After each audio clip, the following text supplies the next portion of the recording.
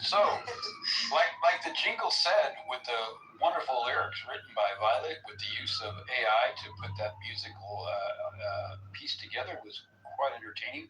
It is. We run this room. Steve runs this room / show. Very organized. Everybody gets a fresh vibe. Everybody gets a chance to speak. But we do it in order. We don't want interruptions. We do encourage, conversations that are productive and meaningful and not suck. Like don't throw personal attacks and don't say silly stuff because when that silly stuff gets said, we're going to challenge that silly stuff. So we do have Nesset next for his fresh five or her fresh five, however they may be. And then we will go around back in order. I know Elliot didn't get his fresh five earlier, but we're going to give Nesset his mic time. Nesset, you got your fresh five. Care to say? Yeah, thank you. Can you hear me? Yes. Yep. Go ahead, Nesset. Very well. So real quick, I just like to say that I'm Black from Africa, etc. Right, and I just want to say that atheism is not an African original concept. It was never a part of traditional African culture. All of our African ancestors believed in some type of higher being, some type of supreme being, right? And that being said, I'll also like to say that Islam, Christianity, and Judaism is not the Black man's religion. We were made slaves under Allah and Jesus Christ, right? Jesus did not free us. Allah did not free us. So any Black person that is, a Muslim or a Christian, you are lost. Brother or sister, you are extremely lost. And the world is fucked up today because people keep trying to force their religions upon other people, right? As Black people, we were by ourselves. All you other races, you guys came to us in the beginning. You guys came and fucked with us, right? You wanted to deal with us. You wanted to take what we had, right? And then now you're complaining that your societies are being fucked up because we're a part of it. But in the beginning, you guys came to us. We didn't ask for none of this shit. Y'all could have just left us alone, right? It already happened, right? But yeah, I'm a practitioner of African spirituality, right? In Africa, we have many African spiritual systems, right? And you will find your truth within these spiritual systems. You will not find your truth within the religion of the white man or the religion of the Arab man or the religion of the Chinese or Asian or whatever type of other race, right? And religion is a cultural concept which is specific to each race of people on this planet Earth. That means that everybody on this earth, they have their own concept of what God is, right? And it's connected to them. So if you're a Black person worshiping Allah or Jesus Christ or Buddha, Muhammad, right, or any of the Hindu deities, right, you are lost. You are extremely lost. And I will land on that. I also have a response. Okay, thank you very much, Nesset, and thank you everybody for joining us here on Ask the Atheist with Is it not racist? I'm going to go after the Black man. We're going to go around again. JCC, I'll let you call out the order. Yeah, hang on, madam. So, yeah. Very well said. Madam, if you interrupt again, you will be put down in the audience, so please. Alfonso has something to say. Alfonso, you can add on to what you were saying before and respond to what Nesset said as well. Great, Alfonso. Thank you. Appreciate it. Yeah, to finish my previous interaction, I was trying to steel man what creationism might mean in different traditions. A very common one in different traditions is that there was some entity, superior, creator, maybe roamed the earth or was independent of the earth, came up and created plants as they exist, and humans and animals as they exist, and they never evolved. Or others were a little bit more in depth. They would say that God, like John Mallinckrodt says, he gave the spark and then didn't really do much. So he started the whole process of evolution and humans and all that. But as objective observers, we don't see that, right? We can't see as far back as, or have any evidence to see that there was an agent creating all this. So even though we see cars and watches, and we infer that a human created them, we cannot infer that the earth, the volcanoes, the sea, and other life forms emerged. We have no way of seeing that except for scripture and tradition. So I think we're at a loss if we believe that there was an agent. And so to the traditions of Africa, again, if you think that the African traditions are monolithic and they all believe in a higher power, the evidence shows that religion in all the world, and especially in Africa, because that's the cradle of civilization, started with animism, basically seeing agents in nature, and we started to believe that there were spirits acting, behind the scenes, and I think it's very poetic. It's beautiful in the human experience. But there's something that really worries and concerns me, right? There's thousands of Christians that are being murdered for being Christian. I'm an atheist, but I don't condone the murder of theists either, right? And so Africans, Muslims are murdering, killing Christians, non-Christians, just because they have different belief systems. And so that is concerning when you come up with the supremacy of one belief system. That's very problematic. Thank you, Alfonso. Well said. Can I respond to that? 60 seconds. Go ahead, Nessa. What's your response? Yes, sir. Yeah, so the whole ordeal of Africans killing each other on the continent because of these religions, you gotta understand that as Black people, as Africans, we are under a spell. Like, for example, I'm here as a Black man, an African, speaking English to you all. English is not my indigenous language to my ancestors. It's not the language that we spoke. So, like, our subconscious mind and the way we see the world, it's so fucked up that when we see each other through the lenses of white people. Like, we're that fucked up that we see each other through white people's lenses. So when we're over here killing each other in the name of these religions, you gotta understand that, like, it's so hard to, like, explain. It's just that we're just under a spell. We're not operating through our natural self at all. From the way we see each other, from the way we see God, we're not operating as our true self. And white people, like, bro, why the fuck won't y'all just leave us the fuck alone? Just leave us the fuck alone. Stop coming to Africa, right? Stop implementing whatever the fuck y'all got going on. Just leave us alone. From the beginning, you guys came over and wanted to do whatever the fuck. We were perfectly fine. We were perfectly fine.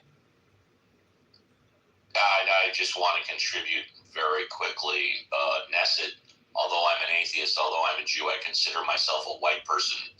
And you have my personal guarantee. I have no intention of going to Africa. And I absolutely, without question, will leave you alone. That being said, JCC, may I make a recommendation? Yeah, go ahead. I recommend that we go to Madam now because I believe she's on her knees, giving us a blazing, chomping at the bit. But that's up to you. That's up to you, sir.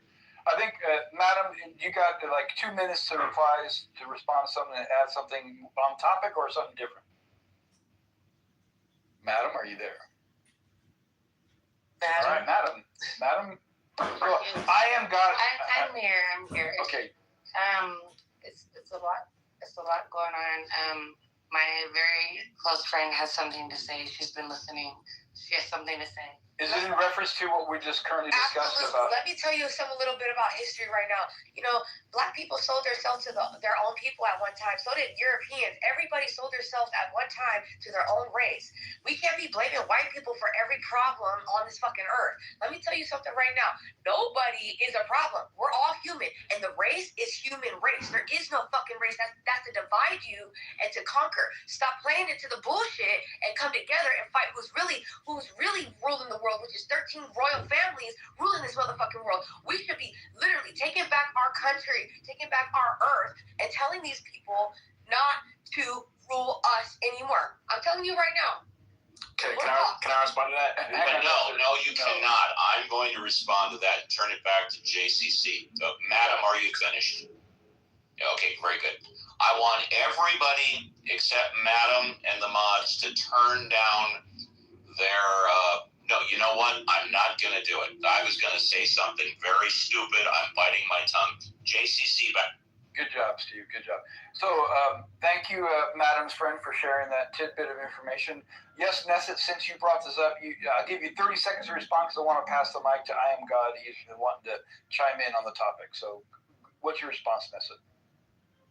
Yeah, so with the whole, it's crazy that, Madam's friend brought this up because I was just speaking to my white colleague about this not too long ago, right? The whole ordeal with Africans selling other Africans, you understand that, yes, we're all humans, right?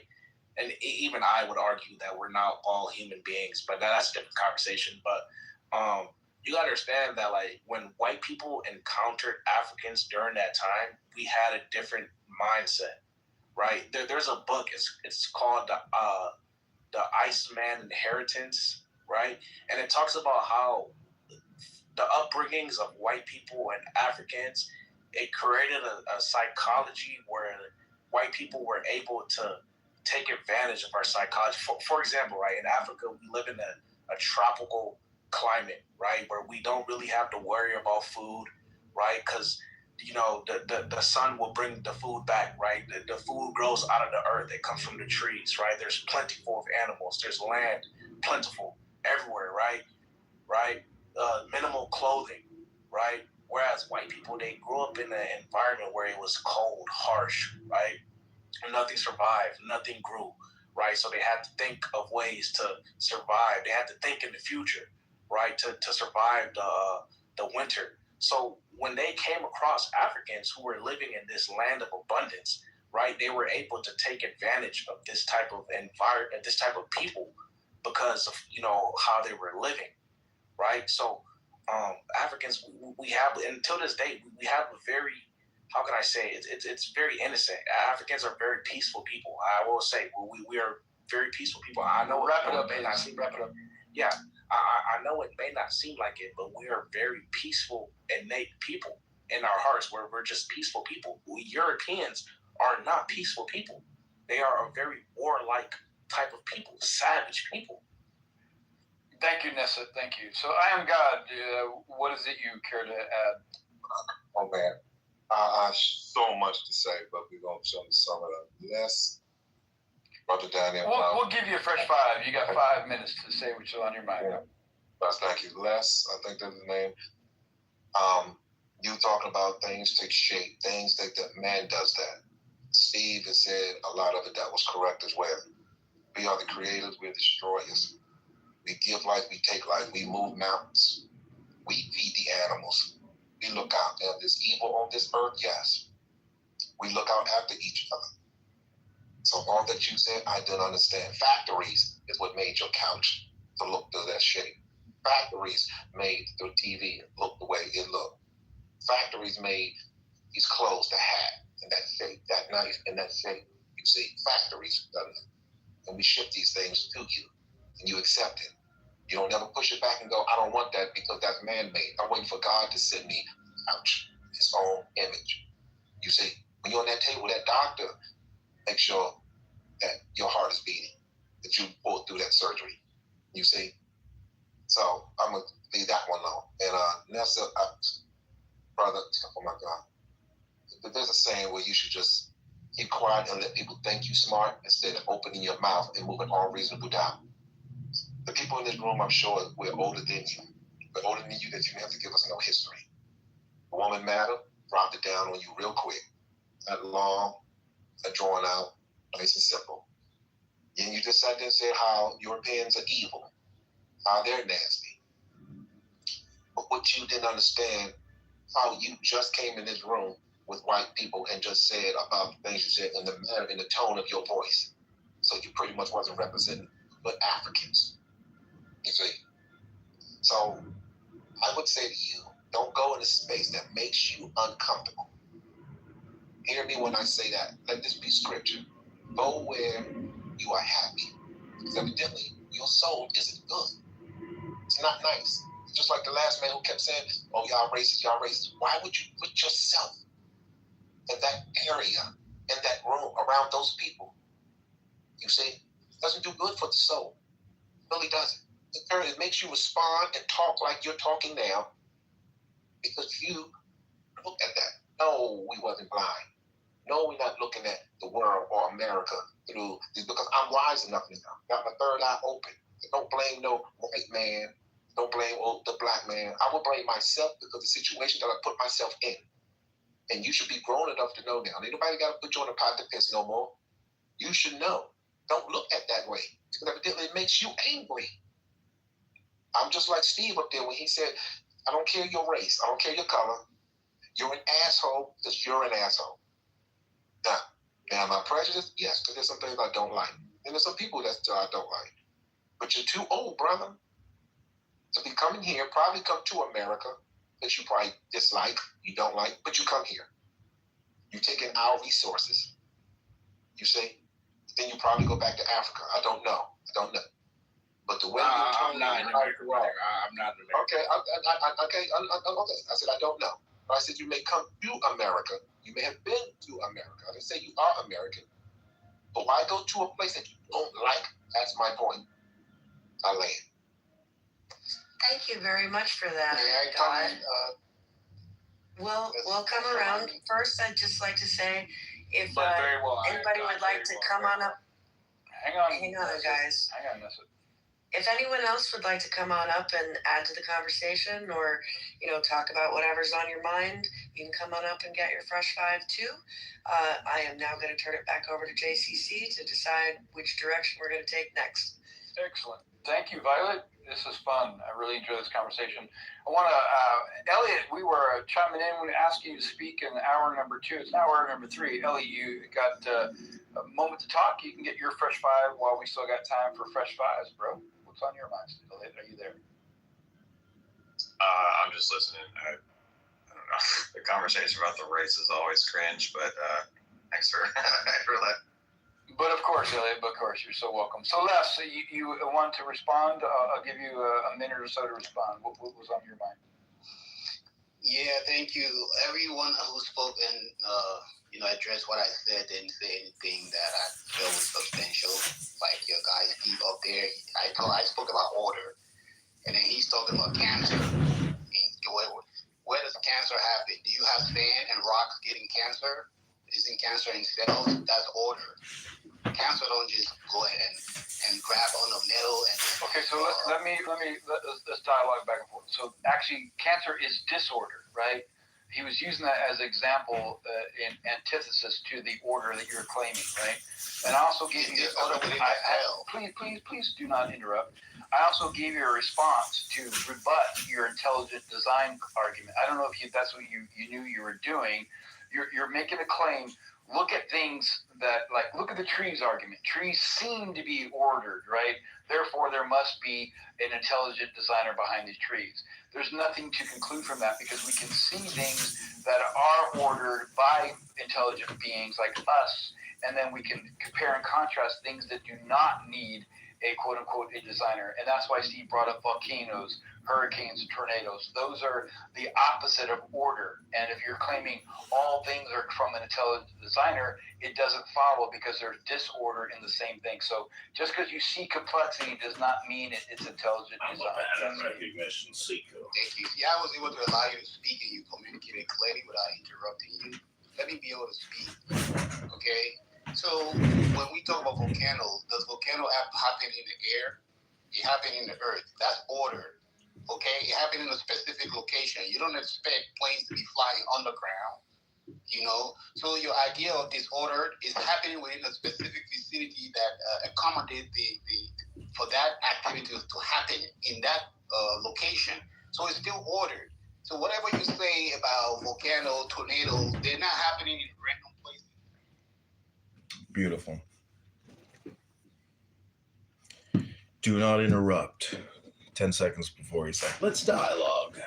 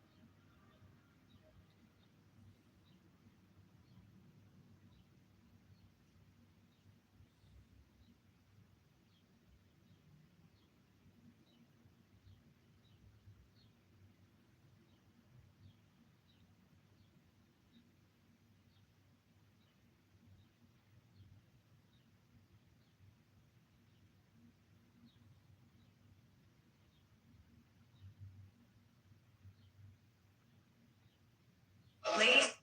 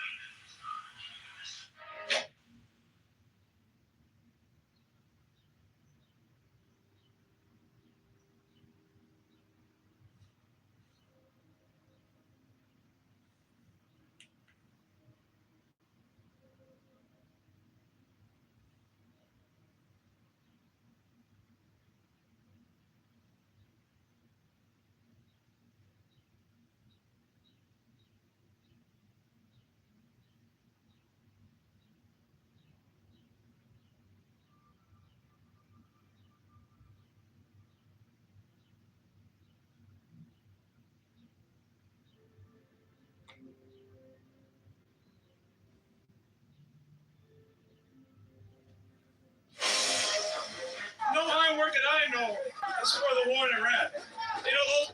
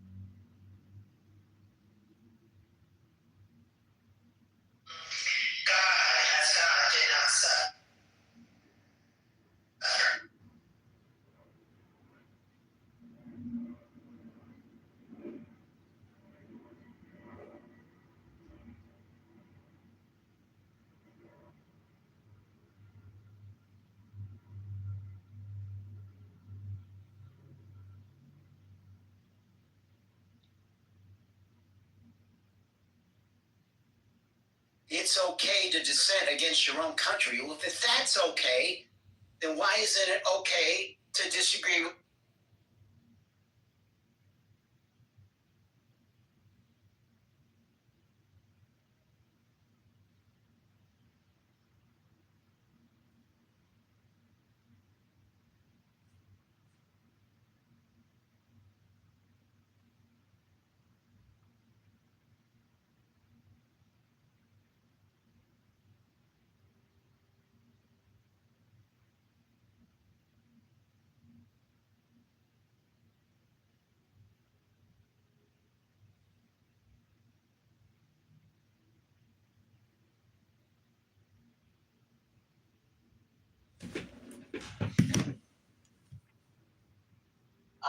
He was also United Nations at the United Nations Turin, Italy. He's part of the. I'm going to get a cheap flight experience. I don't think it really mattered. I think that. So I was. Sorry. Okay. I was gonna say real quick. So from my understanding, and I could be wrong, Spirit was intended to be like a.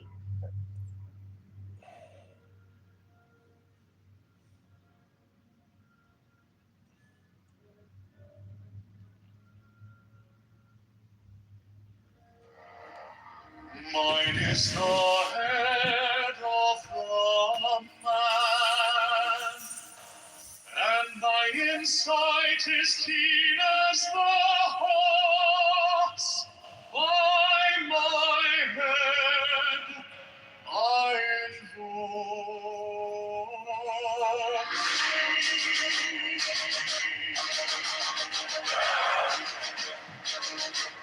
I am the only begotten child of my father and mother. My father is dead.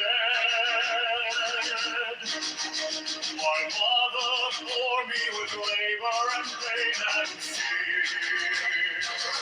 By my body I invoke thee. About me shine the diamonds of radiance white and pure. By their brightness I invoke thee. Mine is the red triangle reverse, the sign given on unsacred deed of thee, O Lord. By the Lamb and I invoke thee. Mine is the garment of white, so the gold, the passing of my that I wear. By my robe I invoke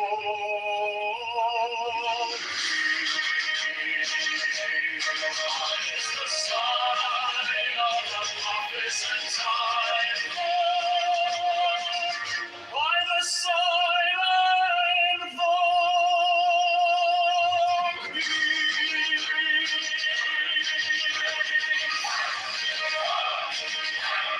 Mine is the turban of white and gold, and mine the blue figure of the intimate air. By my crown I invoke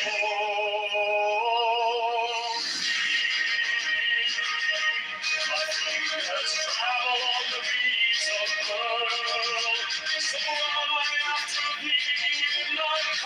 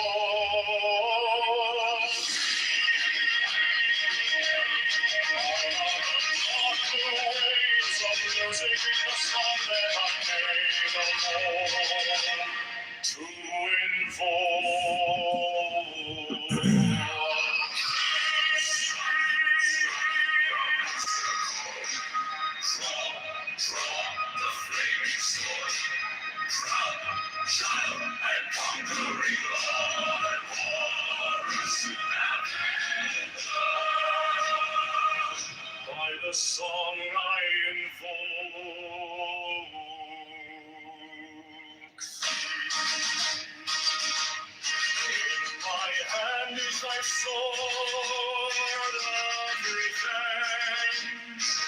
Let it strike at thy bidding.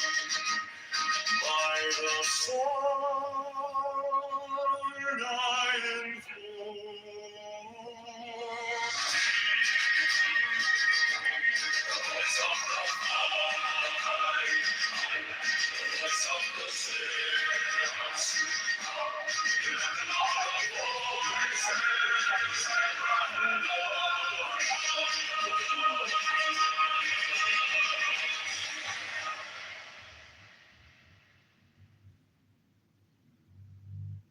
Mine is the head of the man, and my insight is keen as the hawks. By my bed I invoke thee.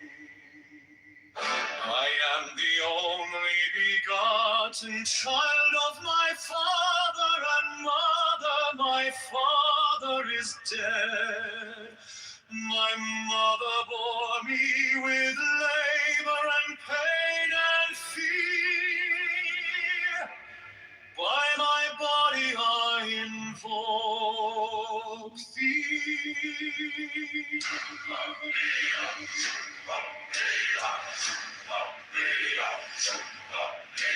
About me shine the diamonds of radiance, white and pure. By their brightness I invoke thee. Mine is the red triangle, reverse the sign, given of none, save it he of thee, O Lord. By the Lord I invoke thee. Mine is the garment of white, sewn with gold, the flashing of day that I wear. By my robe I invoke thee. Mine is the sign of a prophets and Typhoon. By the sign I invoke Mine is the turban of white and gold, and mine the blue figure of the entire. By my crown I invoke thee. My fingers tremble on the feet of earth, so run I after thee in thy car of glory. By my fingers I invoke thee. I bear the wand of double power in the voice of the Master. By the word I invoke thee. I know the dark blue waves of music in the song that I made of war to invoke thee.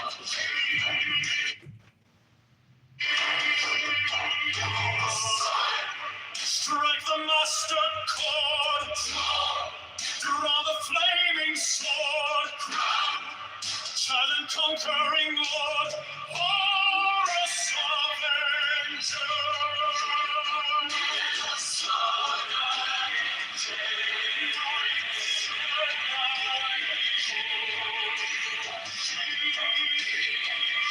In my hand is thy sword of revenge, and strike thy cheek. By the sword I invoke thee. Voice of the five, the voice of the six, This is good. 11 are the voices. Okay, numbers. Put it loud. That's you.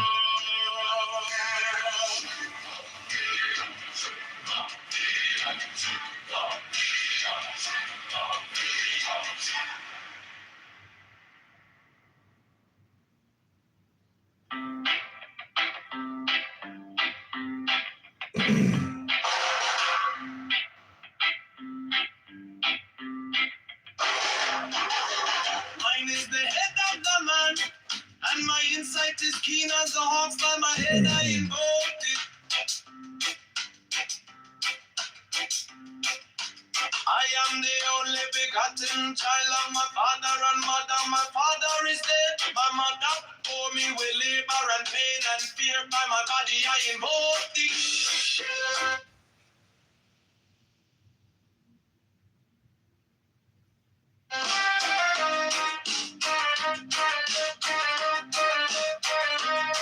Remove your car scratches in 60 seconds or get your money back. Look, no cut, no phone. About me shine, the diamonds are ready. More than that, Tacitus describes the physical characteristics of these mighty Germans. He wrote about how they had fierce blue eyes, blonde hair, and huge frames. In short, they were perfect Aryans. For the Nazis, the Germania was proof that the German people were descended from a mighty race superior to all others, and provided a direct link to their Aryan origins. And the words of Tacitus would resonate with one German in particular.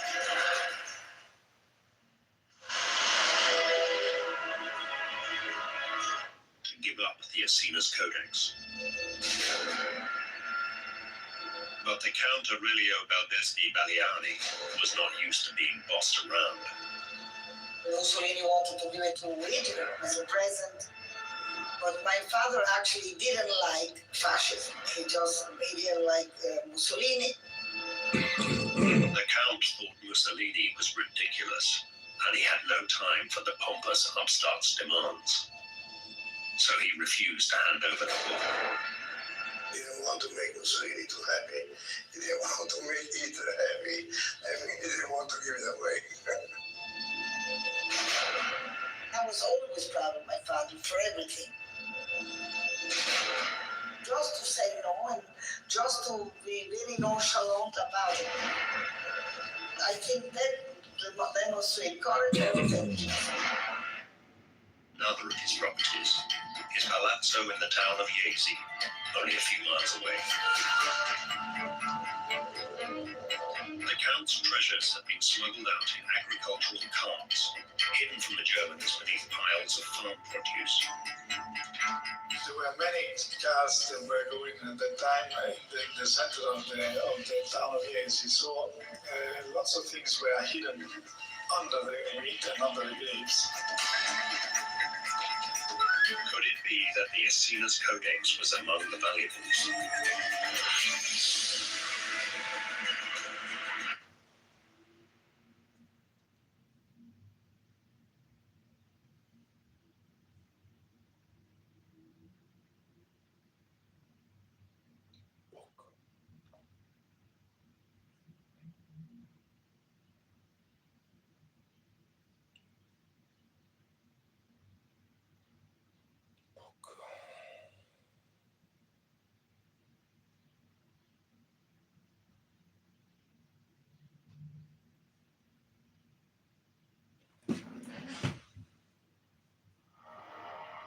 Mine is the head of the man,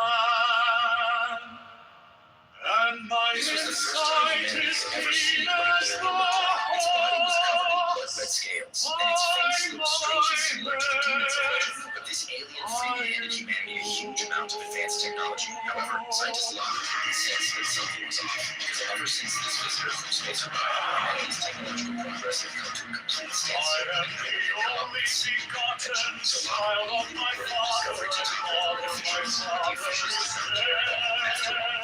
Technology to rule for them. My mother bore me with labor and pain and fear. By my body I invoke thee. Around me shine the diamonds of radiance by their brightness I invoke thee. In the power to destroy themselves.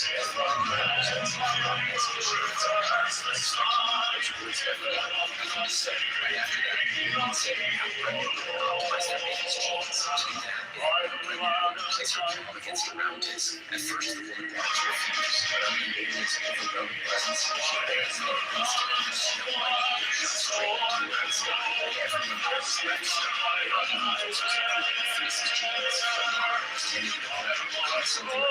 Because inside the beam there is strange symbol could be seen faintly. Coming simple down until we come to study. After digging deeper, one look out the cold sweat, we find out that the symbols point directly to associations with events inside the new so-called genetic optimization is nothing but a cover. What's more, every child of show abnormal supernatural abilities. So when we vortex with their minds, and then some enter other people's dreams to send messages. Even stranger, those children gather at fixed times, and all at once they begin to bizarre hand gestures to a specific point in the sky, as if they were carrying out some silent ritual. But the heroes would have to become certain heroes behind them, so we use his mind to see them aliens are. The wonderful truth mind transparency to be very important. He's in charge of transporting aliens to the agency, and good finding ways to smuggle them along. Slide those markers without only one of the routines, just like that. Successfully slowing down the ship to receive inside that aliens. Very certain you can always see that the traffic to those areas are very helpful in science. This was the first time he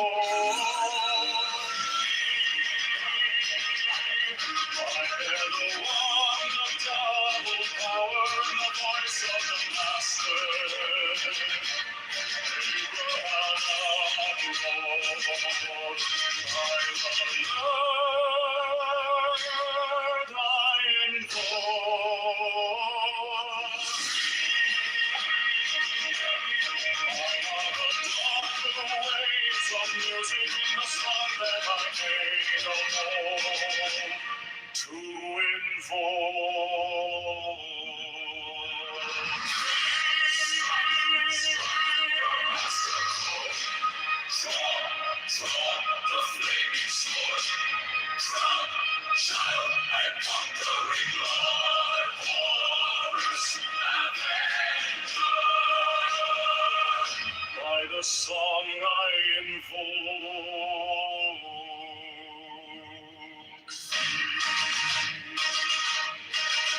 My hand is thy sword of revenge. Let it strike at thy bidding. By the sword I invoke.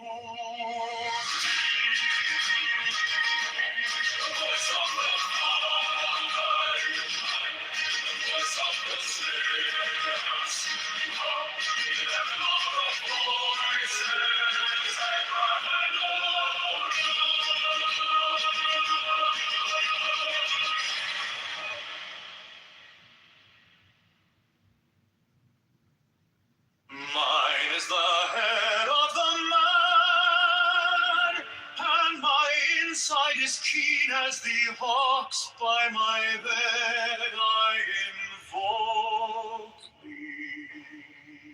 I am the only begotten child of my father and mother. My father is dead. My mother bore me with labor and pain and fear.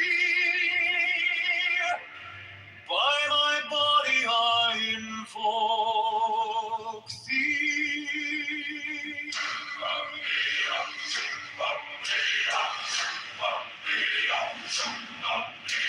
About me shine the diamonds of radiance, white and pure. By their brightness I invoke thee. Mine is the red triangle, reverse the sign, given of none, save it be of thee, O Lord. By the Lord I invoke thee. Mine is the garment of white, sewn with gold, the flashing of day that I wear. By my robe I invoke thee. Mine is the sign of a prophet, and I fear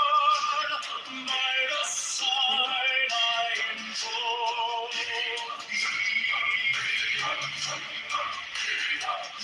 is the turban of white and gold, and mine the hue vigor of the interwear. By my crown I enfold thee. My fingers tremble on the beat of pearl, so run I after thee in thy car of glory. By my fingers I enfold thee. I bear the wand of double power in the voice of the master.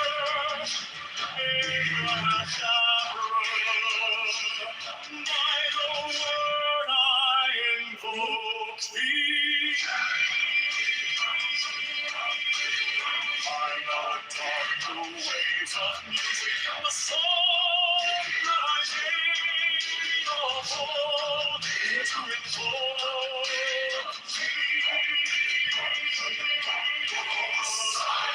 strike the master chord, draw the flaming sword, child and conquering Lord, Horus Avenger.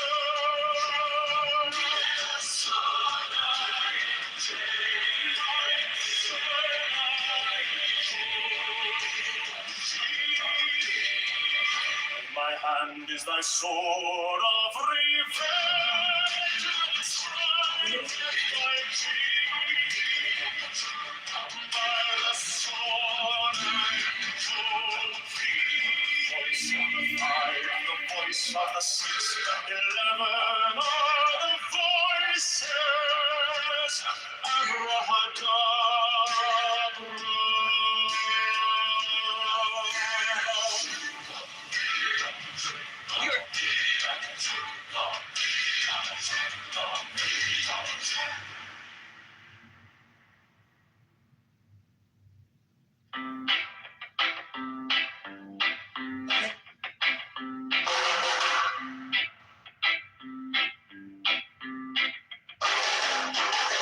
Mine is the head of the man, and my insight is keen as the hawks. By my head I invoked it.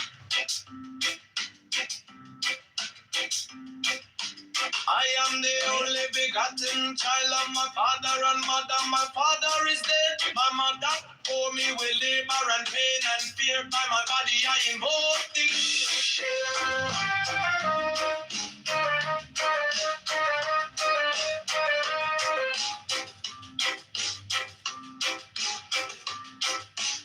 Upon me shine the diamonds of radiance, white and pure.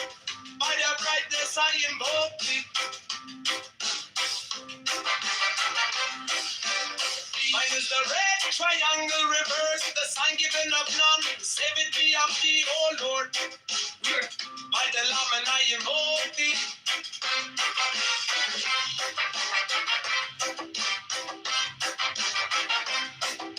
Free mine is the garment of white. The flashing of eye that I wear. By my robe I invoke thee. Mine is the sign of a prophet and typhon. By the sign I invoke thee. For mine is the turban of white and gold, and mine the blue vigor of the intimate. By my crown I invoke thee. My fingers travel on the beats of pearl, so run I after thee in thy car of glory. By my fingers I invoke thee. I bear the bond of double power in the voice of the master. Abrahadabra, by the word I invoke thee. Be mine are the dark blue waves of music in the song that I made about to invoke thee.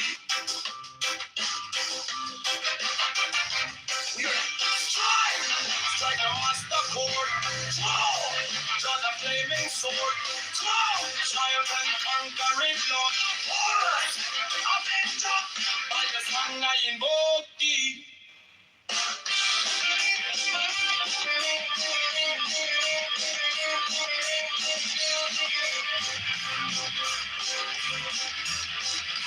In my act, it's my form of revenge. Let it strike at my vision. Let it burn me and burn me. That voice of the fight, that voice of the six, the voices, everyone, everyone.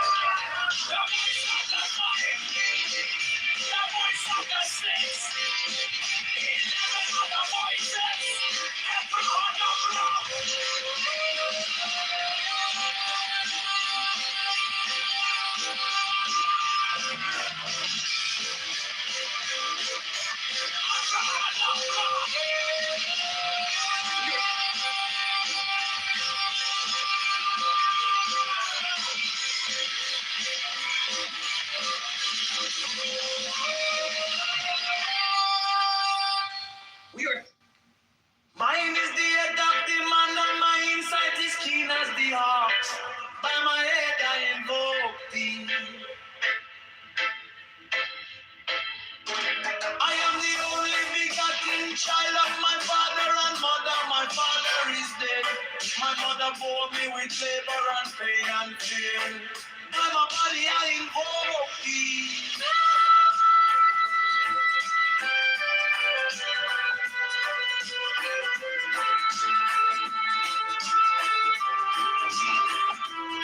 Around me shine the diamonds of radiance, white and pure.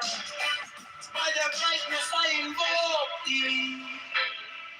Mine is the red triangle reverse, the sign given of none. Save it be, oh hear me, oh Lord.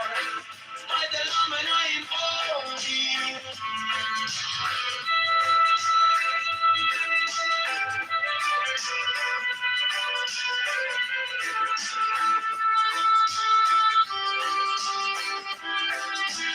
Mine is the garment of white stone with gold, the flashing of eye that I wear.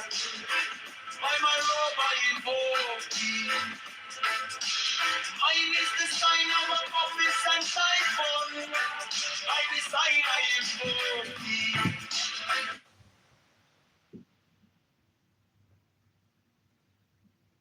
Be a contributor that, yes, their tickets were probably, maybe a little cheaper than other airlines, but Frontier has.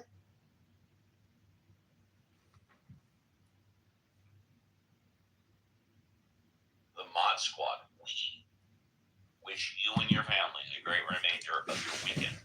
We will be back next Saturday, 7 a.m. Pacific Standard Time, 10 a.m. Eastern Standard Time, and next Sunday, 7 a.m. Pacific Standard Time, 10 a.m. Eastern Standard Time. Take care, everybody. Goodbye. Be careful on the clubhouse streets. And JCC, why don't you say the standard last words for the show?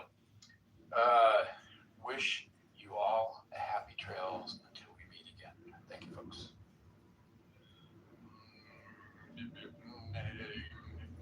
Bombadita, bombadita, bombadita, bombadita, bombadita, bombadita, bombadita, happy trails to you.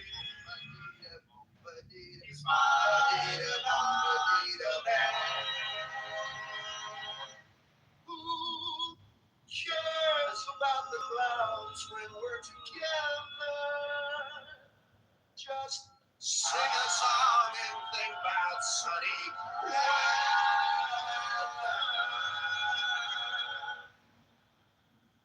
Happy trails.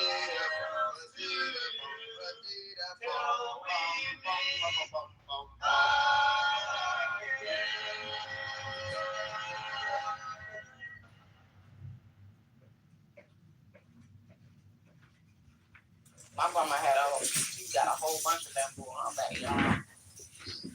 And my grandma got a whole bunch of bamboo.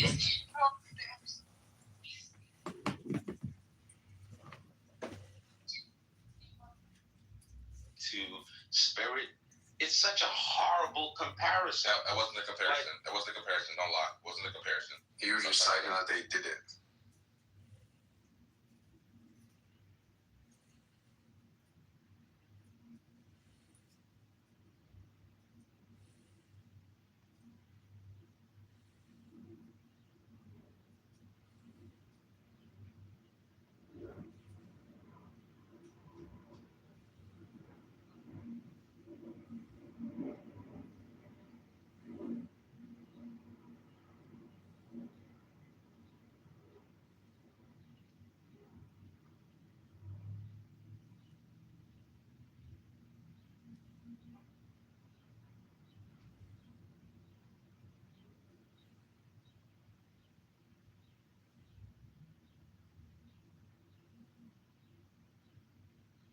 But choosing them in the first place, like this whole check bag, I'm sure that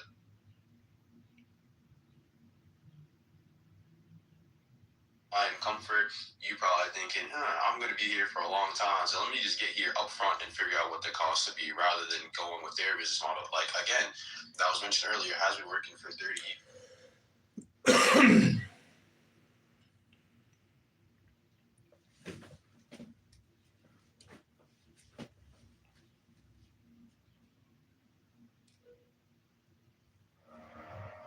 Mine is the head of the man, and my insight is keen as the hawk's. By my head I invoke.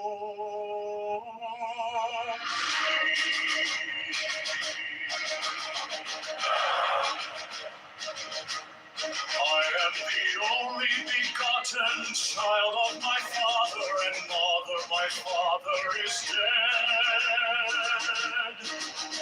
My mother bore me with labor and pain. Megatron. By my body I invoke thee. About Welcome to the book club. Hello? So I'm going to read a book. Not many people these days take the time to do this. Most people are too busy talking. Nobody's actually learning. People claim they are learning, but I have yet to hear anyone learn anything. It's unbelievable. Nothing intelligent is being projected. It's all just stoic or Socratic method dialogue. And then they say, let's dialogue. And then they interrupt you immediately because it was a lie. They don't want a dialogue. But anyways, I heard a lot of bullshit this morning on this app. A lot of bullshit. A lot of shit about white people being the worst people on the earth and that black people had the natural God, the magic God, but it was the Muslims and the Christians that enslaved and raped and destroyed the African, and they have the world's real religion. Wait, did you say Earth? Earth. Like Alf? Remember Alf? Or you mean Earth? Like the truth. Like the truth at your birth and at your death. The truth is the truth of the earth from your birth until your death. And then you have to ask yourself, was Clubhouse worth it? Oh, I have something to read to you, my friend. Okay, then you will be modded 3 minutes to 10 minutes. That's the book club rule. Okay, so this is the hypostasis of archons. The book is called The Reality of the Rulers. It's an anonymous tractate presenting an esoteric interpretation of Genesis 1-6. There's partially in the form of a revelation discourse between an angel and a questioner. While the tractate illustrates a wide range of Hellenistic syncretism, syncretism, whatever. The most evident components are Jewish, although it presents a form of the hypostases of archons, shows clearly in Christian features, thus it can be considered Christian work. Its theological perspectives is a various Gnostic as perhaps Eppian affirmation. It is generally assumed that the hypostases of archons, like all the other non-Hammadi texts, is translated from Greek. The possibility of Coptic on the phrase "besides me" in Isaiah 46:9, and blind in this hypostasis, in this chapter, such as well as a description of animal-headed rulers, suggests that the performance may have been Egyptian.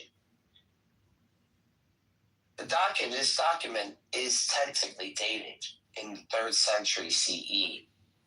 It's obviously no later than the 4th century to which Nag Hammadi collection is dated.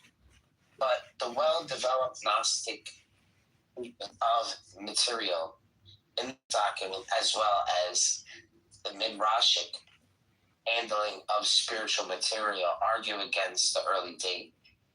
Furthermore, the philosophical orientation of, I'm assuming, chapter 96, 11 to 14, has identified as atypical of the 3rd century Neoplatonism.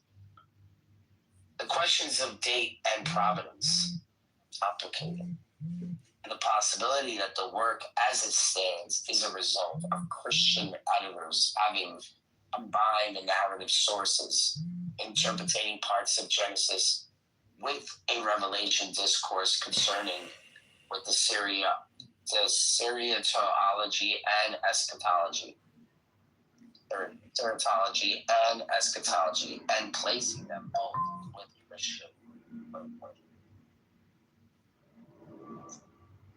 Epistasis of the archons is certainly the work of a Gnostic teacher instructing an audience while using previous material. He writes, from a position of authority, even in angelic revelation, where the characters in the discourse is obstinately speaking, however you say that. The audience is a Christian Gnostic community, aware of the material of both testaments and accepting the authority of Paul. They are familiar with Jewish literary traditions, including the Apocrypha, or elliptic text. A tradition functioning from the apocalyptic, providing reassurance for the insecure community. It's operative here. The hypostasis of archons, and thus an esoteric work written for the self-conscious community, which probably felt pressure from the Christian community that defined itself as orthodox and others as heretical. There are clearly some literary relationships between the hypostases of archons and of the origin of the world, which follows this tractate in code second, both aim to draw a common source. Later, the latter mentions the book or books of Noria, in which the Ephesians also refer to. Which Epiphanius also refers to. It says suggested that the hypostasis of archons is to be identified with that source, but without compelling evidence. There is a brief introduction quoting the great apostle Paul. The hypostasis of archons offer its methodological narratives. The main characters in the mythological drama which unfolds includes a blind ruler, Samuel, also called Dakar, or fools. And Yaldabaoth, who blasphemies against the divine, the spiritual woman who arouses or roses Adam and outwits its rulers, the snake. An instructor who counsels the men and women to eat the fruit forbidden by the rulers. Noria, the daughter of Eve, the virgin, pure in character and exalted in knowledge. Page 93 of the tractate will focus changes on somewhat the center stage now is the great angel of Athena, who reveals to Nora, the original and destiny of the archonic powers. Epistasis of Archon proclaims, as the title indicates, the reality of the Archon rulers. Far from being merely fictitious, imaginary powers and Archons are all too real. These rulers indeed exist. This is a grim reality for the Christian Gnostics, who define their own spiritual nature and opposition to the ruling and enslaved authorities. Yet, as the document promises, the Christian Gnostics can hope that their spiritual nature will be more lasting than the Archons, and their heavenly destiny will be more glorious. In the end, the rulers will perish, and the Gnostics, the children of the light, will know the Father and praise Him.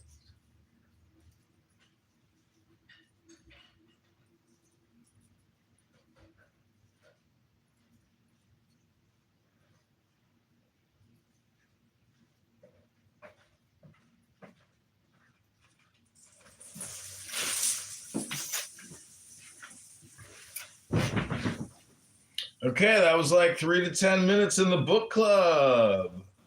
Welcome to the book club, everybody. Invite your friends. This is not the Socratic dialogue. This is straight up information. This is gathering information, distributing information. This is called how you don't waste fucking time. This is called interesting. But the same conversation over and over and over again with the same people saying the same shit. What the fuck? The point is that? No fucking point. It's a waste of time. So that means people are doing this all the time. They're wasting all their time. But anyways, I'm going to read from a book. Then I hope you will read from a book. We read from 3 to 10 minutes in the book club. We don't talk about the books we read. We just read the books. That's the secret of my magic book club is we don't waste any time. We just distribute information. You pick it up and you run with it. That's it. That's it. That's the whole show. That's the whole game. No more wasted time. No more opinions. And that's it. I'm going to read a book now. Here we go.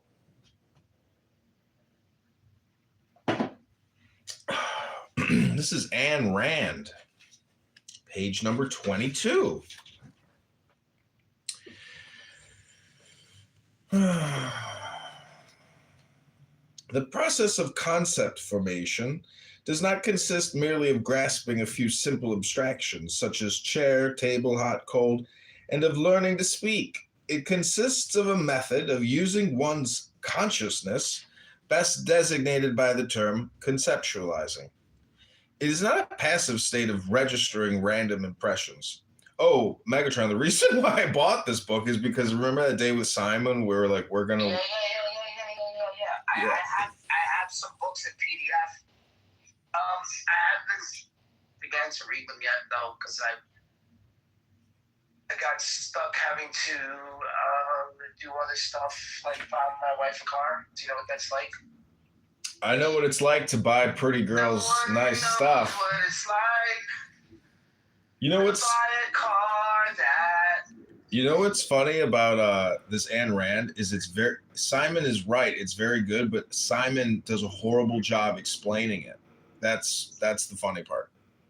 Simon doesn't actually explain it at all, like barely at all. But when you read Ayn Rand, you're like, holy shit, this is pretty smart. Like this is very advanced thinking. Okay, continuing on, page 22. It is not a passive state of registering random impressions. It is an actively sustained process of identifying one's impressions in conceptual terms, of integrating every event and every observation into a conceptual context, of grasping relationships, differences, similarities in one's perceptual material and abstracting them into new concepts, of drawing inferences, of making deductions, of reaching conclusions, of asking new questions and discovering new answers and expanding one's knowledge into an ever-growing sum. The faculty that directs this process, the faculty that works by means of concepts, is reason. The process is thinking. Reason is the faculty that identifies and integrates the material provided by man's senses. It is a faculty that man has to exercise by choice. Thinking is not an automatic function. In any hour and issue of his life, man is free to think or to evade that effort. Thinking requires a state of full focused awareness. The act of focusing one's consciousness is volitional. Man can focus his mind to a full, active, purposefully directed awareness of reality, or he can unfocus it and let himself drift in a semi-conscious daze, merely reacting to any chance stimulus of the immediate moment. At the mercy of his undirected sensory perceptual mechanism of any random associated connections it might happen to make. When man unfocuses his mind, he may be said to be conscious in a subhuman sense of the word, since he experiences sensations and perceptions. But in the sense of the word applicable to man, in the sense of a consciousness which is aware of reality and able to deal with it, a consciousness able to direct the actions and provide for the survival of a human being, an unfocused mind is not conscious. Psychologically, the choice to think or not is the choice to focus or not. Existentially, the choice to focus or not is the choice to be conscious or not. Metaphysically, the choice to be conscious or not is the choice of life or death. Consciousness, for those living organisms which possess it, is the basic means of survival. For man, the basic means of survival is reason. Man cannot survive as animals do by the guidance of mere percepts. A sensation of hunger will tell him that he needs food, if he has learned to identify it as hunger, but it will not tell him how to obtain his food, and it will not tell him what food is good for him or poisonous. He cannot provide for his simplest physical needs without a process of thought.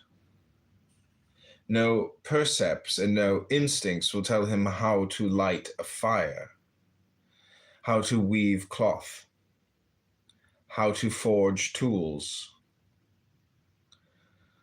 how to make a wheel, how to make an airplane, how to perform an appendectomy, how to produce an electric light bulb, or an electric tube, or a cyclotron, or a box of matches. Yet his life depends on such knowledge, and only a volitional act of his consciousness, a process of thought, can provide it.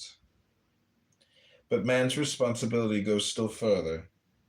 A process of thought is not automatic or instinctive, nor involuntary, nor infallible. Man has to initiate it, to sustain it, and to bear responsibility for its results.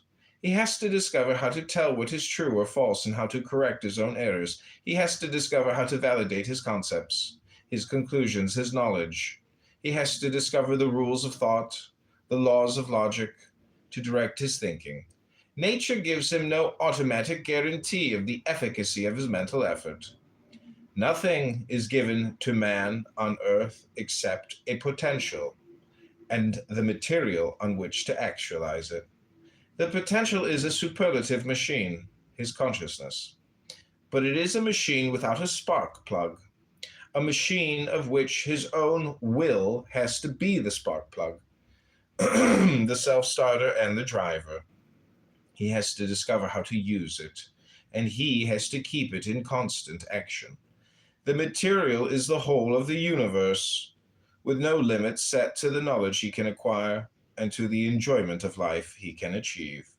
But everything he needs or desires has to be learned, discovered, and produced by him, by his own choice, by his own effort, by his own mind. A being who does not know automatically what is true or false cannot know automatically what is right or wrong, what is good for him or evil. Okay, that's 2 pages of Ayn Rand.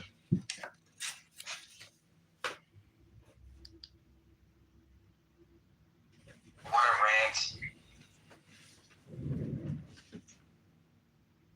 What a rant. I've been looking on a lot of poetry books. Mm-hmm. Some old ones. And then I got into this song yesterday. And it's because I saw TikTok.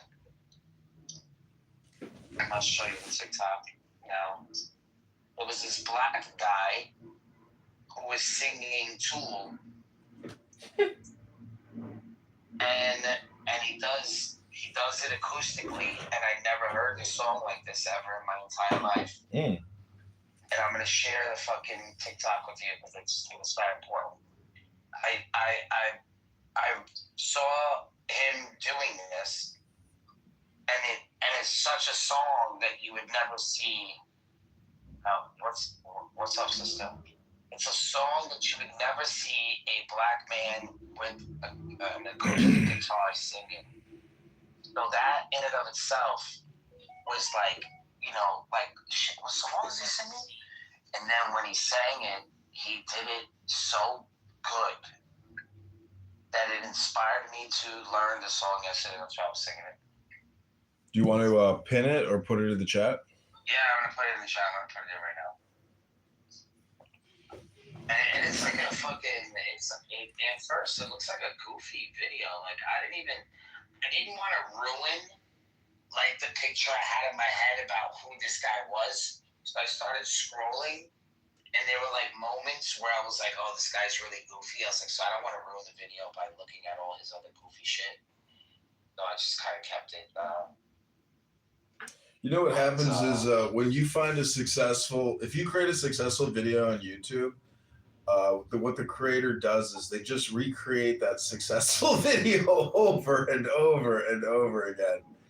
There's these 2 guys on YouTube that sing this one stupid song. It's like, I need a new heart and my heart is broken, now I got you. And then they feature like a girl or some entertainer who sings the song. They do the audio enhancement. But they got like 25 million subscribers and they're probably making a few million a year singing the same stupid song over and over again. A few million. If you do 500 million impressions on YouTube and you're a paid creator, that's $2.5 million in revenue. And every month YouTube pays out $1 billion to its creators. Meanwhile, Clubhouse gives you the option to get some gold coins that you can't even cash out. It's so stupid. This app is so stupid. It's such a waste of time. But not in the book club because we're using our brain here to improve our brain. Yeah, no, the book club is superior. Yeah, superior. Carmen, welcome to the book club. We are reading books to each other here. Do you have a book you'd like to read, Carmen? Excellent. We also have Fatima here. And Ben. So he does this so fucking good. And I'm not even gonna ruin it for you. Okay, Carmen? I'm not gonna ruin anything for you. Look at Megatron's PTR. He's got the Sephiroth, or the Tree of Life, overlaid on Mother Mary.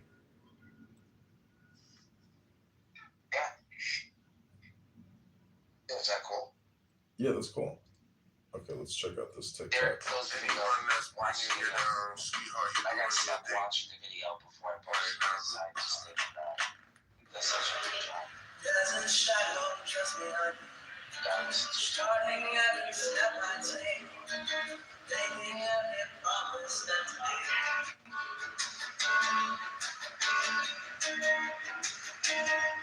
Something about the past and nothing making on forever. Something about the past and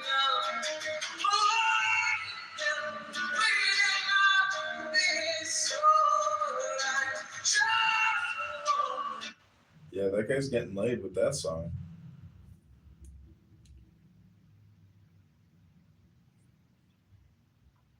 Make your day.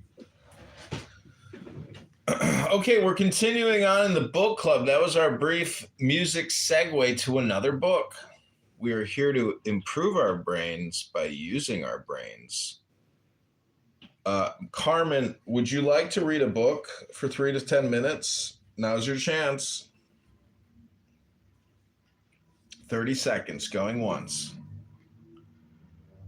30 seconds going twice. 33 seconds going 3 times. No? Okay, Megatron, it's your turn in the queue to read a book.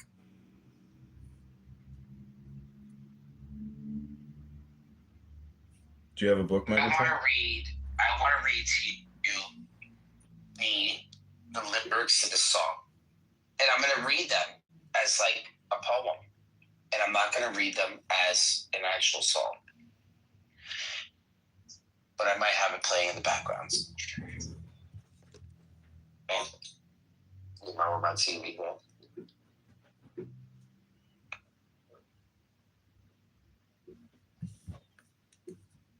Okay, this is Staines doing the acoustic version of Kitover.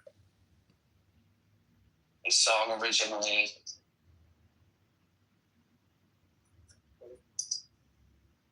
by okay. This is Every Shadow's Just Behind Me. Okay, hold on a second. Let me lower this up. Listen to this. It's very good words. This is Every Shadow Just Behind Me. Every step I take, every promise pointing every finger at me, waiting like a stalking button, full of time within the press. But now the path is lost me, just because the sun has set. Jesus wasn't fucking this way. Nothing but the past is done. Jesus wasn't fucking this way. Nothing but the past is done.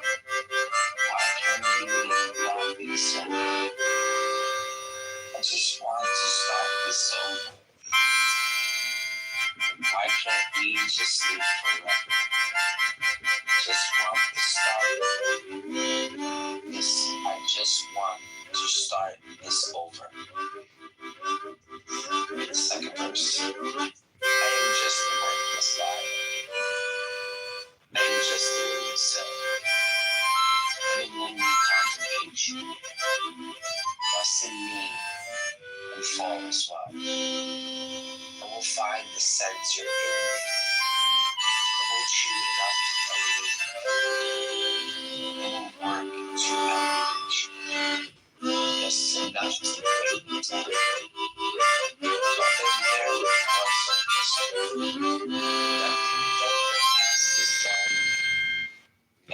was a fucking listener. Nothing but the past is done.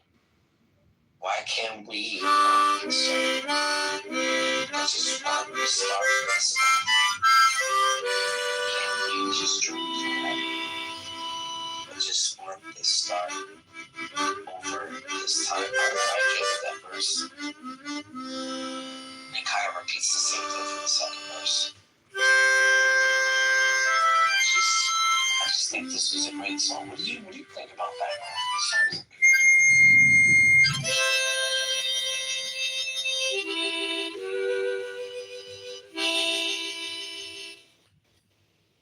Okay, thank you for that share, Almighty Megatron.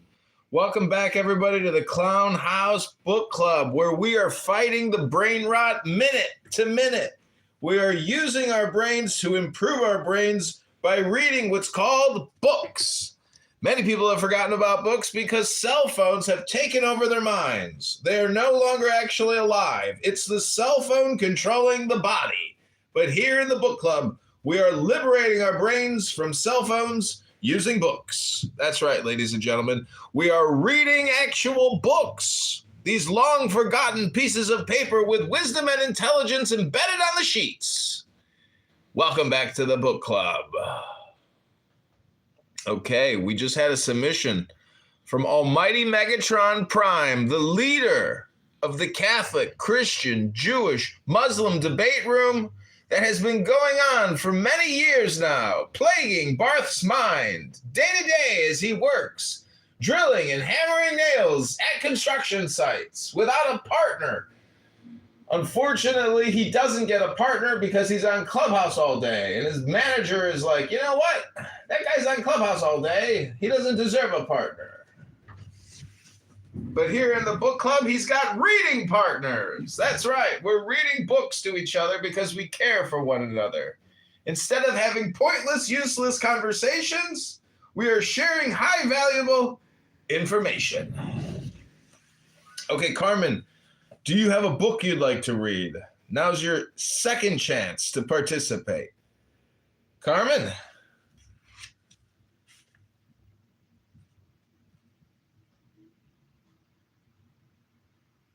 Nope. Okay, Carmen. Carmen, we're putting you in the goo. The stage is only for participants. Sorry, Carmen. Okay, this is page number 24, Ayn Rand. I'm going to read two more pages from Ayn Rand, and then that'll be my Ayn Rand for the day. Then I'm going to move on to our super special bonus section just for the Gnostics. Page 24. Yet he needs that knowledge in order to live. He is not exempt from the laws of reality. He is a specific organism to a specific nature that requires specific actions to sustain his life. He cannot achieve his survival by arbitrary means or by random motions, nor by blind urges, nor by chance, nor by whim. That which his survival requires is set by his nature and is not open to his choice. What is open to his choice is only whether he will discover it or not, whether he will choose the right goals and values or not. He is free to make the wrong choice, but not free to succeed with it. He is free to evade reality. He is free to unfocus his mind and stumble blindly down any road he pleases, but not free to avoid the abyss he refuses to see. Knowledge, for any conscious organism, is the means of survival. To a living consciousness, every is implies an ought. Man is free to choose not to be conscious, but not free to escape the penalty of unconsciousness, destruction. Man is the only living species that has the power to act as his own destroyer, and that is the way he has acted through most of his history. Oh, we got Mountain Man. I hope you'll join us, Mountain. You need this more than anyone. It's called reading books. So, Mountain, what we're doing is we're reading for 3 to 10 minutes each. What up? I'm reading right now The Virtue of Selfishness by Ayn Rand. I'm reading 2 pages. And I'm putting all this on YouTube. What then are the right goals for man to pursue? What are the values his survival requires?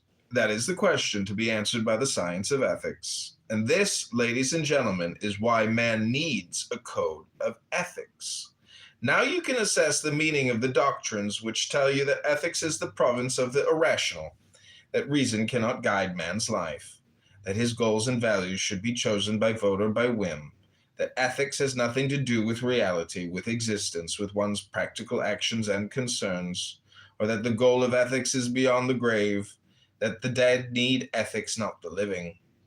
Ethics is not a mystic fantasy, nor a social convention, nor a dispensable subjective luxury to be switched or discarded in any emergency. Ethics is an objective, metaphysical necessity of man's survival, not by the grace of the supernatural, or of your neighbors, nor of your whims, but by the grace of reality and the nature of life. I quoted from Galt's speech. Man has been called a rational being, but rationality is a matter of choice, and the alternative his nature offers him is rational being or suicidal animal. Man has to be man by choice. He has to hold his life as a value by choice. He has to learn to sustain it by choice. He has to discover the values it requires and practice his virtues by choice. A code of values accepted by choice is a code of morality. The standard of value of the objectivist ethics, the standard by which one judges what is good or evil, is man's life, or that which is required for man's survival qua man. Since reason is man's basic means of survival, that which is proper to the life of a rational being is the good. That which negates, opposes, or destroys it is evil. Since everything man needs has to be discovered by his own mind and produced by his own effort, the two essentials of the method of survival proper to a rational being are thinking and productive work. If some men do not choose to think, but survive by imitating and repeating like trained clubhouse animals the routine of sounds and motions they learned from others, never making an effort to understand their own work, it still remains true that their survival is made possible only by those who did choose to think and to discover the motions they are repeating. The survival of such mental parasites depends on blind chance. Their unfocused minds are unable to know whom to imitate, whose motions it is safe to follow. They are the men who march into the abyss, trailing after any destroyer who promises them to assume the responsibility they evade, the responsibility of being conscious. If some men attempt to survive by means of brute force or fraud, by looting, robbing, cheating, or enslaving the men who produce, it still remains true that their survival is made possible only by their victims, only by the men who choose to think and to produce the goods which they, the looters, are seizing. Such looters are parasites incapable of survival, who exist by destroying those who are capable, those who are pursuing a course of action proper to man. The men who attempt to survive, not by means of reason, but by means of force, are attempting to survive by the method of animals. But just as animals would not be able to survive by attempting the method of plants, by rejecting locomotion and waiting for the soil to feed them, so men cannot survive by attempting the method of animals, by rejecting reason and counting on productive men to serve as their prey. Such looters may achieve their goals for the range of a moment, at the price of destruction, the destruction of their victims and their own. As evidence, I offer you any criminal or any dictatorship. Okay, that's 2 pages of Ayn Rand. Welcome to the stage, Joanna. We are reading books. Mountain is next in the queue. If you have a book, Mountain. I'm driving across the city. I'm going to hit the weed shop, so I can't really do that right now. Oh, well then get your weed and come back and read to us when you're stoned. I will. Okay, great. I will. I definitely will, sir. Because if you put tetrahydrocannabinoid delta 9 in your bloodstream and you don't read a book, well, then you're wasting the chemical. You're supposed to use it for therapeutic purposes and enlightenment purposes. Joanna, you are next in the queue. Joanna is a book reader. She is an author. I have created an audiobook for her about her wonderful novel. Joanna, do you want to read any of your books or something else? You have 3 to 10 minutes. This is a safe space. There's no Socratic dialogue here. We just read books. That means we share information with each other. Wow, what an honor. I would, but I'm doing something right now, but I love you for that.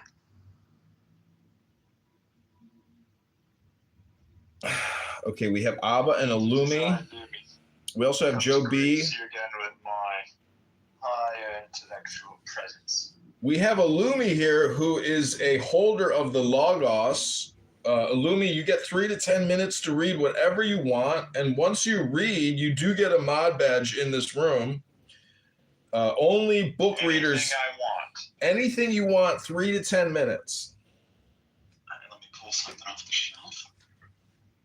And Abba, you get to go in the queue too, Abba. We try to limit conversations to 30 seconds and book reading 3 minutes to 10 minutes here in the Clown House Book Club. No problem. Let us read. I've always liked reading this text to the ignorant masses. It is by R.T. Mullins, The End of the Timeless God. This book has given me the metaphysical chops to engage and reach enlightenment. Anyways, let us begin. Theological confusion number 1. God is temporal, timeless, or something in between. One major problem area in contemporary theology is a complete lack of conceptual clarity. With regard to divine eternality, it is important to get clear on what the debate between divine timelessness and divine temporality amounts to. Unfortunately, this is not always achieved. An alarming number of contemporary evangelical theologians continue to propagate the notion that God is timeless and temporal as he relates to creation and the unfolding of the plan of redemption. These views are barely explicated any meaningful and plan of redemption. Any meaningful and coherent way. Usually there's a bit of nuance to such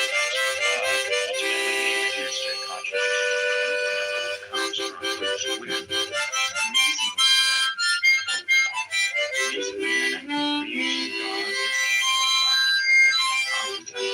ultimately they reduce to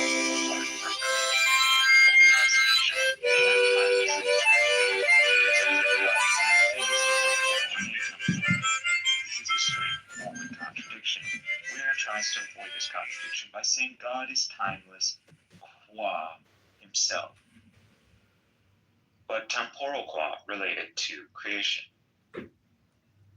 The move he is attempting to make is intended to be analogous to a move made in the Incarnation. This will be discussed at length in Chapter 7, which focuses on the Incarnation. For now, it is worth pointing out why the move where it makes is not analogous to the Incarnation.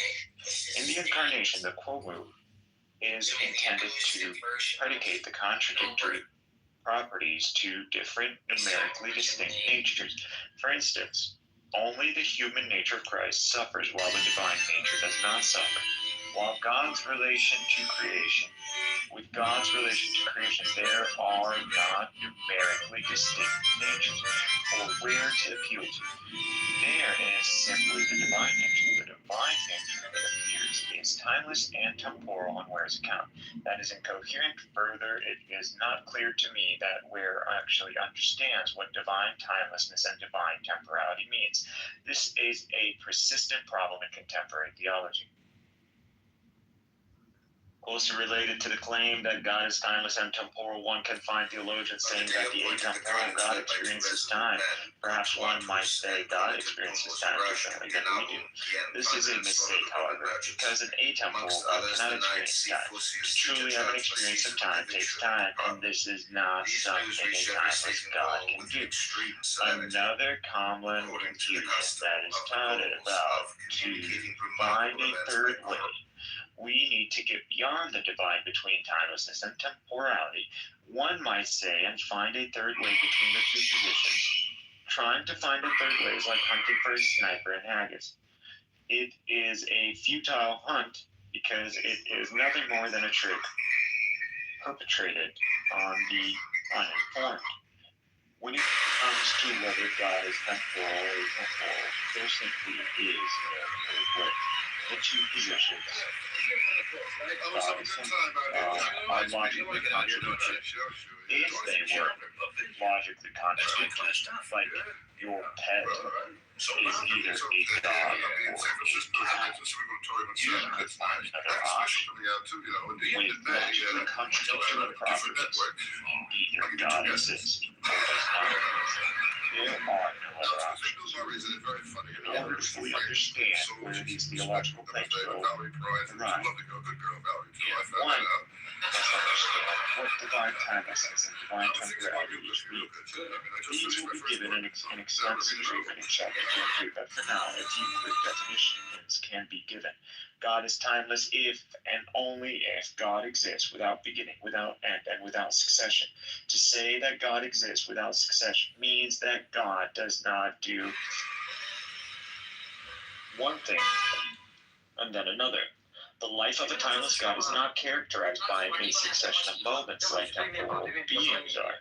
God is temporal if and only if God exists without beginning, without end, and with succession.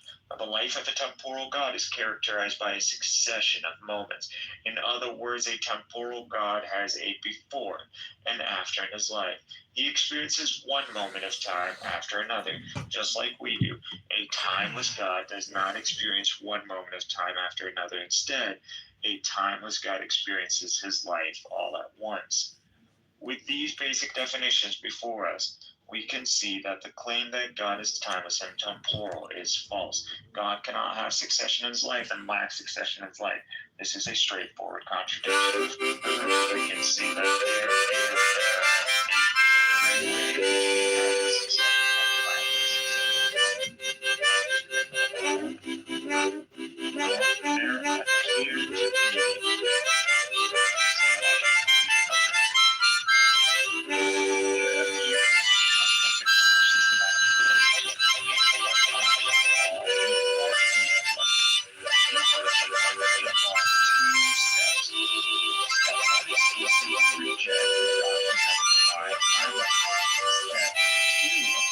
doctrine of divine eternality that is indistinguishable from divine timelessness. Regarding step 1, the Parthian might say that classical theism was invaded or corrupted by the static categories of Greek metaphysics. She might say that contemporary theologians must reject these static categories and replace them with the dynamic categories of the biblical witness, which portrays a God who is not foreign to time. This might be persuasive reasoning for some theologians, but things go awry when Parthians go on to articulate the doctrine of divine eternality. In step 2, they replace the doctrine of divine timelessness in the most unfortunate way. Consider Karl Barth's articulation of divine eternality. Barth affirms that God exists without beginning and without end and without succession. He is the definition of divine timelessness. If this were not enough of a blunder, Barth goes on to praise and affirm Boethius' definition of God's eternality.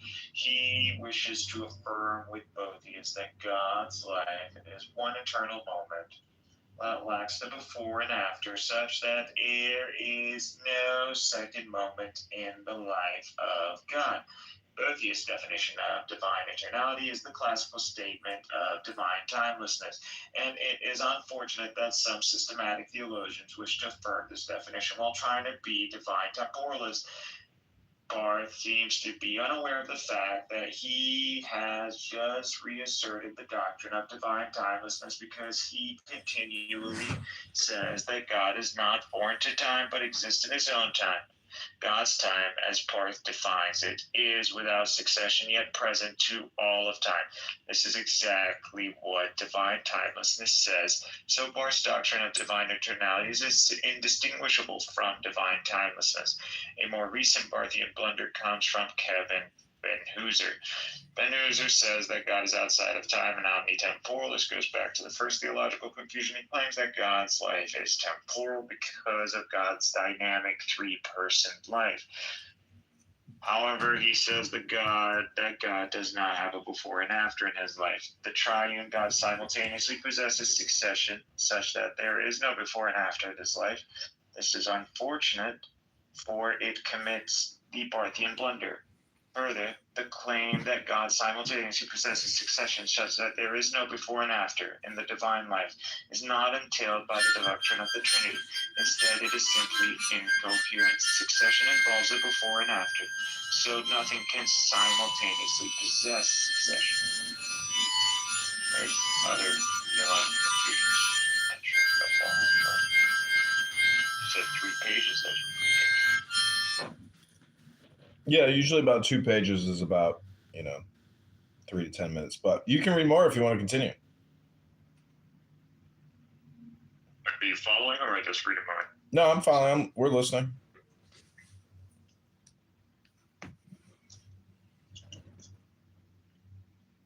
I read this a while back. And going through this again. At some points that have changed, in my opinion. Okay. All right, theological confusion. All right. Theological confusion number 3. Number 3, the Trinity entails a particular understanding of eternality. The discussion of Ben-Hooser raised a popular and unfortunate widespread confusion worth mentioning. There are divine temporalists who claim that the doctrine of the Trinity entails the God is in time. Contrary to the claims of these theologians, nothing about God being triune entails that God is temporal. Various contemporary theologians have attempted to argue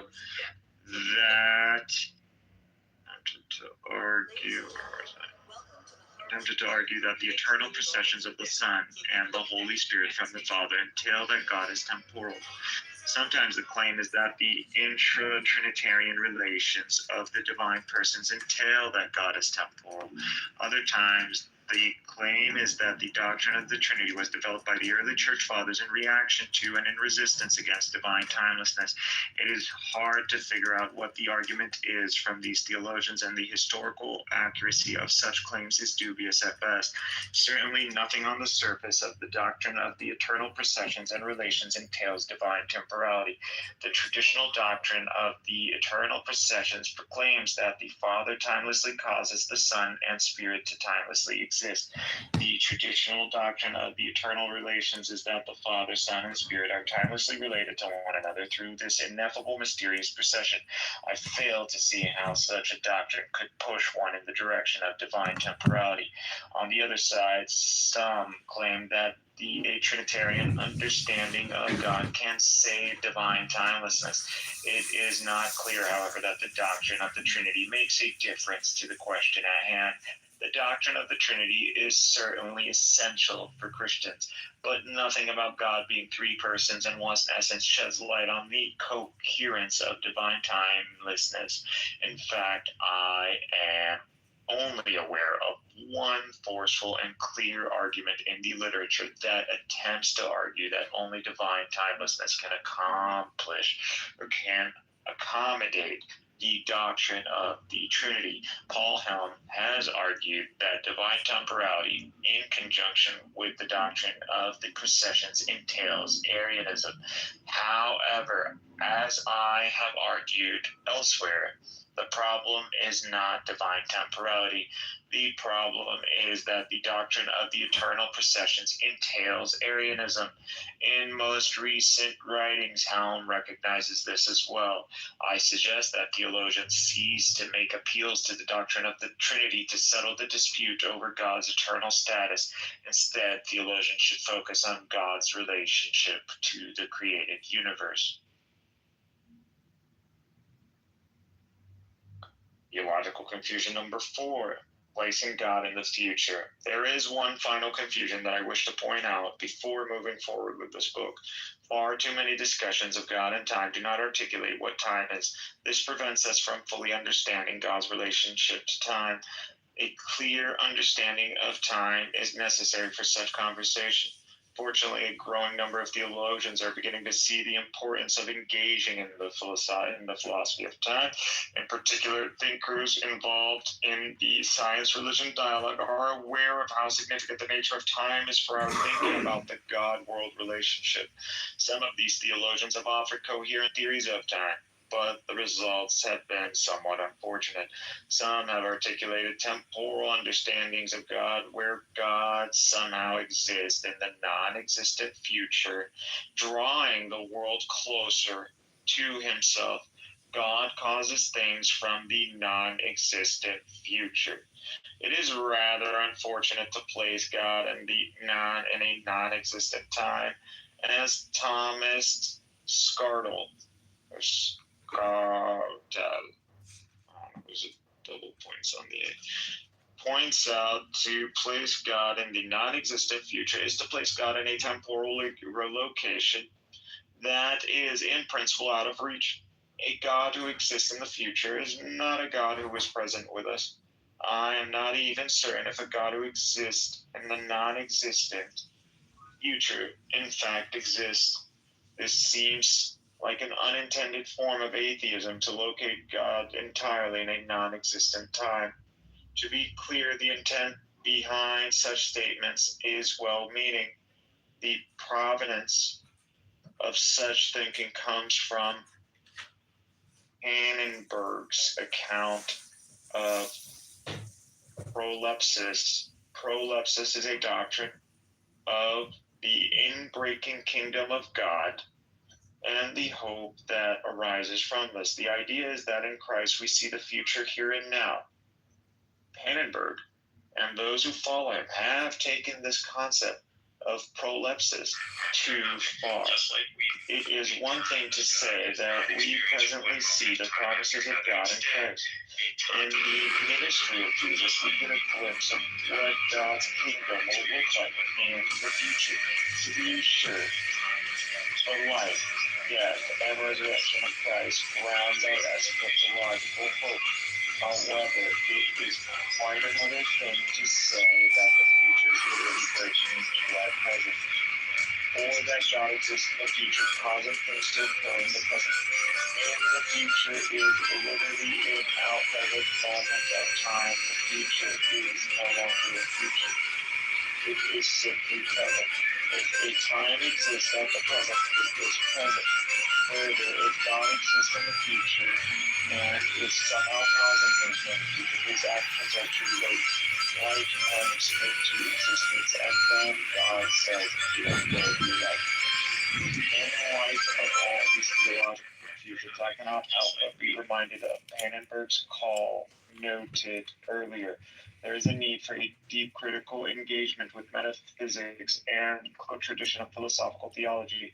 If there is any hope of advancing our understanding of God's eternality and the nature of time, one must engage in metaphysics and come to a deep understanding of the classical Christian conception of God. It is time to go on a search for the title of God that Christians have believed in for almost 2,000 years. spoke up, insisting she could do the same thing, brushing off everyone who tried to stop her. She walked straight up to the bucket, but her first attempt to grab an apple with her mouth ended in failure. Determined, she decided to try again. That's when it hit her. She suddenly couldn't breathe. It felt as though invisible hands were pressing down on her, holding her in place no matter how hard she fought. She threw every last bit of strength into breaking free, but it was no use. The friend standing behind her noticed something was wrong and rushed over to pull her out of the bucket. At that very moment, the water inside began to boil. Anna's face flushed a deep burning red, and no matter how desperately she struggled, she couldn't pull herself free. In the end, Anna died in that bucket, and only then were her friends finally able to drag her out. Police arrived quickly after receiving the emergency call, but after combing through the scene, they found nothing out of the ordinary. That led them to believe this might be a paranormal case. Sure enough, after a thorough search, matters of historical theology, and often approach topics in an unsystematic and piecemeal way, which is rarely pointed out. However, is that the same is true of many other groups of theologians as well. Just think of certain Parthian theologians who proceed as if theology begins and ends with Karl Barth, or turn your attention to certain dogmatic Thomistic scholars who seem to think that nothing of great theological importance has transpired since the death of Thomas Aquinas, because the angelic doctor has solved everything. These groups of theologians appear to be rather ahistorical. To make matters worse, biblical theologians often accuse systematic theologians of not reading their Bibles, while systematic theologians often accuse biblical theologians of being unsystematic. In kind, the analytic philosophers of religion can easily accuse theologians of not reading their philosophy of religion. In the midst of such infighting, what is the analytic theologian to do? Will analytic theology be unbiblical, ahistorical, and unsystematic? My hope is the answer will be no, but time will only tell. The task set before analytic theology is one of serious interdisciplinary work. As it seeks to draw upon the rich resources of contemporary analytic philosophies, it must also draw upon the resources of biblical studies, systematic theology, as well as offer a deep engagement with the Christian tradition. In an effort to do this sort of interdisciplinary work, the analytic theologian will never be able to make everyone happy. For instance, the average analytic philosopher will have little patience for the amount of time I spend engaging the tradition, while the patience for the amount of time I spend engaging the tradition, while the average theologian will claim that I have not engaged the tradition enough. Finding a happy balance that will please all sides may be a pipe dream, but it is still a dream that I wish to pursue. The project of analytic theology is still rather young, and much work needs to be done if it is to accomplish this interdisciplinary task. My goal is to continue this project by addressing a central issue of the Christian faith, the nature of God and the God-world relationship. My aim in this text is to assess the doctrine of God that has captured the Christian imagination for almost 2,000 years. I'm not interested in views of divine timelessness that merely exist in logical space. Instead, I'm interested in examining the vision of God that has been profoundly shaped through the development of Christian thought from the early apologists to the present time. The understanding of God that I have in mind is the doctrine of God that stands behind the early Christology and Trinitarian debates. This is the doctrine of God that is contained in and stands behind the ecumenical creeds, as well as in many confessions that span the denominational divide. It is an understanding of God as timeless that becomes a part of the doctrinal deposit of the early church fathers and is taken up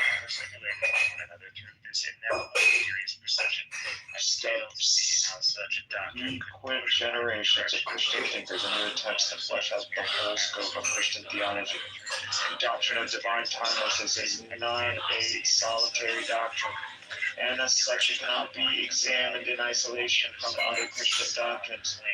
The vision of the timeless God that has so enamored the church is one that is systematically connected to a particular set of divine attributes. These divine attributes are simplicity, immutability, and impassibility. As one shall see throughout the argument of the book, these divine attributes form a very tight package in Christian thinking. Any assessment of divine timelessness must involve an assessment of these attributes as well. These attributes are used to justify, defend, and articulate God's timeless eternality. For many classical Christian theologians and philosophers, these attributes are seen as not only mutually intelligible, but identical. It is this robust classical vision of God that I shall be examining. The problem is that the doctrine of the eternal processions. I'll leave it at that.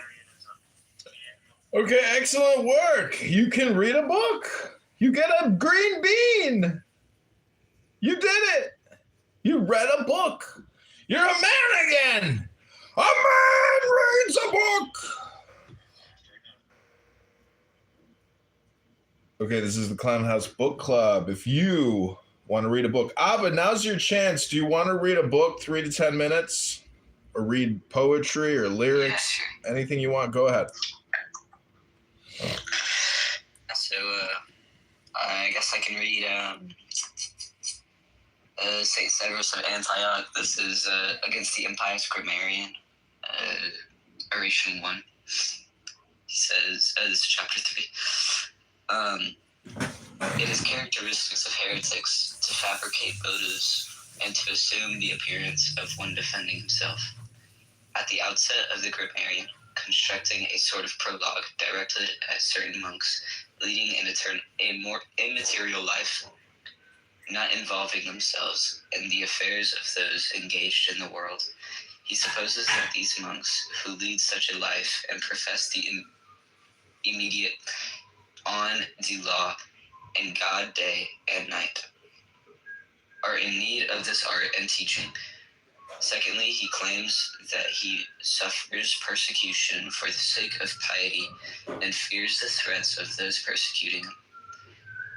To these imaginary monks, concocted through a false account, I would say what Elijah the Tishbet said to the Israelites, who had so strayed from the service of God that they defiled a fly and consulted it for oracles and revelations.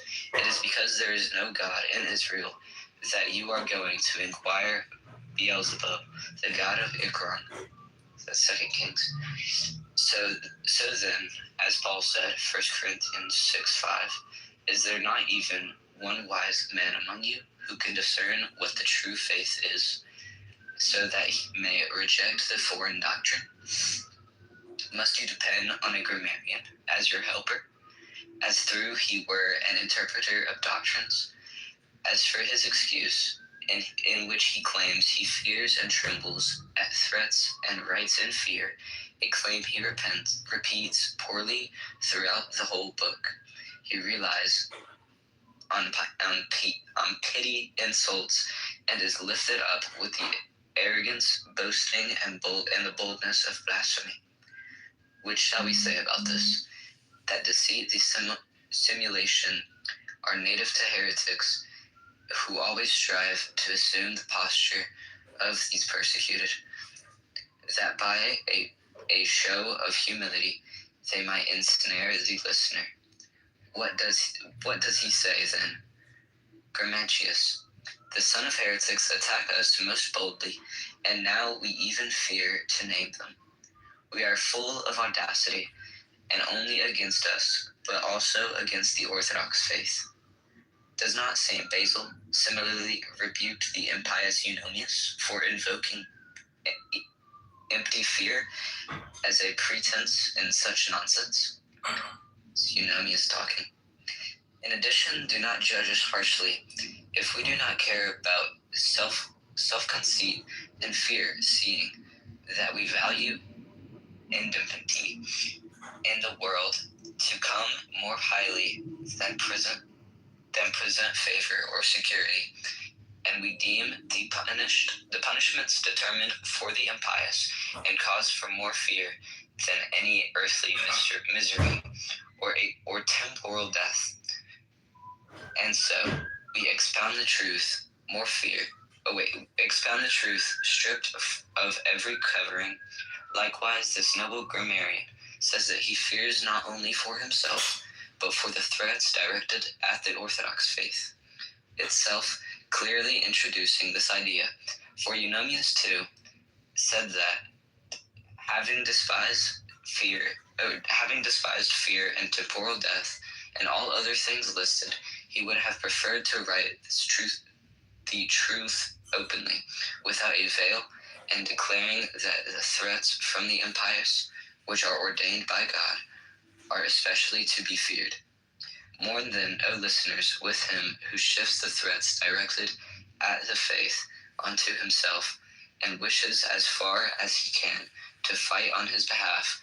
So declare them, O valiant men, declare these threats, and you will find many listeners who will mourn with you. All right, that was chapter 3. Are y'all tracking? This is Joanne. I'm listening. Okay. I'm with you, bud.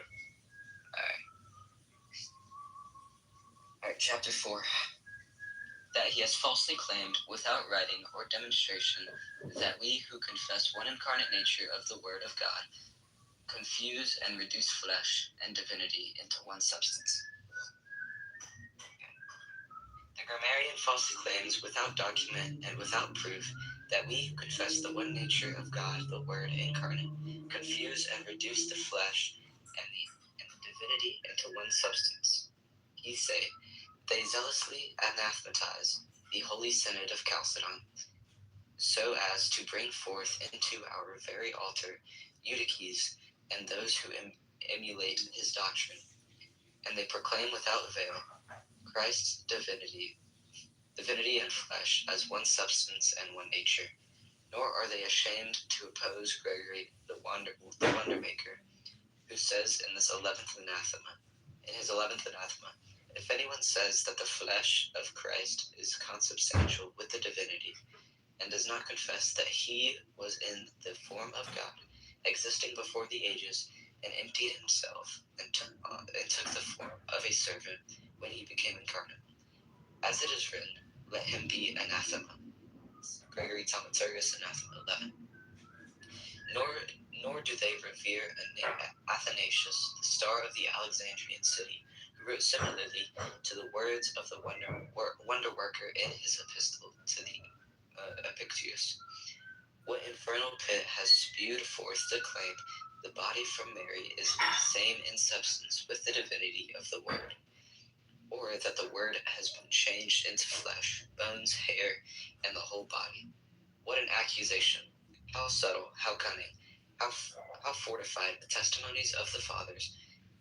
Can you then say, O grammarian, for your entire discourse plainly targets, as you confess in many places of your little book, that I have stated with those very words that the body taken from the Virgin Mary, animated by the rational soul, and hypostatically united to the Word, is consubstantial with the Word of God, with God the Word. Indeed, I did not speak in secret in the land of darkness, Isaiah. As the prophet Isaiah said, or rather he who spoke through him, exposing the shame of the one bold and blind, to what is manifest, bring forward and show that you have found in me of your accusation. Take judges for your accusation. True judges are those who, with love of truth, examine what you have assembled against us. Shall I not now say that you what Jacob said to Laban? What is my offense? What is my sin that you have hotly pursued me? Although you have fled all my goods, and what you have found of all your household goods, set it here before my kinsmen and your kinsmen, that they may decide between us two. For the vessels of your house are those things which are wholly foreign to my house, namely to say that the holy body assumed from Mary is consubstantial with God the Word, or to say that the immutable and uncreated divinity of the only begotten was changed into flesh, or again, that the flesh was changed into the substance of the divinity, things which the Holy Synod has rejected and condemned as a heresy, and anathematized those who think such things, with the whole mind and the whole mouth. This very point, the Venerable Synod of Egypt, not only once or twice, but often expressed in and received in writing form from the Eastern Synod. Both sides unanimously proclaim Christ, the Word of God, truly made man and incarnate, having assumed flesh, consubstantial with us, animated by a rational soul, and made like us in all things, except sin, so that he is consubstantial with the Father and the Holy Spirit according to divinity, and consubstantial with us according to humanity, and remains so forever. He who will come again, clothed in body and divinity, and exalted glory, who before and beyond the ages was without body. He is the Son. He is the one Son, one Lord Jesus Christ, one person, one hypostasis, one nature of God, and God the Word incarnate, and so will judge the world in righteousness, and be seen by those who pierced him. As sacred scriptures cries, was it hidden from you alone that they taught and wrote these things in their synodical letters? As the whole world under heaven bears witness. For they everywhere taught that it was written, for this was not done in a corner, as Paul said to the king. Do you then think that because they anathematize the Chalcedonian Synod, they favor the impious opinions of Eutyches? Or that they assign the same substance to the body taken from Mary, and to God the Word, whose own body by the incarnation became homogeneous with us and consubstantial?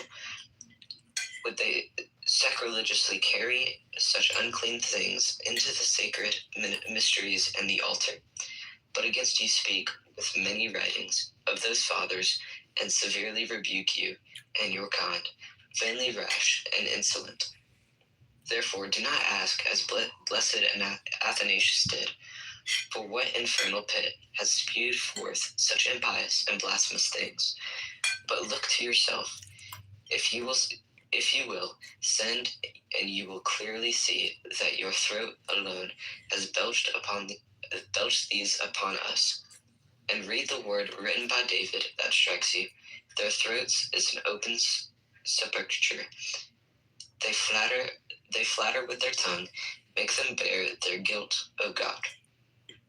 For how would you not be guilty before the judgment of God, who have written this accusation against two holy synods without presentation and any argument? For you had nothing to say, but fled immediately, and having dropped the mask of the accuser, as your artful style tends, modestly and again assumed the persona of one fleeting. After you rushed to accuse like a lizard, yet took on the cunning of a fox. For you said to that bold and stealthily shift, Grammarius, but now is it not the time to refute their impious doctrines? I think it will suffice for me to be a defender of what is rightly stated by the Holy Fathers assembled at Chalcedon. If you then stepped forward to be a defender and build a defense, you ought from the start to have undertaken a defense, and not to begin like a destitute widow with the accusation of slyly abandoning, only to prepare it again towards the end of your little book with a deceit that suits you, but in whose nets none will be caught unless he be a creature wholly deprived of intellect. That was the end of chapter 4. That was very good. I see what you're saying. I understand. But how is it going to get to the point where there's an attempt to resolve how Christ is human and divine? Yeah, that was just the introduction that Saint Severus made. He's gonna get into where he talks about the Severian dilemma, and he's gonna try to refute the Chalcedonians that say in two natures. All right, bro. I'm kind of a Chalcedonian, so I want to hear this. Oh, you want me to read more? Yeah, if you're interested. Yeah. You told me about this last time, right? Oh, yeah, I did. You told me to read this. Yeah. I mean, I'm reading Oration 1 right now. I'm not reading Oration. If you can get to that part where you believe it resolves this, like, I'd love to hear that. Yeah, I'll just continue with the Oration 1 then. So, chapter 5. Alright. A clear refutation on the accusation first abandoned by him without argument, then later reaffirmed, wherein it is shown that this man falsely claims that we, in saying one nature, that is, one hypostasis, mean one substance, that he himself blasphemously claims or calls the composition made without change a mixing, although it is in fact the formation of one hypostasis from two things of different substances. For from a small excerpt of what I once wrote to the wretched... No! What?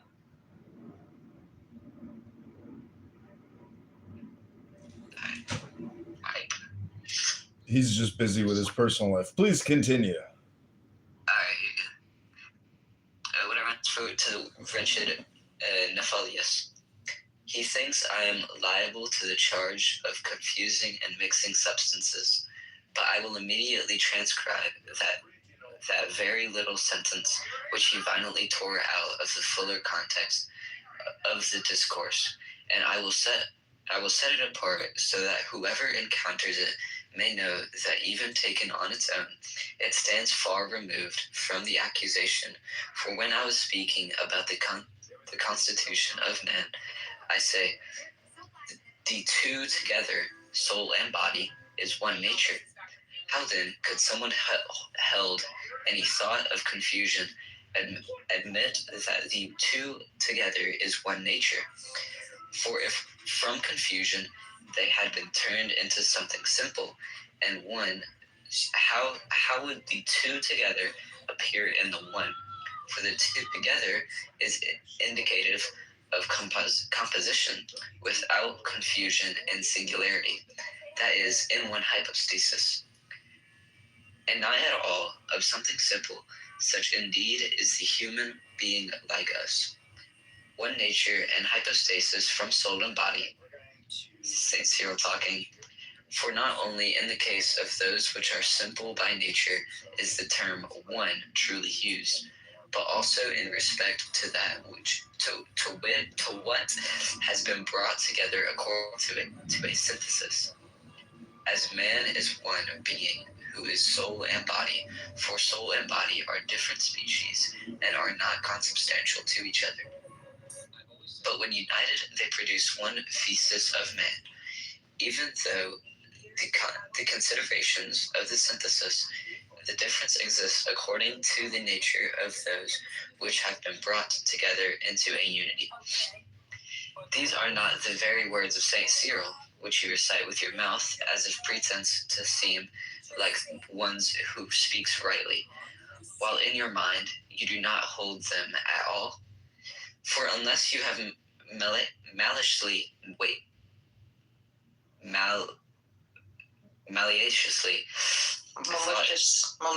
malicious, yeah, that's the word. Thought that one in nature and hypostasis means the same as one in substance, you would not be unjustly slander those who make a true confession by transferring that composition without change to something simple that has arisen from confusion. Okay, that was chapter 5, this is chapter 6. He's going to get into St. Cyril now. Oh, this chapter's like 5 pages long. Alright. Chapter 6.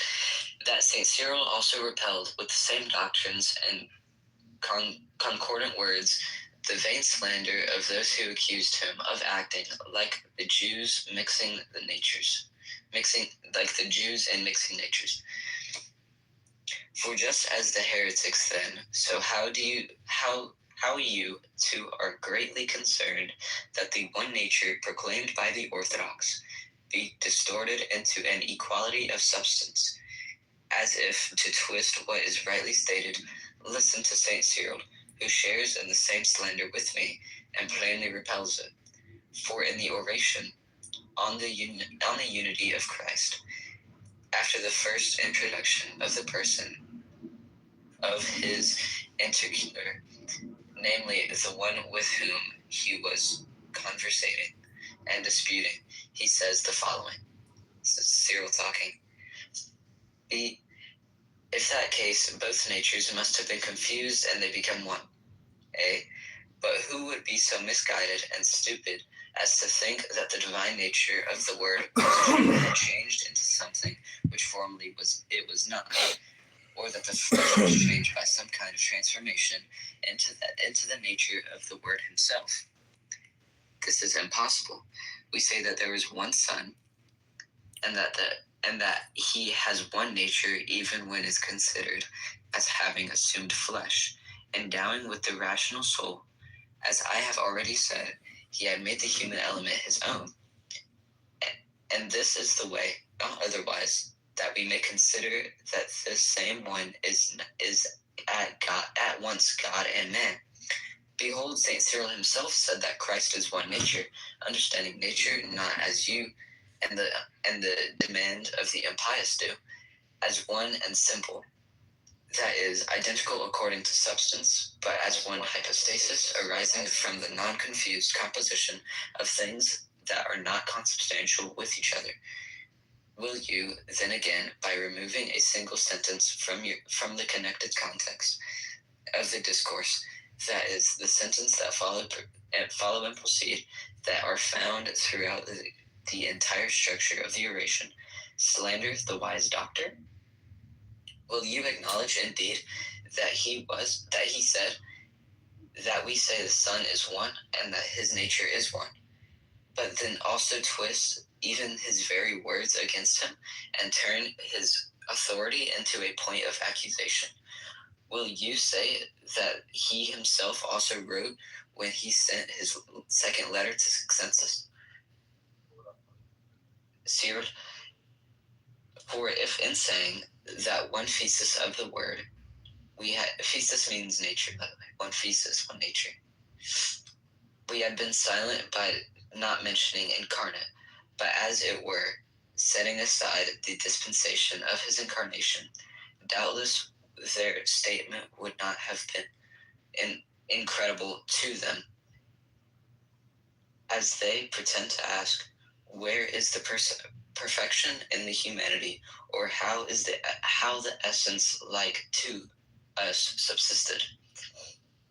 Why then, you ask, did he now omit incarnate and state badly, we say that the Son is one and his nature is one, without adding incarnate, but you slander and repel this impudent and unlearned mouth is shut by words that proceed and follow in the passage you've excerpted, where he repels and removes any idea of change and confesses the assumption of flesh animated by a rational soul.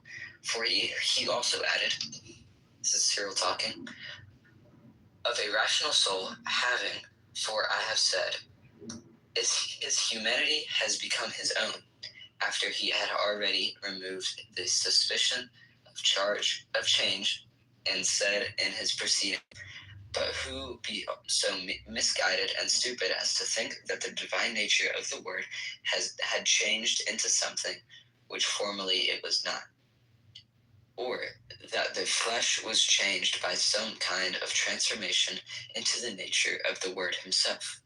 This is impossible. Therefore, if we hear God and our Lord Jesus in the gospel, saying, "Do not judge by appearances, but judge with right judgment." Let us also consider the sentences that follow my excerpt, and how the passage is concluded. For in the writings addressed to Nephalius, I quoted the passage of the God-bearing Athanasius, which is found in the life of Anthony, the head of the Mosaic life and true philosophy, written in the form of a narrative which he recounts his struggle with the accuser and the subsequent victory, saying this. This is St. Athanasius talking now. Indeed, he who had thought he was like to God was here made a fool of by a stripling of a man. He who in his conceit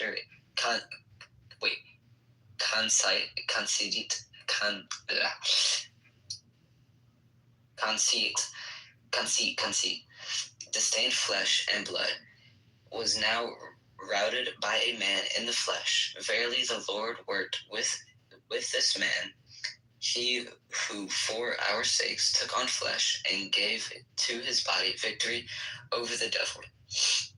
Afterwards I added these words of holy Athanasius. Behold how Athanasius has spoken both of the man like us and of the Lord.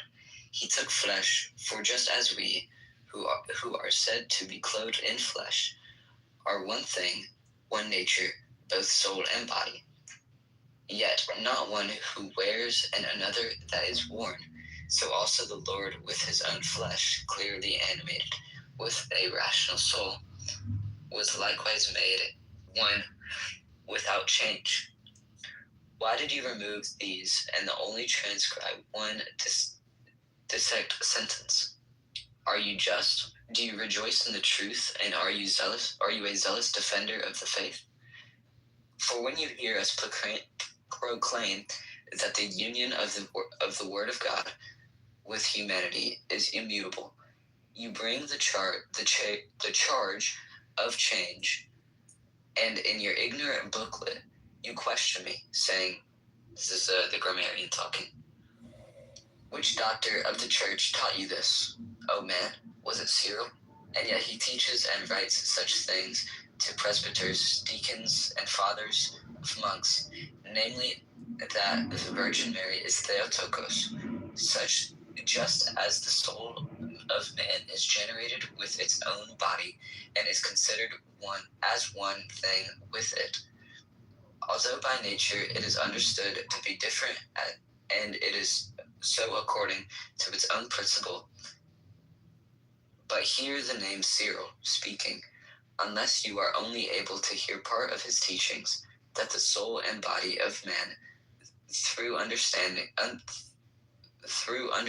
and indeed being different according to nature, result in one nature through their mutual composition and the natural union of the immutable concurrence.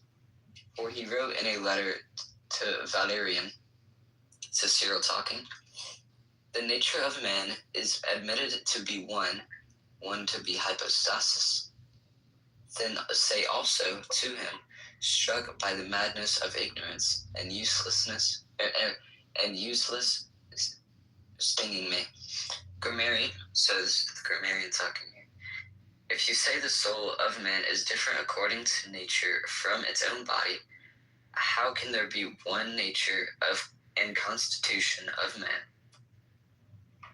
And are you not ashamed to assert that the soul and the body are the same?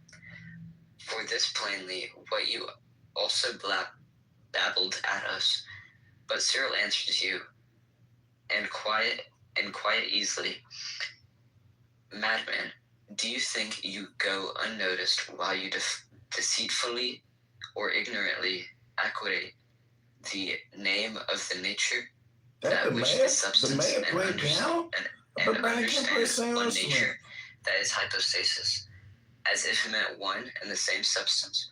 For when I said that the soul of man is different in nature from the body, I proclaimed that there are two, neither connatural nor consubstantial, But when I said the nature of man is admitted to be one, I meant that the immutable composition and natural union, one nature and hypostasis, is formed. Nor did you hear me when I wrote to Sixensis saying, this is zero. For soul and body are different species and are not consubstantial to each other.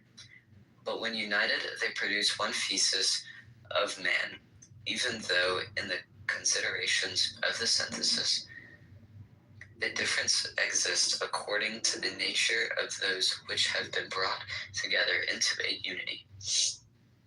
And although we confess that one absolute nature also exists through the union of soul and body into one hypostasis of the living being, let us by no means speak of equality of substance or confusion, but rather of one hypostasis from both together, as the writings to the Valerian show. So Cyril talking. For the nature of man is admitted to be one and one hypostasis, even if it is known to be different realities of diverse kinds. For the body is admittedly of a different nature relative to the soul, but it is the soul's own body and helps to complete the one hypostasis of the one man. Therefore, when you hear that one absolute nature exists through the natural union of soul and body, understand rightly that one hypostasis is being indicated. Listen to the wise doctor who said that the body is proper to the soul, and that it is together, and that together they perfect the one hypostasis of the one man, but do not, by twisting what is rightly said into perverse understanding, accuse us of saying one nature as if it meant one substance, as though the things different in species are and not consubstantial from which the union was formed had been confused into an equality of substance. Nor should you shamelessly rebuke, or boldly and ignorantly turning the argument against me and saying, this is the grammarian talking, are you not ashamed to say that we are indeed clothed in flesh, and yet to posit that the soul and body are the same substance? Hey, you where you have hidden, you who are sought out by those who judge rightly, so that you may show from my very words the truth of your accusation. Explain where in my words I have said that the substance of the soul and the body is the same. Show that the meaning of what I said aligns with your accusation, so that the judges may rule in your favor. But you cannot do so unless, as usual, you lie, and once again you are proven to be lying. Alright, that's the end of chapter 6. I'm still not seeing the solution. Yeah, no, he's just using church fathers to prove his point, or to defend his point. Seems like he's negating the other side without substantiating his point.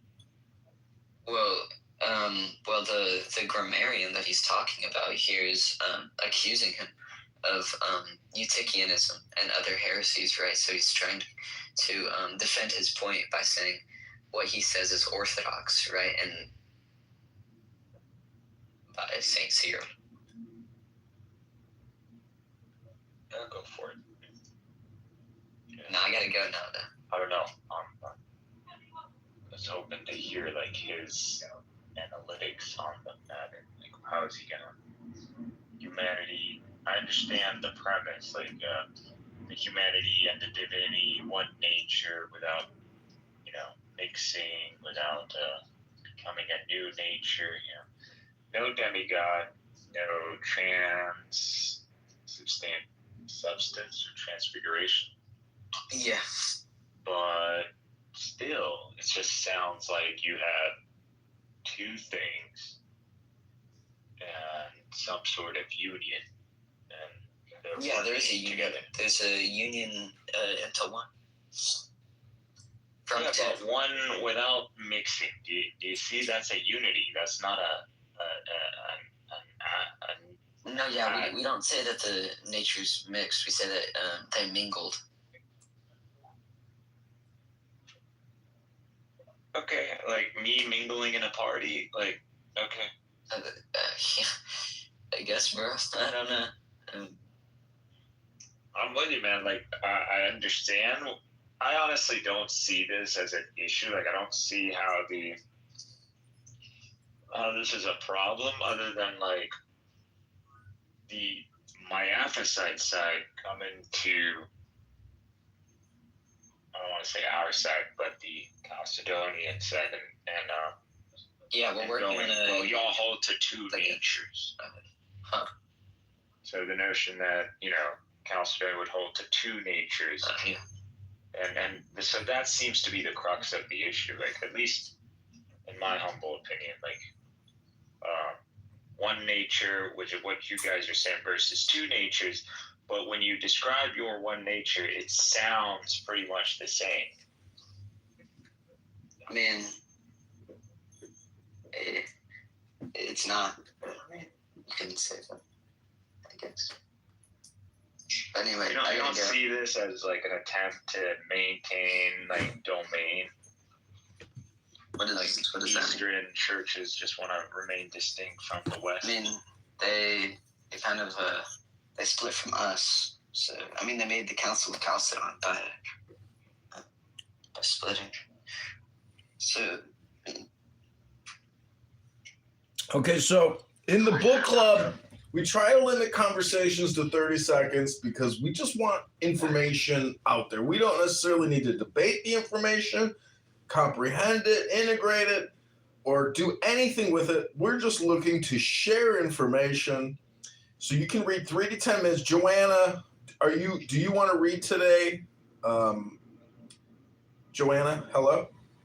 No? Just passively listening? Okay, great.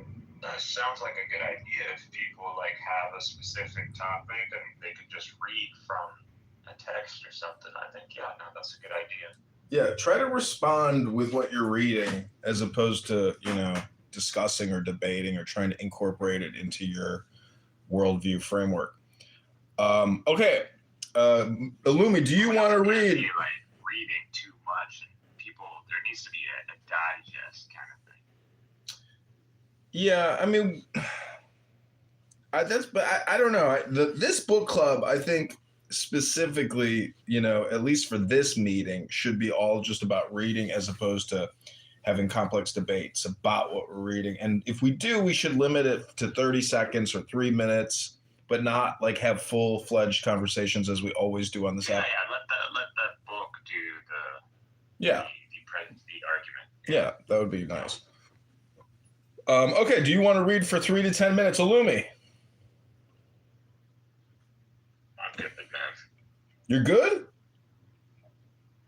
You got read out? I definitely just don't.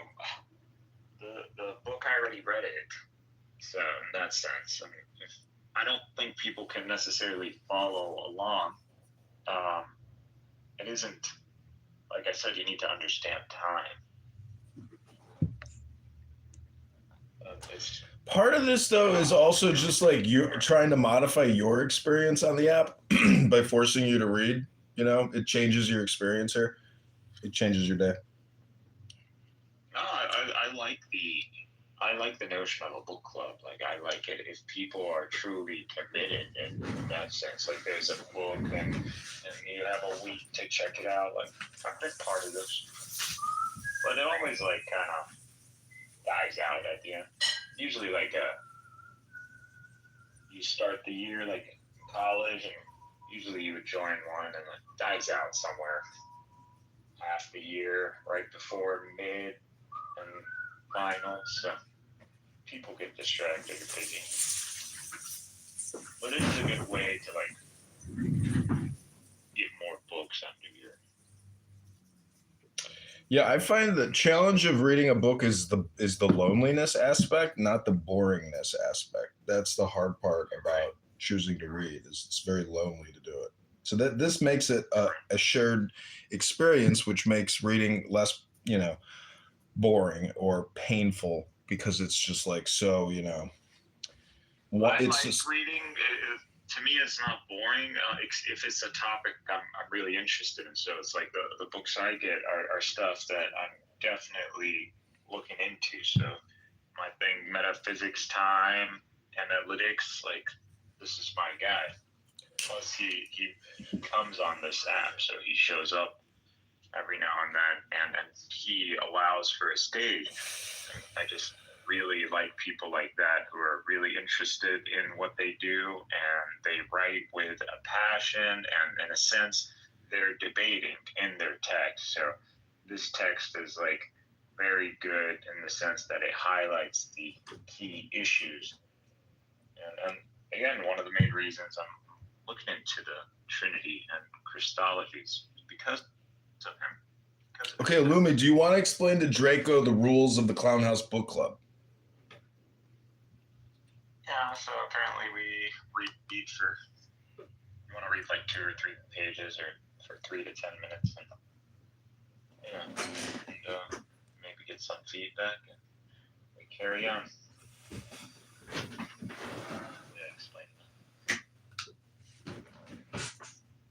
So Draco, we don't debate topics in this room. We just read for 3 to 10 minutes. Can you do it? Can you read a book, Draco? Or are you in your car headed to your next event for the day?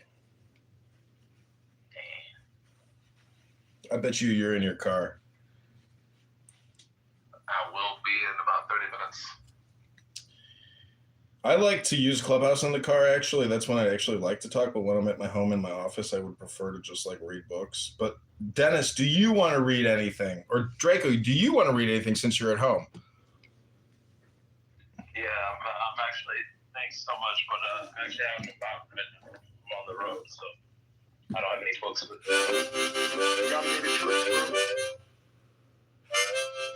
Draco, you got anything you want to read? No, not at the moment. Okay, the stage is only for book readers. Everyone else has to go to your home in the goo where non-book readers live, in the slime and in the slop of the goo. What's your favorite book right now? Right now, I'm reading Ayn Rand's The Virtue of Selfishness because somebody on this app calls themselves an objectivist, and he claims Ayn Rand is the greatest thing since, Twinkies. And so I wanted to read it to find out what this R word is talking about. And it turns out Ayn Rand is a genius, but the R word that recommended the book is an R word. And he didn't really explain what the book is about. It's all about ethics. Yeah, Simon, the R word. The atheist who figured out he was an atheist at 5 years old. 5 years old. The issue with Ayn Rand is that they're using it to dismiss like Kant, which I just don't think she's even up on par to be like locking heads with someone like Kant. And I just find these people desperate for like a savior, and I just don't understand what about Kant that people want dismissed other than grounding things into some sort of framework. So see, this is the problem with Clown House is you're doing what I don't want in this room, which is debate or discussion primarily. I just want information from books to get out. That's the whole point of this room. I know it's arbitrary, but book, if you send me the text or a PDF, I'm down to get down on Ayn Rand with you. Okay. Because I do have a bone to pick with Simon. Okay. Exactly. I am noticing that this name is becoming proliferant on this app, and it's time to. I call him the Whisperer. Yeah, no, I want to take down Simon. I want to take him out. Yeah, the thing is, if you read this book, I don't know how familiar he is with this particular work. He claims he's been studying Ayn Rand books for 14 years. but in my opinion, he explained it horribly, or he just doesn't really have full comprehension. But here is the PDF version of what I'm reading, The Virtue of Selfishness. I think it's probably an important book as opposed to her novels, because this is about her philosophy, and she refers to her novels in this book, where she says, for a fuller understanding, read Atlas Shrugged. But this book's... Cool. Thank you, John. You're welcome, Dennis. So, let me just pin the link. And I'm only doing this because, Simon doesn't seem like the worst person in the world. He seems like a nice person. But he can be so infuriating and frustrating, because I call him the whisperer. He's just constantly whispering his objectivist, altruistic ethic. But I think he's a bad communicator. But anyways, what I'm interested in is trying to grasp the concepts in the book. I agree. Yeah. I want to grasp the concepts in the book so I can refute Simon or just mock him for not really understanding the true meaning. For example, the title, The Virtue of Selfishness, is a clickbait title. There's no virtue in selfishness. So she uses that as her clickbait title. And because the book really deals with subjective or objective ethics, and ethics is like something that you could discuss and discuss and discuss, and then you find out that the liberals have no ethics. They just don't. They claim they do, but then when you question the hard ethical decisions like abortion or taxation, all these, they have no opinions, and they're basically just unethical human beings. And this is why I think Ayn Rand is important, because you can force people into an Ayn Rand perspective. And I think Ayn Rand does a good job of disproving liberal philosophy and showing that it's a farce, in the same way that I think I can prove Muhammad, was a gangster, and that the Charter of Medina, the Constitution of Medina, to me seems like a gangbanger document. It seems like something that gang members have to write down. I'll do this with you. I'll commit to some time. Like, we can try to do this book club thing. If you are someone who's gonna commit to a methodology. Well, at the same time, you commit to providing, if you are coming to conclusions, that you would provide me an AI summary of what you believe to be these conclusions and your justification for these conclusions. It doesn't have to be anything big. It can just be however amount of words you want to use to justify that conclusion. That's all. So a page, whatever, that's AI now. But that's my thing. I feel like you can read, but if you're not digesting and you're not writing this down, you don't really have to write it. I get it. These days. Well, look at it this way. I publish live on YouTube and everything, so I get community guideline strikes when I speak about Islam and Muhammad, because the algorithm views that as racist, abusive hate speech against a protected class. Now, as a politician, if I believe Islam is an invasive political attempt to take over our Western governments through subversive religious means, I'm still censored. So to me, that's like all the proof that I need that Islam is a great tool in terms of fighting what I would view as, subversive political control. Anyways, I'm just saying that Google, YouTube, in my opinion, is so woke, and it's fully automated. It's not, bro. It is. I literally put a video on YouTube, and my shit, not only did it get banned, but my Apple ID account got black. So every time I try, if I'm gonna make, it is that serious, bro. They put me on. Well, what did you post? Dangerous organizations, like advocates for like criminal dangerous organizations. Yeah. Are you sure your Apple ID got flagged? Yeah, I literally had to go, and I made a new email and everything. Was it a DS lockout? Like, what's that? I'm not sure. I'm actually investigating that. So I've logged out of all the Google accounts and like kind of just like been one by one kind of reintroducing. But I feel like if I try to open a channel on any email, like it's gonna know. Like they have a way of figuring it out. Yeah, they can And tell. It's kind of really tripping me the fuck out because I'm cybersecurity. I'm like, how the fuck do you know my info? How are you recognizing? Dude, you have a huge pattern that you've created on the internet. Like it's hard. I Anyways. understand the trackers. I know how to keep all that separate, but I think I figured it out. It's the passkeys. So you got to be careful of passkeys. There is somehow Google and whatever package you have all your passkeys in, they fucking know.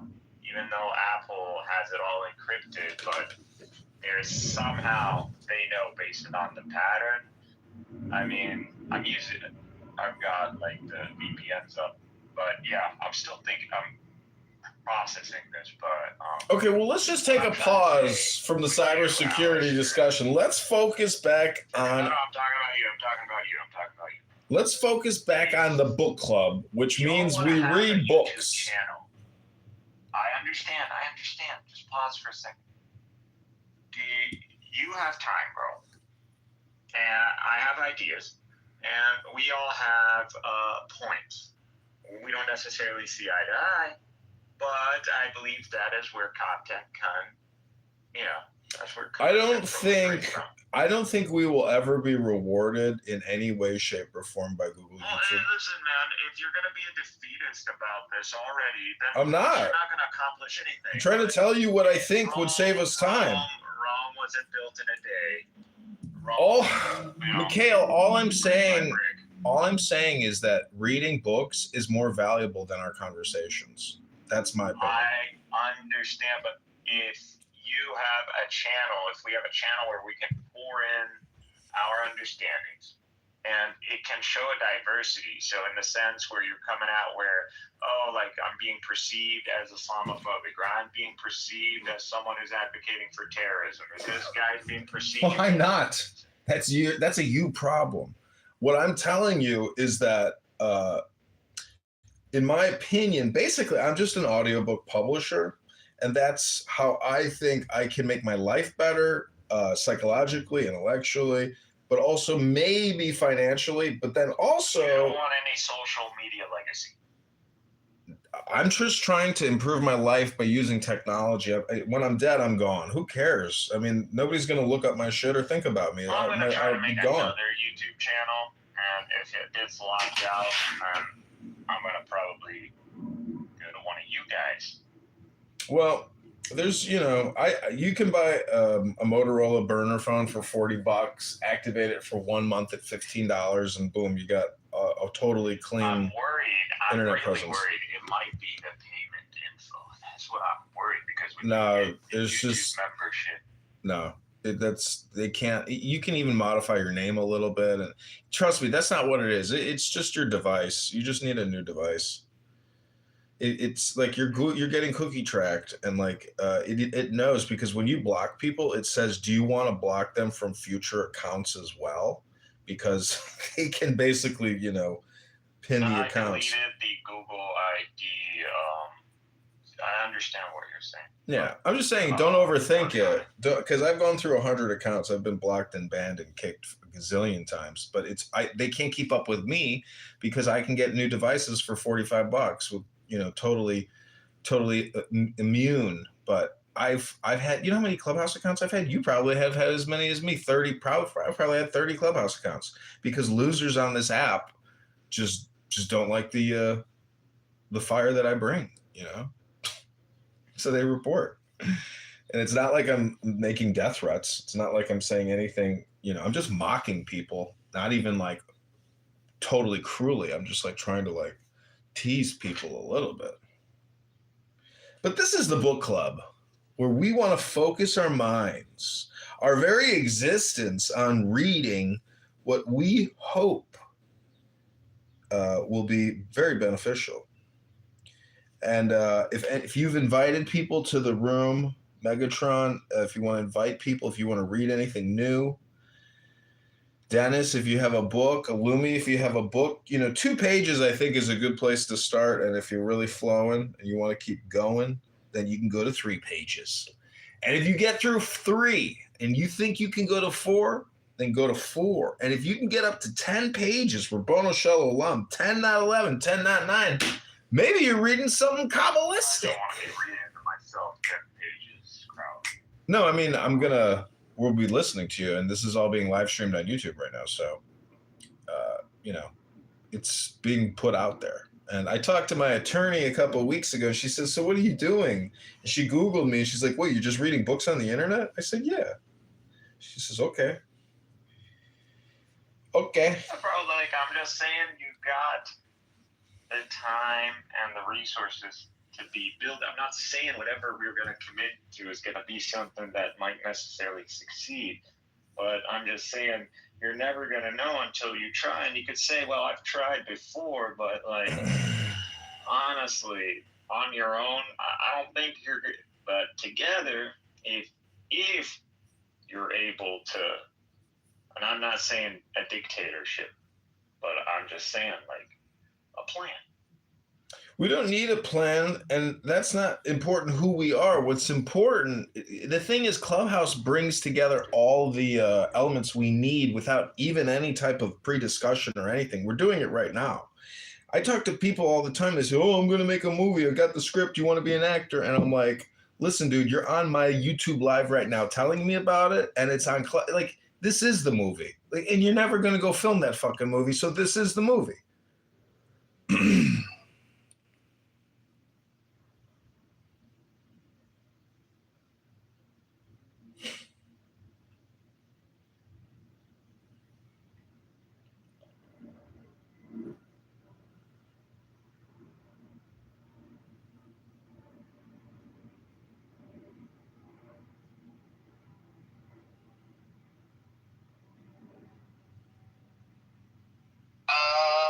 What do we got?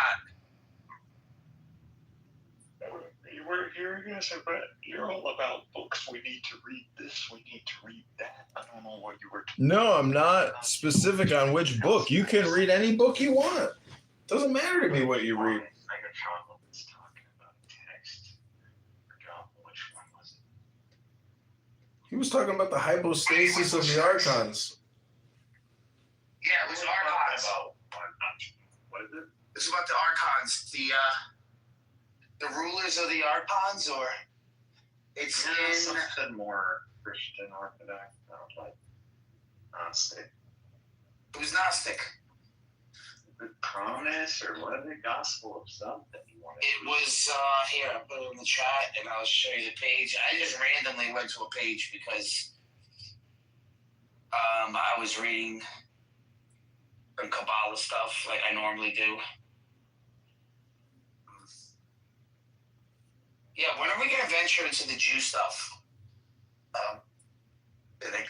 We can do it today, right now. Yeah, but he needs better. I want Fred, which is the Alabat, the Drush. Genesis Rabbah. I don't need Midrash because that's basically the New Testament. So. Genesis Rabbah is not just. I don't even know if it's really a Midrash. It's more like a text, a revelation. Book. Where's this book? Where's this book?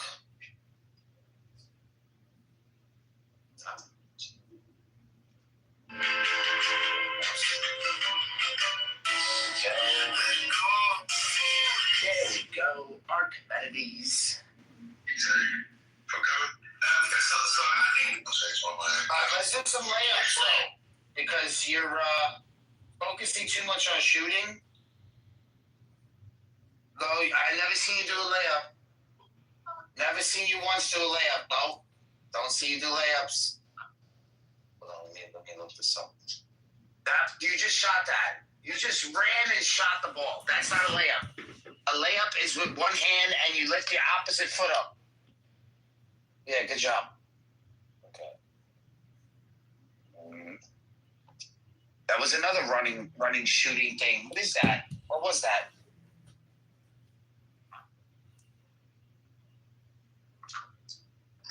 again. Hold on, I need to focus on this. You need to. Okay, he's busy working on layups. Dennis, the stage is for book readers. If you want to read a book or Illumi, otherwise, I'm going to read a book. And I hope you enjoy my book submission. I hope it enlightens your day and you say, oh my gosh, that was pretty smart. But I'm going to get out of Ayn Rand. We're finishing up on page 26 on Ayn Rand. The next book I will be reading from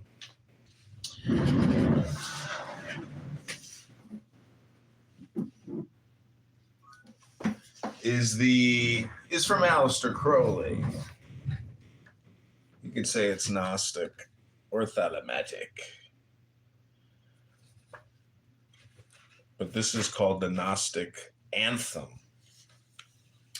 I think I've read it before here. I think Illumi may have heard me read it before. It's called the Gnostic Anthem. So take the deepest breath of the day.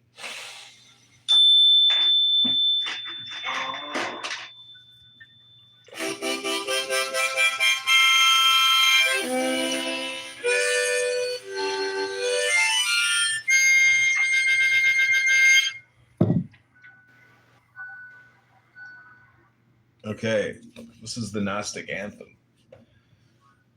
Thou who art I beyond all I am, who has no nature and no name, who art when all but thou are gone, thou center and secret of the sun, thou hidden spring of all things known and unknown, thou aloof, alone, thou the true fire within the reed, brooding and breeding, source and seed of life, love, liberty, and light, thou beyond speech and beyond sight, thee I invoke, abiding one, the center and secret of the sun, and that most holy mystery of which the vehicle am I,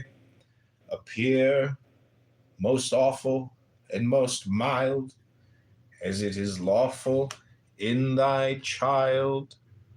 For of the Father and the Son, the Holy Spirit is the norm. Male, female, quintessential, one. Man being veiled in woman form, glory and worship in the highest. Thou dove, mankind that defiest, being that race most royally run, to spring sunshine through winter storm. Glory and worship to thee, sap of the world ash, wonder tree. Glory to thee from gilded tomb. Glory to thee, waiting womb. Glory to thee from earth unplowed. Glory to thee from virgin vowed. Glory to thee, true unity of the eternal Trinity. Glory to thee, thou sire and dam and self of I am that I am. Love is the law, love under will.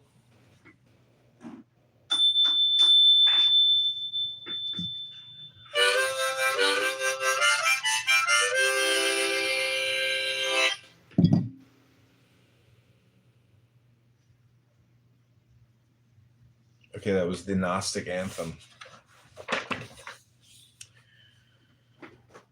Oh, welcome to the book club. Dennis, did you like the Gnostic Anthem? Yeah, I loved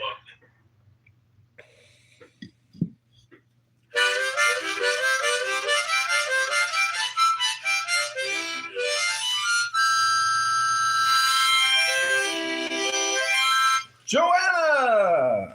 Yes. Welcome, Angel Joanna. Studio. I was just looking at some really cool photos of Studio 54. Yeah. Oh my Wasn't it beautiful? gosh, what a scene. What a just like a pulsation of joy.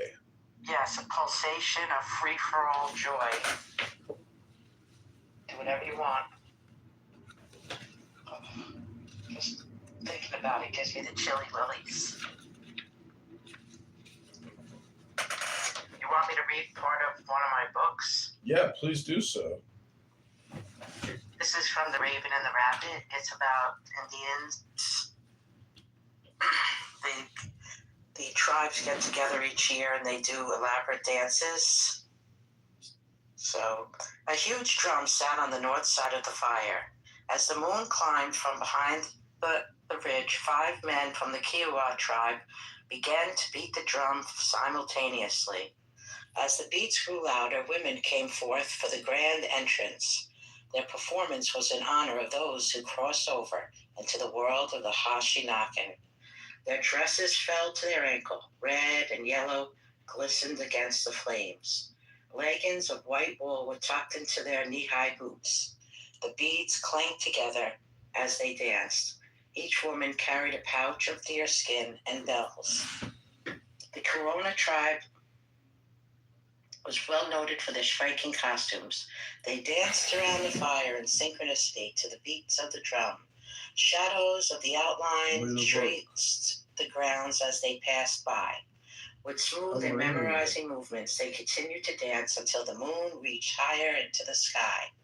Then the sound of the drum quieted lower and lower as the dancers retreated.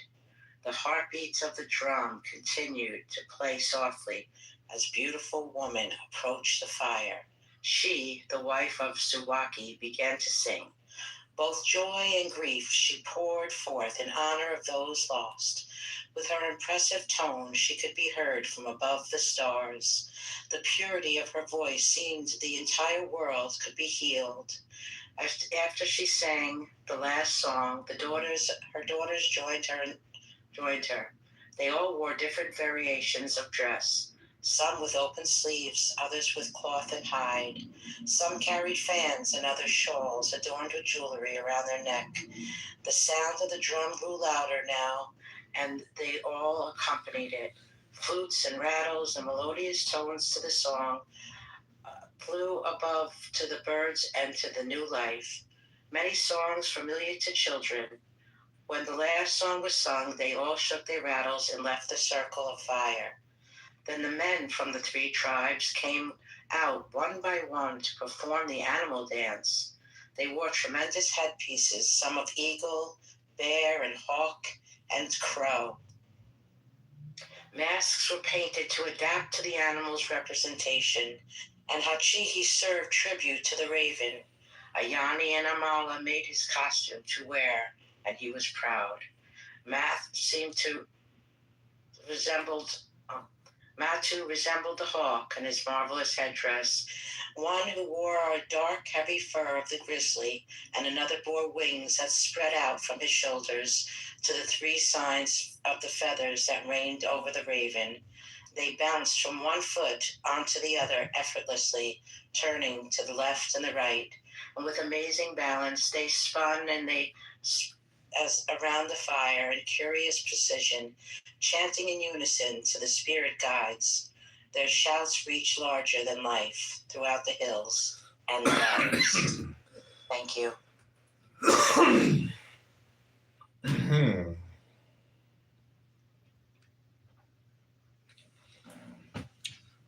Okay, great job, Joanna.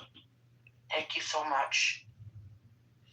I'd love to co-author a book with you and publish it on Amazon. Maybe we could do a book about hypnosis and meditation and enlightenment. That would be very exciting. We could use AI to write it, and then we could put our little opinions at the end of the AI chapter. Okay. I have to mute up for a minute.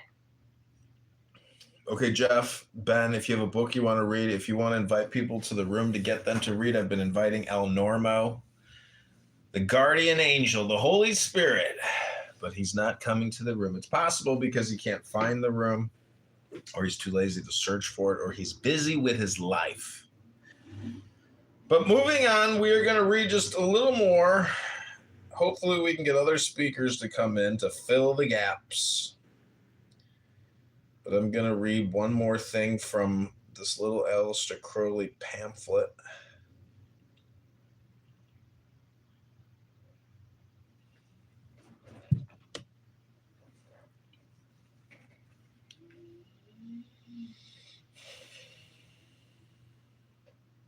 So take the deepest breath of the day.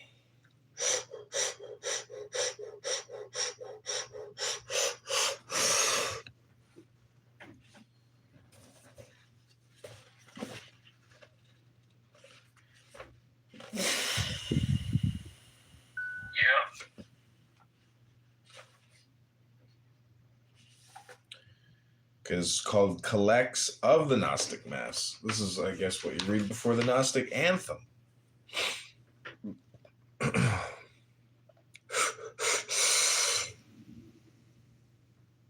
Lord, visible and sensible, of whom this earth is but a frozen spark, turning about thee with annual and diurnal motion, source of light, source of life, let thy perpetual radiance hearten us to continual labor and enjoyment, so that as we are constant partakers of thy bounty, we may, in our particular orbit, give out light and life, sustenance and joy to them that revolve about us with diminution of substance or effulgence forever.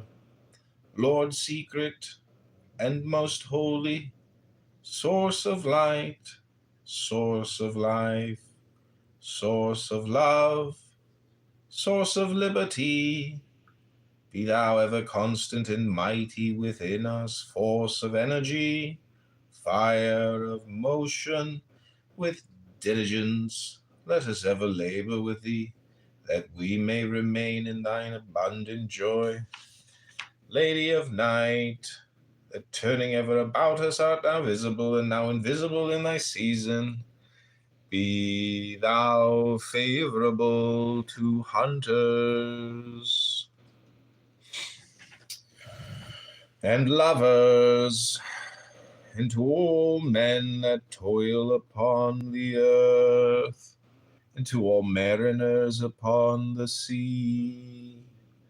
Lord of life and joy, that art the might of man, that art the essence of every true God, that is upon the surface of the earth, continuing knowledge from generation to generation, thou adored of us upon heaths and in the woods, on mountains and in caves, openly in the marketplaces, and secretly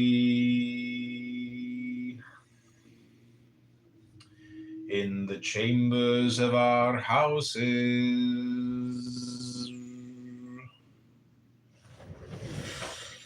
in temples of gold and ivory and marble, as in the temples of our bodies, we worthily commemorate them, worthy that did of old adore thee and manifest thy glory unto men.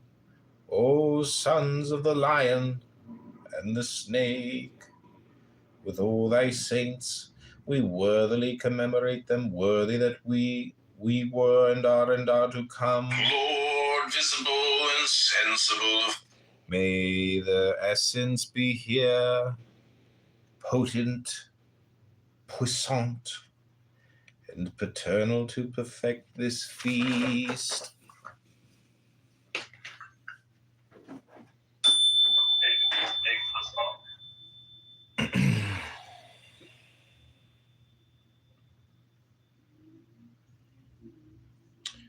Okay, I'm going to play a little song here that I created on Suno. It's called Magic. Hope you enjoy. Mine is the hand of the man, and my insight is keen as the hawk's. By my head I invoke.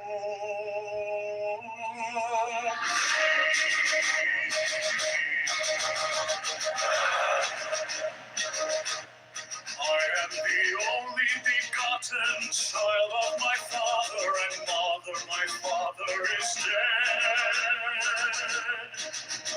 My mother bore me with labor and pain and fear. By my body I invoke thee. About me shine the diamonds of radiance white and pure. By their brightness I invoke thee.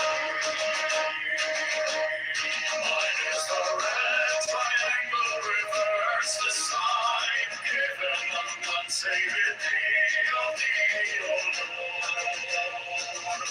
By the Lamb I invoke thee. Mine is the garment of white, sewn with gold, the flashing of thine that I wear. By my robe I invoke.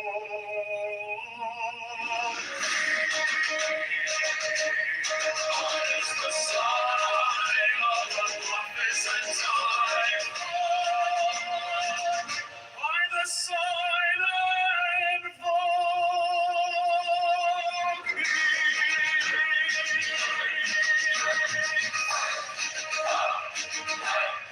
Mine is the turban of white and gold, and mine the blue vigor of the intimate air. By my crown I invoke thee. The fingers travel on the beat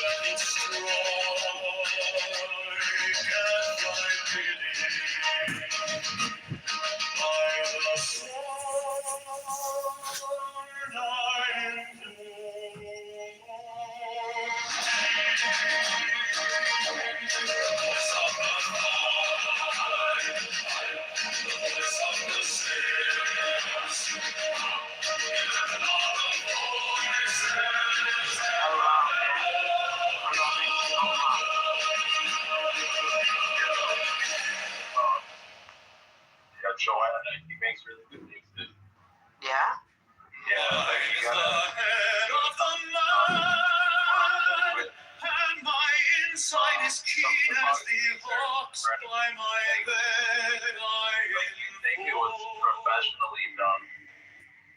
Like I am the only begotten child of my father and mother. My father is dead.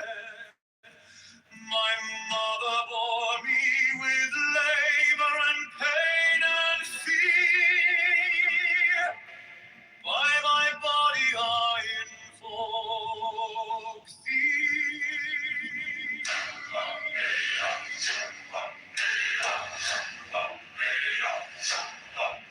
About me shine the diamonds of radiance, white and pure. Is that his voice? By their brightness I invoke thee. Don, is that your voice? Mine is the red triangle, reverse the sign, given of none, save it thee, O Lord. By the Lord I invoke thee. Mine is the garment of light, sown with all the flashing of day that I wear. By my robe I invoke thee. Taking the soul that I made to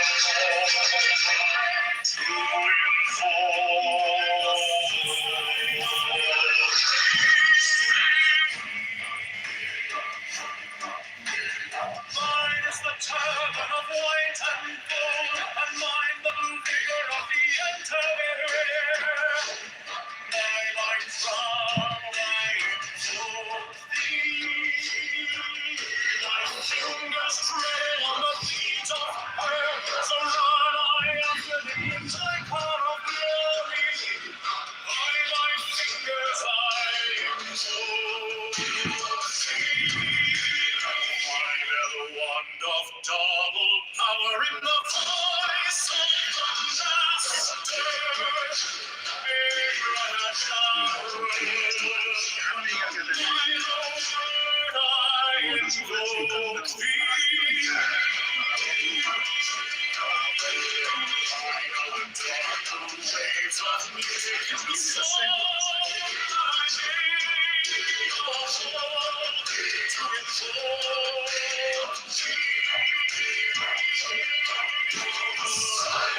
Strike the master chord, draw the flaming sword, shine and conquering Lord, Horus Avenger.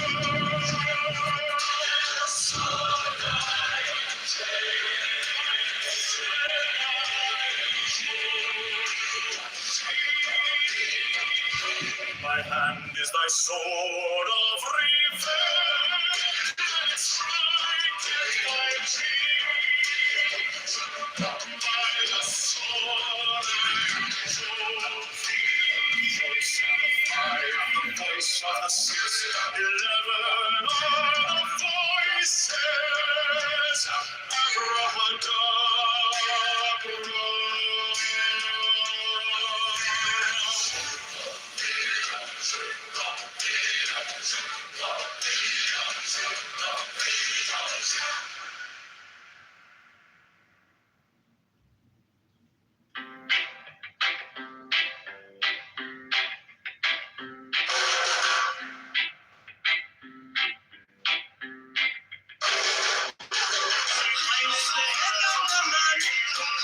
Insight is keen as the hawks by my head, I invoke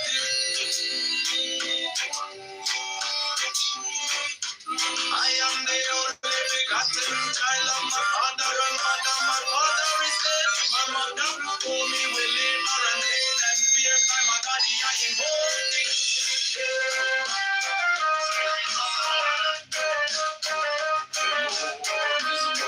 Sensible of rumors, earth but a frozen spark, turning about the Let me shine the diamonds of radiance, white and pure. By the brightness I invoke thee. Let thy perpetual radiance harden us to continue to labor. Mine is the red triangle reverse, the sign given of John. 70 of the old Lord. By the Lamb and I am holy.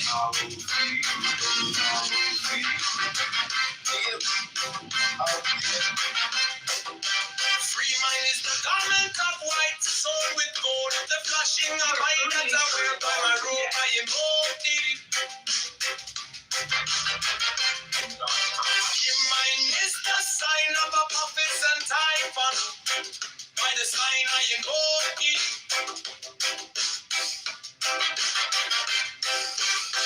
Mine is the turban of white and gold, and mine the blue figure of the intimate veil. By my crown I am holy.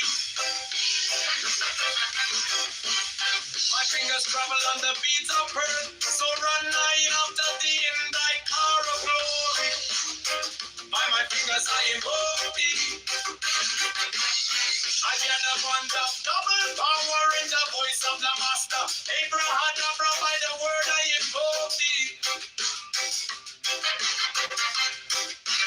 Be mine are the dark blue waves of music in the song that I made of old to invoke thee. Strike a master chord. Draw the flaming sword. Child and a conquering Lord. Horus, Avenger, by the song I invoke thee.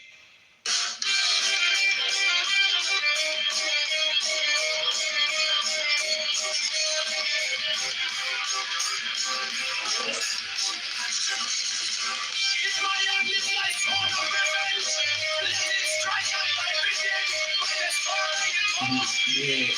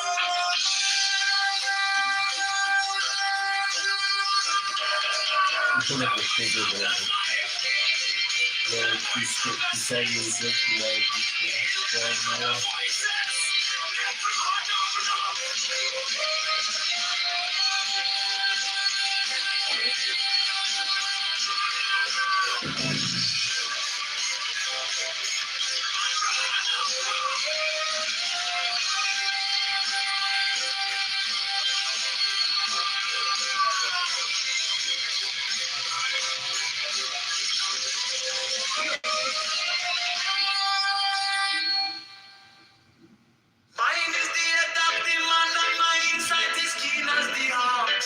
By my head I invoke thee. I am the only begotten child of my father and mother. My father is dead. My mother bore me with labor and pain and fear. By my body I invoke thee.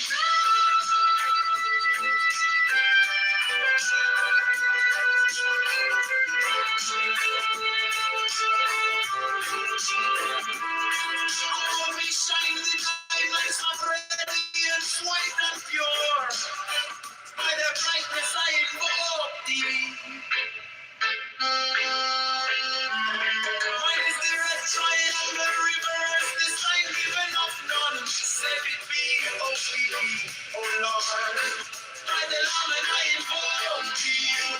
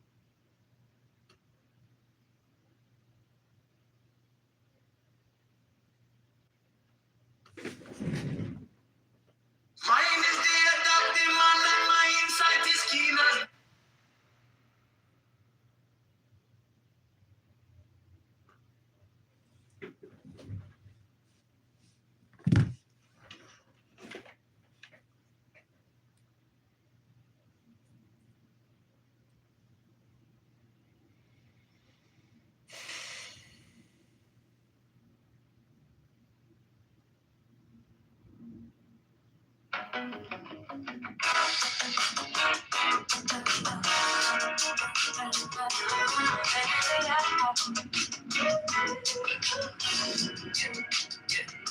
was waiting for a sign to start, like a map drawn out in the dark. Now the city's calling out.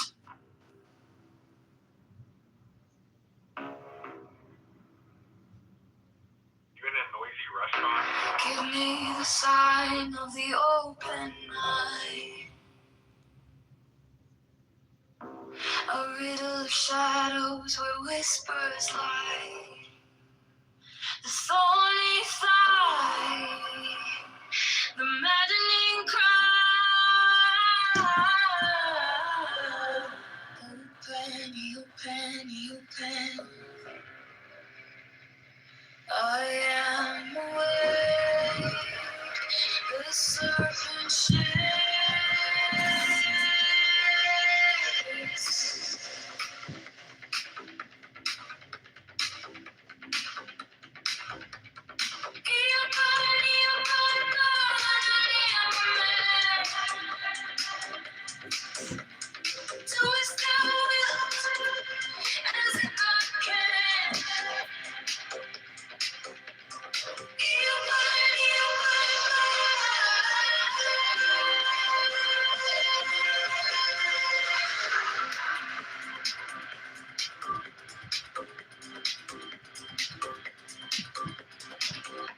The eagle strikes with his jagged claw.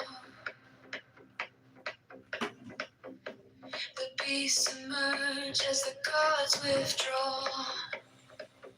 A storm of silence, a broken love. Out of care for the stunned looks of the man behind her, grabbing an apple from the bucket with her mouth. Captivated by Lisa's seductive display, a boy would... I am born to be reborn.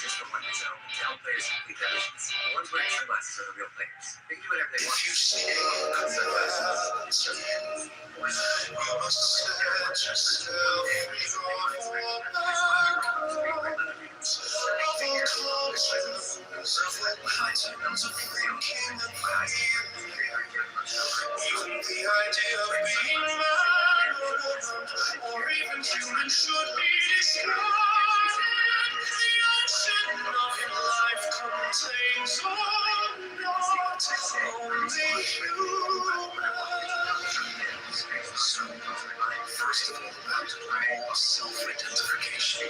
Stop thinking of yourself as such and such or so and so, this or that. Everything is a play of ideas in the state free from ideation. Recall the sovereignty. Nothing is perceived. The root idea is I am. It centers the state of your consciousness. And is followed by the universe. Sensations and receptions, feelings and ideas, which in their totality constitute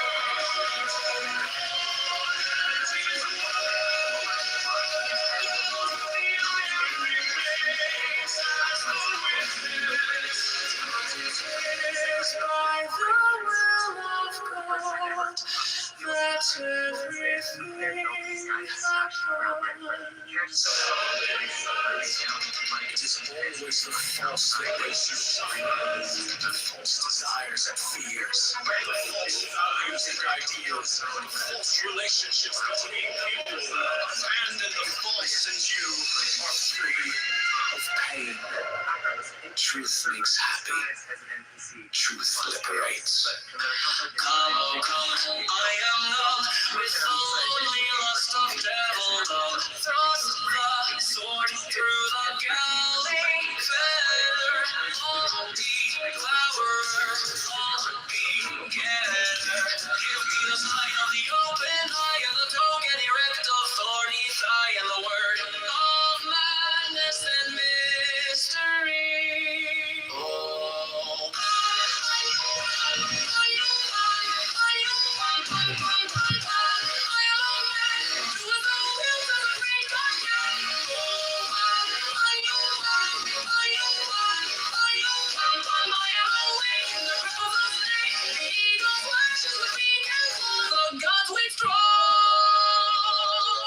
The great beast come home.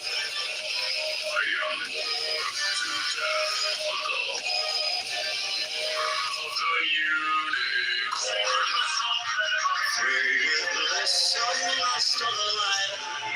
Oh man, my man, clearing out of the night.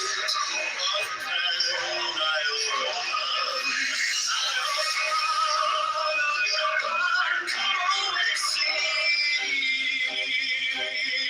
from Sicily and from Arcady, roaming as Bacchus with fawns and pards and nymphs and satyrs for thy gods on a milk-white ass. Come o'er the sea to me.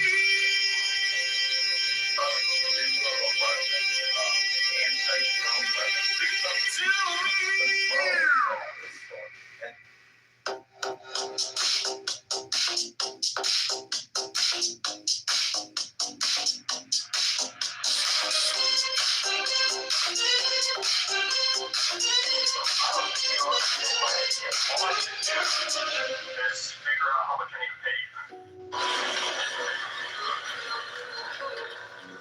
No, that's enough. Well, so now where do we go? Anywhere but there. This time we're not taking the bait. Power signature emanating from that gate. No shadows, It appears to be a holographic power generator of some kind. Areas and axial shields sight. Its frequency is constant. I believe I can deactivate it.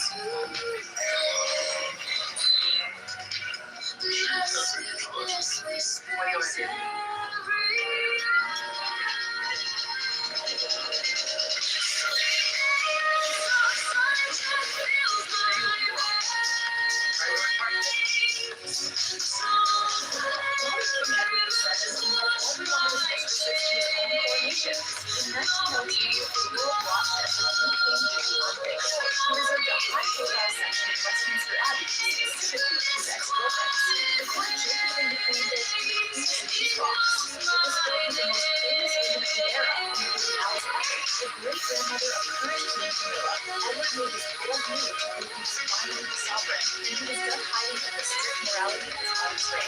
What do you want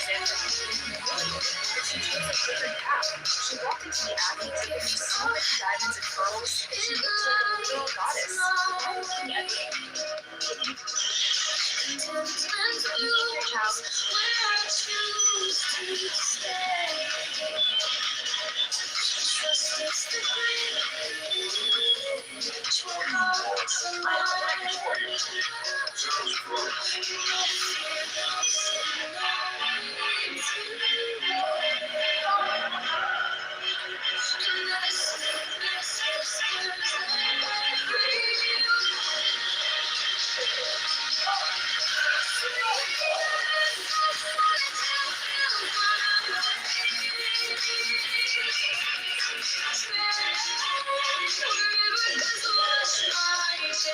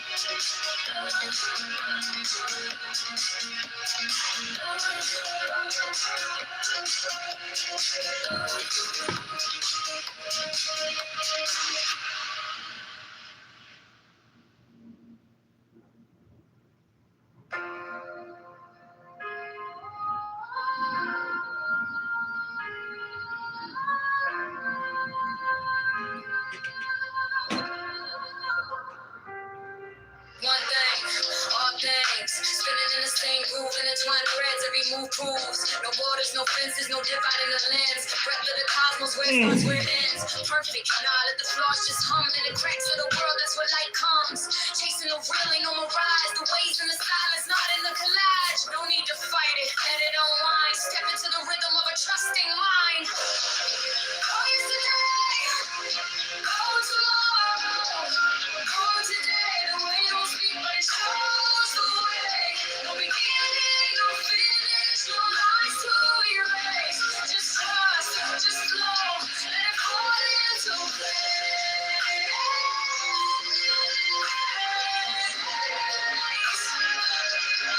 Let it fall into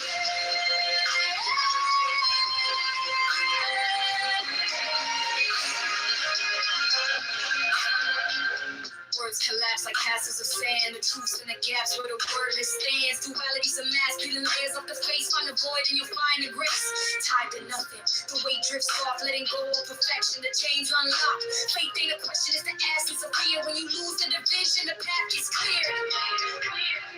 No yesterday, no tomorrow, no today. The way don't speak, but it shows the way.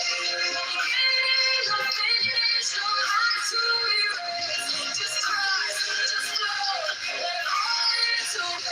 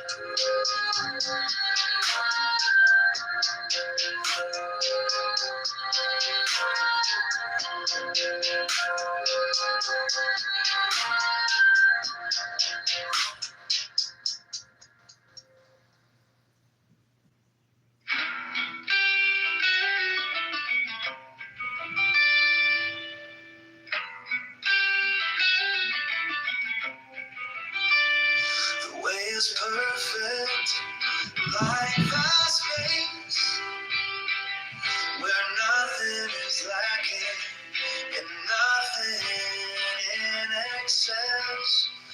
Indeed, it is due to our choosing to accept or reject that we do not see the true nature of things.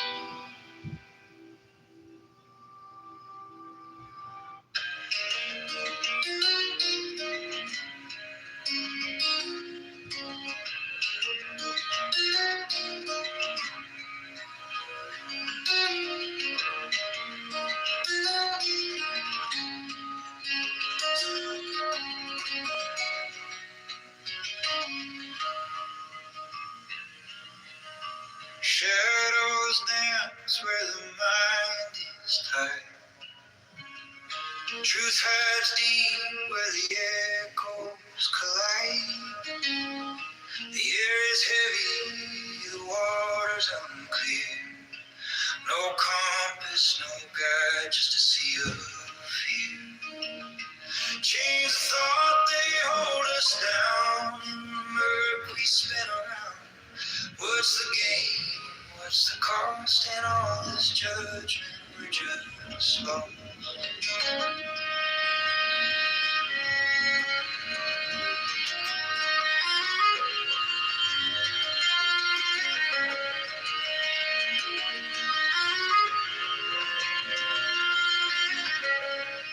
lines are drawn in the sand so thin. We chase the ends, but they fold back in.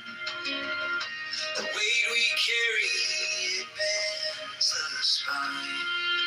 But who's to say what's yours or mine?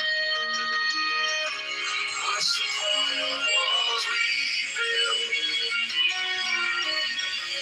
They protect or get us killed.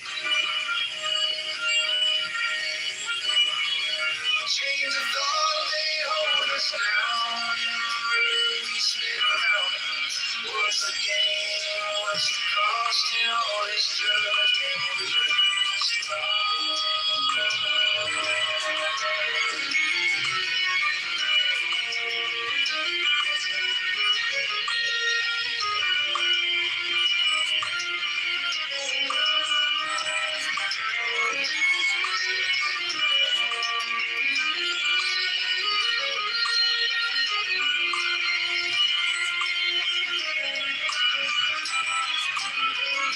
Distinctions crack like brittle glass.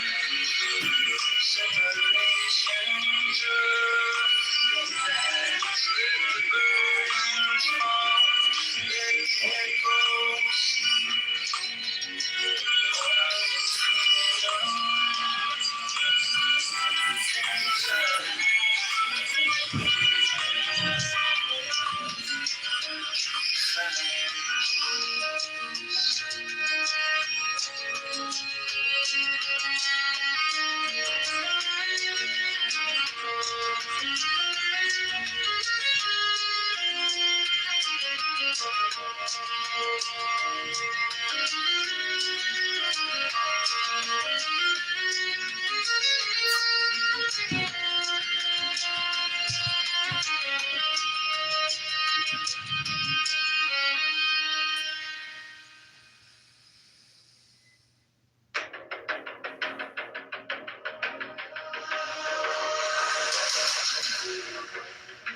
under neon skies where the starlight comes.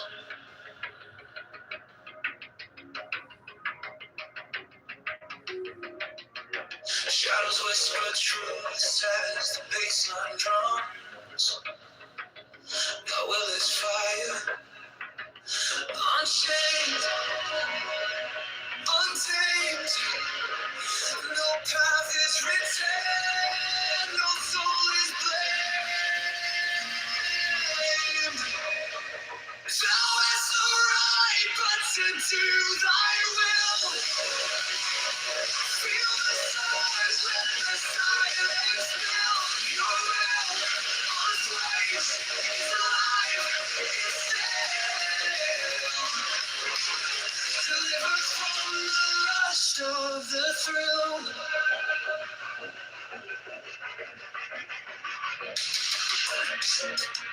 Echo shattered glass where the circuits close.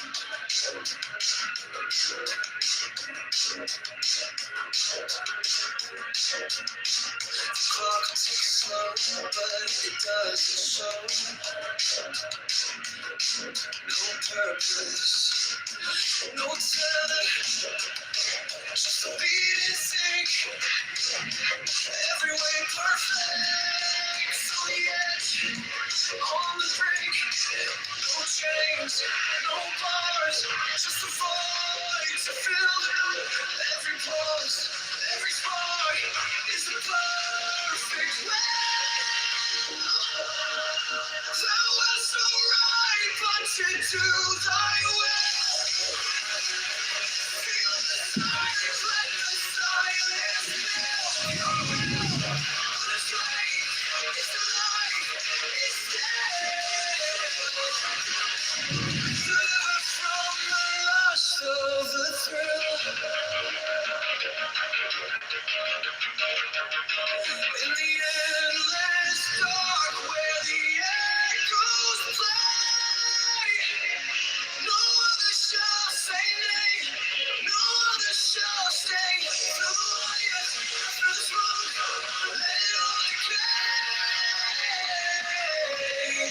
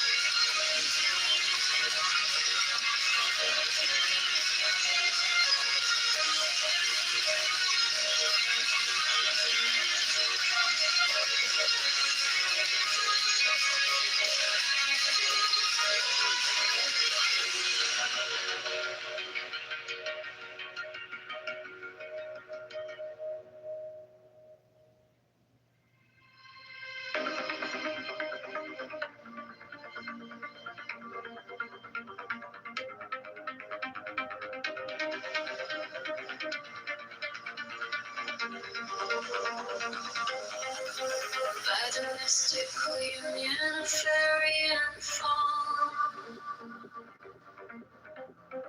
that dance in the shadows from dusk until dawn.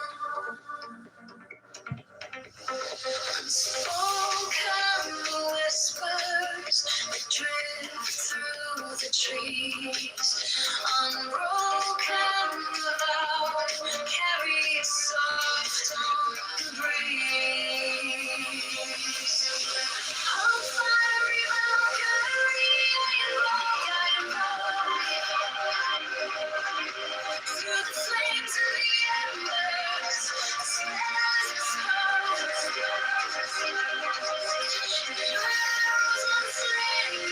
spring's tender glow.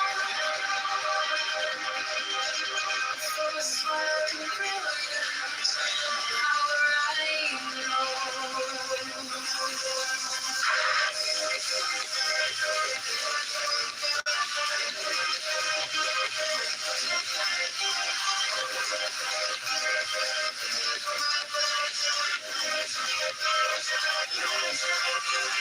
Secret communion of hearts left unsung. The listless resists its tumultuous tongue. Through veils of the morning, her armor does gleam. The warrior spirit ignites every dream.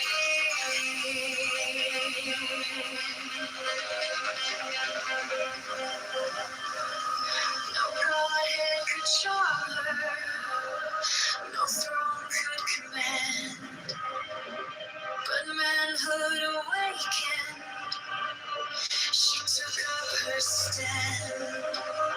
In brilliance as the ends, her fire does burn, a goddess of spring, with the world left to turn. Oh, fiery Valkyrie, I invoke. Through the flames and the embers, the spell is bespoke. Your arrows are flinging, spring's tender glow. Forth wild and brilliant, a power I know.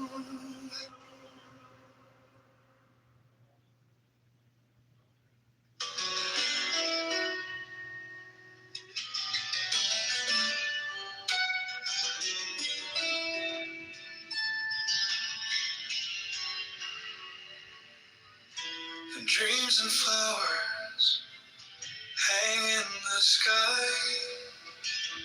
Reach to hold them, they float on by. Grasping shadows, it makes no sense. The weight of nothing feels so immense. Rest and unrest, they're just the same. A whispered echo without a name. No right, no wrong, no lines to cross. Let go of gain, let go of loss.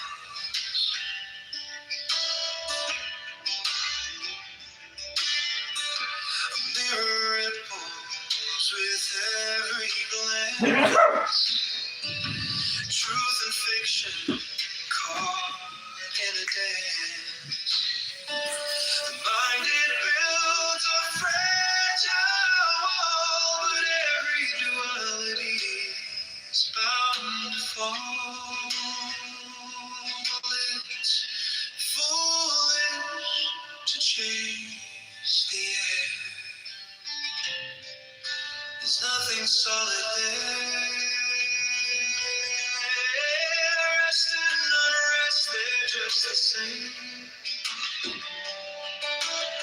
A whispered echo without a name. No right,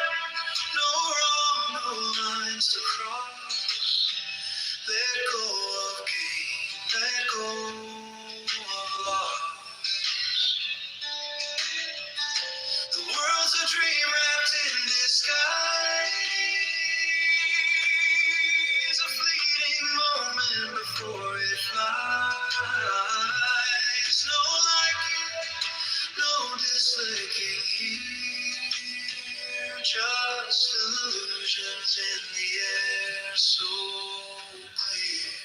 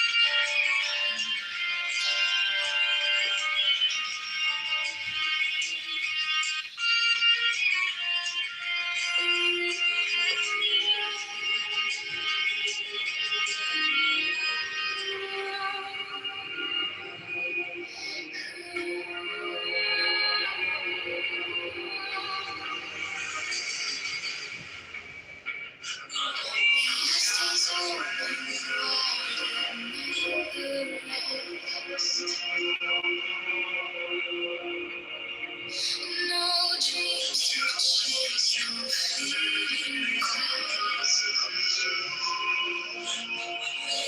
The mind unmoved, no lights to draw. To those whispers, one single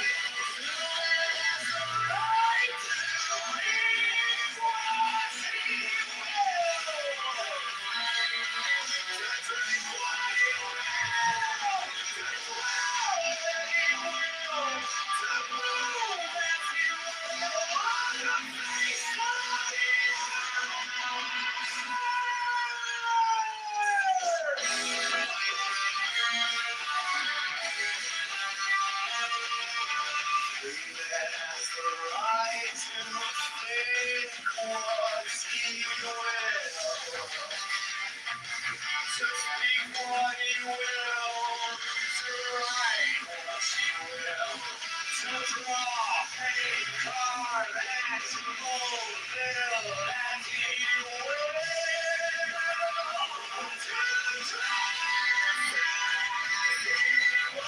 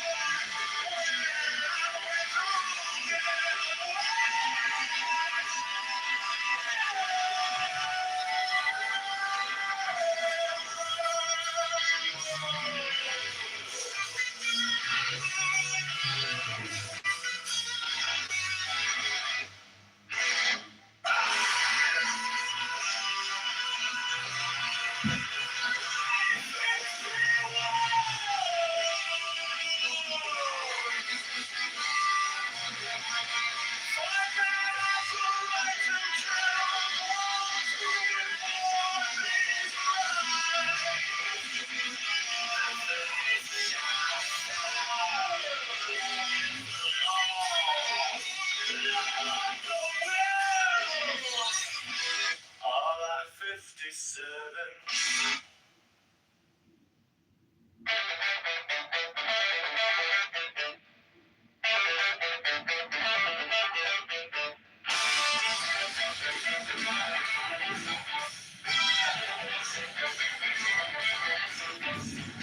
There is no God but man. But man has the right to live by his own law, to live in the way that he wills to do. To live as he will, to pay as he will, to rest as he will, to die when hell he will. Man has the right to reap what he will.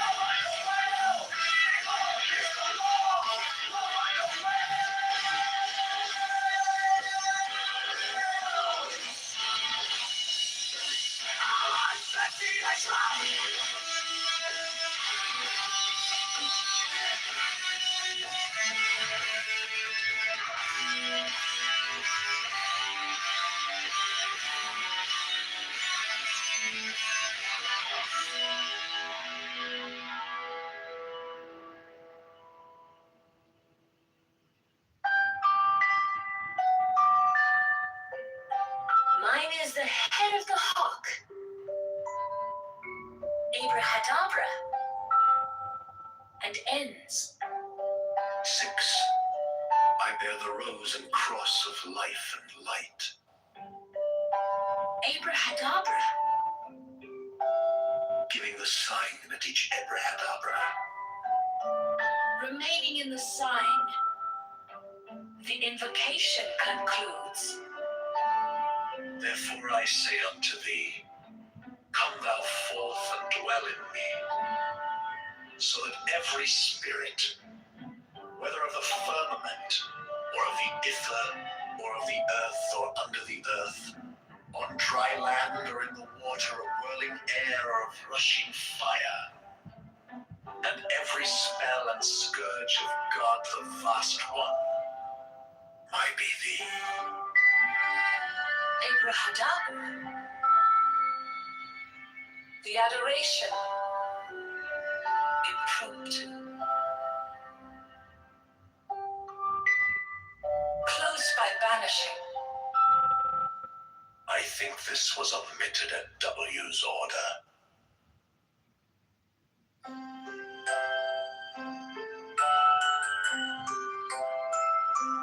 Mine is the head of the hawk, Abrahadabra. And ends. 6. I bear the rose and cross of life and light, Abrahadabra. Giving the sign at each.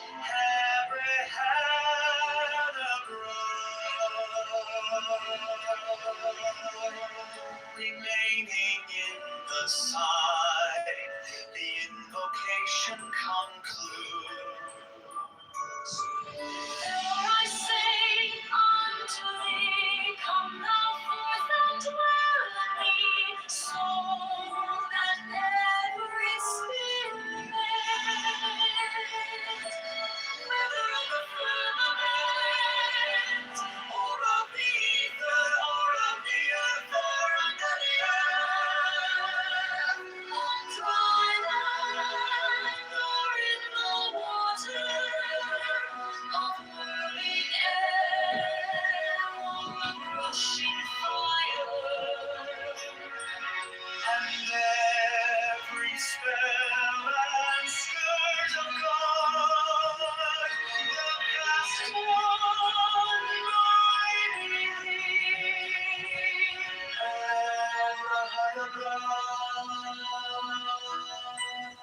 the adoration impromptu, close by banishing. I think this was omitted at W's order.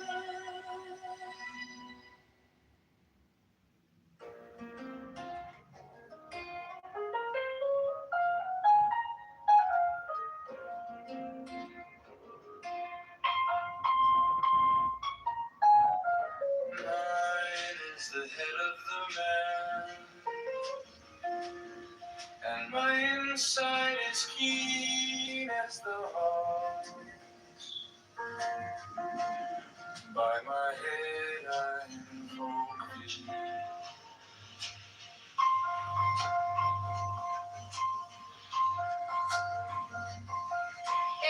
I am the only begotten child of my father and mother. My father is dead.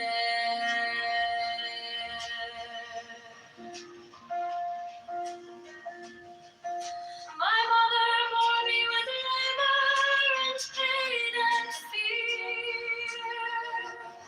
By my body I invoke thee. To about me shine the diamonds of radiance white and pure. By their brightness I invoke thee.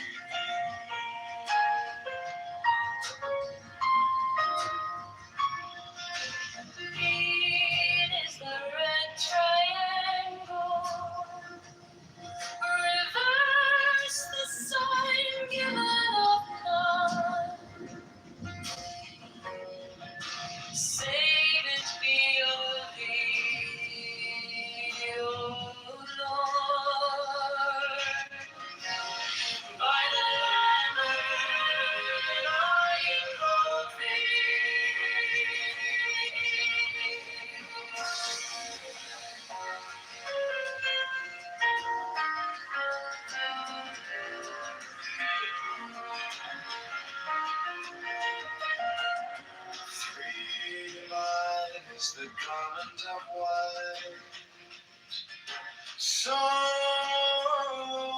with gold, the flashing of eye that I wear.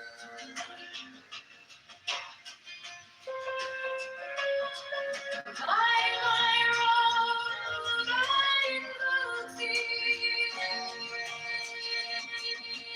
Mine is the sign of a prophet typhoon. By the sign I invoke thee.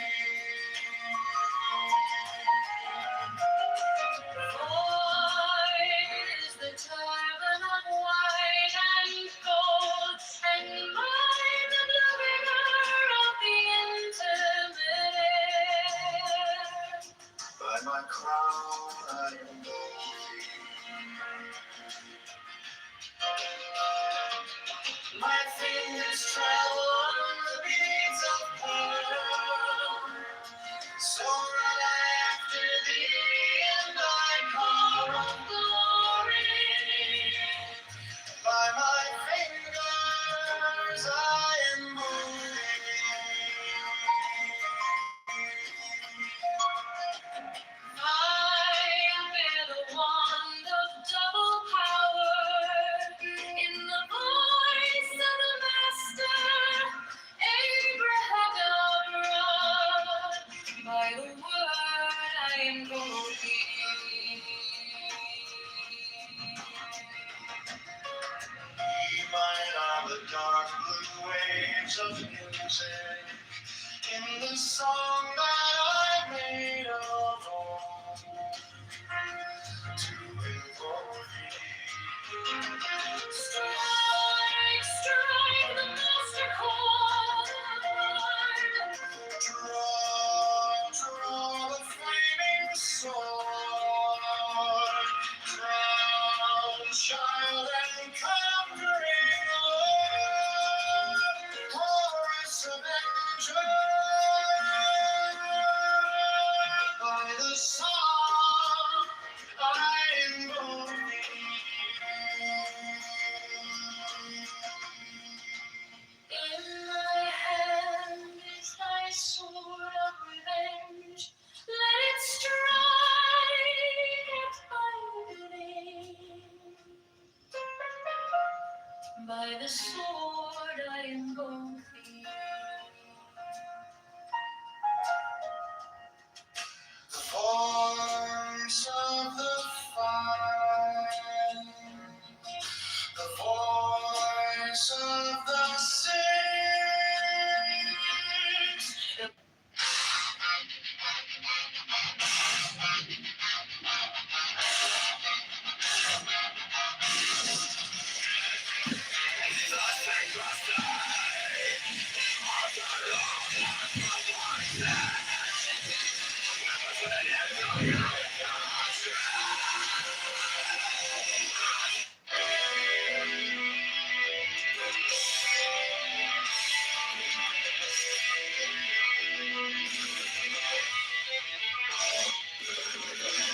The secrecy of the order provides elders with an inviolable shroud of concealment.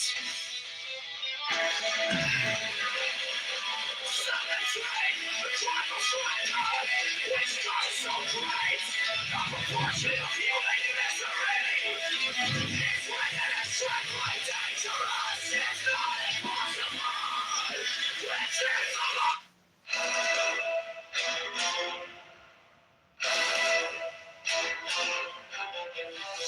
The order who are about to become mothers receive all care, attention, and honor from all brethren. 68 special professed houses will be established for their convenience, should they wish to take advantage of them. 69 The Order offers great social advantages to its members, bringing them as it does into constant association with men and women of high rank. 17 The Order offers extraordinary opportunities to its members in their trades, businesses, professions, aiding them by cooperation and securing their clients or customers.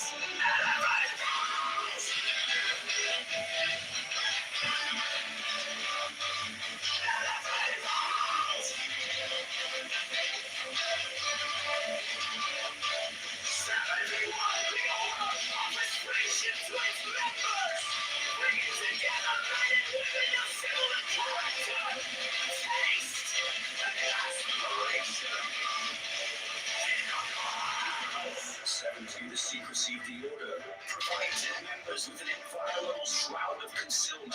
7-3, the crime of slander, which causes so great a proportion of human misery, is rendered extremely dangerous, if not impossible, within the order by a clause in the obligation of the third degree.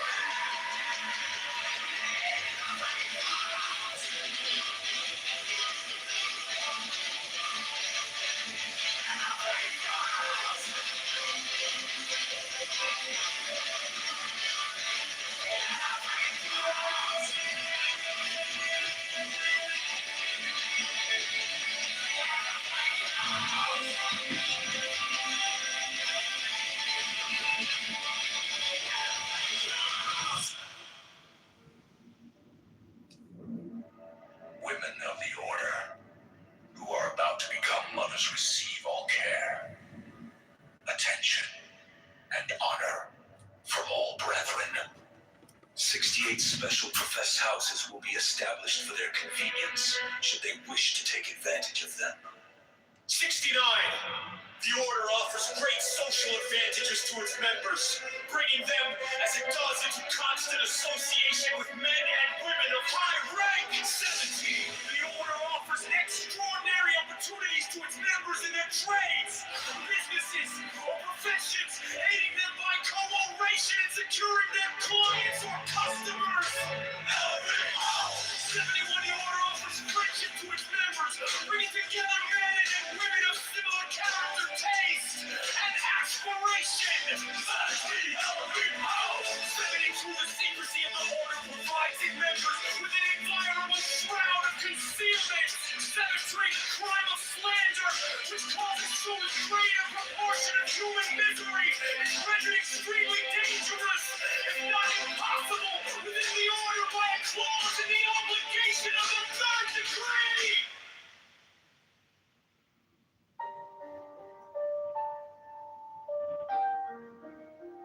Members of the order may expect to find suitable marriage partners in the extremely select body to which they belong. Community of interest and hope being already established, it is natural to suppose that where mutual attraction also exists, a marriage will result in perfect happiness. There are special considerations in this matter which apply to the VI of and cannot be discussed in this place. 6 lit above. Brethren are entirely free of most legal burdens, since lawsuits are not permitted within the order, and since they may call upon the legal advisors of the order to defend them against their enemies in case of need. 8 house. 63. All brethren are entitled after death to the proper disposal of their remains according to the rights of the order and their grade in it. If the brothers so desire, the entire amount of the fees and subscriptions which he has paid during his life will be handed over by the order to his heirs and legatees. The order thus affords an absolute system of insurance in addition to its other benefits. Men's house. 65. The order teaches the only perfect and satisfactory system of philosophy, religion, and science, leading its members step by step to knowledge and power hardly even dreamed of by the profane. 66. Brethren of the order who take long journeys overseas are received in places where they sojourn at the professed houses of the order for the period of 1 month.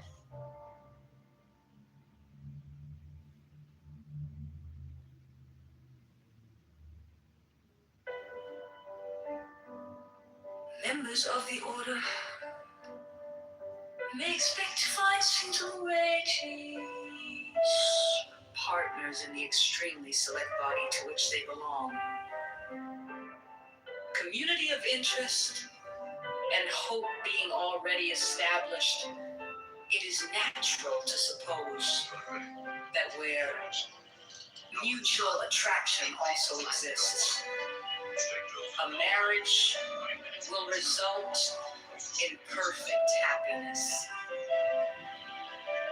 There are special considerations in this matter which apply to the VIR and cannot be discussed in this place. 6 feet above, brethren are entirely free of most legal burdens. Since lawsuits are not permitted within the order, and since they may call upon the legal advisors of the order to defend them against their enemies in case of need.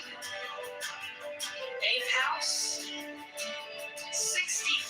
The order teaches the only perfect and satisfactory system of philosophy, religion, and science, leading its members step by step to knowledge and power hardly even dreamed of by the profane. 65. Brethren of the order, who take long journeys over seas are received in places where they sojourn at the professed houses of the order for the period of 1 month.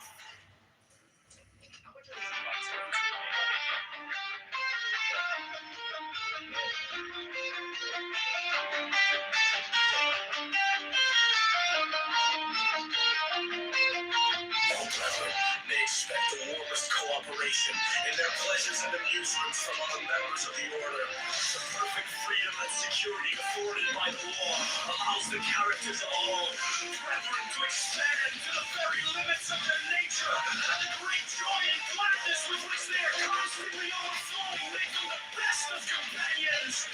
They shall rejoice, are chosen, whose sorrow is none of us, viewing his strength, leaving laughter and delicious languor, forced in fire.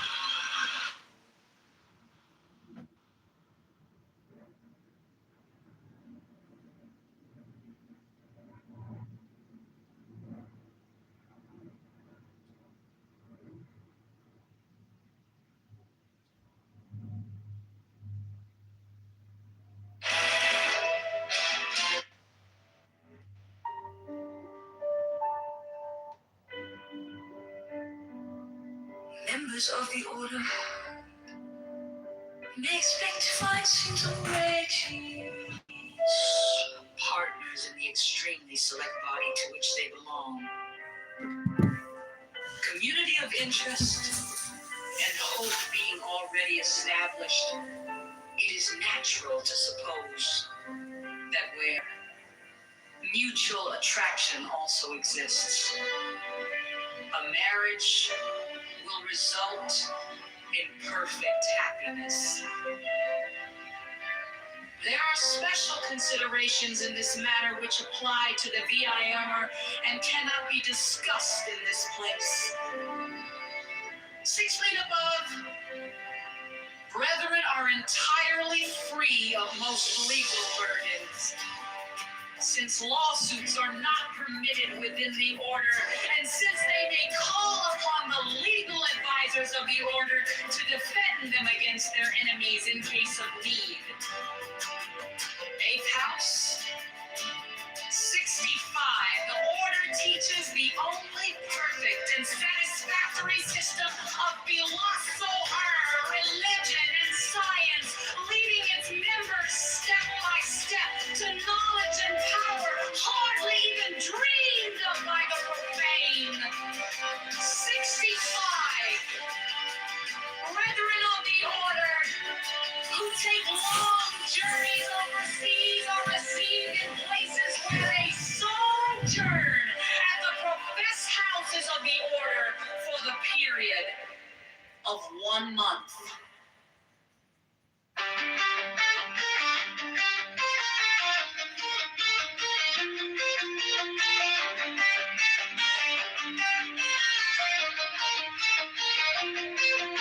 All brethren may expect the warmest cooperation in their pleasures and amusements from other members of the order. The perfect freedom and security afforded by the law allows the characters of all brethren to expand to the very limits of their nature, and the great joy and gladness with which they are constantly overflowing, making the best of companions.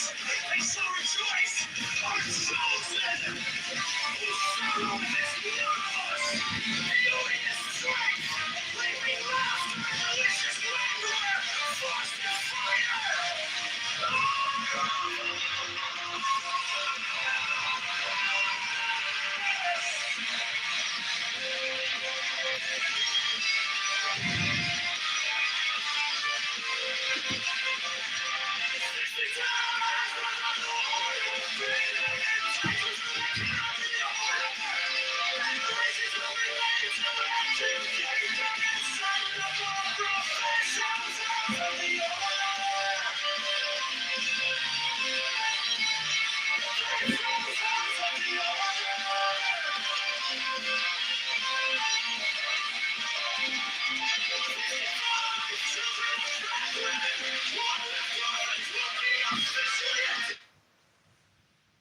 Paper with wisdom and intelligence embedded on the sheets. Welcome back to the book club. Okay, we just had a submission from Almighty Megatron Prime, the leader of the Catholic, Christian, Jewish, Muslim debate room that has been going on for many years now, plaguing Barth's mind day to day as he works, drilling and hammering nails at construction sites without a partner. Unfortunately, he doesn't get a partner because he's on Clubhouse all day. And his manager is like, you know what? That guy's on Clubhouse all day. He doesn't deserve a partner. But here in the book club, he's got reading partners. That's right. We're reading books to each other because we care for one another. Instead of having pointless, useless conversations, we're sharing high valuable information. Okay, Carmen, do you have a book you'd like to read? Now's your second chance. Carmen?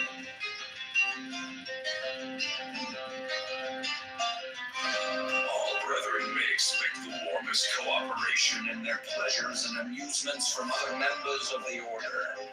The perfect freedom and security afforded by the law allows the characters of all brethren to expand to the very limits of their nature, and the great joy and gladness with which they are constantly overflowing make them the best of companions. They shall rejoice our chosen, whose sorrow is not of us. Beauty and strength, leaping laughter and delicious languor, force and fire are of us.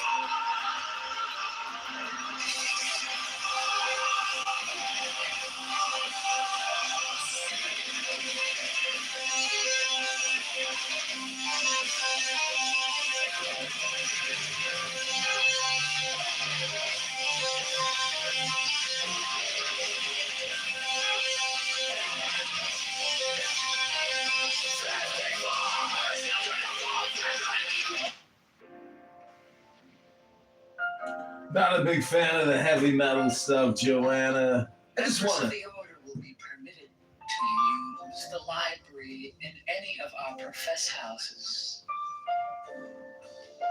47 circulating libraries will presently be established.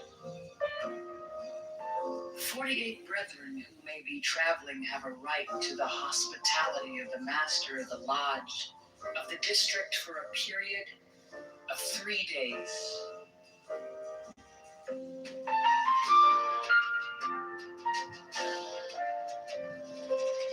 Fourth house. 49 brethren of all grades may be invited to sojourn in the profess houses of the order by Grand Lodge, and such invitation may confidently be expected as the reward of merit. There, they will be able to make the personal acquaintance of members of the higher grades, learn of the deeper workings of the order, obtain the benefit of personal instruction, and in all ways fit themselves for advancement.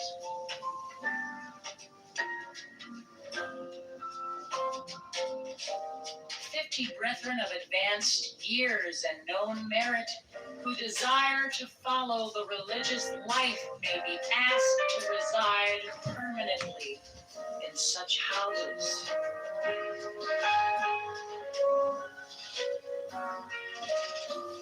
"51 in the higher degrees brethren have the right to reside in our profess houses for a portion of every year, as shown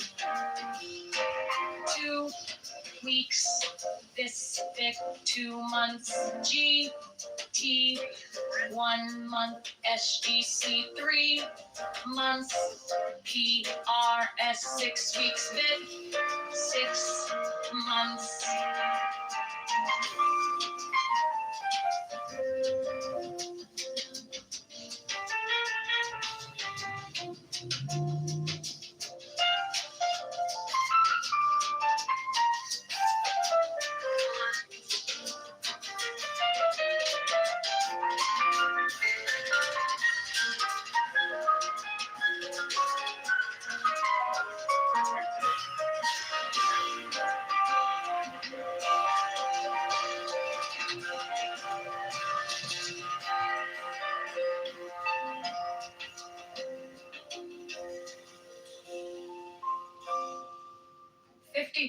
Members of the IX who share among themselves the whole property of the order according to the rules of that degree may, of course, reside there permanently indeed. The house of every brother of this grade is ipso facto a profess house of the order.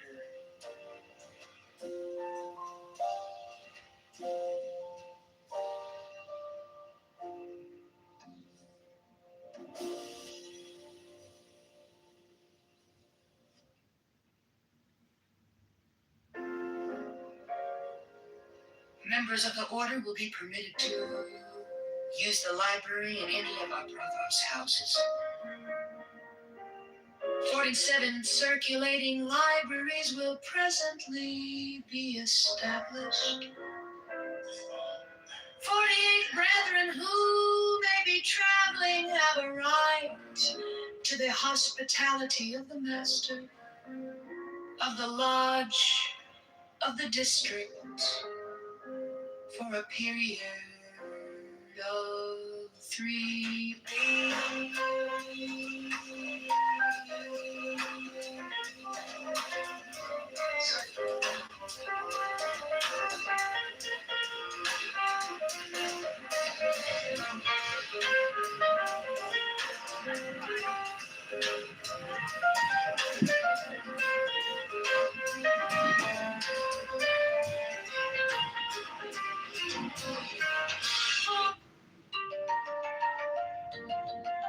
Every brother is expected to do all in his power to induce his personal friends to accept the law and join the order. He should therefore endeavor to make new friends outside the order for the purpose of widening its state.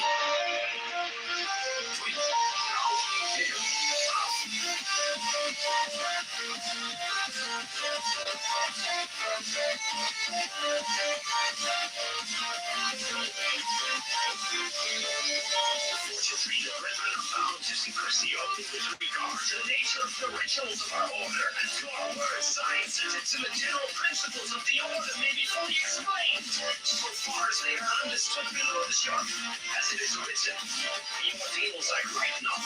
The rituals shall be half known and half concealed. The law is for all. It is to be observed the punctual performance of these duties, so that the report thereof is noised abroad, and the fame of it cometh even unto the throne of the supreme and holy King himself. Will weigh heavily in the scale when it comes to be a question of the high advancement of a brother.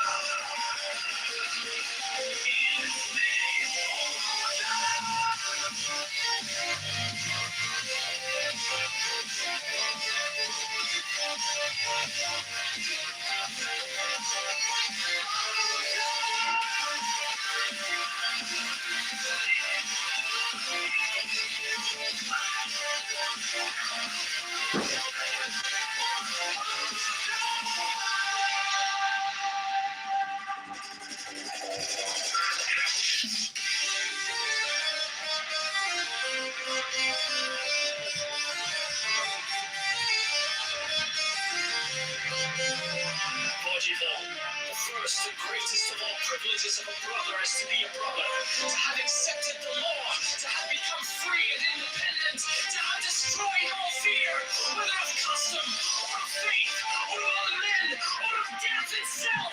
In other papers, the joy and glory of those who have accepted the book of the law as the sole rule of life is largely, though never fully explained, and we will not here recapitulate the same.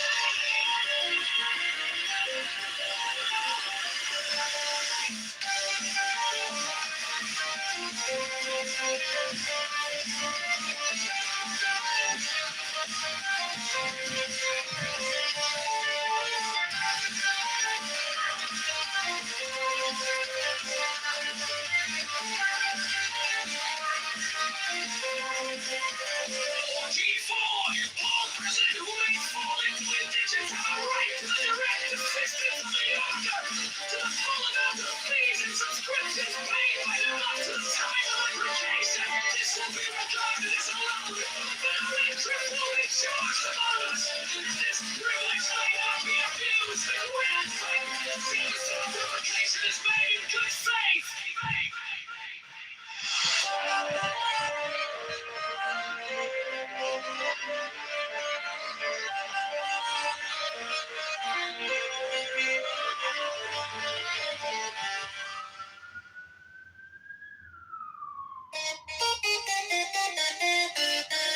Every brother is expected to do all in his power to induce his personal friends to accept the law and join the order. He should therefore endeavor to make new friends outside the order for the purpose of widening its state.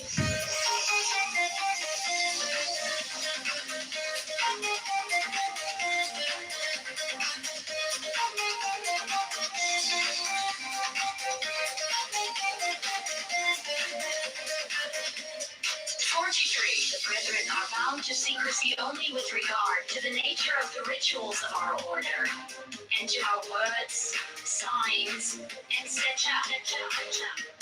The general principles of the order may be fully explained so far as they are understood below the herb, as it is written, the ordeals I write not, the rituals shall be half known and half concealed. The law is for.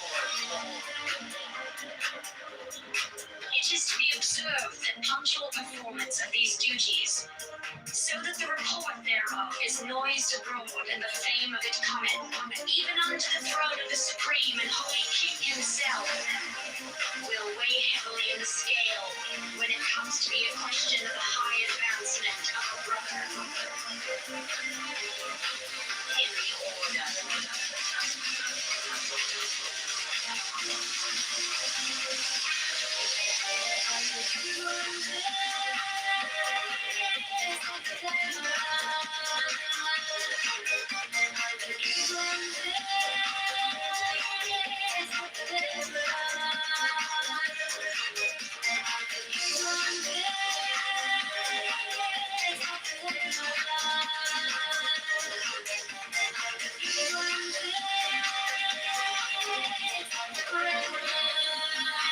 First house. 44. The first and greatest of all privileges of a brother is to be a brother. To have accepted the law, to have become free and independent, to have destroyed all fear, whether of custom, or of faith, or of other men, or of death itself. In other papers, the joy and glory of those who are accepted. The book of the law as the sole rule of life is largely, though never fully explained. And we will not here recapitulate the same.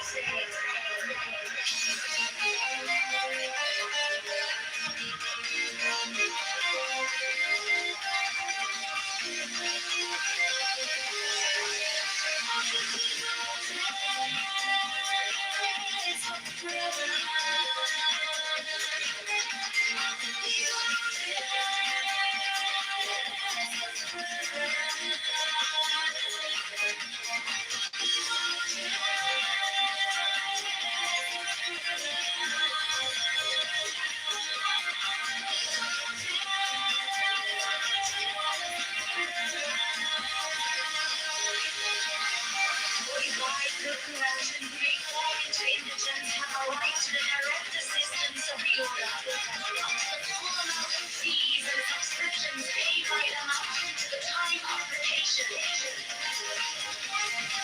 will be regarded as a loan. No interest will be charged upon it. That this privilege may not be abused. The Grand Tribunal will decide whether or no such application is made in good faith.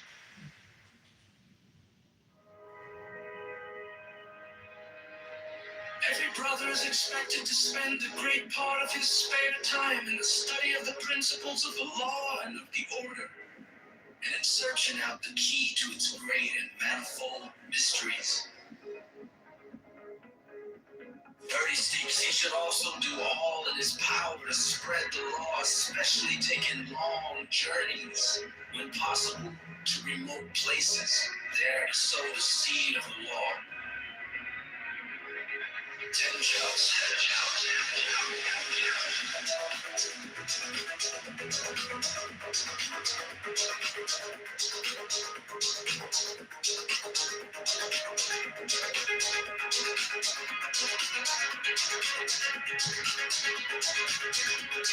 37 all pregnant women are especially sacred to members of the order, and no effort should be spared to bring them to acceptance of the law of freedom, so that the unborn may benefit by that impression.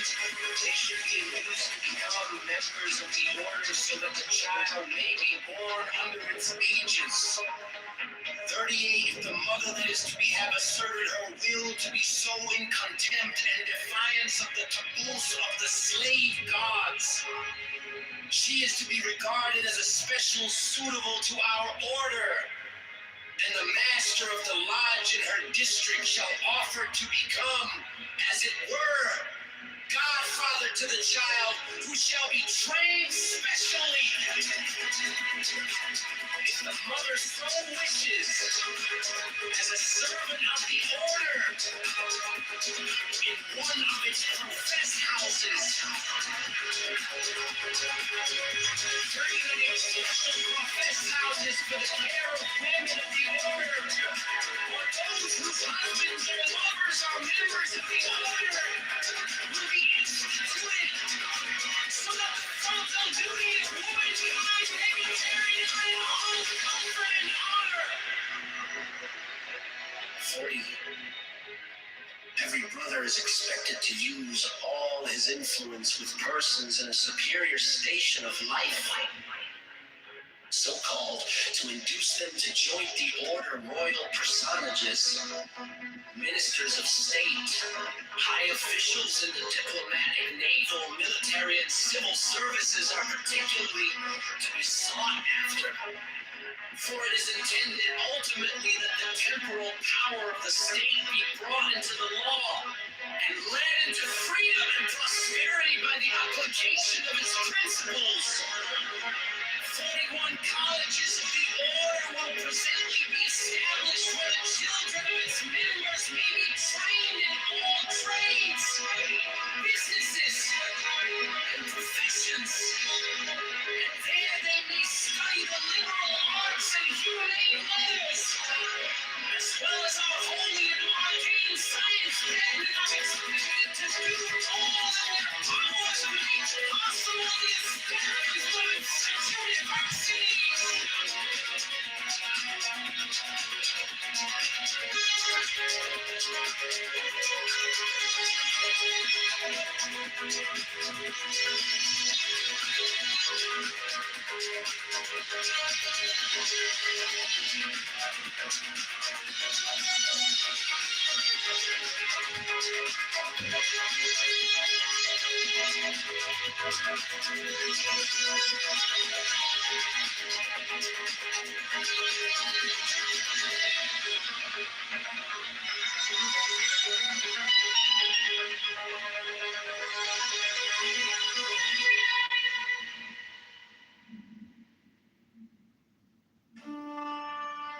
Every brother is expected to spend a great part of his spare time in the study of the principles of the law and of the order, and in searching out the key to its great and manifold mysteries.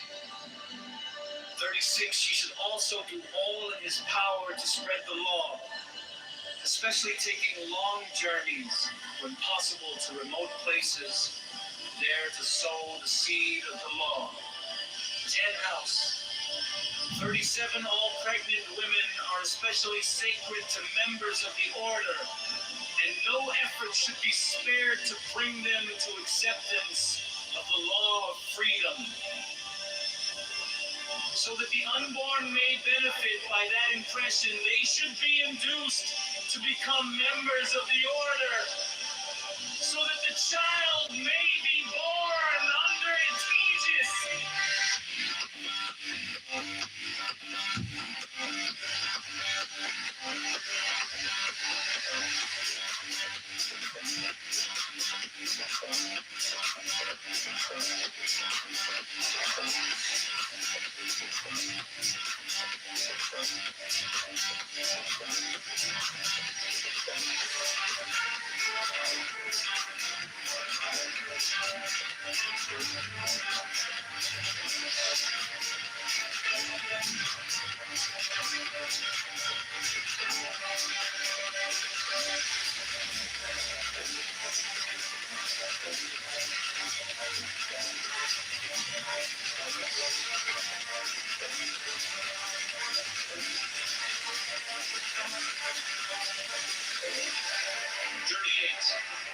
If the mother that is to be have asserted her will to be so in contempt and defiance of the tablets of the slave gods, she is to be regarded as especially senator to our order, and the master of the lodge in her district shall offer to become, as it were, godfather to the child, who shall be trained specially, if the mother so wishes, as a servant of the order in one of its professed houses. 39 special professed houses for the care of women of the order, or those whose husbands or lovers are members of the order, will be instituted, so that the frontal duty of womankind may be carried out in all comfort on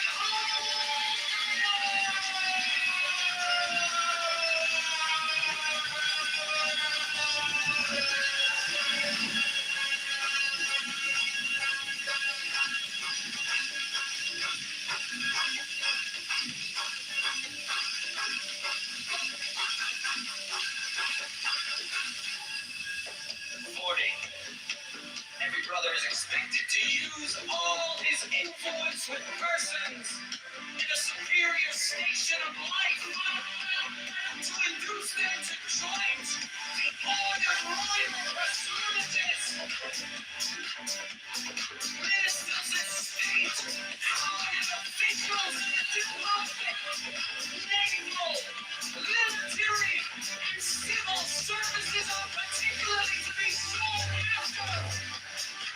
For it is intended ultimately that the temporal power of the state be brought into the law and led into freedom and prosperity by the application of its principles.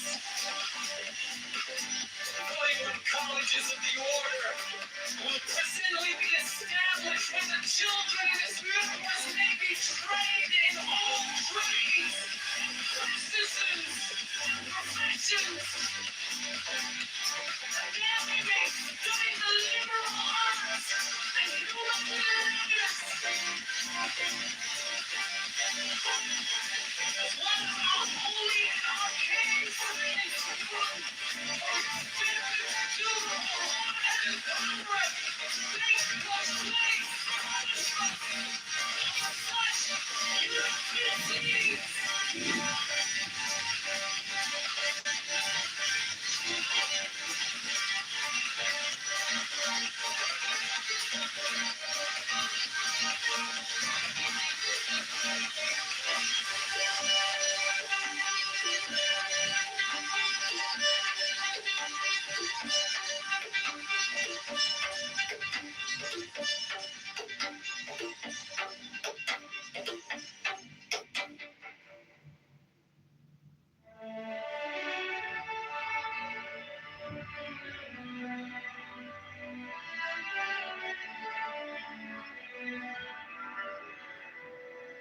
The accused, Brother Will, however, be defended by the order to the utmost of its power on his affirming his innocence upon the volume of the sacred law. In the ordeal appointed ad hoc by the Grand Tribunal itself,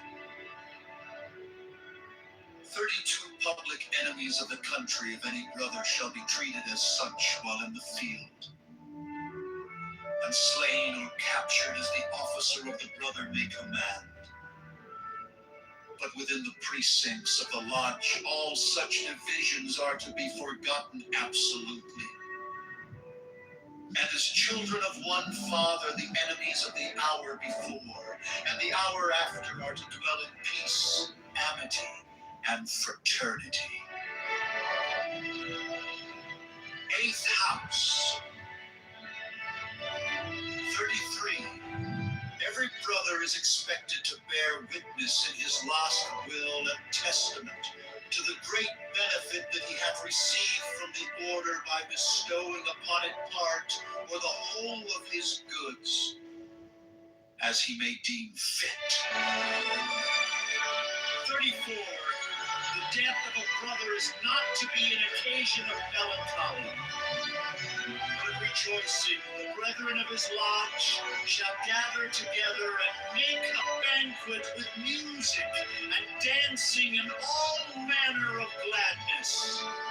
It is of the greatest importance that this shall be done, for thereby the inherited fear of death, which is deep-seated as instinct in us, will gradually be rooted out.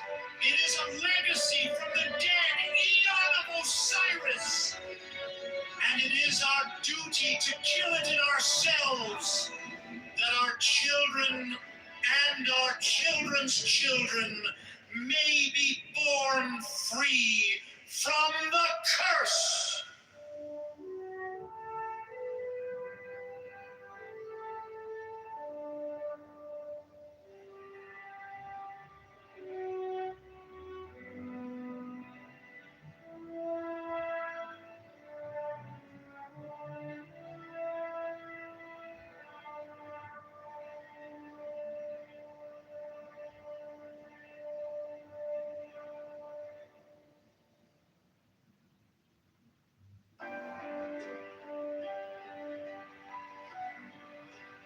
The accused, Brother Will, however, be defended by the order to the utmost of its power on his affirming his innocence upon the volume of the sacred law. In the ordeal appointed ad hoc by the Grand Tribunal itself, 32 public enemies of the country of any brother shall be treated as such, while in the field, and slain or captured, as the officer of the brother may command. But within the precincts of the lodge, all such divisions are to be forgotten absolutely. And as children of one Father, the enemies of the hour before and the hour after are to dwell in peace, amity, and fraternity. Eighth house, 33. Every brother is expected to bear witness in his last will and testament to the great benefit that he hath received from the order by bestowing upon it part of the whole of his goods, as he may deem fit. 34. The death of a brother is not to be an occasion of melancholy, but of rejoicing. The brethren of his lodge shall gather together and make a banquet with music and dancing and all manner of gladness. It is of the greatest importance that this shall be done, for thereby the inherited fear of death, which is deep-seated as instinct in us, will gradually be rooted out. It is a legacy from the dead eon of Osiris, and it is our duty to kill it in ourselves, that our children and our children's children may be born free from the curse. Fear of death, which is deep-seated as instinct in us, will gradually be rooted out. It is a legacy from the dead eon of Osiris, and it is our duty to kill it in ourselves, that our children and our children's children may be born free from the curse.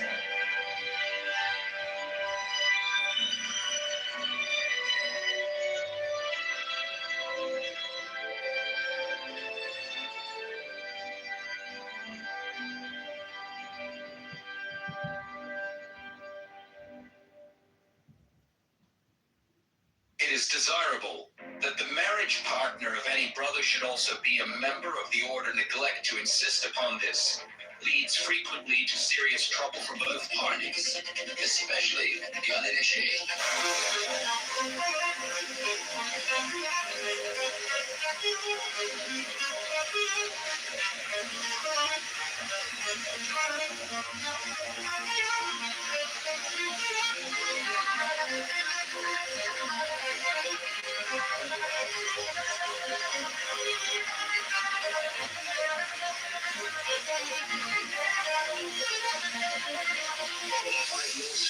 Between members of the order are absolutely forbidden, on pain of immediate expulsion and loss of all privileges.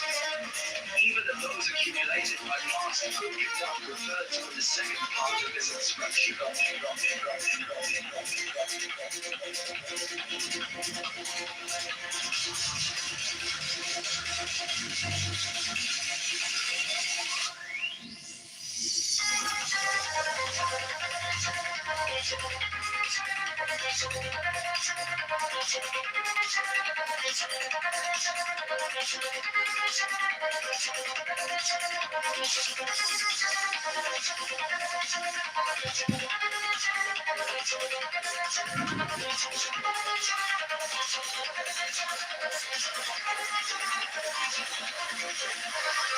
All disputes between brethren should be referred firstly to the master or masters of their lodge, or lodges in conference.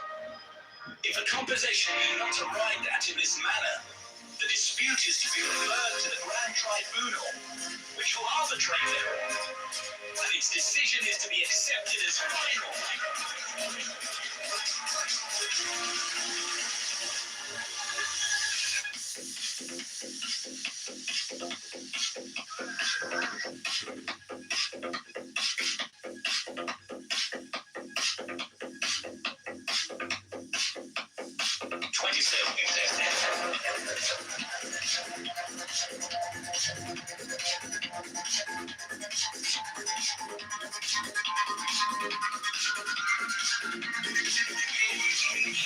Refusal to apply for or accept such decision shall entail expulsion from the order, and the other party is then at liberty to seek his redress in the courts of profane justice. 28 members of the order are to regard those without its pale as possessing no rights of any kind, since they have not accepted the law, but therefore, as it were, troglodytes, survivals of a past civilization, and to be treated accordingly. Kindness should be shown towards them, as towards any other animal, and every effort should be made to bring them into freedom.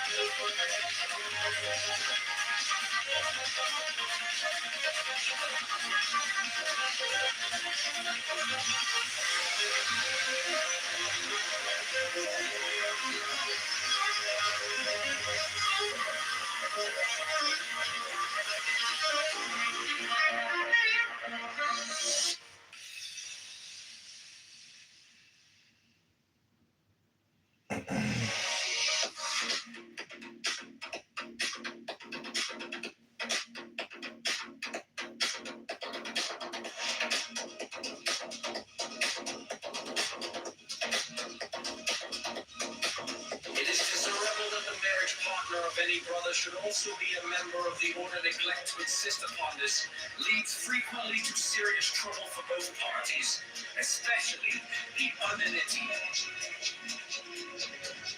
25 lawsuits between members of the order are absolutely forbidden, on pain of immediate expulsion and loss of all privileges, even of those accumulated by past good conduct referred to in the second part of this instruction.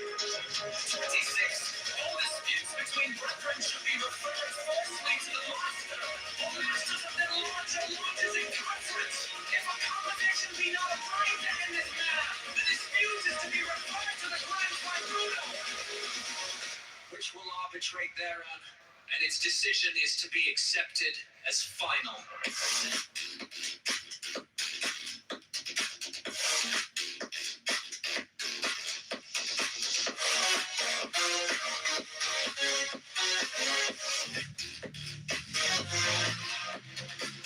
27. Refusal to apply for or accept such decision shall entail expulsion from the order, and the other party is then at liberty to seek its redress in the courts of profane justice.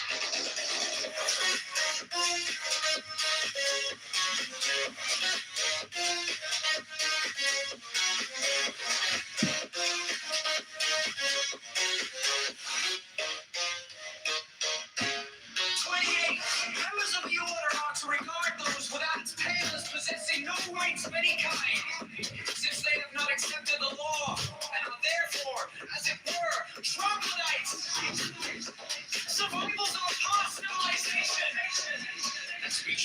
Accordingly, kindness should be shown towards them, as towards any other animal. And every effort should be made to bring them into freedom. 29. Any injury done by any person without the order to any person within it may be brought before the tribes tribunal, which will, if deemed right and fit, use all its power to repress or to avenge it.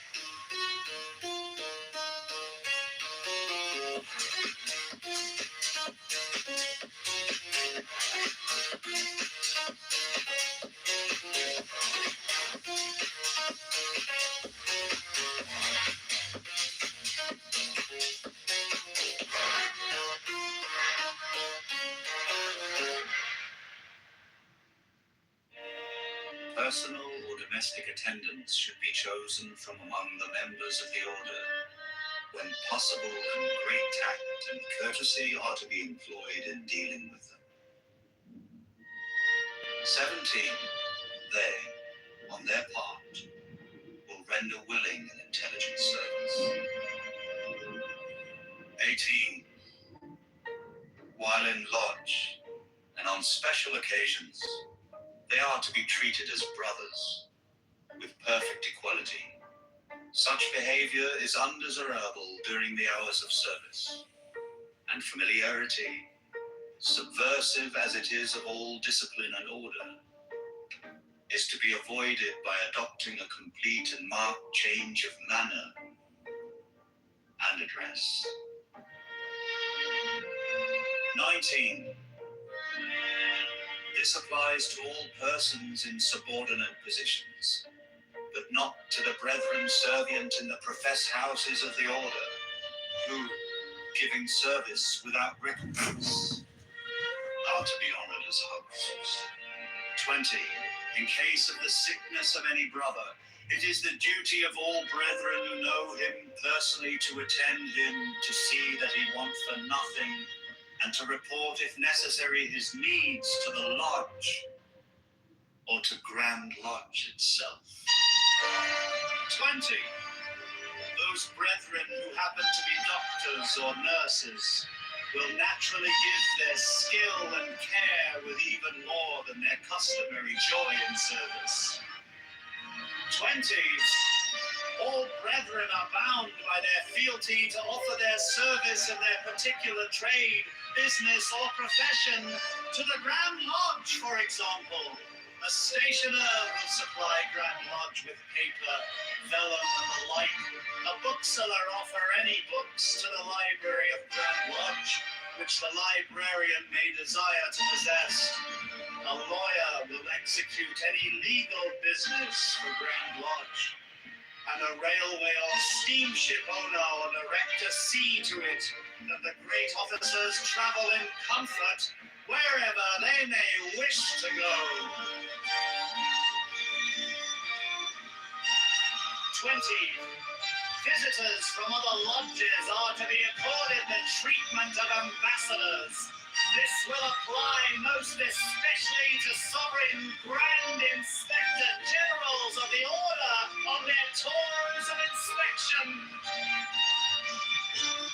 All hospitality and courtesy shown to such is shown to ourselves, not to them only.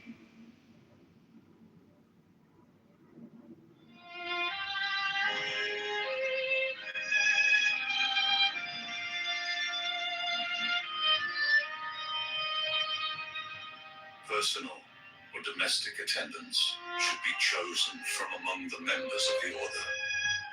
When possible, and great tact and courtesy are to be employed in dealing with them.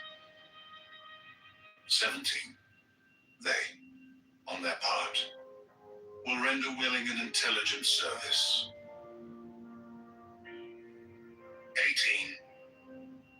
While in lodge and on special occasions, they are to be treated as brothers with perfect equality. Such behavior is undesirable during the hours of service and familiarity. subversive as it is of all discipline and order, is to be avoided by adopting a complete and marked change of manner and address. 19. This applies to all persons in subordinate positions, but not to the brethren servient in the professed houses of the order, who, giving service without recompense, are to be honored as hosts. 20. In case of the sickness of any brother, it is the duty of all brethren who know him personally to attend him, to see that he want for nothing, and to report, if necessary, his needs to the lodge, or to Grand Lodge itself. 20. Those brethren who happen to be doctors or nurses will naturally give their skill and care with even more than their customary joy in service. 22. All brethren are bound by their fealty to offer their service in their particular trade, business, or profession to the Grand Lodge. For example, a stationer will supply Grand Lodge with paper, vellum, and the like. A bookseller offer any books to the library of Grand Lodge which the librarian may desire to possess. A lawyer will execute any legal business for Grand Lodge, and a railway or steamship owner or direct to see to it that the great officers travel in comfort wherever they may wish to go. 20. Visitors from other lodges are to be accorded the treatment of ambassadors. This will apply most especially to sovereign Grand Inspector Generals of the Order on their tours of inspection. All hospitality and courtesy shown to such is shown to ourselves, not to them only.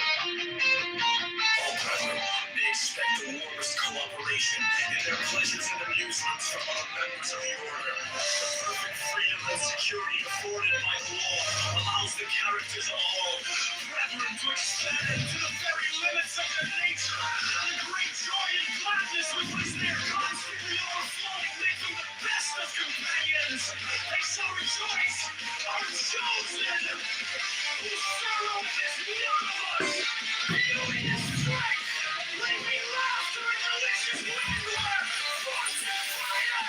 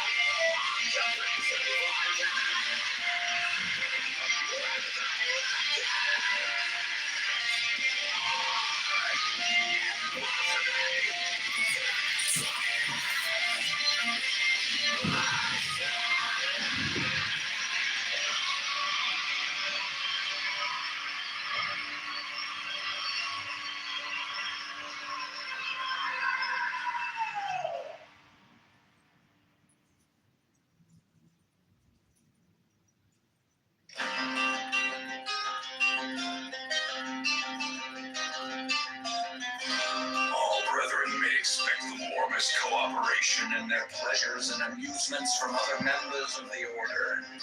The perfect freedom and security afforded by the law allows the characters of all brethren to expand to the very limits of their nature, and the great joy and gladness with which they are constantly overflowing make them the best of companions. They shall rejoice our chosen, whose sorrow is not of us. Beauty and strength, leaping laughter and delicious languor, force and fire are of us.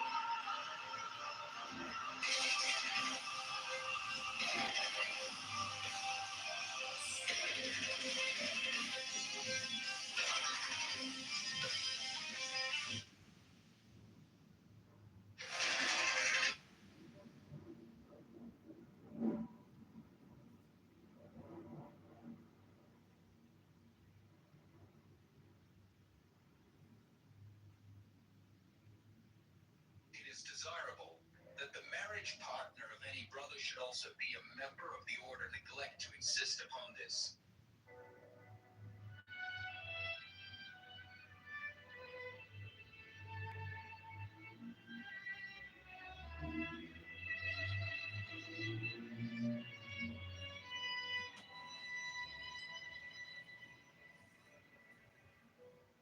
Every brother shall seek constantly to give pleasure to all brethren with whom he is acquainted, whether by entertainment or conversation, or in any other manner that may suggest itself. It will frequently and naturally arise that love itself springs up between members of the order, for that they have so many and sacred interests in common.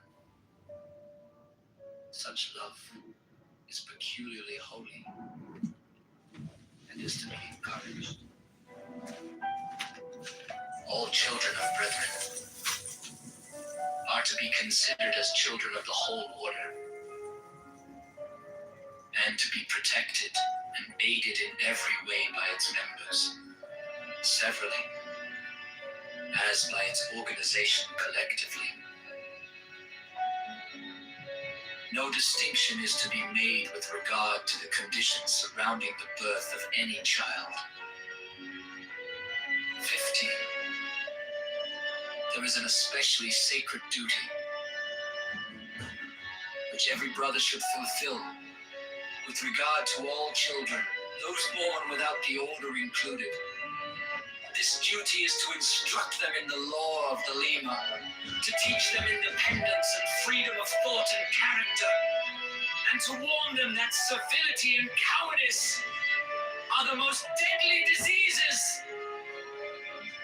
of the human soul.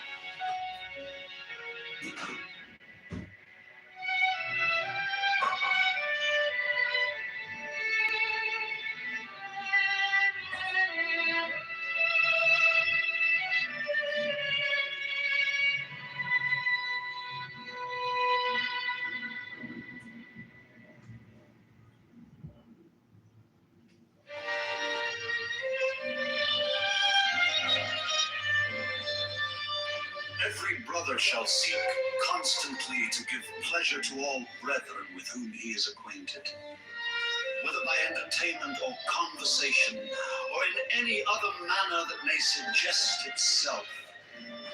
It will frequently and naturally arise that love itself springs up between members of the order, for that they have so many and sacred interests and peculiarly holy, and is to be encouraged.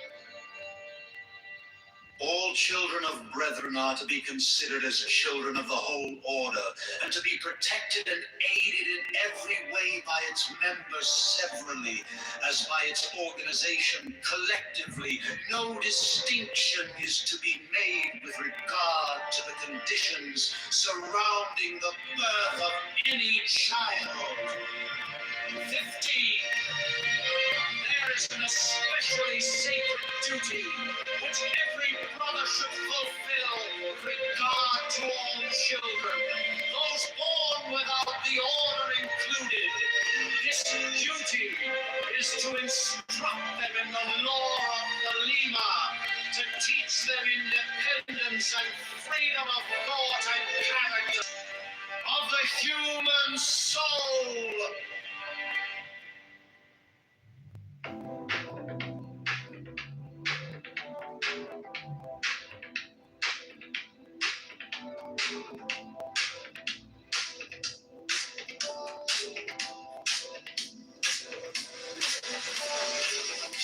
Every brother who may possess mines, land, or houses more than he can himself constantly occupy should donate part of such mines or land, or one or more of such houses to the order. 10 copies thus given will be administered if he desired in his own interest, thus effecting a saving, since large estates are more economically handled than small.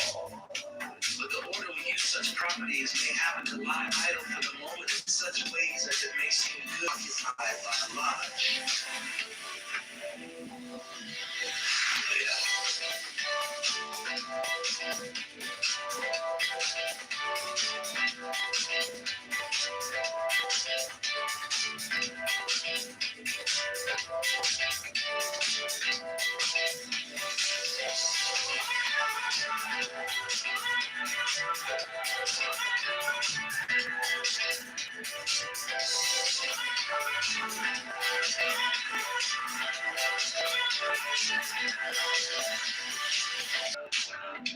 Endowment is wealth. Of every brother shall show himself solicitous of the comfort and happiness of any brother who may be old, attending not only to all material wants, but to his amusement, so that his declining years may be made joyful.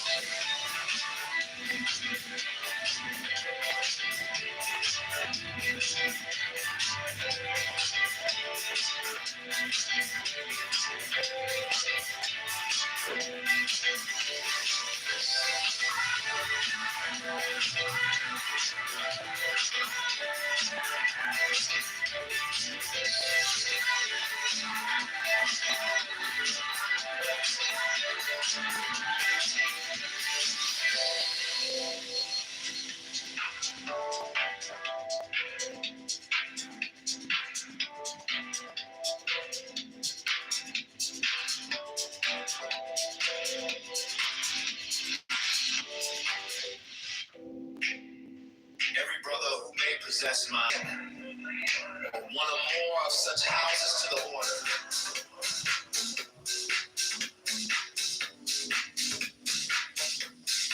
10 properties thus given will be administered if he desired in his own interest, thus affecting a state, since large estates are more economically handled than small. The order will use such property as may happen to lie idle for the moment in such ways as it may seem good, lending an unlit house to some brother who is in need, or allowing an unused hall to be occupied by a lodge. 11. Yet in view of the great objects of the order, endowment is welcome.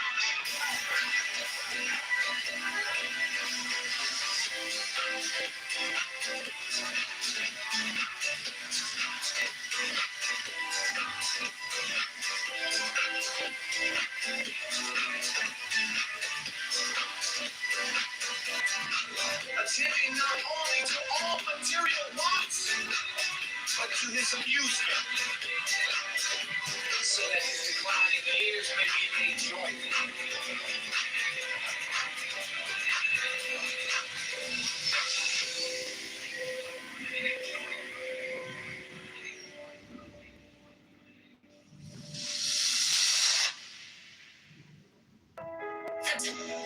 Likewise in speech, even with strangers. 5. They shall respond heartily to every summons of the lodge or chapter to which they may belong, not lightly making excuse. 6 brethren should use every opportunity of assisting each other in their taste, businesses or professions, whether by direct dealing with brethren in preference to others or by speaking well of them, or as may suggest itself, it seems desirable, when possible, that when 2 or more of the same lodge are engaged in the same work, they should seek to amalgamate the same by entering into partnership. Thus, in time, great and powerful corporations may arise from small individual enterprises. 7. They shall be diligent in circulating all tracts, manifestos, and all other communications which the order may from time to time give out for the instruction or emancipation of the profane.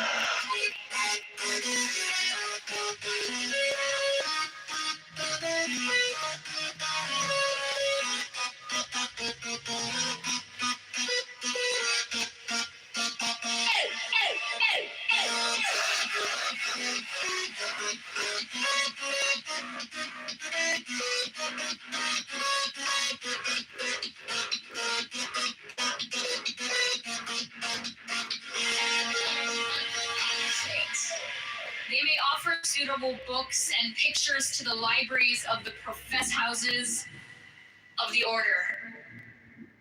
The brethren shall be diligent in preaching the lore of the Lema.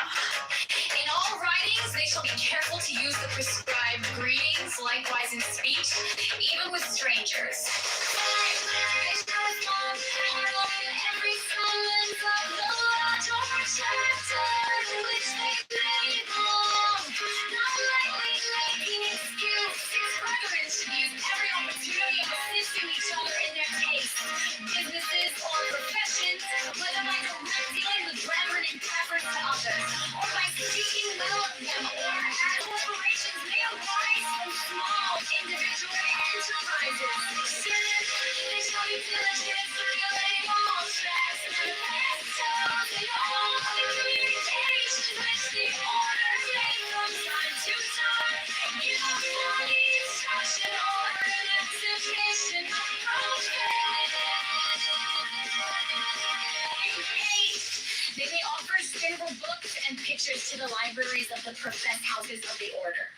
The private purse of every brother should always be at the disposal of any brother who may be in need.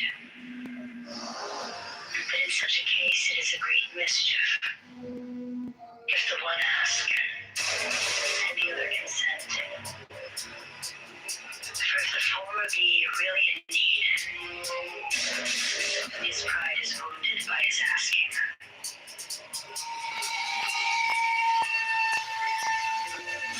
And if not, the door is open to beggars, the other who is possessed of this world's prince.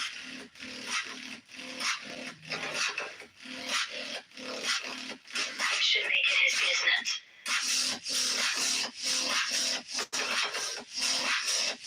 to watch the necessity of all those brethren look at the manner that it shall appear, as if it were the payment of a debt.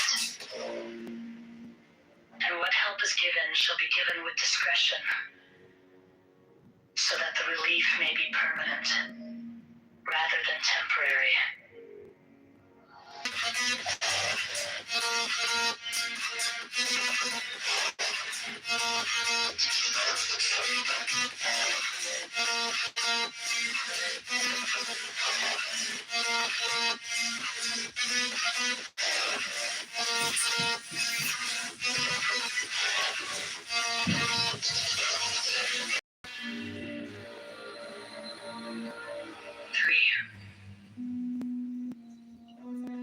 All brethren shall be exceedingly punctual in the payment of lodge dues. This is to take precedence of all other calls upon the person.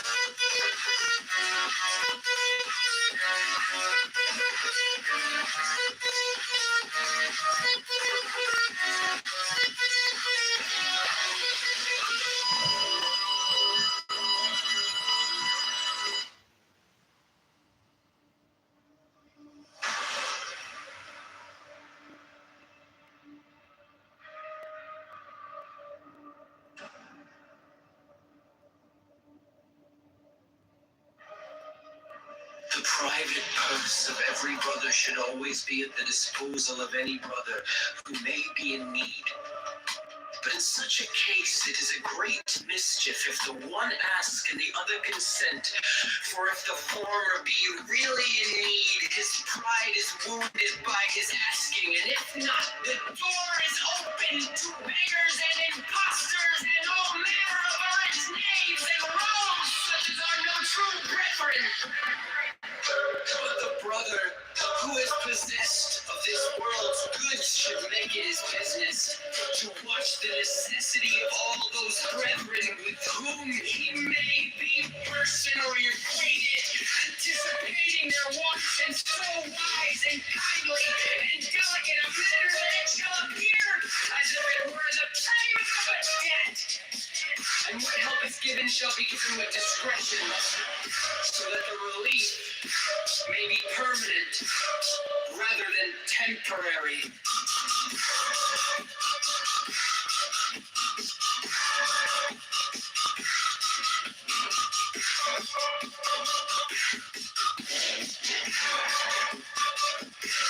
Three, all brethren shall be exceedingly punctual in the payment of lodge dues.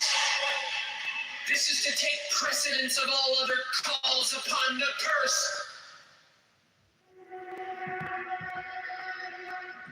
Do what thou wilt shall be the whole of the law. It has been represented to us that some persons who are worthy to join the OTO Consider the fees and subscriptions rather high. This is due to your failure to explain properly the great advantages offered by the order. We desire you, therefore, presently to note and to cause to be circulated throughout the order and among those of the profane who may seem worthy to join it. These matters following concerning the duties and the privileges of members of the earlier degrees of the OCO to general affairs and for convenience which will classify these as pertaining to the word kingdom of heaven, but also by numbered clauses for the sake of such as understand not the so-called signs of the stars. First, therefore, concerning the duties of the brethren, yet without order every duty is also a privilege, so that it is impossible wholly to separate them.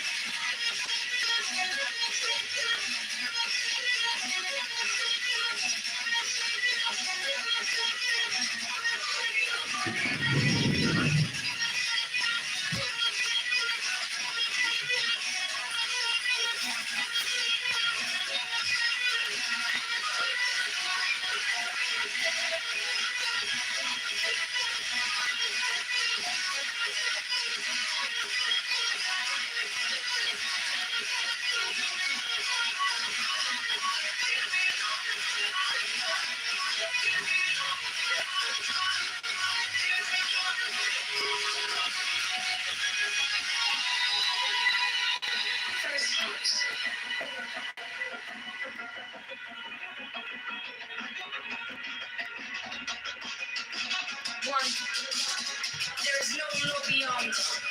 Do what thou wilt. Yet beware for brethren to study daily in the volume of the sacred law. Liberal legis, for therein is much counsel concerning this. How best may carry out this will.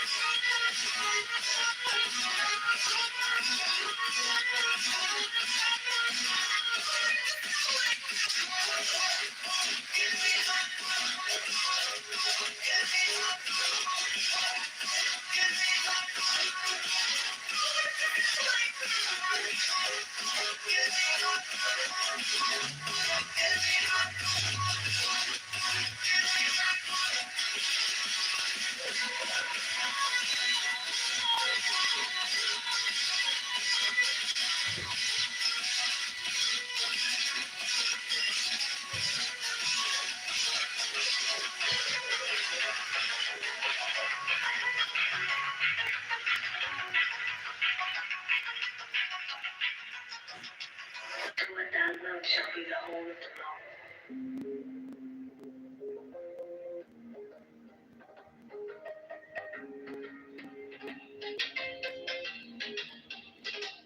It has been represented to us that some persons who are worthy to join the OTO consider the fees and subscriptions rather high. This is due to your failure to explain properly the great advantages offered by the order. We desire therefore presently to note and to cause to be circulated throughout the order, and among those of the profane who may seem worthy to join it, these matters following concerning the duties and the privileges of members of the earlier degrees of the OTO as regards material affairs, and for convenience we shall classify these as pertaining to the 12th house for the head, but also by numbered clauses for the sake of such as understand not the so-called science of the stars. Thus, we have no concern in the great order. In that order, every duty is also a privilege, so that it is impossible wholly to separate them.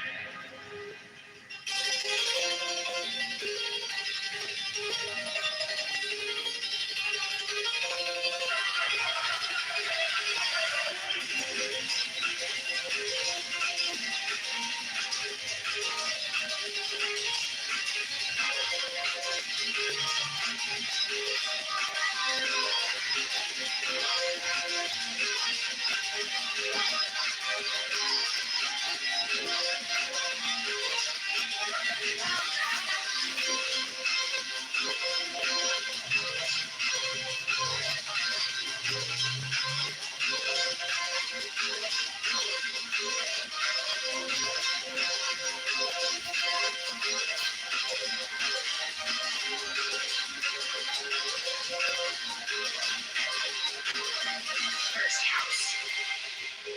1. There is no law beyond. Do what thou wilt. Yet it is well for brethren to study daily in the volume of the sacred law. Liber legis, for therein is much counsel concerning this, how best they may carry out this will.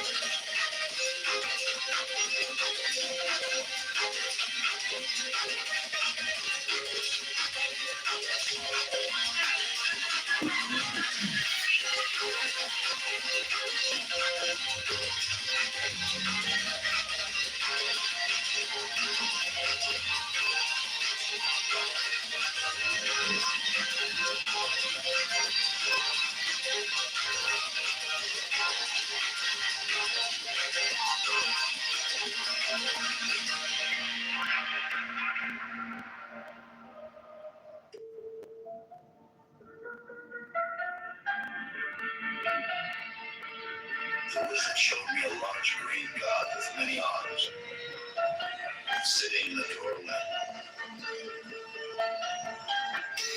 Name on doorway in strange letters was Kitover. I entered this doorway. Inside was an oasis.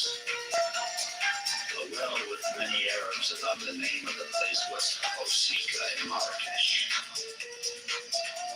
A tall Moor, Athanan, talked to me, he was showing. They all. His favorite animal was one I could not name. They came out of some water where they'd been drinking, was gray zebra like unicorn. Athanan said his name is to somebody born. Or is this his grade? What is my true love? Does not have a name. Her magical name in his language was Ahita. But I said who Bob was. He was not a living man, but represented a white man named Heman. Angel ruling Leo, he would carry on certain work. 666. A Moor's hand with the ring. Many stones of different colors arranged like flowers in the form of a cross of equal arms. Will prosper in work and be very happy. How would this come about?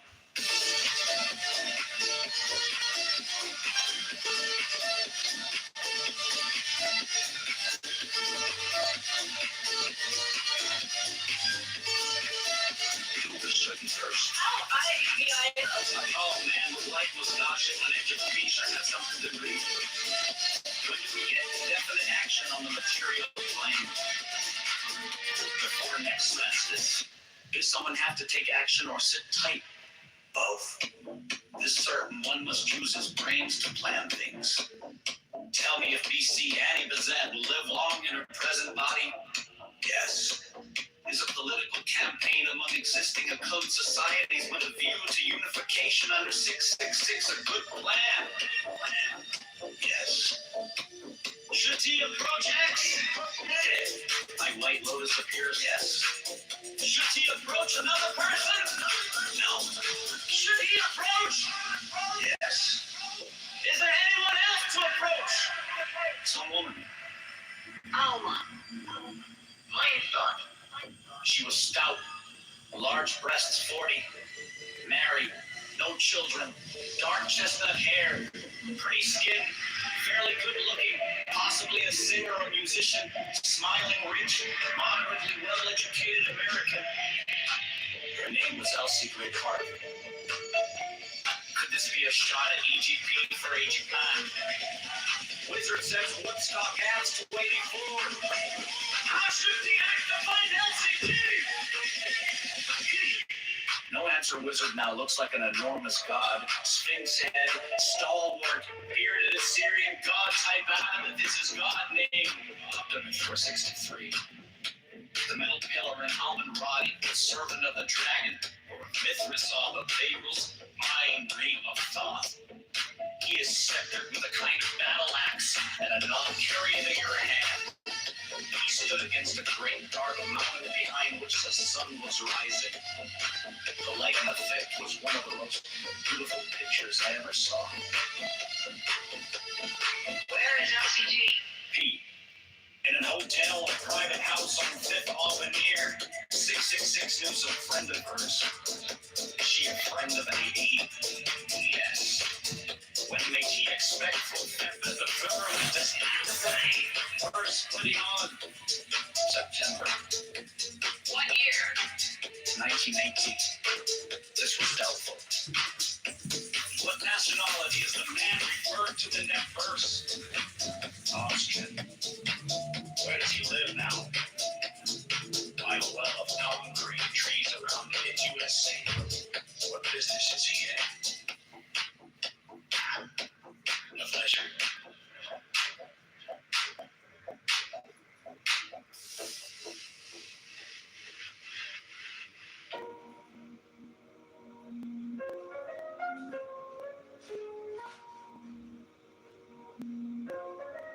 The wizard showed me a large green guard with many arms sitting in the doorway. Name on doorway in strange letters was Gate of Abdullah.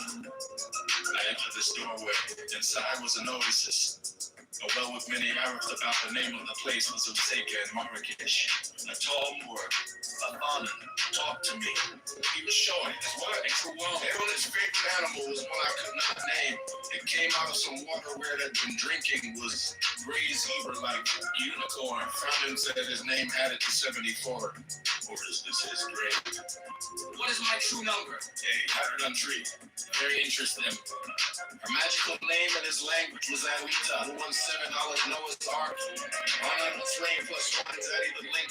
417 plus 1 is 48. The 1 is of course the phallus. He was not a living man, but represented a white man named Hangman. 117.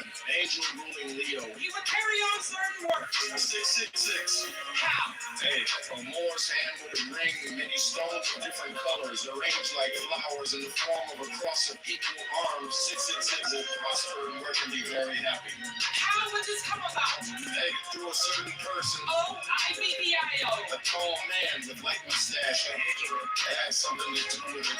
When do we get definite action on the material plane? Before next solstice. Is Satan have to take action or sit tight?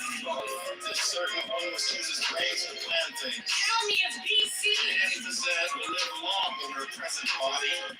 Yes. Is a political campaign among existing cult societies with a view to unification under 666 a good plan? Yes. Should T approach X? Outline law disappears. Yes. Should T approach another person? No. Should he approach X? Is there anyone else to approach? Some woman out of my mind. She was stout, large breasts, 40, married, no children, dark chestnut hair, pretty skin, fairly good looking, possibly a singer or a musician. Smiling, rich, moderately well educated American. Her name was Elsie Gray Parker. Could this be a shot at EGP for Head Japan? Wizard says Woodstock dash to 84. How should he act to find LCG? No answer. Wizard now looks like an enormous god. Sphinx hat, stalwart, bearded Assyrian god type abdomen is his god name. Optimal is 463. The middle pillar and almond rod, equal servant of the dragon or a Mithras serve the tables. I.e. of thought. He is scattered with a kind of battle axe and a knot carrying the other hand. He stood against the great dark mountain behind which the sun was rising. The light and effect was one of the most beautiful pictures I ever saw. Where's LCG? In a hotel or private house on 5th Ave or near 666 knew some friend of hers. Is she a friend of LG too? Yes. When may she expect fulfillment of Kitover to Verse 21? September What year? 1918. This was doubtful.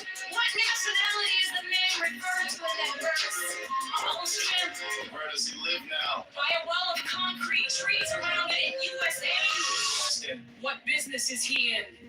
Man of leisure.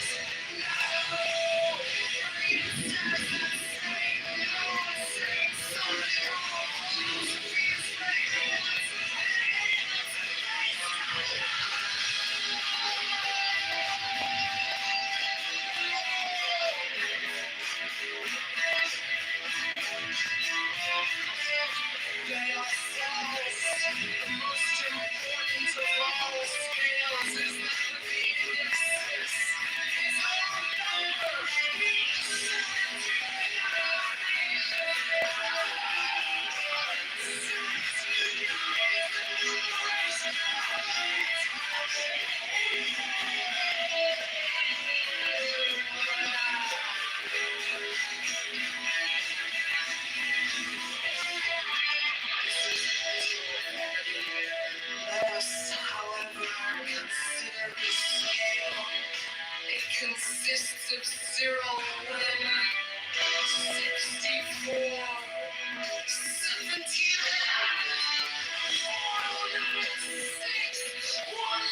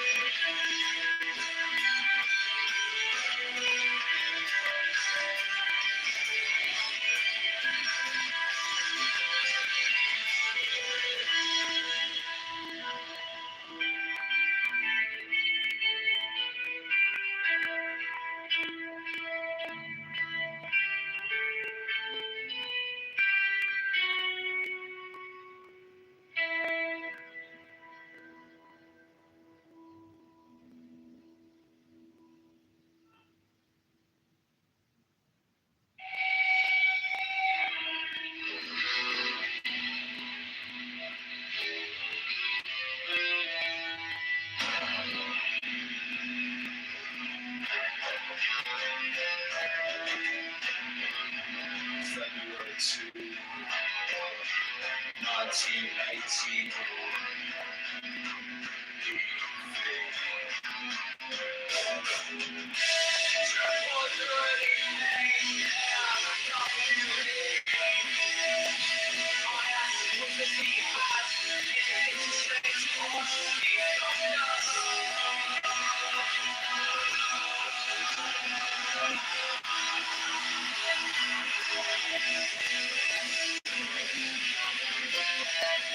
Marion says that saying no is saying something. All philosophies for aeons, every aeon's based on no, they are false. The most important of all scales is that with the index 6 is our number being 7 to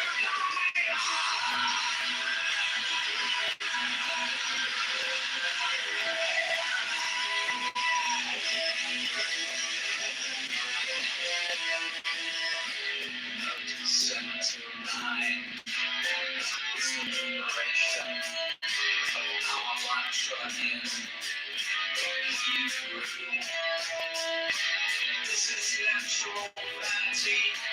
Last I ever considered this scale, it consists of 0, 1, 16, 4, 7 to 9, 4, 0, 9, 6, 1, 5, 6, 26, 4, 6, 6, 5, 6.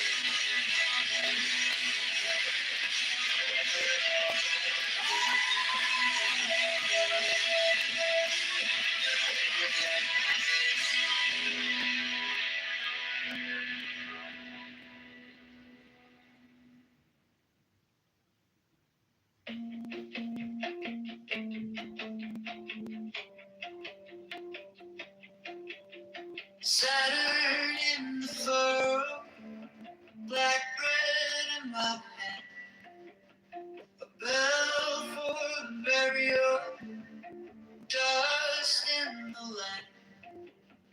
Jupiter table, fat wine full plate. The clerk with a gold pin, walking through the gate. Mars on the road, with iron in his grip. Sun on the bench, calling power in. Saturday, Saturday on the field.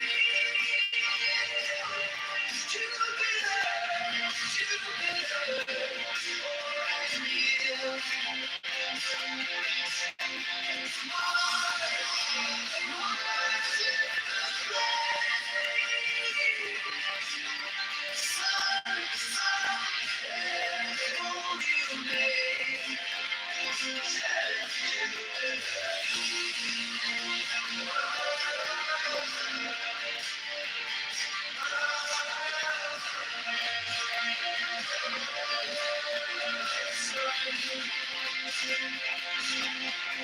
Phoenix in the doorway, perfume on her sleeve, a song in the parlor, making hearts believe.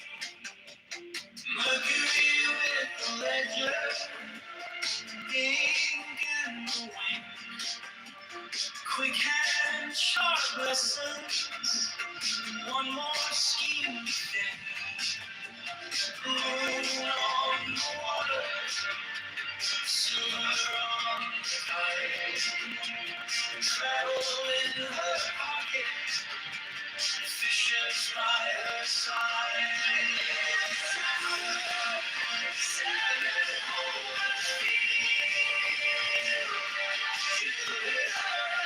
Jupiter, always near.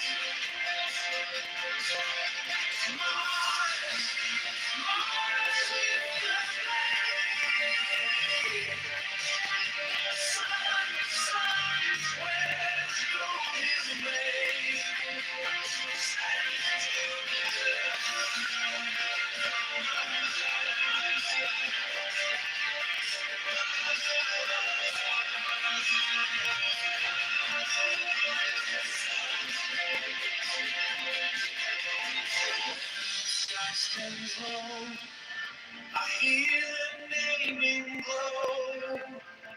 Each one takes its turn and teaches what I know.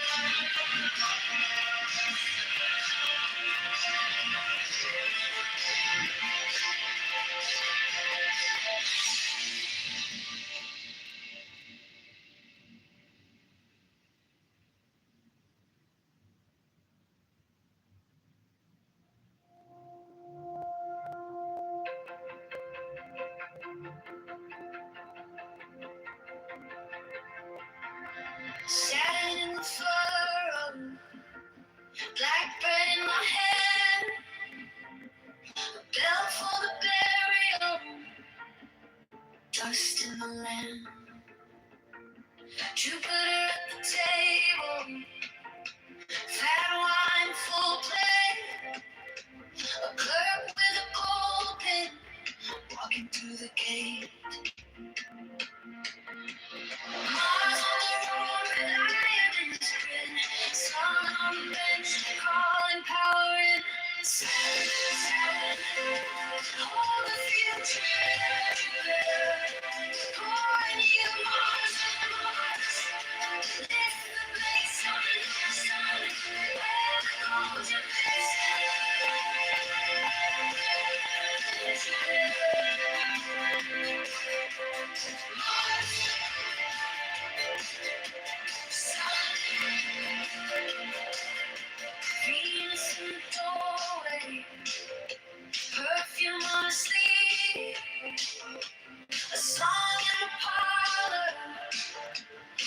Can hearts believe?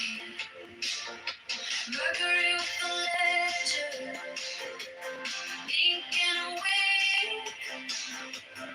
Quick and sharp lessons, one more scheme to think.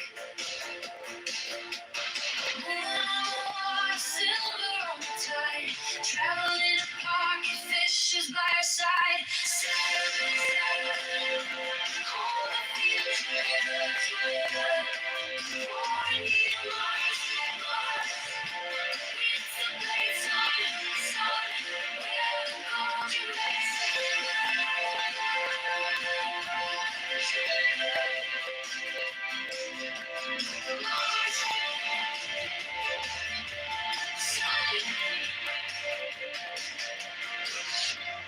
when the sky spins low, I hear the name glow. Each one takes its turn and teaches what I know.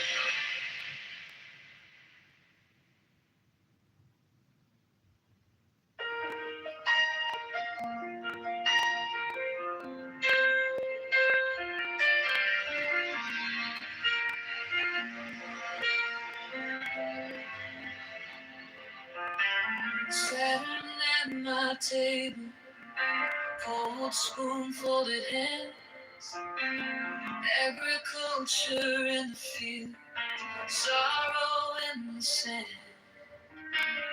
Death walks quiet circle around the barn door line, old boots by the doorway, and the rain on the vine. Then Jupiter comes laughing with a cup in every hand. Good fortune in the doorway, feasting in the land. Church bells on the hillside, I can hear them call. When the room turns golden, you lift me after all.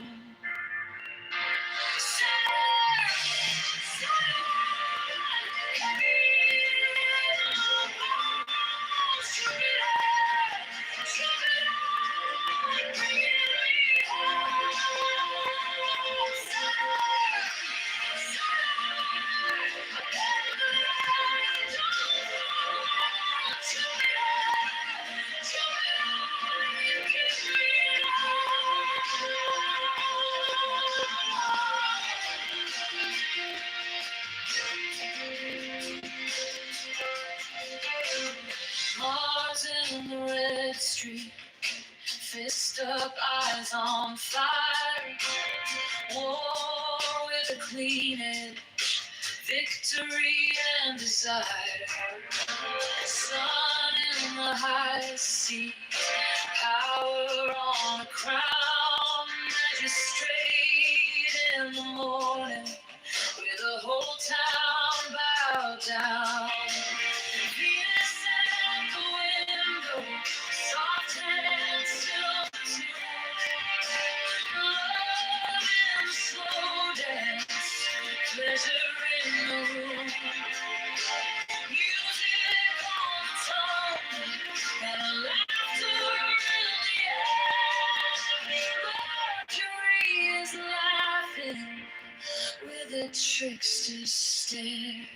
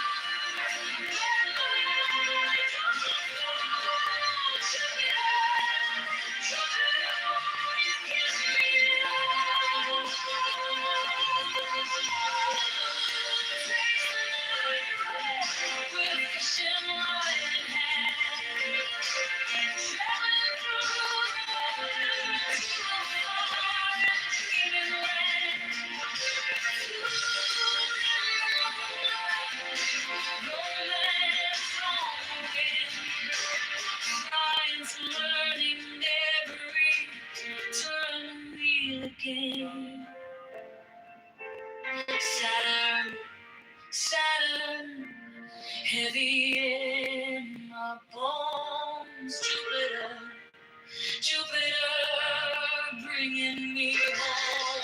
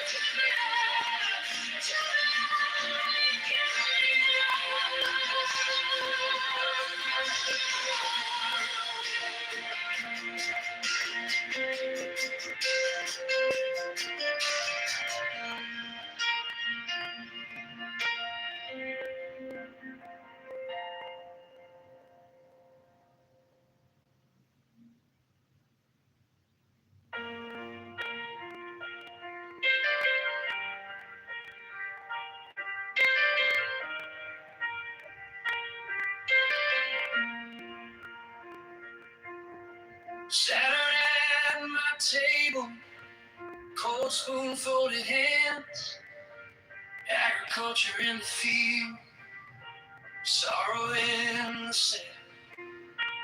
Death walks quiet circles around the barn door line, old boots by the doorway, and the rain on the vine. And Jupiter comes laughing with a cup in every hand.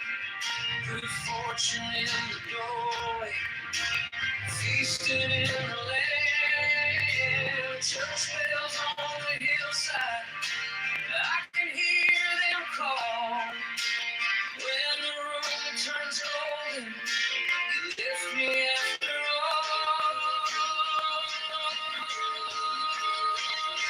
Saturn, Saturn, heavy in my bones.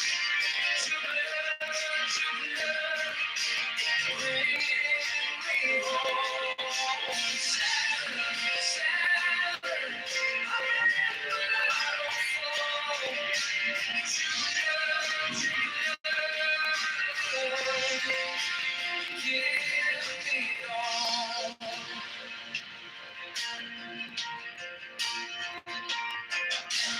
Mars in the rescue, fist up, eyes on fire. War with a clean edge, victory and desire. Sun in the high seat, power on a crown. Magistrate in the morning, with the whole town bowed down. Venus at the window, soft hand, silver tune. Love in the slow dance, pleasure in the room. Music on the tongue, laughter in the air. Mercury is laughing, electrics to stare.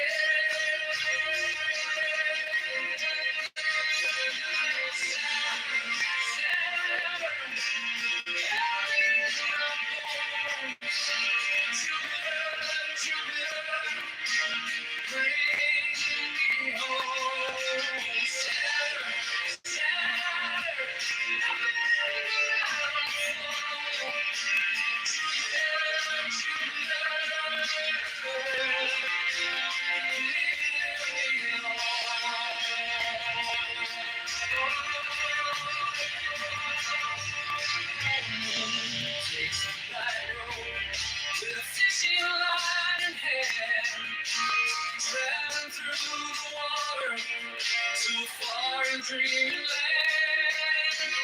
Falling in the moonlight, romance on the wind, silence learning they read, turn the wheel again.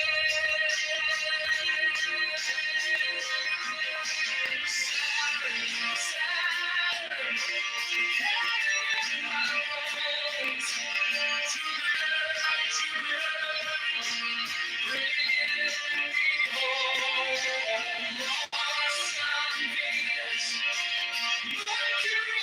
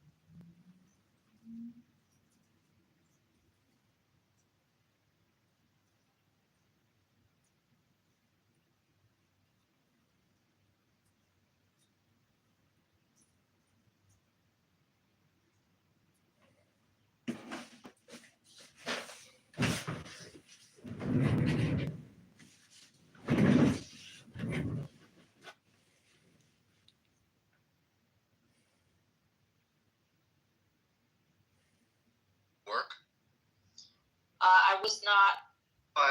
Visions and divine visions, right? The Bible. So it's, you know that, right? You know that more than me. So you know it, right? So there are scholars in your faith itself who say that it's corrupt, but it's not a bad thing that it's corrupt. That's what they say, right? Because the religion is not about the Bible itself. It's a faith in Jesus. That's what they say. So that's the difference. In Islam, like even the scholars of other faith, or of the comparative people with the PhDs of comparative religion and theology, even most of them, there are a lot of them who might say otherwise, but the majority.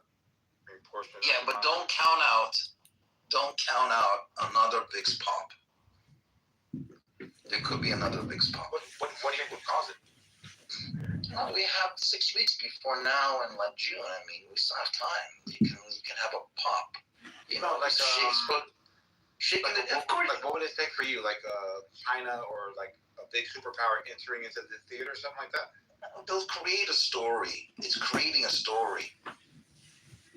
That's why you sell the news. They'll create a story.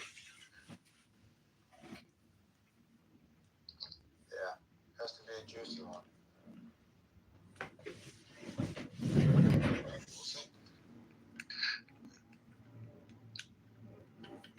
In other words, you got to hedge.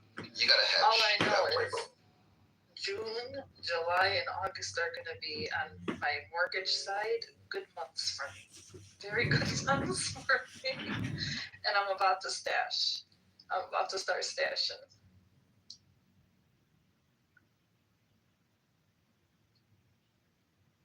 Well, that's the thing.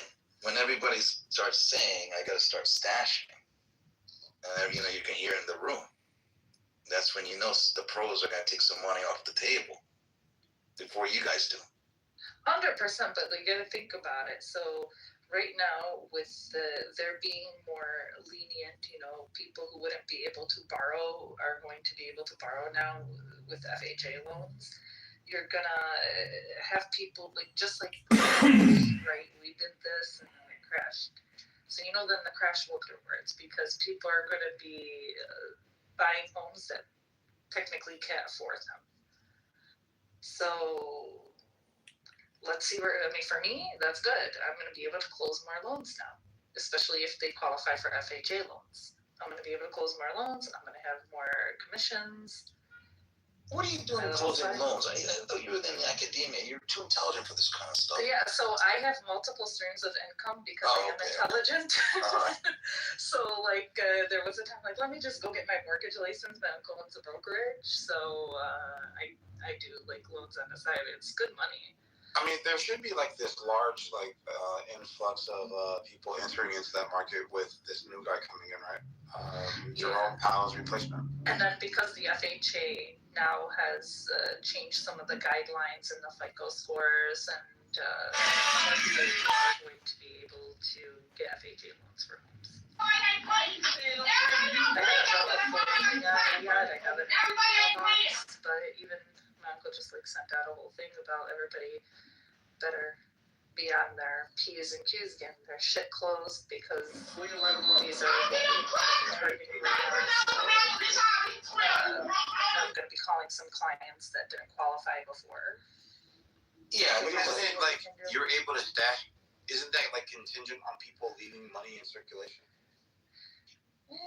People being able to access more money? For example, the interest rate dropping, obviously this is going to pick up your business. Yeah. And I'm going to make money. So then I'm going to stash my cash. There you go. Because now I have the recruiting firm, then the GCC. I have this. I have my regular 9 to 5.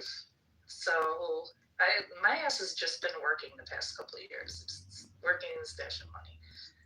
So.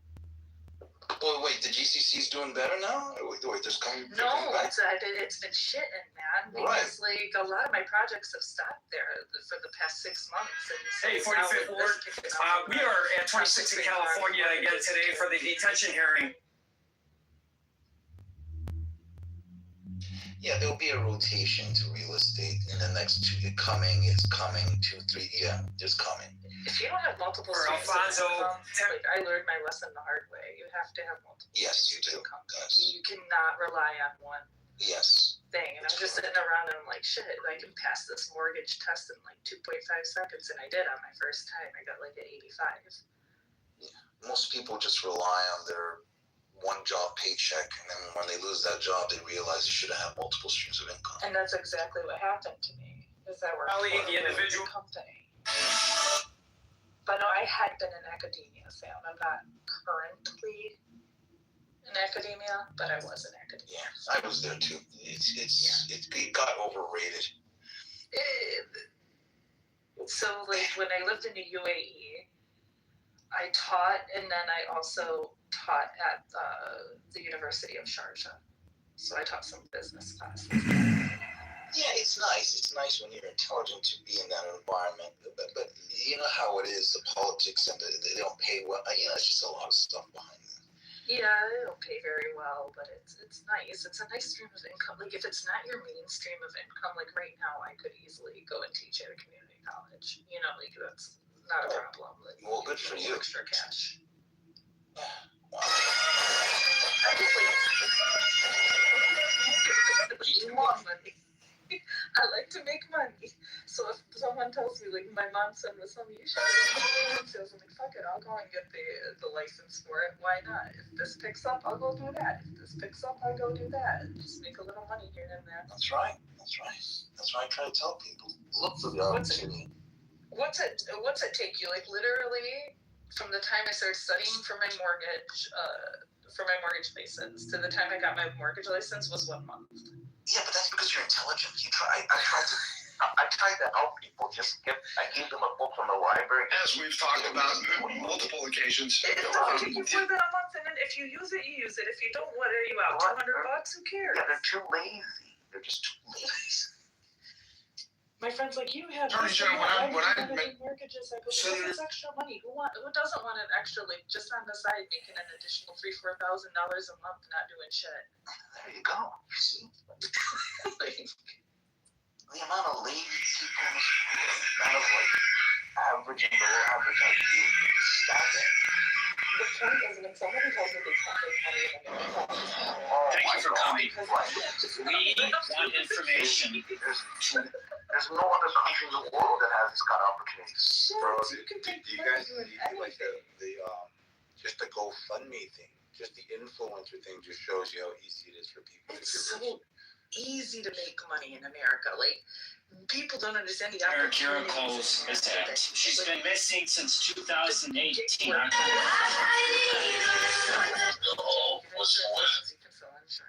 I'm asking you to, as part of the sentence. Right on the side, because my friend, she's like a big manager for Estee Lauder.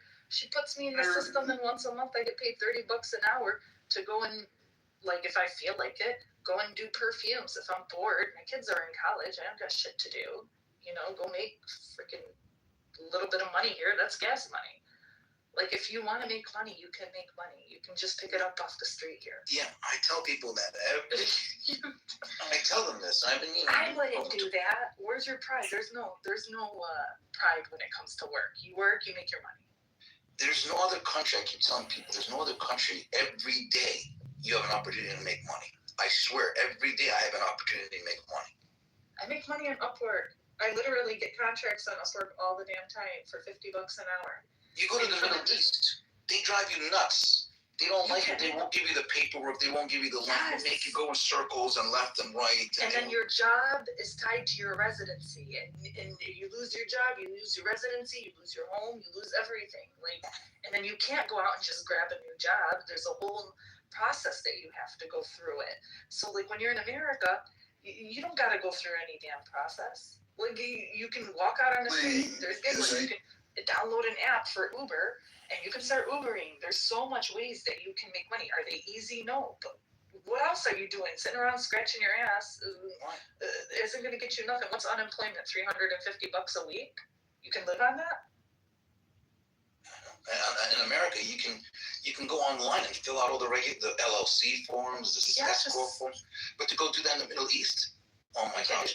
No, it took me 5 years. 5 years. Wow. That's persistence. to have a business there. It took me 5 years to register with the GC. And that's opportunity cost. Yes. Was it worth it? Yeah, it is right now. Not too much, but I did make some money. But you can make money. We live in such a global. You can make money. When someone tells me, "I can't make money," I don't have it. Go find another way to make a job. You might not make it in what you started off with. And I took a new job. I took up a trade. They make $80 an hour. There's so much. I think it just makes it you got to push. I tried to hire these guys, sort of, you know, it's not the mouth. Like, they wouldn't. I got them out. I can drop like that money, so they don't follow up. They're like, all right, forget us.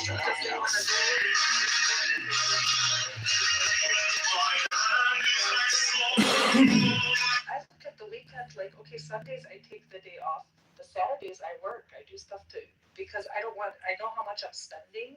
I know how much my output is. Everybody, quick update. I hope that you paid attention to the hearing yesterday with Pete.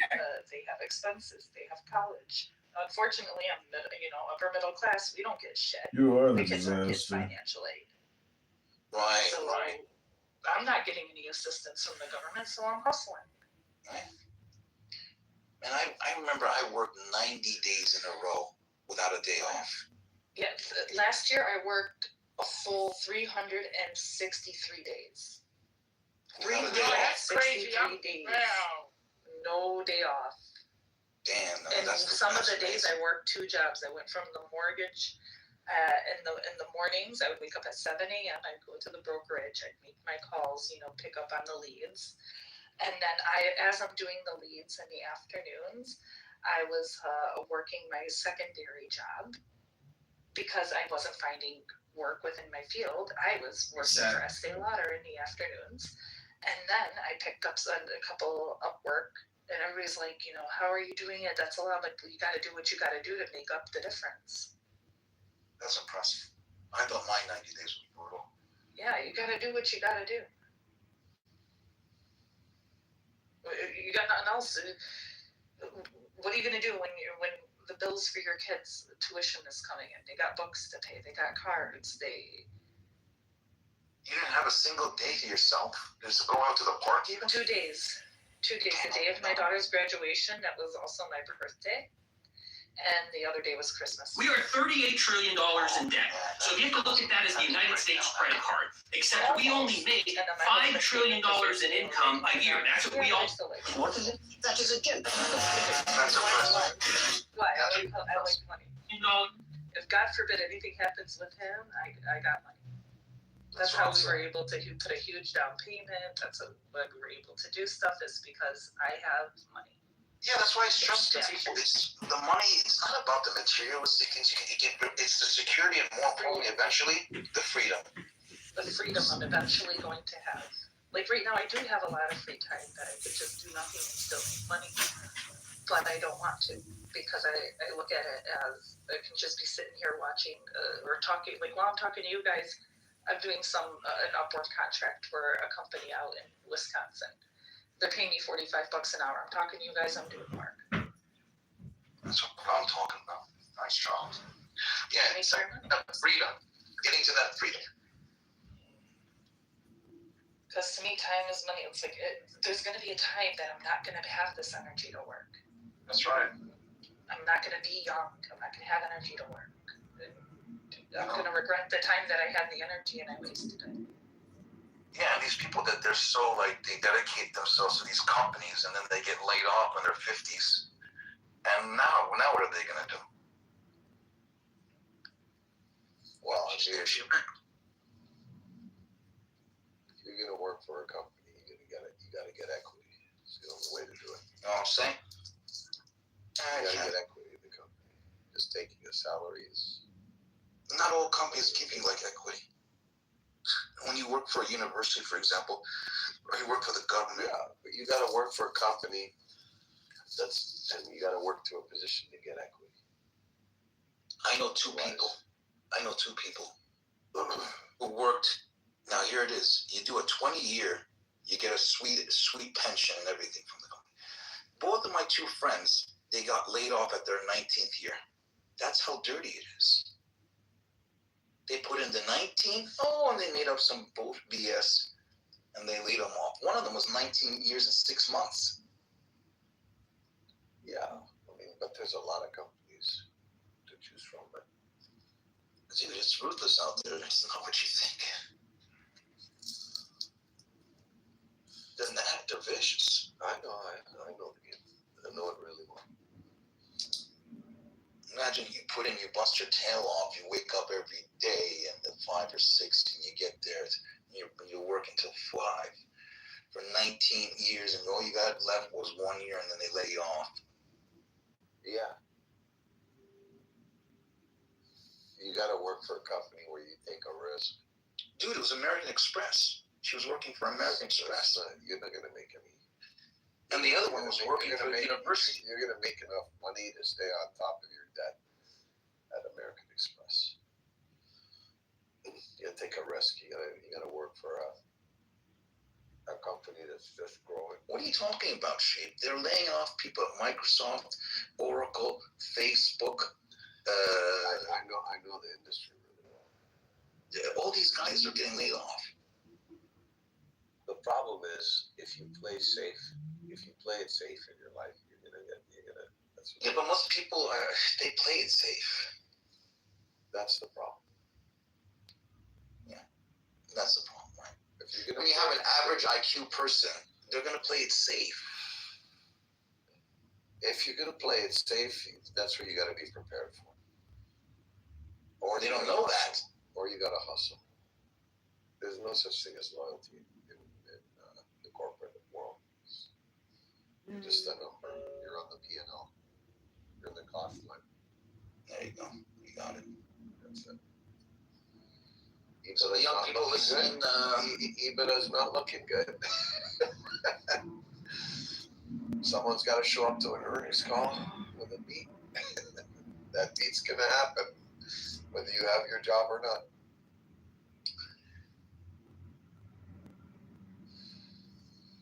The important thing is don't put all your eggs in one basket for the young folks listening, and have multiple streams of income. Spend your weekends, not just having fun, but thinking of side projects to build on your, as protection. You gotta look out for yourself. My thing would be everything you said, and don't fucking buy stupid shit. Oh yeah, you gotta know how to. Do not spend the first 15, 20 years of your life acquiring debt. Right, and you said it in a different way. I'll rephrase it. It's not how much you make; it's how much you keep. Yeah, that's the thing. What I see, like you can work a job for 20 years, just make a salary. You can, and you'll be okay. But if you start fucking piling up debt, buying fucking 5 TVs in your house, and all this stupid American dream nonsense. Yeah, and these guys, they buy these $100,000 Ford F-150 trucks. Fucking crazy. What are you doing? Fucking crazy. Well, it's a depreciating asset. And it's a truck for $100,000. What are you, an idiot? Since I was 25, any car I buy cash. I don't fucking borrow money. Thank God I have the means, but even when I didn't have money, if I didn't have the cash, I ain't fucking buying it. Yeah. The only way to do it now is to fucking live at home. Honestly, I don't know if you're 25, 30 years old. I don't know how you can buy a house now. No, it's impossible at 25, 30, no way, man. I mean, not impossible for the vast majority, yes. I don't understand. No, but the problem is that for people don't have the option, they have to either rent or buy. Right? And rent is just, you're throwing money down the drain. Well, it depends what kind of mortgage. It depends. Rent's a smart move if in certain situations. Yeah. I mean, It's rent is sometimes your only option. That's what naturally happens. Fair. No, it can sometimes be smarter to rent. If, for example, real estate prices are very high, it's better to rent. I mean, yeah, sometimes, but building equity is also good. If you're renting for 10 years straight, then all of that money that you could have, put on a mortgage, built equity, is gone. It's just No, not necessarily. Not necessarily. Yeah. If you bought a condo, that equity fluctuates. If you drop them. No, I know. I'm saying if you rent, if you have a mortgage, you actually do build equity. But if you have a rent, you're not building anything. Not necessarily. But here's the point we're trying to make: is if you bought a condo, hold on, Chief, let me finish it. If you bought a condo in Miami for $1.5 million, and it tanked to $1 million, you just lost $500,000 that you're on the hook for. Yeah, I understand. Typically, real estate does hold its value over time, though. There are exceptions, but generally speaking, it is. I don't want to cut anybody off or be disrespectful to the conversation. I was just tapping in, and I just want to ask you guys something really respectfully and heartfelt, because I have a position in something that I'm creating. And I wanted to know from each of you, because I have room for 6, and there's, I think, 8 other people in this room. If I was going to do something where you could either get a check, a bank check. Is that the Nigerian prince? Sorry, man. I only take deals from very attractive women that offer me crypto on Clubhouse. I don't do men on Clubhouse. Is it just me that gets these beautiful women reaching out to him at 2 in the morning? I get all the guys. I've never had that happen to me. I think it's just too. I just attract the most beautiful, I guess. And on Twitter as well.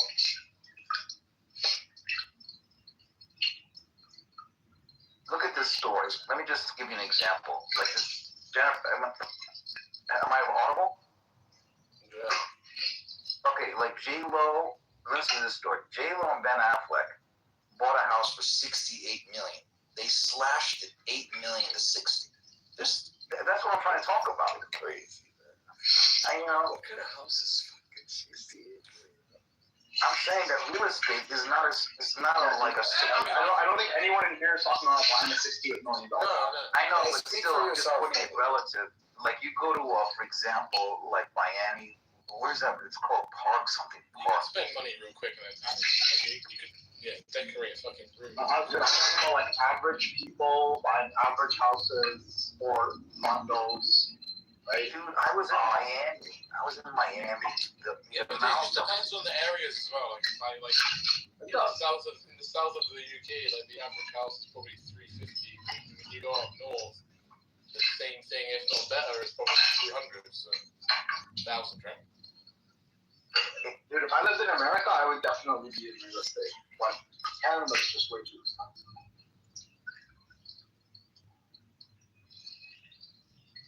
That's right here, Miami.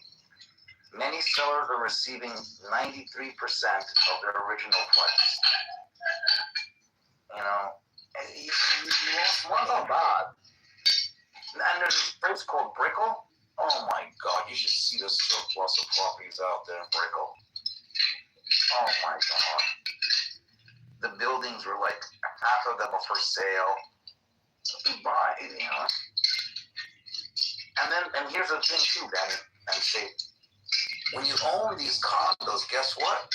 Every month you're paying a condo fee. Bro, I don't buy air. I agree. The whole I don't like condos. I don't like it. You're dropping $1,500 a month, $1,300 a month. You're buying thinner. And even if you paid it off, you're still paying the condo fees. You lose money.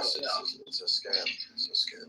And that's most of the properties in Miami, Florida. The only time that you make money in condos is you get in like pre-built and you flip it.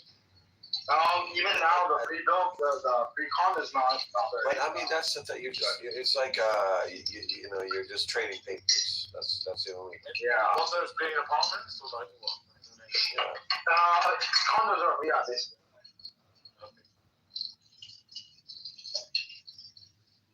Yeah, I prefer housing, like actual housing, freehold housing. Yeah, good luck with that.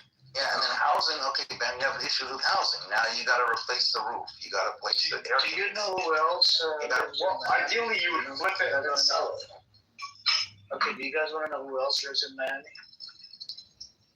Take a guess. Netanyahu's son? Apart from Trump, there we go, Jay. Bezos. See how I know how you think? That retard. I'm in your head, bro. He's using Israeli tax money. That retard is using Israeli tax money. You know, the people that live inside Israel, like, use about 10 grand a month, 8 grand a month for security. He's renting a $4,000, apartment or whatever. And that's where, Sarah Netanyahu, she always goes to Miami to meet up with her son. And if she wants to run away from Netanyahu as well, because due to prostate, she will run away. You're beefing on him hard. What did you say? You're making fun of him.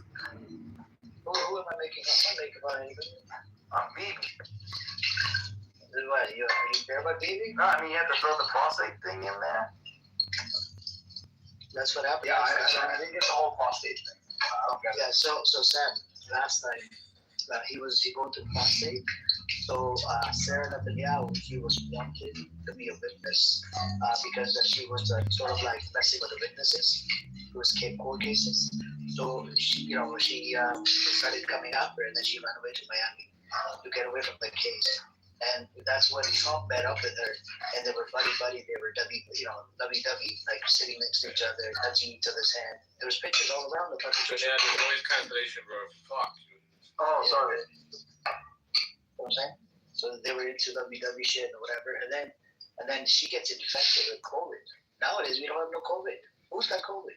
Nobody got COVID nowadays. She gets infected with COVID. So there's something that happened with Trump, and then Trump Epstein files. So you're saying Trump gave her COVID? Yeah, and there's an article. Like through a sexually transmitted manner, or what? There we go. Read between the lines, Oh. And Epstein was interviewed a long time ago. A small publisher company picked it up. I'll put the link in the chat for you guys. He's into sleeping with his best friend's wives, and Netanyahu is his best friend. Yeah, but Sarah is not that pretty. I did come across this conspiracy theory recently, which is actually quite interesting. So I have the article if you want it. That's okay. No, but the whole thing about COVID being released was actually an Epstein thing. So apparently there was some indication that he had kind of I forget what it's called, like a plan for when you die to wreak havoc. And so basically if you look at when he died and when COVID started shortly after he died. So basically COVID was released as his kind of plan B for when he died. Infect the world.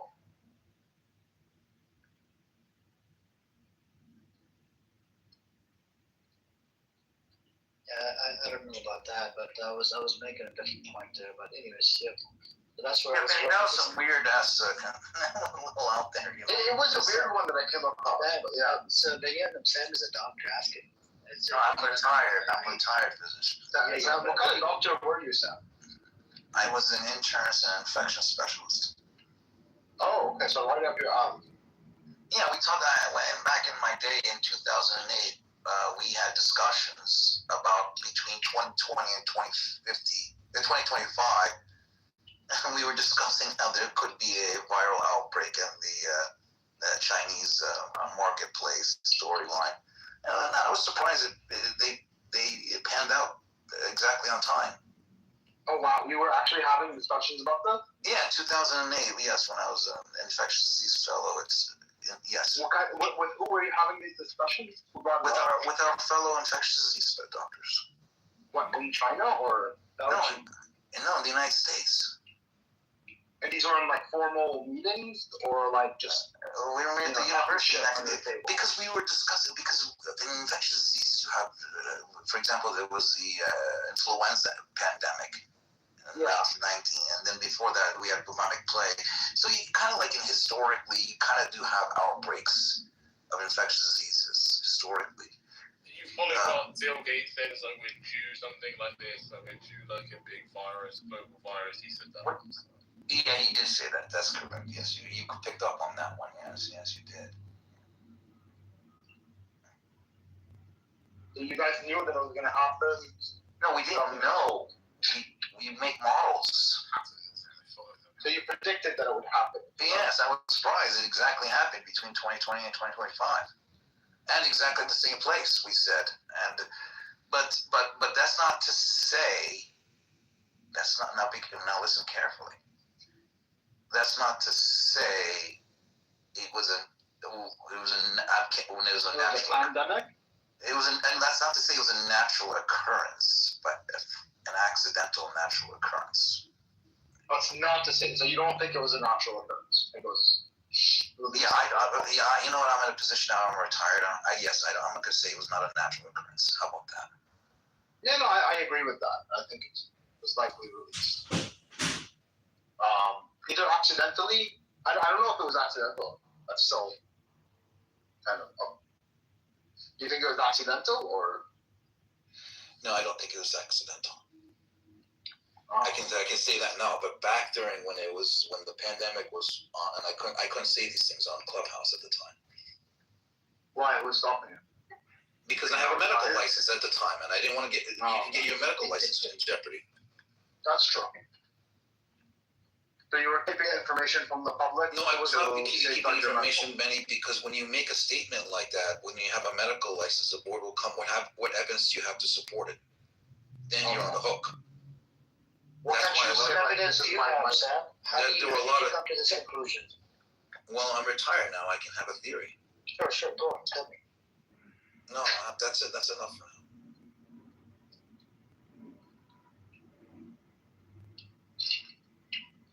It's a humble request to everyone that I am sharing this petition in the chat. Please go on and sign it, please, guys. What's it for? Let's go and open and read. I'm doing the dishes. Pardon? I'm doing the dishes. I can't do that. Regarding the freedom of Iran, so just sign it. The freedom from the IRGC? No, just read it. It's quite funny. Go and read it. It's a humble request to all of you. I have been doing this, so please do that. And you don't have to use your real name if you want to sign up. Just use a fake name, and if you need an email, you can copy the email from the second link. If you search on Google temporary email, from there you can get temporary email.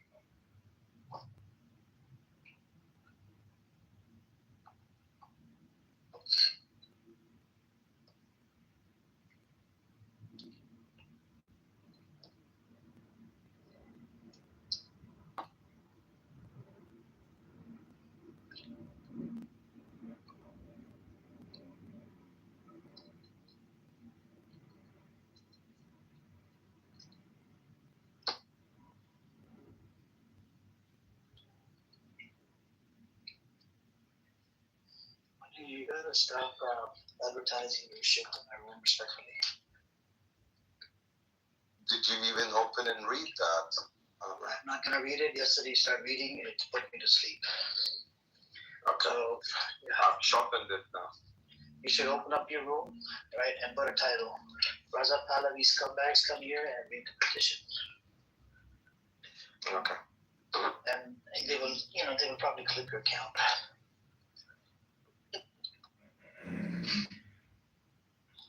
Anyways, if anybody else wants to come up, you're welcome. Come on up. What is that house named after you? Who made that house? Sure. There's a house named house? Yeah, a house on that was a Jewish infiltration. No, that was a Palestinian infiltration and a Jewish infiltration too. Sorry, I got a phone. Oh, really? What was it? Prince and Bibi? It was Jack, Palestinian. Okay. Yeah, that fucking retard. Do you remember? That's Jack was involved in that? Yeah, Jack, and created the house. And then Bibi came around and opened the same house. John Kitover came around and did the same shit. Wait, but they were different houses, right? Yeah, but they're a mere house with my name on it. Okay, yeah. And then Bibi. Jack wasn't working with Bibi, was he? No, but he's the original one that copied. And then you had EBB copied this house as well, World Affairs Forum. Such a retard. Yeah, That was pretty funny, Amir. You had to admit. Do you know what the funniest part about Mangoes? After I block all these psychopaths, they're sending people in here like Edward and Dean. You know, they're telling us to unblock them, otherwise, or else. Like, this is what Jack was still doing. I'm like, they hijacked your club. Yeah, no, they didn't. I still have my club. They just hijacked the name. Because under my Amir house, nobody else can open a room. It's for my followers. Just like me and Sam were saying, if they spent that much time making fucking money, Amir's getting paid per hour, like Clubhouse. Yeah, Amir makes good money on Clubhouse. Yeah. I don't make money. He's making that. Amir does his work, and he sits on Clubhouse. Yeah, check your profile yesterday. By sitting on this.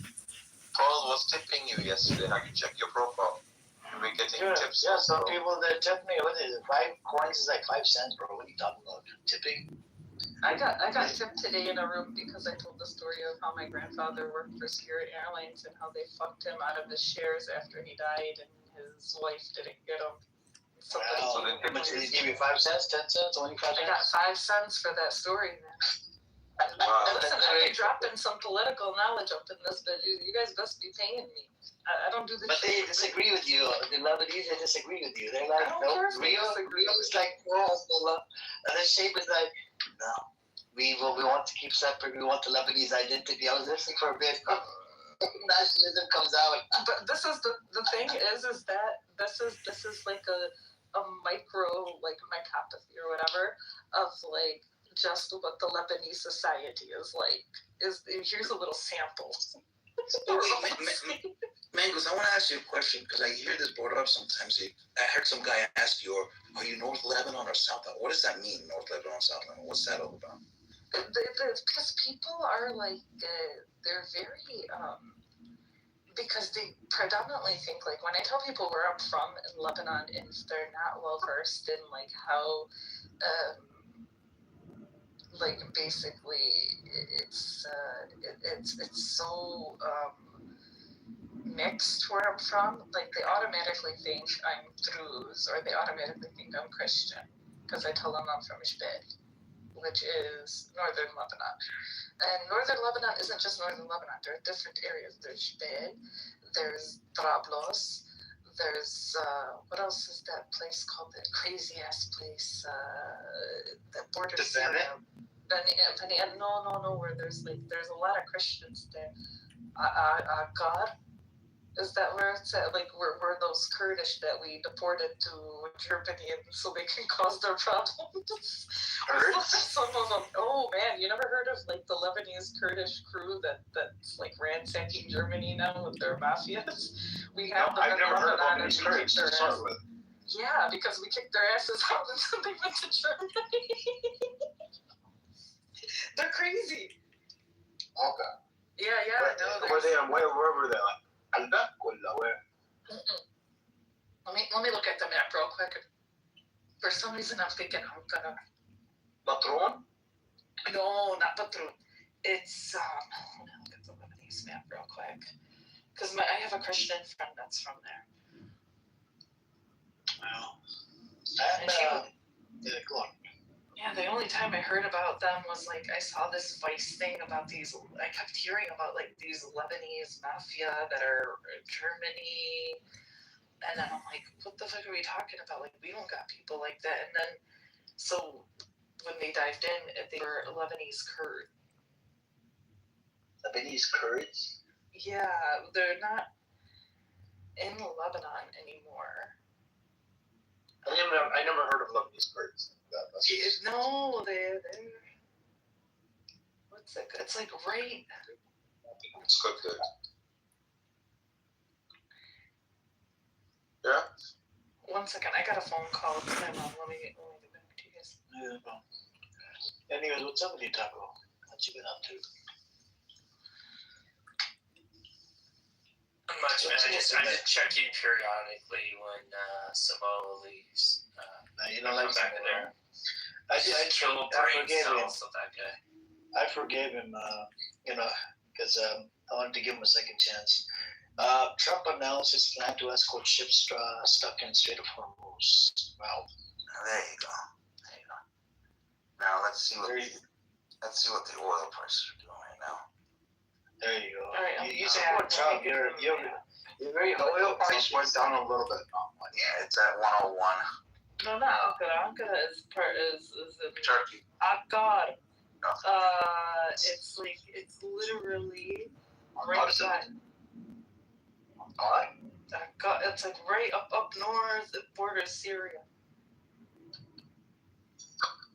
It's like that region that borders like Syria, like Kuwait and stuff like. That's where they're originally. But let me find. How do you spell the Akbar? Aakkar. Okay, are you guys there? Yeah. You see when he makes an announcement like that. Oh. That's a government, like it's a province. Yeah. So, okay, yeah. Just north of Tripoli. Yeah. Yeah, I don't know. I've never been up. It's a crazy place. I went to Tibet, you know that? The hell did you go there for?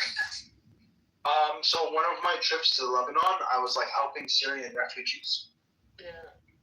And there was a lot of Syrian refugees that ended up in Tibet because it's the Sunni part of like the whole Trablus. Trablus is Sunni, but like it's the border part of where the Sunnis. It's like Okay, they're called they're in Germany. They're Lebanese Kurdish crime clans in Germany, often referred as Arab clans or Ma'alemi Kurds, are organized crime networks that originated from refugees fleeing the civil war in the 1980s. The Al-Azan crime family. Literally. Sounds like a Sopranos episode, huh? No, these guys are nuts. There was a whole Vice investigative thing. That's the first time I ever heard of them. So it says here there's 100 to 150,000 Kurds in Lebanon, mostly in Beirut and Yeah, I can see that. But like, there's the Al-Zain crime family, and there's these gangs, and they're in Germany, and they're wreaking havoc in Germany. Oh man, there might be an escalation today. Now you believe it? I would like to go to I'd like to go to Baghdad. Oh, I've been to Baghdad many times. I've heard it's so nice. I got some crazy Baghdad stories. Like, of course, there's the Allah, the ruins. Yeah, that's what I want. Yeah, I've been there many times. I have lots. It's one of my favorite places to go in Lebanon. But Lebanon itself, the Bekaa is a crazy place. I've got like friends that are from there, and I've got crazy stories. Given these remarkable numbers, this poll this morning is not an outlier. Every poll shows the same. I love visiting the historical sites so much. Trend. There's a lot in my area.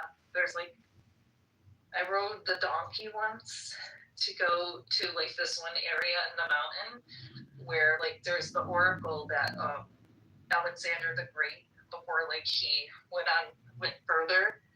Like, he used to consult this oracle. It was like in a cave. Wow.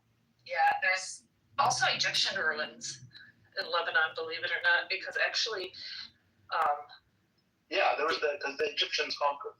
Yep, they were there, and so parts of those ruins in Baalbek also were Egyptian.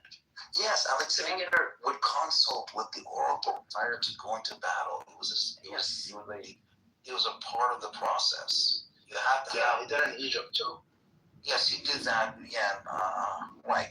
He did that. But there was Siwa. I once visited a site in Siwa where there was an oracle, and I think there was a site in either Aswan or Luxor I visited too, where he was there at that site. It was marked. He was there. That guy went He also the story of him, the story of his conquest of Seward is an interesting one. It used to be like an island. When you, Now think it's part how, of it. when you think how much he moved, I mean, he wasn't moving by himself. He was moving a legion, an army legion. And how far they moved, it's incredible. Yeah. It was pretty incredible. Yeah, right. And he was very young when he died, Yeah, in okay. his 30s. Yeah, He mid-30s. died in his 30s, I believe. Yeah. From an infection. I mean, that's what they say. There's a lot of speculation. That he was poisoned. Yeah, possibility, yeah. But definitely, like, he left his mark. Yeah. I mean, there's like, what, 6 or 8 cities named after him? Yeah. And there's a couple named after his horse, too. Yeah, he loved his horse. Yeah. He really did. What cities was it? Do you really need a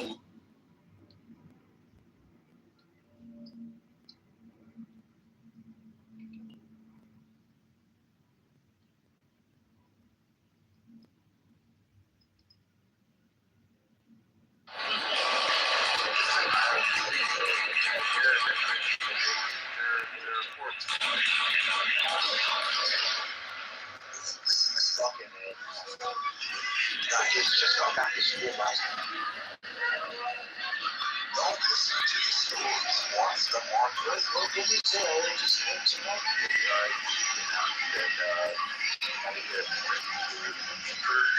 To move their ships to Dubai due to the Project Freedom announcement of Donald J. Trump starting Monday, Middle Eastern time. Ship America was Once again, we are reminded of Strait of Hormuz what it means. Humanitarian reasons for countries that are affected that are not involved in the conflict. There are inhumane conditions for people that are on these ships, and these people need help. And America, as a sign of good faith with Iran, should allow these commercial ships to go unimpeded. That's the statement. Humanitarian. We all can't take that seriously. These are just side stories. I'm looking right now at the market. Oil down 68 cents. You would think with this, this kind of news, it would really move oil either up and down. Look at gold. Gold is down $16. With this kind of stuff, you would think gold would move. Nothing. It's just. I mean, it's not moving much. Right. It's basically from trying to tell you this story is just it's a nothing story. I'm more surprised that oil didn't move very much. It actually went up a little bit the day that the UAE announced their intention to leave OPEC. Yeah, because the speculation is that there's an influx in world and global supply, and then you're looking at how much America. So wouldn't oil go down as a result of that? With the value, right? But then the announcements of these hostilities, especially with this guy that doesn't know how to control himself, they'll say something where they have to counter that, in a way. So then they try to counter it with more supply because of Venezuela. If you're looking at the exports right now, America right now. No, it's nothing to do with Venezuela. I'm saying the day that they were. Right, it went up. It went up. That's correct. The oil went up. That's correct. How? Yeah, so there's countering narratives as far as factoring the speculation component here. So they say, hey, Venezuela, the Arab Emirates, would be oil go down. But then this person says things like, yeah, we just have a friendly blockade sitting over here, Then they're like, all right. But the blockade was already happening. Nothing changed as a result of that blockade. Right? All right, so if I announce today, this blockade is indefinite, would that factor into the speculation? Obviously it would, but I'm saying that yeah, but that's not what happened with the UAE. Nothing else happened. No, I'm telling that would cause oil to stay. Maybe you're not listening. I'm saying it's a counterweight to the effect that the announcement on May 1st should have had. Well, you could have, there's something called, let me explain this. When people think that the price of oil is going to go down, then you have a lot of people coming in for the orders and buying them, and that can push the price up. That makes sense. What? Yes. For example, let's say, you know, when you're in airline industry, when you're the CEO of the airline, you're buying the oil. You're not buying it for today. You're buying it 3 months out on the oil future market. And whatever you are, you're buying it in the future. So if you're hearing, there's going to go down, because, you know, the whole UAE story, blah, blah, blah. Because you really, if you thought about it carefully, if one thinks about it carefully, what is their percentage on the overall global oil market? It's not huge. So when you think they thought it was going to go down, so they all rush in to buy, which then pushes up the price. Yeah, I don't. If somebody says, "Hey, we're increasing the supply," and people say we're increasing the demand, these things would kind of equalize where people are able to take advantage of the depreciation, right? Not necessarily. Like when Trump said, you guys remember this about 3 weeks ago? Trump said this, and then 10% drop. Then Iran says this, then 10% rise, right? And these things are like 10 minutes from each other, right? And what's happening here is like there's this like tussle for the controlling narrative of what the speculation is factoring into the duration. So when they say, when the United Arab Emirates on, I think it was the 29th, when they announced that they're leaving on May 1st, you're expecting this drop, which that's right. You are expecting this drop, right? Exactly. So if it's at 100 and you think oh my God, it's going to drop tonight, you're going to have a huge amount of people coming in to rush to buy the orders. But if we look at the order of events, what was announced right after that? This idiot's True Social post that the blockade will be indefinite after providing the letter on Friday. Okay, and then doesn't that go back to what we're saying? They're just trying to keep the oil up for some time. Now you got it. No, the problem is you don't kind of like see like how what you're saying doesn't actually play here with what we're talking about. I trade oil futures in my life. I was an oil futures trader. I was trading oil futures. And when they make an announcement, oh my gosh, there's going to be like, they think that it's going to drop. You see this shit. Let me explain something to you. I once shorted, just like what you thought. And I thought the damn thing was going to go down, just like what you thought. No, it shot up. I got a short squeeze because they all rushed in to buy. And when you have a lot of people rushing in to buy and they have that limited supply, well, you know, quote unquote limited supply, it shot the price up. You got all these airlines calling in, buy it now, it's going down, buy it now. And then you got all these orders coming in to buy.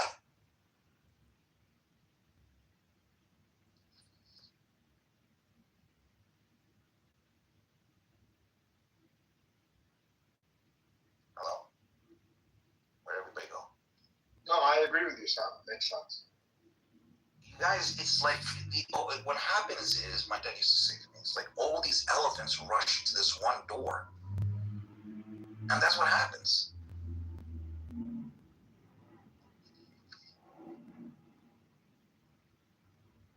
If it was that easy, believe me, people would be making a lot of money. Yeah.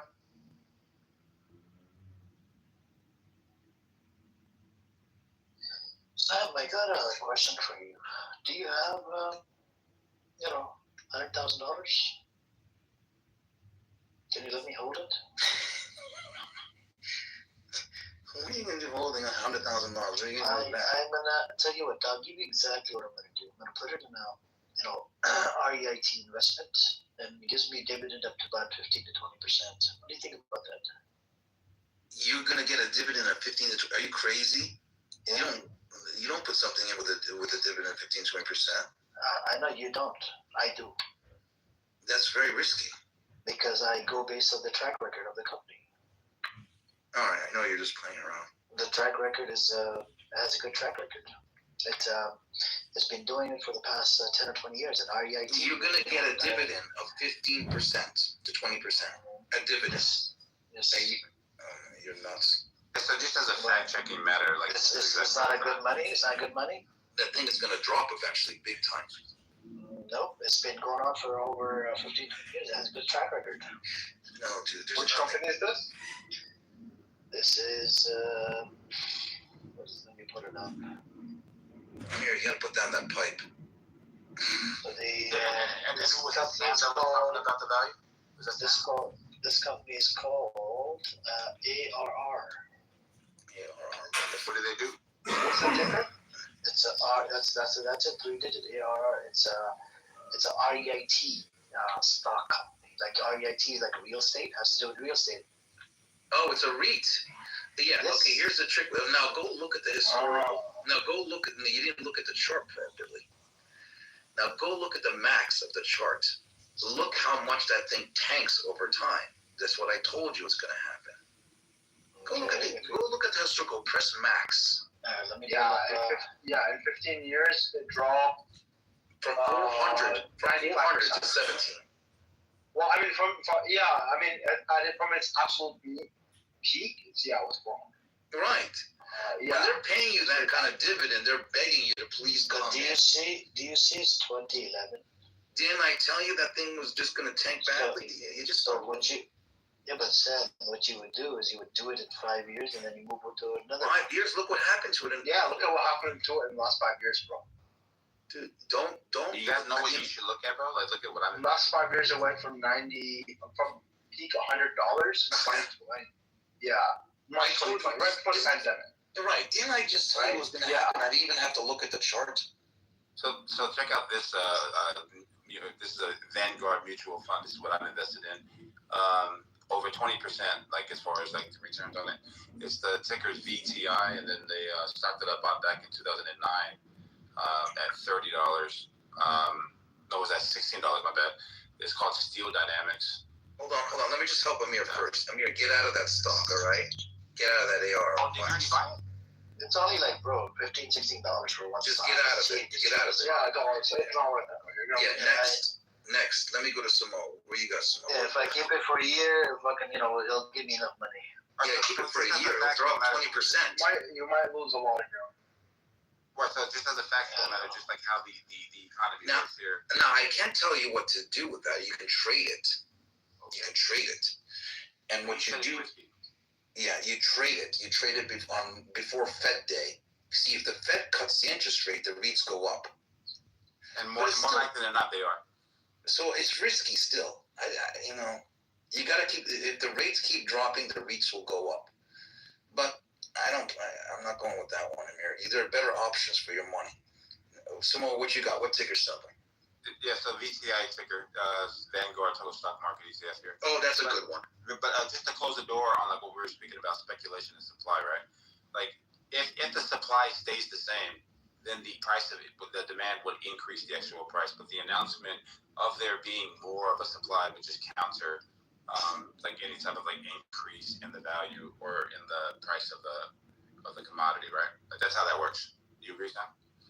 You mean the outstanding shares? No, like let's say United Arab Emirates or Venezuela says we're gonna project 2 million more barrels than where we were at. That increases the global supply, which would significantly drop. But then the speculation portion of the maximum demand would counter that, where it would just stay level, right? Like what you were saying, you're saying, hey, the price is $100. A whole bunch of people go and they buy for 3, 4, 5 months. If the supply stays the same, the price or the value of the oil goes up, the barrel goes up. But if the supply increases with it, it just stags out. Well, if the supply increases, theoretically, then the price will go down. If the supply is exceeding the demand, it goes down. Yeah, but if they stay even keel, they'll just cancel each other out. If it stays even keel, the price is as market price. The price that people are paying at the market. Yeah. So when he was saying that, I think this was Benny. When Benny said United Arab Emirates, when they announced that they're going to be leaving OPEC and they're going to like increase, one would say, hey, this increases the supply side of the ledger, right? And then you have to look at how much UAE contributes to the world supply of oil. Yeah, we're just going to add 2 million. Like I think it's from 3 to 5. It was 1.5. It was 1.5. That's fine. But any announcement. But 1.5 million barrels a day is not a huge amount. Exactly. global production. And they're not going to slash prices. They're not going to slash prices. So like this is like if you guys are looking at America right now in April, America moved from 3 million net as far as their exports to almost 6 million a day. Yeah, America has the ability to increase capacity rapidly. It's a different thing, but the point is that based on that sheer fact alone, that UAE's intention to leave the oil market, to leave OPEC, wouldn't you expect, just based on that in isolation, wouldn't you expect the market to react by oil prices going down? Yes, exactly. Exactly, Benny, you nailed it. Wait, hold on. But then it's countered by what Sam just described. The more of the demand wipes that away. Yeah. So the more in demand for buying futures. Yeah. If not for actual oil. Yeah, like let's say that they're moving down a parallel line, right? If supply goes up by 3% and demand goes up by 3%, are you at the same point that you started? Of course. Yeah, but how is demand going up? Demand hasn't gone up yet. From what Sam just described. No. What Sam is describing is not actual demand for oil. It is demand for futures of oil. Yes, the future. Right? So those are two different things completely. The point is that it was market forces that kept the price up, kept the price from falling, and then later kept the price going up even slightly. Right. If you're an airline executive and you saw it was 120 just 3 weeks ago, and you're hearing that, UAE, there may be a drop in the price, you're going to run and buy it. But you're not the only airline executive doing that. All right, so then everybody buys at 120, right? Hopefully not. All right, so like explain to me, like you said, hey, you're at 120 jet fuel. You're not the only person buying it. No, it was 120 have to buy it at some point. But then when the UAE thing came out, it was around 95, 90. It shot up $3-4 to 99 or something. Because they all came in, they were afraid that they'll go up to. They rushed in. All right, so then the demand picked up, right? Yeah, the demand picked up for a good right price. Now it's at 111. No, it's not. It is Brent crude oil right now. Oh, Brent. Oh, Brent. Yeah. No. Yeah. Okay. No. Yeah. So I mean, look, the VTEC. I was talking about West Texas, but if you're gonna talk about Brent, that's different. Yeah. Yeah. So I was kind of so the ones that I'm invested in was Steel Dynamics back in 2011. I got it at $15. Pivoted to the STD or STL. And this thing went all the way up to $190. Like at the most was $250. Like if you want to know a little trick where it's going to average out eventually, is you take the low. The low is at 60. You take 60 and you take the high one. What's the high on the Brent? 115. No, I think it was like 119. I think. Okay, so you take. This is what you do. You take 60 plus what? 119, so it's really a 120. Yeah. Divide that by 2, so 90. 90 to 95 is where it could level out eventually. 90, 95. Yeah. And that's if you look back at the chart, go back, that's exactly where it hit. 90, 95. Go look at that Brent crude. Go look at it. Exactly what I told you. 90 to 95. Then they bought in. So did you see the HERZs? It has a dividend of 50%. Can you believe it? If you see 50% dividend, run away. Run away. Okay? Just run. Run. Don't even look at it. Don't even look at it. You know, there was a company out of Israel in Haifa. It was that the shipping company, right? And it started offering I forgot the 3-letter code for it. It started offering 50% dividend because of Yemeni Houthis that they could not ship anything, so they were suffering. They wanted people to invest money.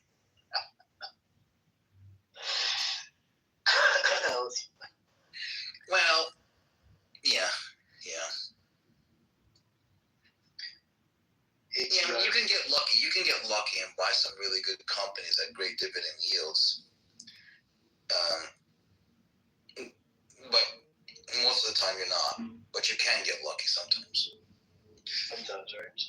Yeah, Verizon was paying a fantastic dividend. It was like 13%. And then, Yo, by the way, if you want to invest in a company that is similar to oil but not oil, or an industry, potash. I don't know if you've ever looked into it. oh yeah, potash, that's a good stuff. Potash is a great stack. Oh man, you know, And Canada produces a lot of it, right? Yeah, are you from Canada, Benny? Yeah, yeah. Yeah, I was just reading they just read that company that had the lead one opened up $1 billion. They opened up $1 billion investment in Washington State. In Washington State. Yeah. It was interesting. It was a port. Wait, a port for potash? Mm-hmm. You mean a mine, right?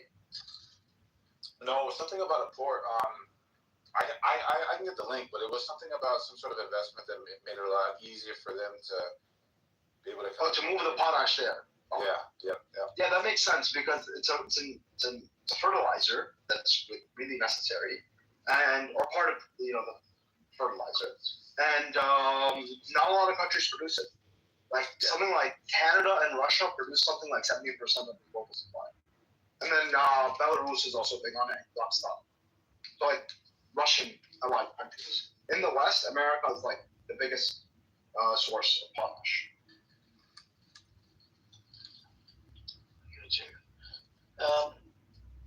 So yep, I guess it depends. But Sam, the thing is, if those companies are like $5 or down to $3 or some shit to run the dividends, what's the lowest they're gonna go down to? It's -1. dude, what can happen is, as you can see, the chart going from 417. Let's say, let's say 20% dividend. Make it simple. So 10% of 17 is 1.7 times 2 is 3.4. So if this damn stock drops from 17 minus 3.4, 14.6, you break even. You made no money. Yeah, but it depends. So it goes up and down, right? I mean, that's what I said. You can trade it if you're really that desperate to trade that particular stock. Like I said, you can trade it during when they're going to start saying, oh, the rates are going to drop, and you got a short thing, the Fed's going to cut the rates, then you can trade the REIT. But you're not a professional to know exactly how to time it. And they're going to do what's called a swing on you. They're going to drop that. You come in thinking you got it right because you got the right idea that the Fed's going to cut the rates, then the REITs go up. But guess what?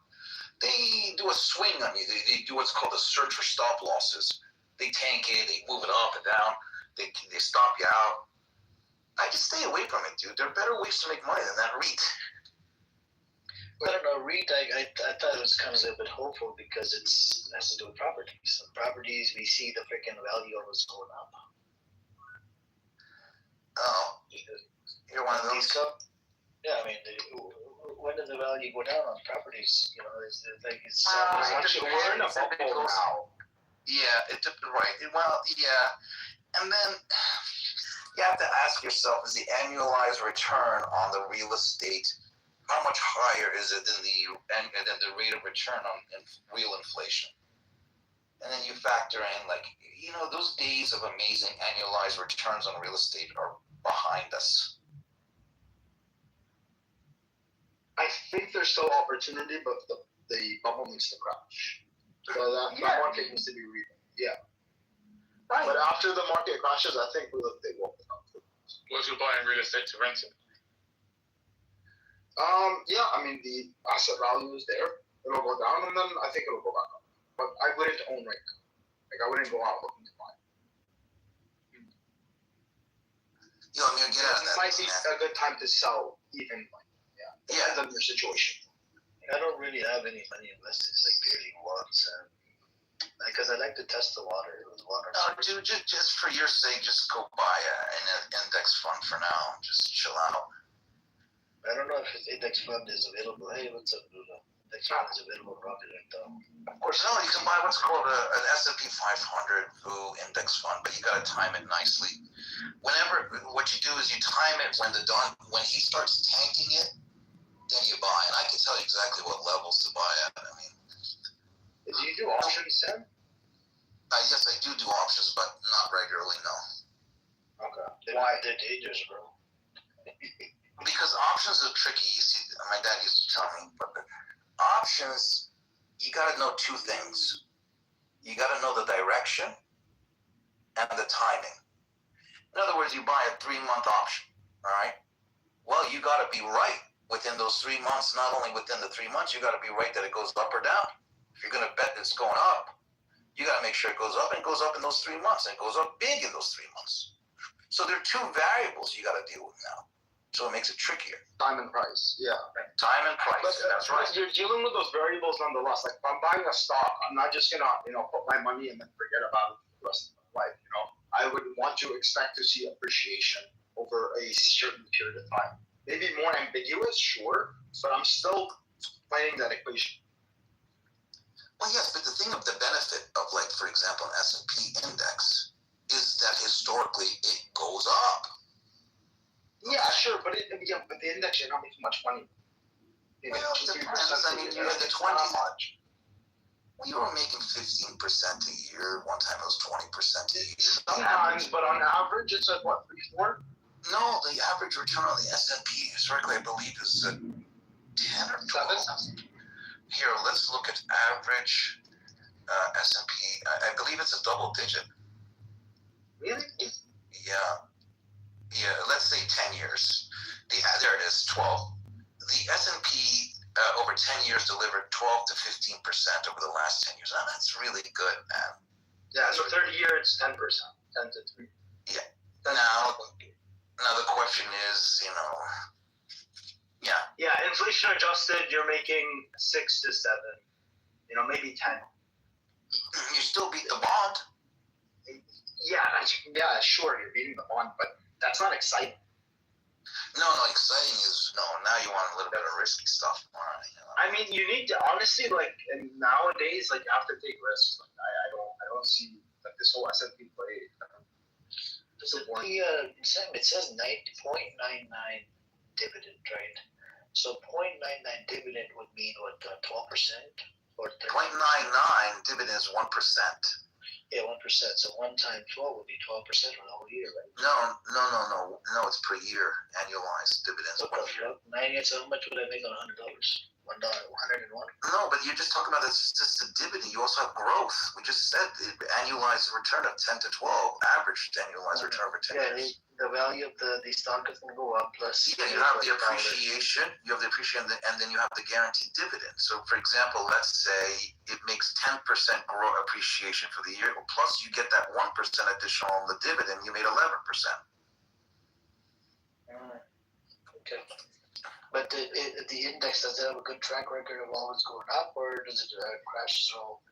No, it crashes as well. But the index. It'll average out over time. It'll average out. S&P be profitable. Yeah, what you want to do is you want to grab the S&P on the big dips, because not only do you get it on a bargain price, the dividend goes up because the yield goes up because you're buying it at a lower price. Yep. So it says so. It's the code is SPDR, right? S&P 500. Spider. Yes. Yeah. Right now it's at $720. Yeah, you buy 1 share, 2 shares. Don't worry about it. It's just, you don't have to, the price is not the issue. Yes, but the annualized return is going to be, for example, if it's $70, right? It's 700, like you said, correct? Mm-hmm. And if it goes up 10%, it will now be 770. Yep. So your 1 share at 700, your 1 share will now be worth 770 if it goes up 10%. So does it have a good track record? Is it always going up? Or it has yes, look at it 30 years.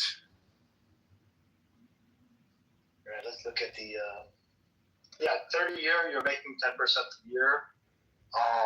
Before inflation, after inflation, you're making 7%. The S&P 500 is a bet on America, man. It is, yeah. It's an index fund. It's the top 500 companies. It's called the Standard & Poor's top 500 companies of the United States of America on the stock exchange. Yeah, listen, you'll make money, but again, over the course of time and not that much. I wouldn't put a lot of money in S&P because I'm not retiring off that shit, bro. You should diversify and have some percentage of your portfolio in the S&P 500. I'm not saying all in on the S&P, but you should have a percentage of the portfolio in the S&P 500. I had an economics professor. I'll never forget this guy. He's an economics professor, man. And I asked him, dude, just tell me, what's your portfolio? What do you invested in? You know what the guy had? What? He had 50-50. He had the VU, the S&P 500 index, and then he had some other index. I was like, that's it? You mean to tell me you got a PhD in economics and you're doing this? He goes, and that's it? He goes, yeah. I was like, isn't that something? I mean, I guess he's just like an economics professor, but he doesn't even care about, I don't know. Well, I invested a pretty large amount in S&P as you guys were talking. You guys want to take a guess? It's a pretty large amount. It's a very large amount. I don't know. Okay, take a guess. What are you talking about? In the S&P, I just invested some money there. You bought right now?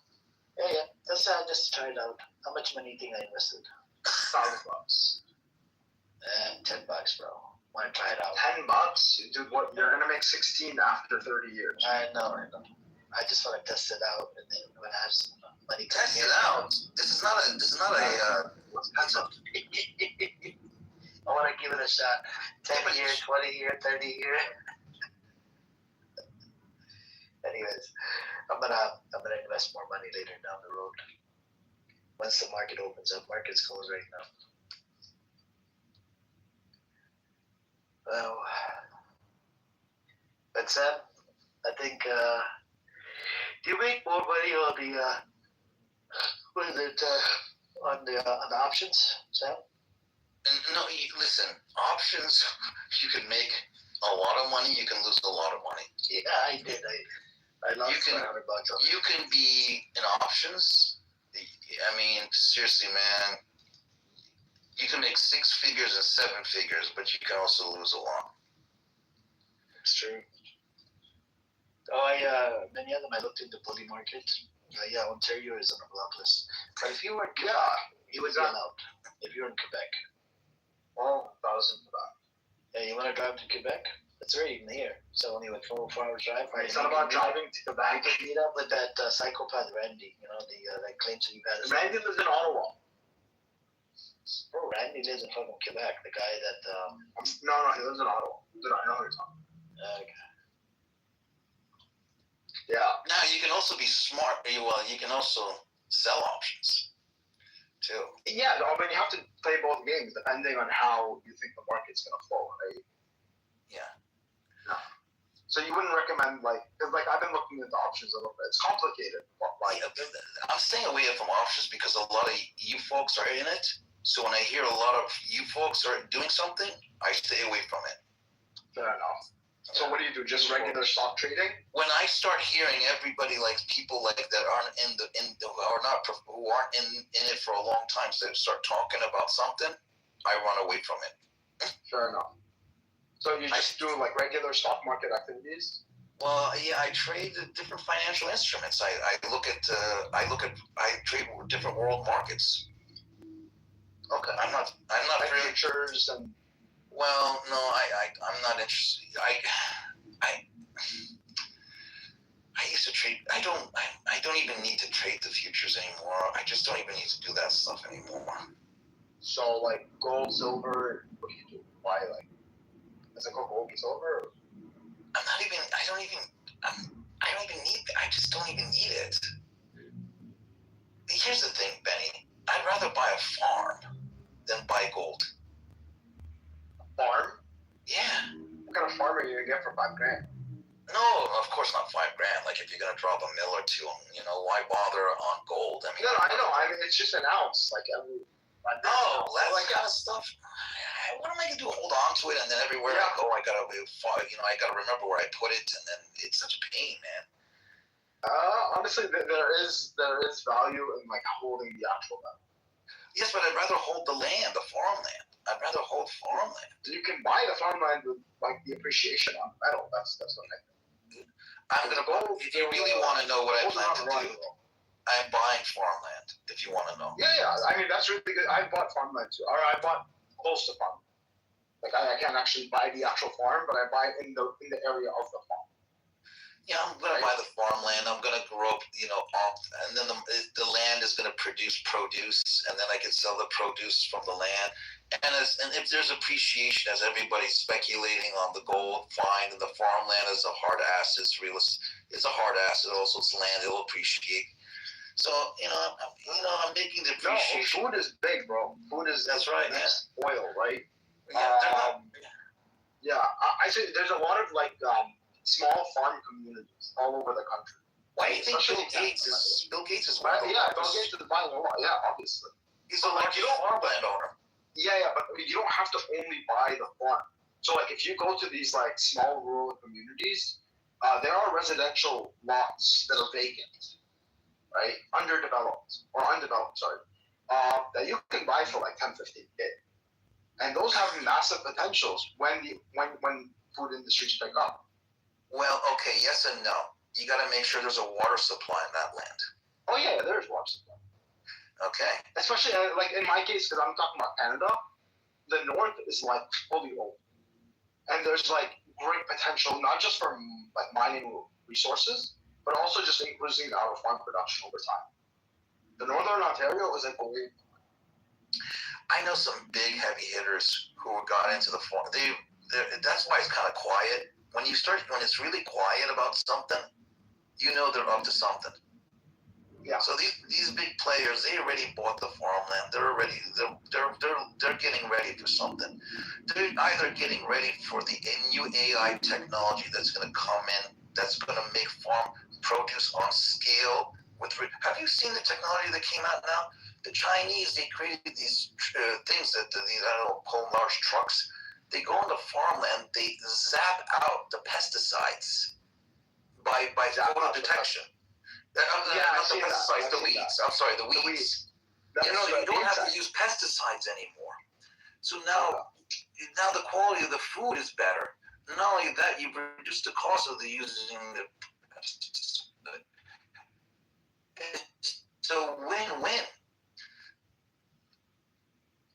Once AI comes in, you're going to see production on these farms like no other, man. That's true. AI can be very helpful.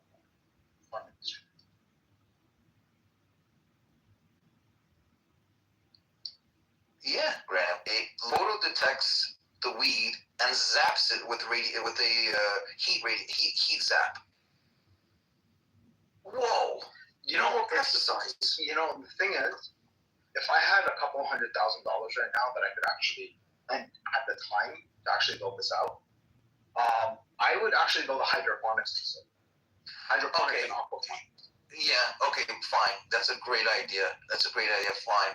But it's not the problem with hydroponics and aquaponics is just that the equipment has to be replaced over a certain period of time because you have the fungi grow on the surface material and they start affecting the quality of the growth, and you either have to scrub out the fungi or replace the equipment. It's a little tricky. But maintenance, it's not you need to be hands-on. Yeah. But very well, you go to Singapore. They have such a small. They want to be semi-self-sufficient on their food supply because it's a national security risk when you're dependent on the food supply outside. So they use. I invested quite a bit. Yeah, they learned from Singapore. That's correct. And so when you have limited space, you want to use vertical hydroponics, for example. Of course.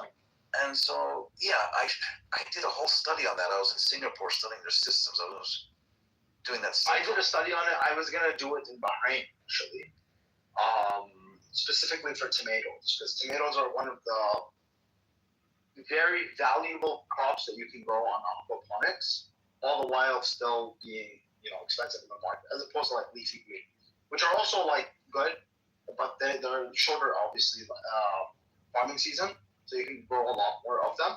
But tomatoes are also one of those big cash crops. Now, if you had the rooftop if you had access to the rooftop. Because I was in Egypt once and I wanted to go rent. No. This needs to be like in the bill. You need the sun? Yeah. No, the sun is gonna be by lights. Oh no, just do it on the rooftop, dude. You get the sunlight and you can get it's better than then you can do a small. I used to build a greenhouse on the rooftop, and considering Canada, we don't get that much sun anyways. Oh, Canada, no, that's different. Yeah, I thought you were meaning Bahrain. No, in Bahrain, I would have done it outdoor. Yeah. Yeah, on the rooftop. Yeah. Obviously, yeah. Or I would build a greenhouse. I would have built it. But it's a great opportunity, especially now in the Gulf. Like if you want to do something like that, because they are all about food security right now. So these countries are the best. Yeah, they don't know how to utilize their space well. They just don't. Like in Egypt, if you see how many buildings and how much rooftop you have access to, if all these buildings just did mini hydroponics, they could bring down their food costs. But they're just not using their brains, man. Yeah.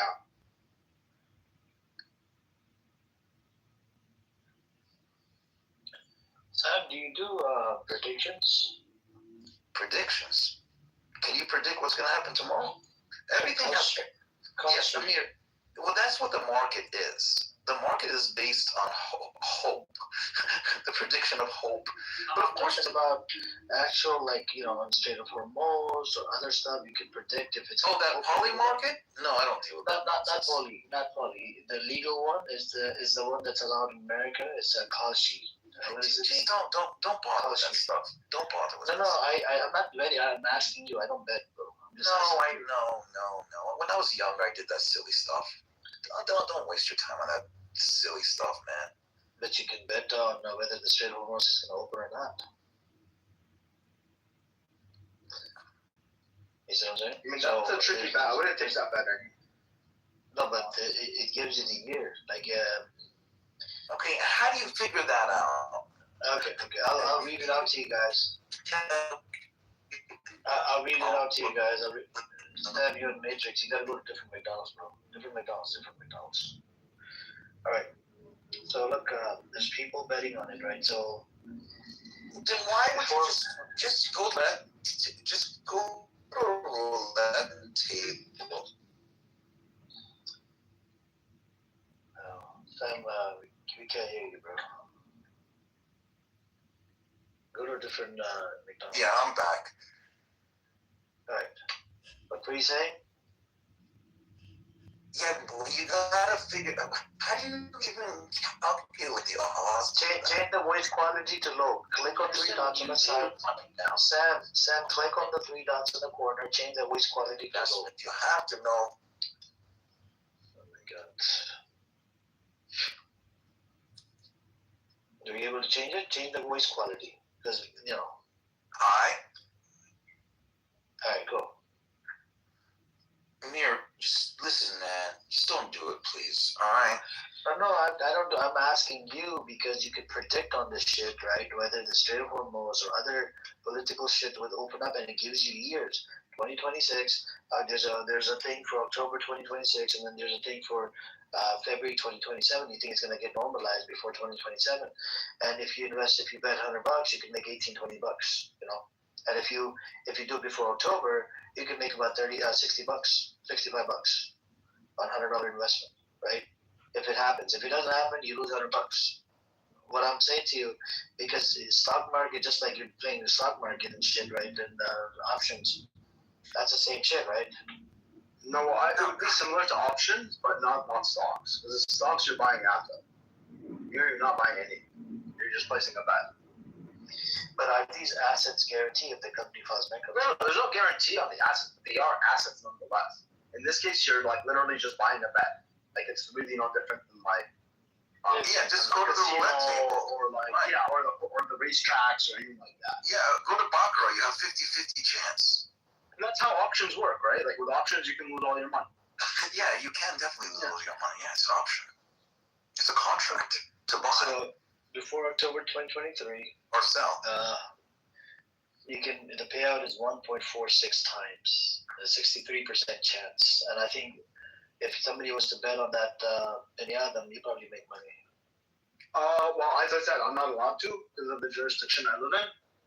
But it's Kashi, not Poly Market. No, that's not allowed in Ontario. Kashi, you tried it? Amir, it's gambling. It's goofy. These things are not allowed. To me, it's not. It's haram. There's some small because Benyadam is Christian. Oh no, I'm not saying haram or no haram. I'm saying if you don't do goofy stuff like that, man. I know, but I'm asking Benyadam if he wants to do it. Go bet if you're that itching. Go bet on a baseball game. Go bet on a football game. Oh yeah, You can bet on a baseball game on this app as well. But the thing is, I watch politics more than I watch baseball. So that's what I was saying. He's into politics, and I like politics as well. But Benyadam is Christian. I think it's halal for you, right? Benyadam? Oh my gosh, I mean, it's not explicitly haram.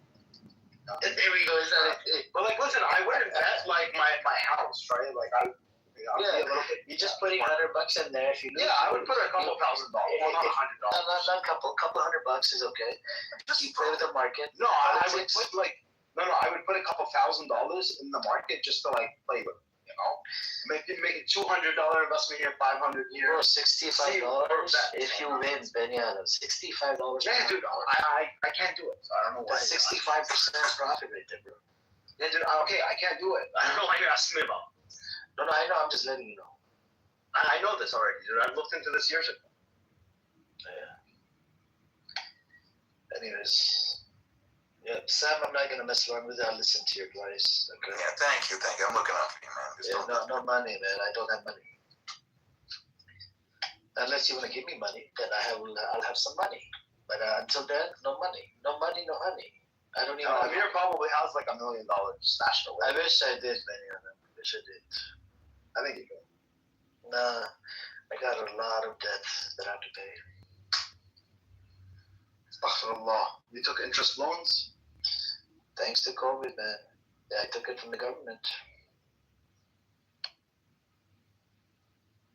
Lost a lot of money. Isn't that completely and utterly haram? It is. We have the haram police in the room right now.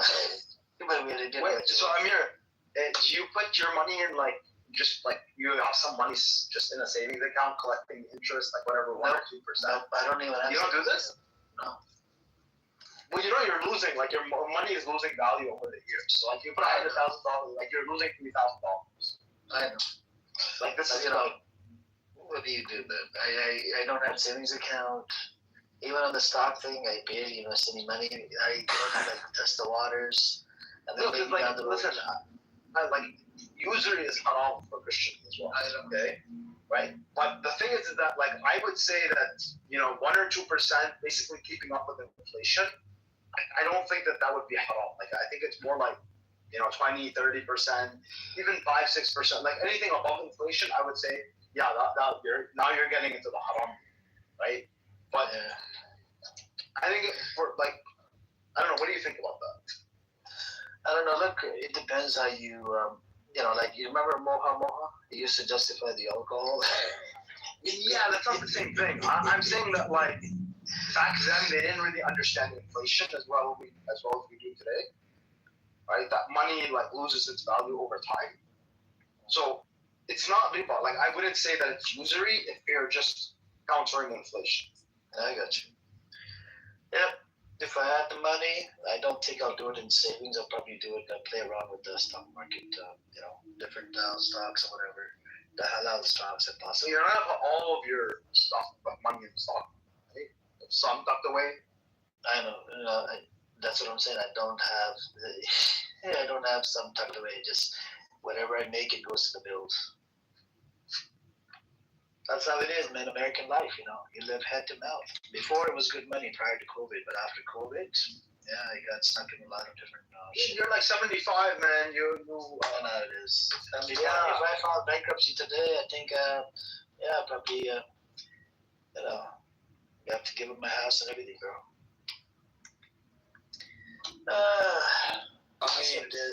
I do what Benyadam says in the sense of I've got savings. I don't take no interest on those savings. I make sure. Oh yeah. I don't take any. No. So any money I have saved that is depreciating technically, yeah. And I have quite a lot.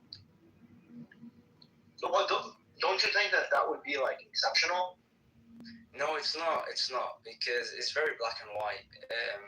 Interested about in the sense of if I give money to the bank and I tell the bank I expect a minimum of whatever is 3% per annum on my money for depositing it, it's just black and white river. I can't justify that. So for me to hedge that, the halal way is I go and I either invest in halal investments or I accept the fact that if I store money, it will just depreciate. And at the end of the day, because obviously if I'm a believing Muslim, I believe if I abide by that, I get money in other ways. And yeah, it's just the way I see it. Okay. Yeah, maybe a lot of Muslims don't do it. Some Muslims don't. I mean, I think there's this opinion amongst the scholar, right? When you buy a house, and if you don't have a choice or whatever the case may be, there's a ruling on this. I don't know. They passed some sort of a ruling on this. I've read that. If you don't have a choice and you want to move in, your family's suffering, this and that, and rental market is fucking full of suffering, right? Sometimes you can't find a rent, and then they jack up the rent like crazy. You don't. So there was somebody that I know. They jacked up their rent by $300 because of it happened in Inglewood, a fucking shitty garbage ghetto area, a ghetto fucking city. It happened because of the Ramsar Stadium. $300. He's like, bro, how the fuck am I gonna come into it? So this is why a lot of people they can't afford it. In California, they live hand to mouth. A lot of them. Whatever money comes in, it goes to the fucking bills. That's about it. Yeah, I'm not. I get that, but like even with your case, right? Whatever money you make, it goes to the bills, right? The biggest part of the bill is fucking rent or mortgage. Yeah, but I have savings at the end of the. I know. But savings, God forbid, in case of emergency, you end up using the savings. Yeah, exactly. That's what I'm saying. So those savings that I have, so some of it goes into the stock market, whatever. Some of it just sitting there, cash. I love the savings, man. Okay, that's in your case. I'm saying in general. Yeah. Mike. Look, I think one of the biggest issues in society is getting involved in this hamster wheel, where they get you in this sort of, I wouldn't say interest-based mortgages, but anything to do with lease, finance, mortgages, and they trap you in that little hamster wheel where you're forced to go to work tomorrow to pay off all these debts, and that's just how they capture you. In that 9 to 5, you've got to go to work. I hate that, man. I left private practice like 5 years ago, worked for myself, never taken any debt, never taken finance, never taken lease. I own like 7 cars, I own properties, and alhamdulillah, never taken a penny debt since day one. It had like this philosophy, and it paid out. And I don't need to wake up tomorrow for work. I work for myself, and yeah, alhamdulillah, it's quite comfortable now. Not to rub it in, but just to say that I speak to my friends about this all the time. What I can't understand is why you have 7 cars. Because I don't live in one place, man. I travel between Libya, UK, and some other places, and I have this horrible habit of wherever I go, I end up buying stuff. Like I said, I don't rent. Right, but if you have that, if you're moving around a lot, it's much wiser to go using an Uber when you're there. No, I like having a nice car. I don't get it. It's a depreciating asset.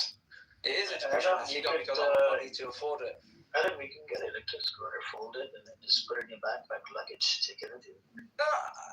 No, what it is I buy good value cars. I don't go buy a brand new car that depreciates loads. I know, but save the environment, and you feel good, and you can travel on a fucking scooter. You're depreciating asset. You're paying car insurance. It's just sitting there. Then when I leave, I cancel the insurance. No, but you don't need the insurance, yeah? You don't need the insurance. I mean, each car needs its tires replaced and oil replaced. No, he's right. Maintenance. There's maintenance costs. There is. Yeah. I would just use the Uber. Wait, how often a year do you use every car? Pardon? Like, is there years where you don't use that car at all? It's just sitting there? No. I'll say maximum it will be like 7 months. For each car? Yeah. You have 7 cars? Well, think about it. If I'm right now, I'm in a country. I've got 4, so I'll drive those 4, and my wife will drive a couple. And then when I'm in the UK, then I've got like 3, so I'll drive a couple there. Same thing with my wife. So yeah, they get used. Where do you live? I live between UK and Libya. Okay, Libya. Oh, okay. Yeah, okay. In Libya, I can understand. Like, you would have a driver of a something or something. No, I don't have a driver, although I'll probably do get one. No, I don't have a driver. I can't trust anyone to be my driver over here. I'll get shot. In the UK, I just don't like. I don't in the UK, I cancel insurance the moment I leave the country because the insurance is expensive. Maintenance-wise, the car's pretty good condition. Like I don't, I service it every year. 4 though, or 3, sorry. 3 over there, yeah. That's insane. It's comfortable. It's comfortable. Look, it's a cost, right? It's a cost. All you got to do is you got to make more money to sustain it. But the values within the vehicles, they don't depreciate by that much. I've got one is an 8 Series, BMW 8 Series, and that's supposed to depreciate loads, but that kept its value very well. You got a bag. Is it filled with money? No, that's actually me leaving my work office. I've got I thought it was filled with it. But some lawyers, they make fucking money. Somebody, criminal comes up to gives you cash. You seen that movie, right? The show Better Call Saul. I've seen that, yeah. And the Breaking Bad, they bring up money, full of money, Yeah, we don't have that. No, we don't have that. That's just my gym kit leaving work, man. Okay. Anyways, what's the deal, Sam? I would never buy. I used to have expensive. I grew up with expensive cars. It's just. You came from a privileged background, No, I'm just saying it's great. They're great in the beginning, but then after the joy of them, it's just after 3 years, it's not that brand new anymore, and then the cost of maintenance, and you go to the dealership, and they're nuts on the this and that. I'm so happy that I just got rid of the cars and I just use Uber now. I mean, I used to use Uber during university. Oh, God knows I used my fair share of Uber. But it's just, I'd never go back to that, ever. Man, last minute cancellations, or it's like raining and they do that surge. It's just horrible, and then they take the longer route. Like, I hated it. Yeah, but I would still buy like a BYD for $25,000 electric car, really nice, or a Tesla for 30. I'd rather buy a BYD even for 20. That's it, man. I'm done. I don't have to worry about the oil. Chinese cars are really good. Yeah, but BYD, you can get a beautiful BYD for $20,000. I agree with you, Intent. When you come to, look, I've never bought a brand new car. Brand new with 0 on the clock. I've never. Okay, that's smart. Good. No, Yeah. No. The depreciation is ridiculous on those, especially the vehicles I go for. I think the sweet spot is 3 years old, and try and get obviously one owner 3 years old, and I usually get it mileage like 10,000 miles, 15,000 miles on the clock. Okay, okay, good job. I'm not an idiot. I do my DD when I'm. No, but that's good. That's good. Okay, good. Because when you buy a car, as soon as you drive it off the lot, you just appreciate thousands of dollars. Yeah, I wouldn't do that. No. About 10 to 15. This is why you just lease a car, multi-million in the bank. Just lease a car and dump it, for $100 a month, $200 a month, just dump it. Right, Sam? You enjoy it for the first 2 years. They give you about 10,000 miles. You buy the cheapest car, $100, $200 a month, and after you're done with it, just dump it. I've always said to myself, I just need something to get me from point A to point B. That's it. What do you drive? You drive one of those Toyota thingies? No, I don't have a car anymore. I got rid of my cars. You got electric scooter? No, I use Uber. Wow. Why don't you just get an electric scooter? No, I'm too old to be riding You don't need insurance. Do you know how fast it travels? It goes at 40 to 50 miles. An electric scooter, I can fall on it and break my knee. Those things those things are fun to drive. They come with the seat. All right, I'll consider it if I'm hanging out. And you don't need to register with a DMV, right? And it's electric, right? It gives you up to 60 to 80 miles per charge. I used to have one until it got fucked up. The battery stopped. I bought the cheapest one, about a $200 one, $300. I used to, drop off cars here and there, right, to my mechanic. and I would come back on a scooter. I didn't have to fucking buy Uber. Uber was like $20, $25 to come back. It got expensive after COVID. Oh yeah, yeah. Uber and this. No, I use Uber. And, yeah. When I'm in the foreign countries, it's much cheaper. Yeah. Yeah. Do you know an Uber in Egypt? I can get an Uber in Egypt like in dry hour commute. Let me see. Oh, for $5. $5. Cheaper. I go to Mexico, it's like $5. I can get around in taxi. Bro, you need to go to another McDonald's. Go to another Starbucks or McDonald's, bro. The taxis in Libya is so cheap, and the reason being is petrol in Libya is cheaper. Right. Cheaper than water. No, the second cheapest country in the world for petrol. So I think Venezuela is the only one cheaper than Libya. So in terms of like value, I think it's probably in American cent. It'd be 2 cents per liter. So I can fill up I've got a V8, one of my tanks for 100 liters. In England, that easily would cost me £160. In Libya, it cost me the equivalent of £1. £1 for a full tank. That's insane. So, yeah, it's pretty good. It's pretty good. £1 for 100 liters? Yeah, because right now the exchange rate is £1 to 10 Libyan dinars.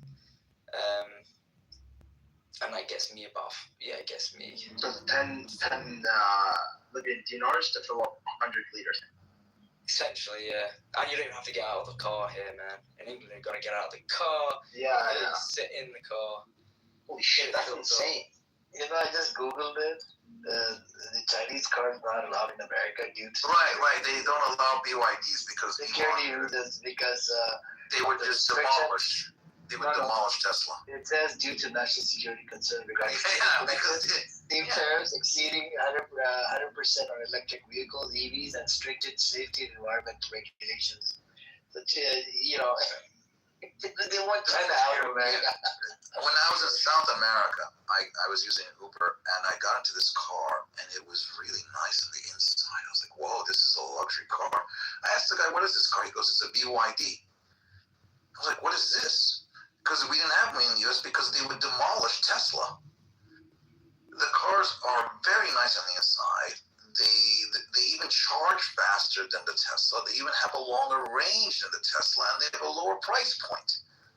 Of course, that would make Elon and the United States very nervous if he came to the U.S. Car market.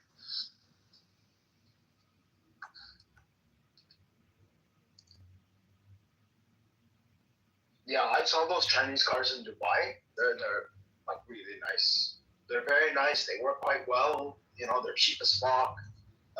Yeah, these cars are in this one. Yeah. Now you look at these guys who buy a Ford F-150 for like $100,000 a pickup truck. I used to sell them. Not the Fords. I used to sell the Dodge Rams. But yeah, $100,000. Dude, what kind of ding dong? Why? Dude, you'll find people going into like massive debt to take those cars. Yeah. And then it's like $700 bi-weekly, whatever the fuck. Right. And so it's really not 100 by the time they're done. It's probably 130, 140, whatever. But imagine how they just put that 100 in the market, and they made an annualized return on the S&P of 10%, which is $10,000. I mean, that's much better. Well, they probably didn't have 100K. That's the thing. These guys buy cars with like $5,000 down. Sometimes no down payment at all. I've sold them. People are fucking stupid when it comes to buying cars. They are so stupid. And then by the time they pay it off, it's not 100, Manny. It's more than that. Oh, yeah. And it's a depreciating asset. Yeah. So, I mean, like, just use the money. I'd rather use the money in Uber. Well, no, there is value to having a car. For them, yeah, for their business. A car, right? Yeah. Not only that, just regular people as well. Like, I like having a car. I'm just not gonna splurge and like spend a lot of money on it. I went through that phase, and no, it was not good. I just never saw a need to drop 100. That's crazy money, dropping 100. To be honest, I had a really nice car. I always buy used cars. That's the thing. You gotta be smart in the car market. Buy a used car, and preferably from a company that's very popular, so you can offload it, please. Right. Like Honda, for example, has a great resale value. It holds the value. Honda, Toyota, Nissan, like Japanese cars hold their value quite well, and certain American cars do as well. And then older German cars also too. Like German cars, they'll. I mean, in Europe it's probably different, but in North America, German cars will depreciate a lot at first, but then after a while, like it just doesn't really matter. So like if you want to buy a German car, 5-year plus, it's not a bad. Now, I mean, I didn't take that. Sometimes I make stupid decisions, and I bought a risky car this time around. But generally, I try to go with something safe. Yeah. But I had this Infinity. It was the Infinity Coupe with the supercharged engine. I think it was called the Q50. Dude, this car was fucking beautiful. I had 400 horsepower, 2-door, just fucking nice. Yeah. Okay. Yeah, I know what you're talking about. Yeah. But there's another thing too. When you buy these nice flashy cars in the States, the cops love to pick on you. So then you get these tickets from the cops, and then you get this aggravation from the cops, and you gotta go to court. It's just a nightmare, man. It's like they don't want people. Oh, this was in Bahrain. This was not. Bahrain. No, that's different. Yeah. But here in the States, you're gonna get pulled over by cops. Oh, I got actually, this was the most expensive part about owning this car because it was like super fast and really fun to drive. I got, I think, probably around 15,000 riyals worth of tickets between Saudi Arabia and Bahrain in the span of like 2 years.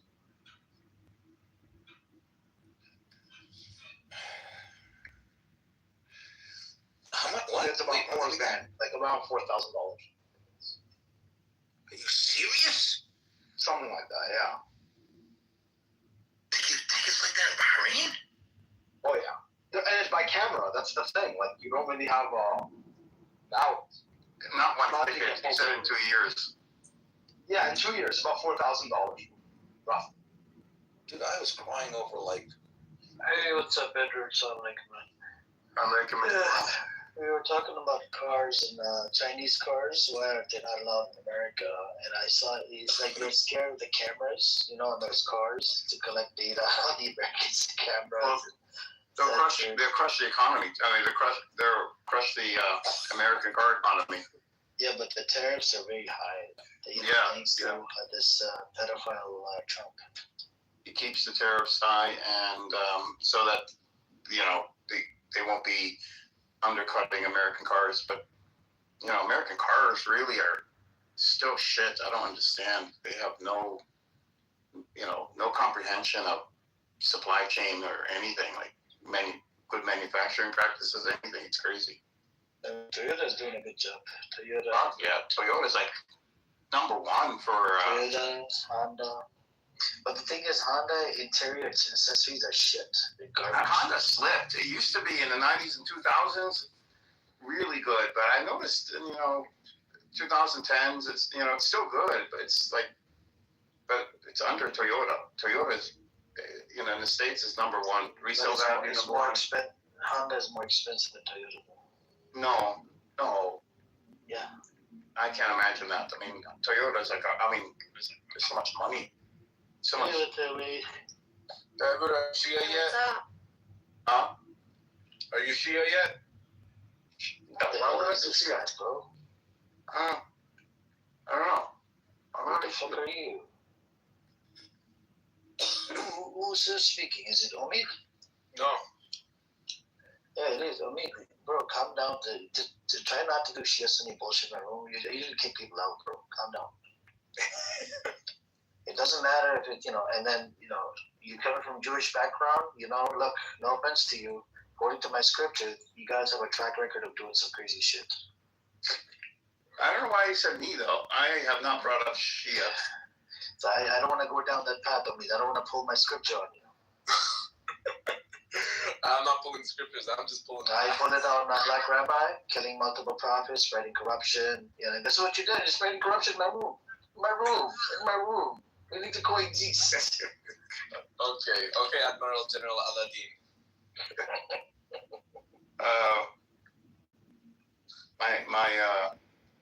My mother got in an accident actually Friday, and she's fine. good. She's yeah. okay. Yeah, she's fine. But she has a Lexus SUV, and it was a 2018, and she got hit on the side, the passenger side. Both the airbags on the doors on the passenger side deployed. Basically, we're arguing now with the car with the insurance company, either fixing it or they want to total the car because of the airbag deployment. I'm like, oh shoot, right? Yeah. Fucking, I was shocked, and they're like, and I talked to the dealership, and they're like, yeah, when you do airbags, they go off in the car. Generally, they'll total it because it's like a bomb going off inside the car, in the doors and shit.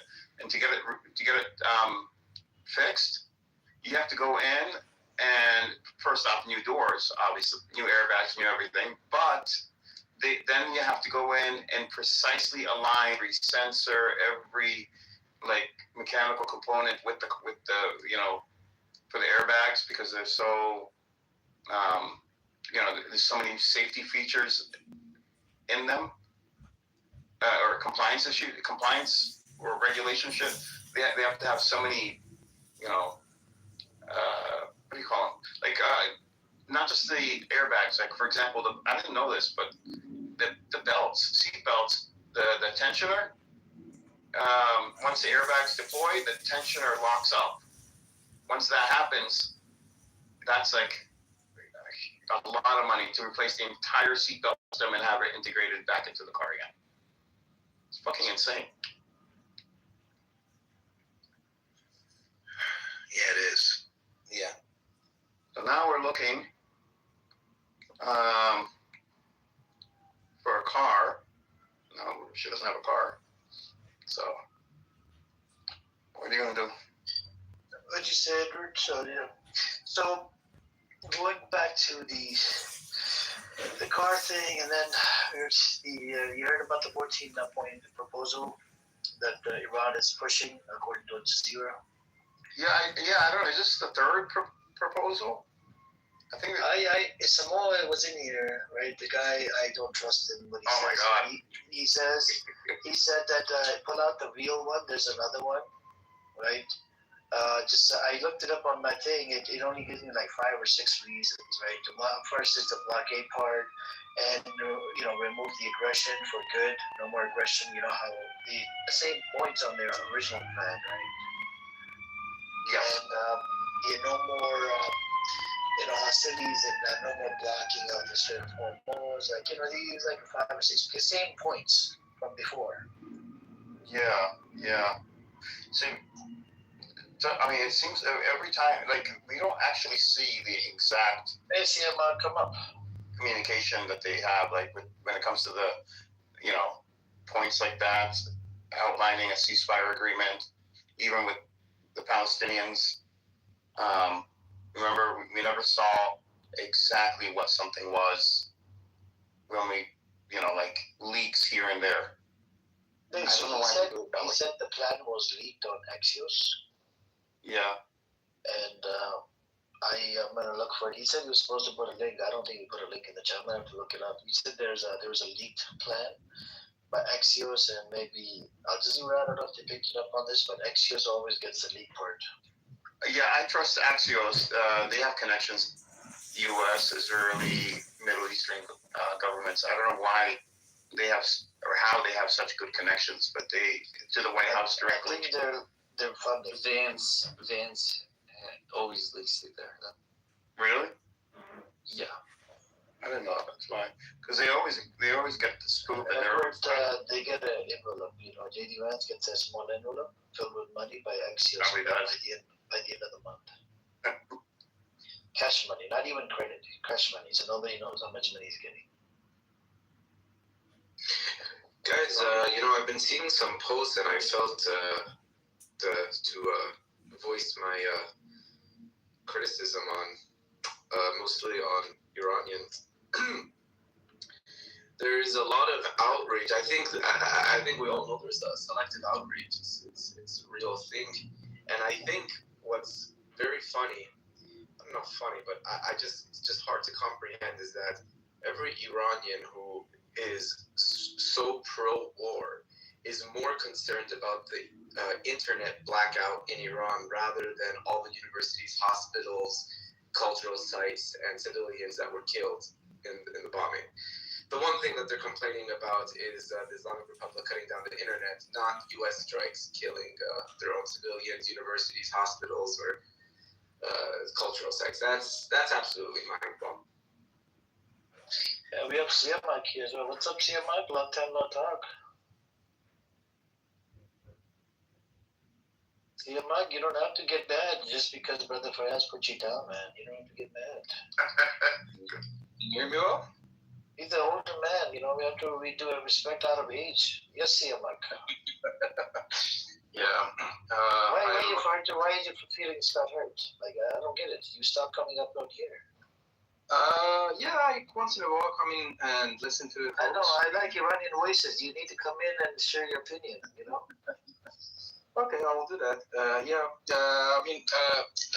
usually don't come when Fayaz is here because I know that he will be shutting my mic. He's an older brother, he's an older brother. Just give him some grace, Yeah, well, I hope it would be mutual though.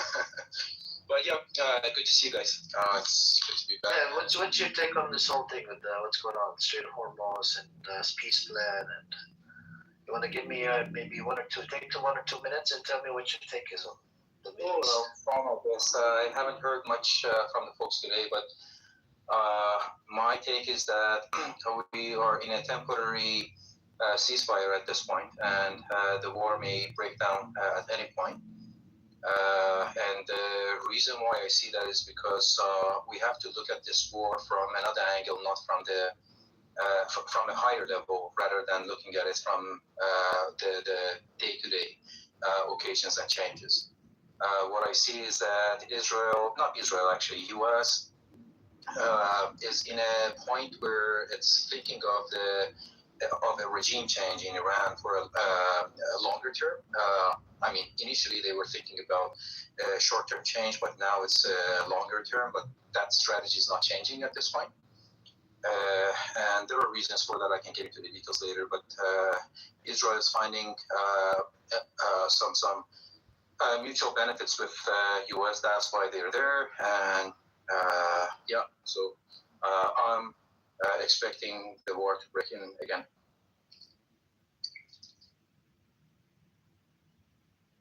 If I can respond to that, it's possible. I think I don't know. I think that just my only response to that would be is I'm not sure how far the U.S. is willing to go to restart the war, because if ground troops become a factor, an all-out war plus a commitment to an occupation, which is necessary for a regime change or nation-building state stabilization. It doesn't seem to me that the U.S. is willing to bear that high of a cost for it, especially if Trump went into this under the impression it was only going to be 3 days, 2 weeks at the most. That's my.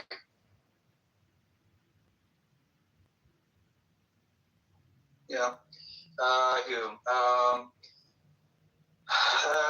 I was listening to podcasts actually today and actually yesterday, and I was listening to it for the second time today. It was about a book named Why War, And it's about the perspective is why wars start. When it looks at it, it doesn't go with the cost of the war as the reason why a war might start. Instead, it looks at the situation as if there are more costs to not having a war. That's the first thing. The second thing is it the right time to attack? It was having a lot of perspectives. I don't want to get into all of the details, but one of the reasons why one country might start the war as security, the other one is the timing, how weak the other opponent is. I think Iran is in a very weak situation right now, both on the leadership and internally, at least, where it would have support from its own people, I should say, where it's not having support from its people. And that is at least two reasons. A third reason that might be arguable is the army and how Iran is weaker in with an army perspective. That's not the right word. Sorry, about military perspective. And with that, a war might break in because U.S. would find the right time right now. Definitely Israel is finding that time and would persuade the states more, but the states is also in that state. So my point is would U.S. look at the cost of war, or would it look at the big opportunity after a few decades, whether or not it's the right time? Well, I think part of the perspective the U.S. had, or especially Israel had, after October 7th, Israel clearly used this as an opportunity to decimate through not just Hamas, but also the Patriot attack in Hezbollah, and then, the collapse of Syria. From the perspective of the Israelis, this was a weakening of Iran's regional posture. Therefore, which is why they started the 12-Day War. They believed this was the time to strike, and it didn't work in the 12-Day War, and now in February they got the U.S. on their side, and they always assume that all they need is just a little push for it to collapse. I think the assumption, thinking that, yes, okay, Iran is in a weaker position, but the idea that they just need a little push for it to collapse completely, I think was very misguided and very miscalculated, and I think we're seeing that right now. I think part of the reason why Trump moved the war from the air to the sea is because he saw that he wasn't getting the results he wanted from aerial bombardment. So he assumes that he can get a better deal if he chokes, Iran's economic exports. Going back to war, it depends what he believes he can get out of it. Because for 40 days he did an aerial bombardment with Israel. They killed leaders. The regime didn't change. Well, actually, no, never mind. If you listen to Trump, the regime did change. But he still is not getting what he wanted. So I think the U.S. goals, or at least Trump's goals, have been consistently changing. If he could get regime change, he would like that. If not, he would have been fine with Venezuela scenario. If he can't get that, he wants to see what he can get. He will take what he can get, essentially, so long as he believes it makes him look stronger, and it looks like he can get more than his predecessors. But as of now, I just don't see it. I don't see what else he can get out of it. And I think the situation in the Strait of Hormuz is going to end in a stalemate. I don't think either side is really going to win. I think some sort of diplomatic resolution is inevitable. But given the negotiation team that Trump has in his administration, it's clearly not going to be a clean negotiation by any means at all. it's most likely going to end. I don't know. It will be messy, regardless. So, do you guys think that there would be, well, at the moment, a deployment, boots on the ground, American boots on the ground? Do you think that the U.S. government is willing to commit, that the Congress is willing to pass these acts, that there will be enough political support from the domestic population for protracted boots on the ground? Because that's what's necessary. Definitely. Definitely, in terms of the American public, there's very little political support. I mean, compared to 2001 and 2003, America right after 9/11, there was a lot more public support. But in 2026, the American public, both on the left and the right, are very much opposed to it. Don't get me wrong, Trump has his base of people who will support him no matter what. But on a grand scale, I would say the public support is just not there. I agree. With regards to public support, I agree. But when it comes to like political support, I would say it's the same. I would say it's the same because you don't have as many war hawks today as you did under previous I mean, it sounds contradictory. I know. No, there are quite a few. There are, but I don't think they're as. I think there's more. I mean, like the fact that J.D. Vance and even Marco Rubio and John Ratcliffe told Trump that regime change was not going to be possible without a full-scale invasion, and many were wary about that at the beginning. I think the political support, some of it does exist, but it's not that as strong as it used to be 10, 20 years ago. And if they're going to put boots on the ground, I think they're not going to go any farther than try to take Clark Island. If there is going to be boots on the ground, I believe it will be to try to get Clark Island. But no, that's not really boots on. What I'm saying is like an actual invasion of mainland Iran, I think is highly unlikely, because one of the things that triggered the ceasefire right now, like it just followed a whole firefight between Iran and the U.S. where the U.S. lost 3 aircrafts and was just barely able to rescue 2 pilots that fell into Iran. I mean, I think that was a very high stakes situation for the U.S. It was unexpected. They were caught off guard, and it was too close for them, and that's what caused the ceasefire. I don't know if they're willing to go back and risk another operation that could end up in a situation where they do lose more pilots, they do lose more casualties, and then they can't rescue them because they were just barely able to rescue these 2 pilots. And I think if they lost not just casualties but pilots to Iran, it would be a national embarrassment, which is something Trump really wants to avoid. He may do a raid here and there. Maybe. That's the furthest I would see boots on the ground going. And the troops that they have there now are optimized for hit and run operations. Yeah. I think. What does CMAC think? Let me share my opinion as well. Actually, I don't look at the situation this way. I look at it again from a higher level. So thinking of, is it worth it for the U.S. To attack Iran with boots on the ground? Is it something that they need right now? This would be more important than thinking whether or not it's, that small operation that they had to rescue the pilots was a failure. Because if it is worth it, then they will come, they will have boots on the ground, and then they will attack with maximum force that they have.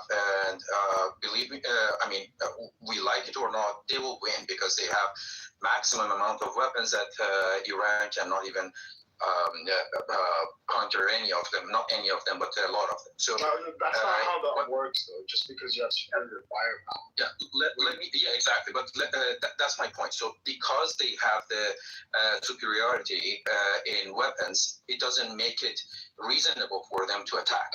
and we have to look at the reason why they would attack. So what I see is that in the long term, during the past few decades, and that's how I look at it. The problem is Iran has tried to change the rules, especially in the past 3 decades. They have tried to change the rules in the region. This is the reason why we have a war today. So we have to look at the situation as a very long-term game, and we are at the last chapter right now. So looking at the last chapter to figure out whether or not a war will happen, boots on the ground will happen, is not the right thing to the right way to think. I believe that has wanted to, and I think if we give them, they give them time, they will still want to become a hegemony in the region. And that is the reason why they have created proxies. They want to go after the nuclear weapon and nuclear power and so on and so forth.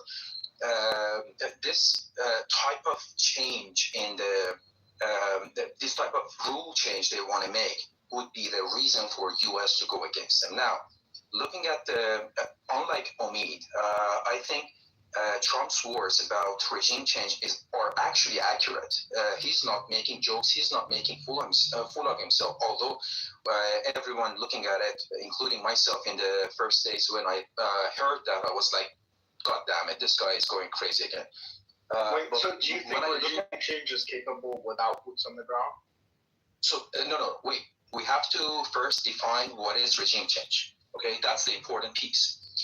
To Trump, regime change is the stability he's looking after. Stability is not probably the right word, but having the peace of mind that that hegemon is not going to be created and it won't continue to be generated. That's the definition. I agree with you, but let's think Trump-wise, okay? Let's think Trump's mindset. And this is the mistake that we have made, I think, as people who have been analyzing the situation. At the time when he said regime change... Pardon me? Okay, don't listen to him. Don't listen to him. Go ahead. I think you're kind of pontificating as to what you think Trump means by regime change. But it's actually pretty evident that Trump knows what regime change means. No, to a certain extent. I think I don't think the regime change to him means changing the name of Islamic Republic Iran to Iran. That's not the regime change. That's the regime change we think is regime change to him, evidently, is picking the next person that's going to be the ruler of the nation. Even if the system of it. Okay, but he hasn't agree with him. Do you think that that's possible without boots on the ground? This is the guys all over that. No. I don't think that. So you're again jumping to the last step rather than today. Today we are dealing with an Iran who has no leader. Right now there are a group of people trying to make ruling out of that group, and they cannot come to a conclusion how they can agree with the same with some specific terms with the states. If they could, Trump was happy, and he would have called this a final regime change. Right now, the way that I see it is that this regime, those people who are on the at the ruling, they cannot make their mind, so a face-off needs to happen, similar to what happened during the previous battle. I call it battle intentionally. I can call it operations as well. I'm not calling it a war, and I have reasons for that. But I would say that during that operation, they had a face-off. Khamenei was killed, Larijani was killed. Actually, that was a face-off by Israel, I think, not by the States. But anyways, some faces are gone. Now, the faces who are in power, they have to make their mind. Since they haven't been able to, there will be another face-off. So boots on the ground is not what Trump would need. I'm not saying if would change the regime. I would say it's not what he needs. when he says a regime change again soon, I'm expecting him to say that, is another face-off. That's not going to work for Iran. I think we can agree on that, right? Like, this isn't Trump would think about Iran. I don't think Trump would think about Iran. Trump is thinking about U.S.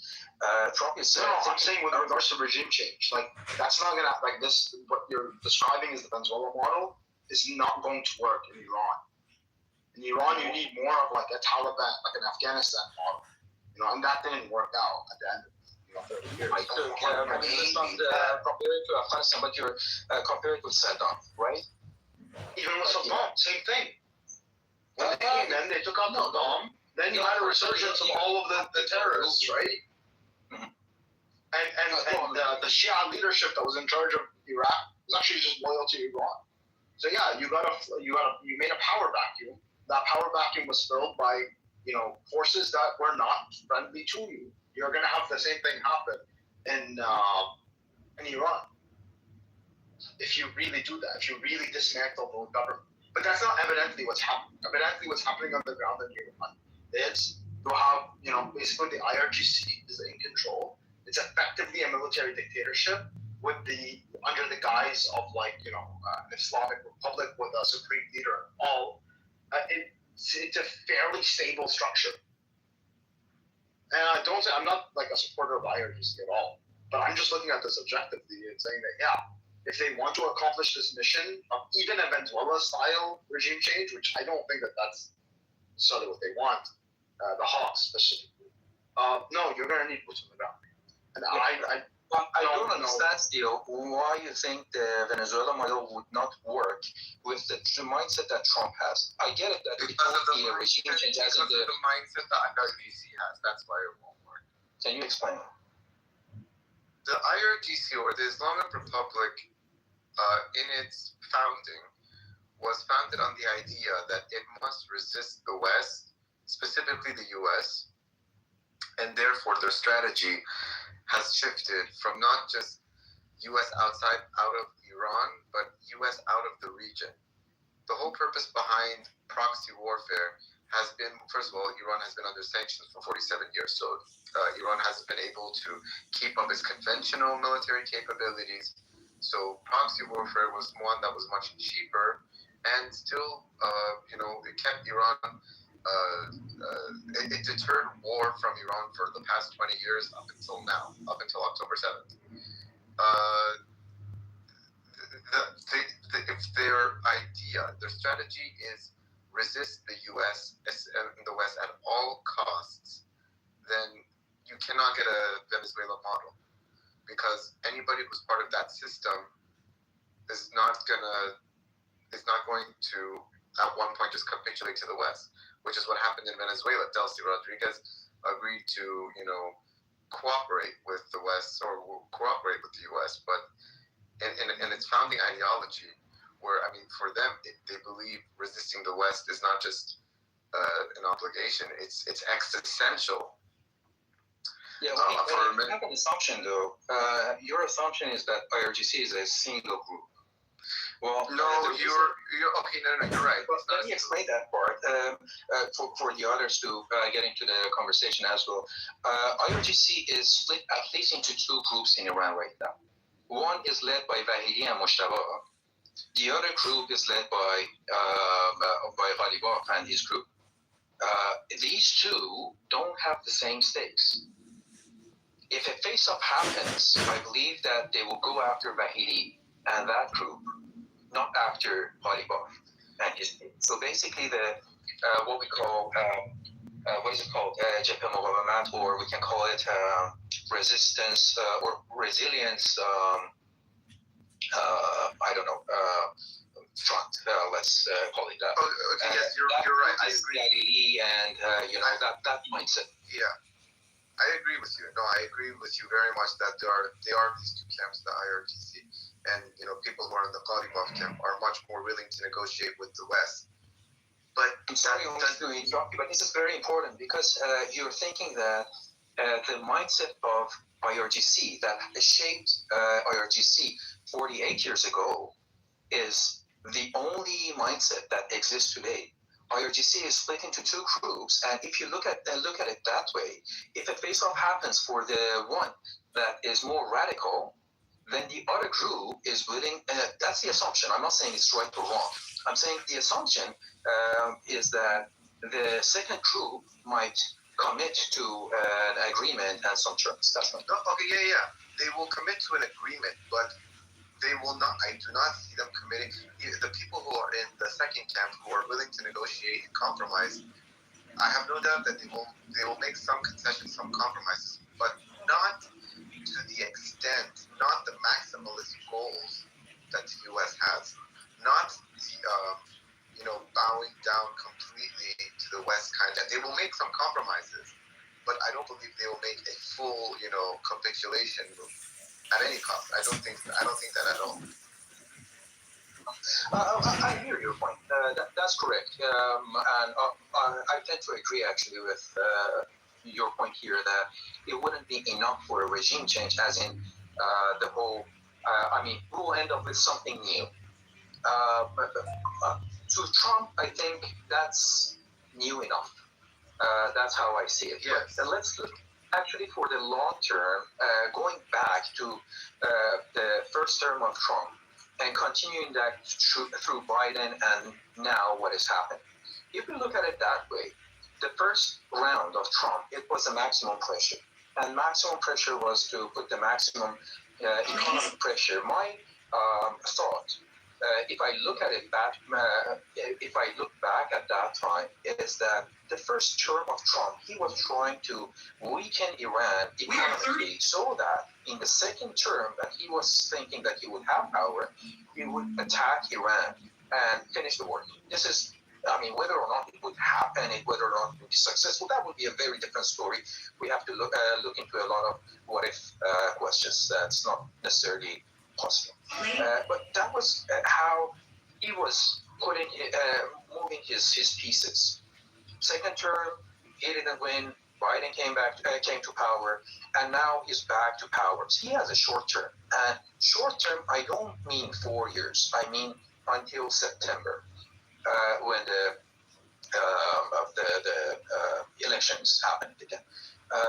For this period of time, and this is a very important question that we have to answer in order to go back to your point about boots on the ground. Is Trump willing to risk more against Iran at this point? And risk more doesn't necessarily mean boots on the ground, but what is that level of pressure that he would be putting in order to fulfill his mindset that he had at the beginning? He doesn't have that much time. Would he risk? I have some points about it, but I will leave it to you to make some more conversations. If I had time, I will come back to this one. Well, I guess that is the $1 million question because, as we know, Trump is very unpredictable. And, the fact that this war started in the first place, I think many people, including myself, I was kind of caught off guard. But I think I think that there are many things working against Trump to restart the war again. And it could cost him his legacy. I think he's much more willing to, lower his stakes and, make something look like sell a win to the American people, or to at least to his base, and move on to Cuba. Because Trump has had his eye on Cuba, he's had his eye on Greenland, he's had his eye on China. As a matter of fact, the U.S. posture has been to prioritize China more and get out of the Middle East entirely. Well, not entirely, but lower their presence in the Middle East. So I don't know how much longer or more they're willing to commit to the situation in Europe.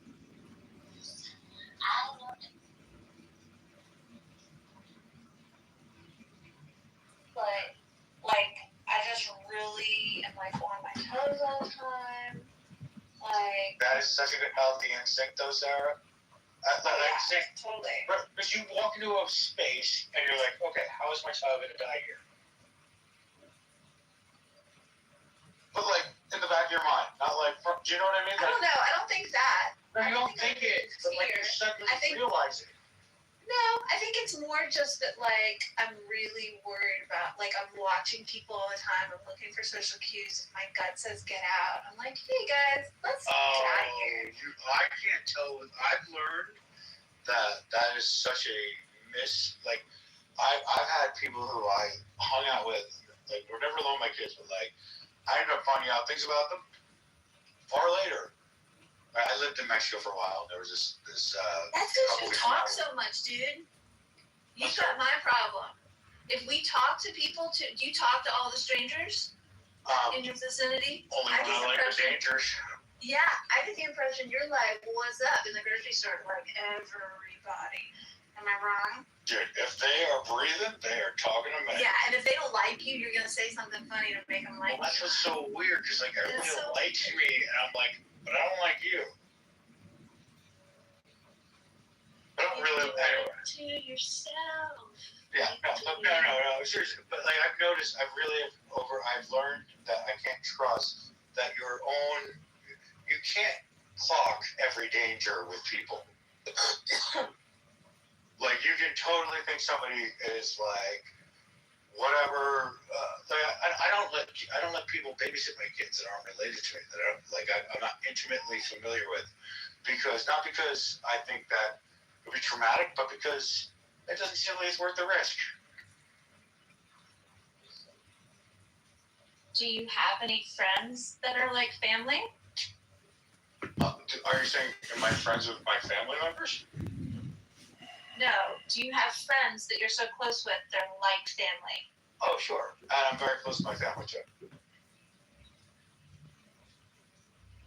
Oh yeah, no, that works too. Like I have, that's totally interchangeable. It's not a blood thing. It's a. I've known you so long that I know that you're fucked up, but like I'm comfortable with how you're fucked up. Because everybody be fucked up. It's more, it's more like I know your flaws, I know your strengths, and you don't endanger my kids because I've seen you change over time, kind of thing.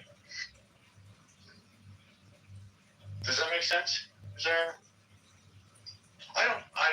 pretty much. Yeah. Sorry, I'm not answering. No, it's okay. I don't often leave my kids with anybody, but like my dad or one of my brothers.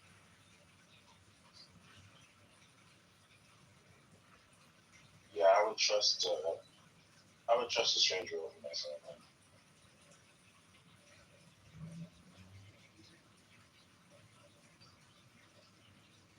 I would trust other parents think I'm great with kids. I'm like, no, I'm great with my kids. When parents like, you seem like you're great with kids. I'm like, I don't think I want to leave my kids with you because you're a terrible just character. Like if their kids were drowning and my kids were drowning, I'd let their kids drown just to double make sure that my kids were not. What? I got priorities, my guy. Like I like kids, but like only the ones that are mine. But so like, you know, if my kids have friends, it kind of makes sense to them. I don't know, like, I don't get some parents, like, if I'm at like a place where the kids are swimming, right, I won't leave the area with acknowledging with another adult that I'm going to do something. You please keep an eye on my kids. Not that I trust that adult to like jump in and dice it, just so somebody has some attention. Right? Other parents will just leave and assume that other parents are watching. But I mean, that's hard for me to process because I mean, you wouldn't do that with a dog. Why would you do it with your kids? Like if you were, you know, with your dog and dogs were like running around, you wouldn't like walk away. No, so what is when you're in a group, there's shared responsibility. Everybody's looking after the kids. I go out of my way to make sure somebody knows I'm going somewhere and I don't know. I understand what you're saying, but I'm saying, like, do you really think that that's the norm? Like, No. do you really think that most parents will walk away, or Yes, that they no, they do. When you're in a group, so as a single dad, I experience this. There's usually a mom, right? So I have to go out of my way to make sure somebody knows that their primary guardian isn't there, right? Like, do you know what I mean? Like, because a lot of these people are like couples, so there's like dual guardians. So I go out of my way for it, but like people will walk away when neither of the parents are there. What'd you do with all this stuff? I stole their wallets. What do you mean? What do you ask? I wouldn't ask the person to watch my laptop. Did I ask people to watch my kids all the time? What do you mean? I mean, like in public, and if I have to go to the bathroom, I'm like, can you watch my kids for a second? My son and my daughter are sitting at a table, and I'll run to the bathroom. This is such a protective measure. I mean, for me, I would just never do that. I would just be like, all right, we're all going to the bathroom. Facts. Get at the grocery store. I mean, my kid's young teenager. He's all over 6'1", so he can take care of himself. This is more like have an adult that can step in. Also, I'd steal your stuff when you're in the bathroom.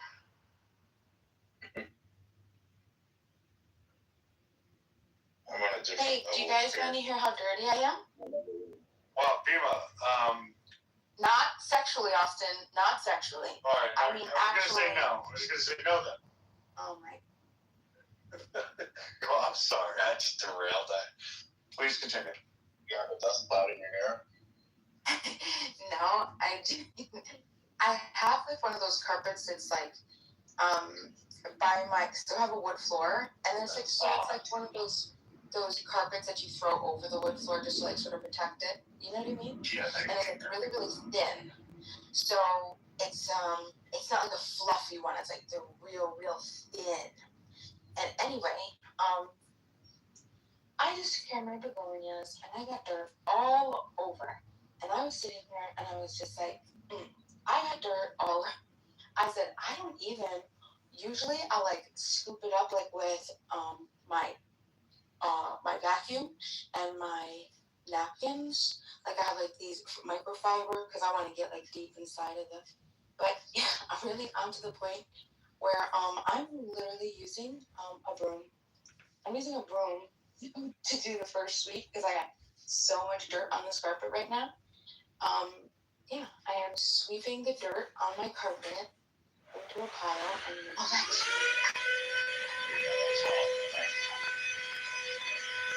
Do you think this is the first level of early signs of modern depression?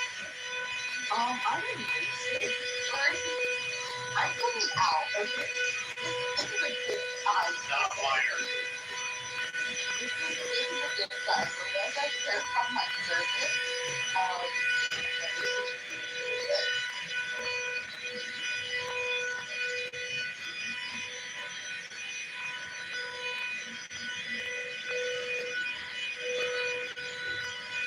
Well, I actually think that's what I've done that, but yeah, this is the first time that I'm replacing myself. You're right. But yeah, it's definitely been serious.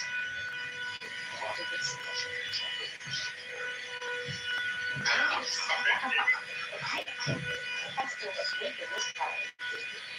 So much to do yet. Hey, good for you. If you're really coming out of depression, good for you. Seriously, I was. Yeah, people say that this is the thing. Like, I have a problem. I mean, I get sad a lot of times.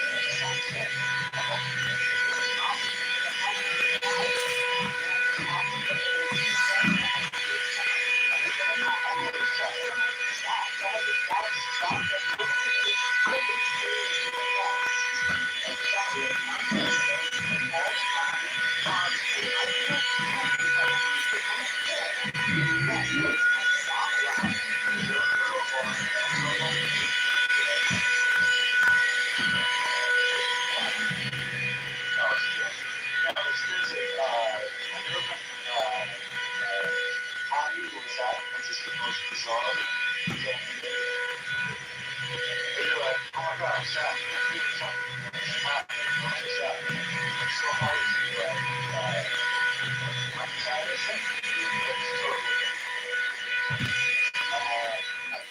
mean, I think the thing was in college, I got with a girl and started listening to sad songs, and I found the moment I got with it, but I found it listening to sad songs. Why? So you say that you were depressed at that point? No, I was happy we were older. He was feeling his feelings. He was trying to feel his feelings, it sounds like. Literally. I'm saying, like, literally, you were trying to, like, this is how I feel. I'm fully engaged. I want to get through it. It's like, it's a healthy thing.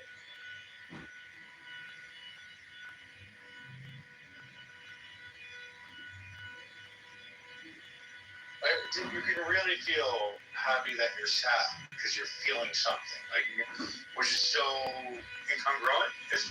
You know what I mean? But it actually, you can really feel it.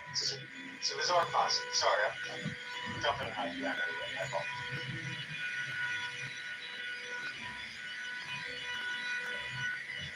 So, certain people fear of death, and no one addressed that in the suicide. That makes you feel nice. No, serendipity answered, so what's your biggest fear? She put that. So I don't want to speak for that may not do it. Maybe this is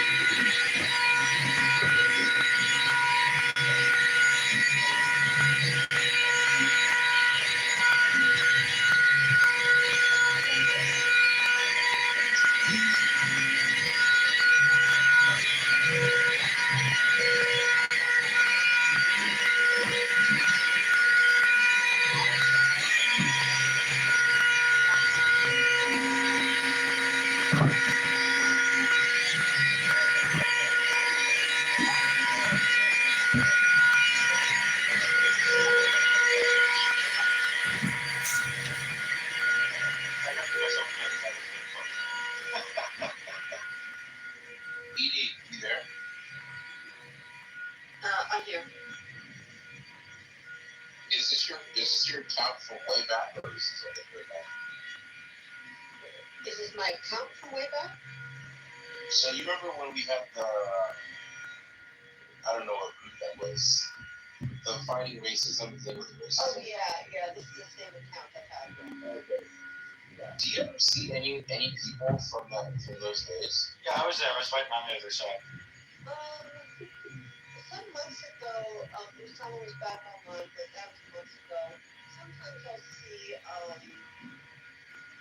Nassar, not sure. Yeah, it's just like he didn't pop on. But never really True. I don't know what's going on with that guy. Remember who was gonna try to run for mayor or whatever? I don't know what he's up to. Oh, yeah, oh my gosh, look, it's like short letters. I was talking Yeah. He makes weird posts on Facebook. I'm on Instagram. Yeah, I saw him somewhere. Maybe it was Instagram. I have to come across him, and I was like, huh? But I think those guys like stopped talking to him. Like, so I don't even think they talk to him anymore.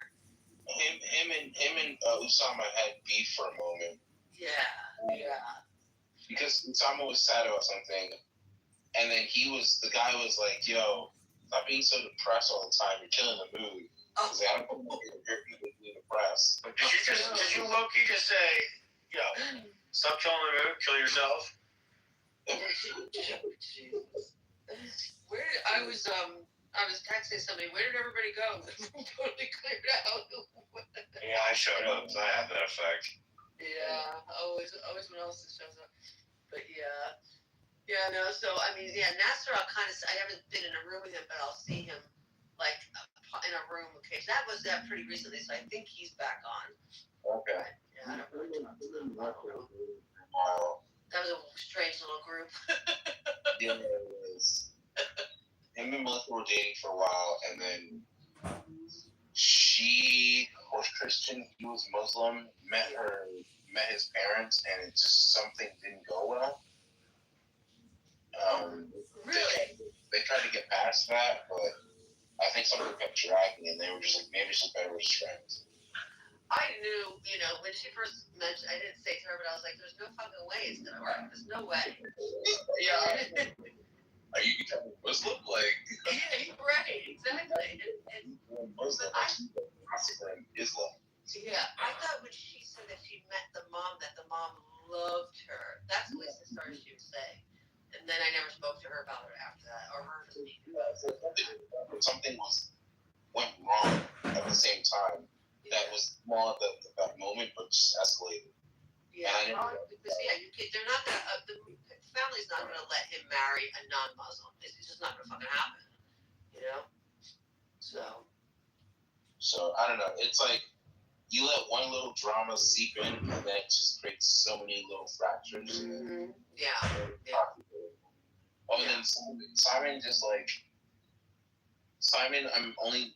he only responds on Instagram, and he just sends memes. I'm like, hey, how are you doing? It's been a while. And he just responds a meme that's so irrelevant. He's so weird.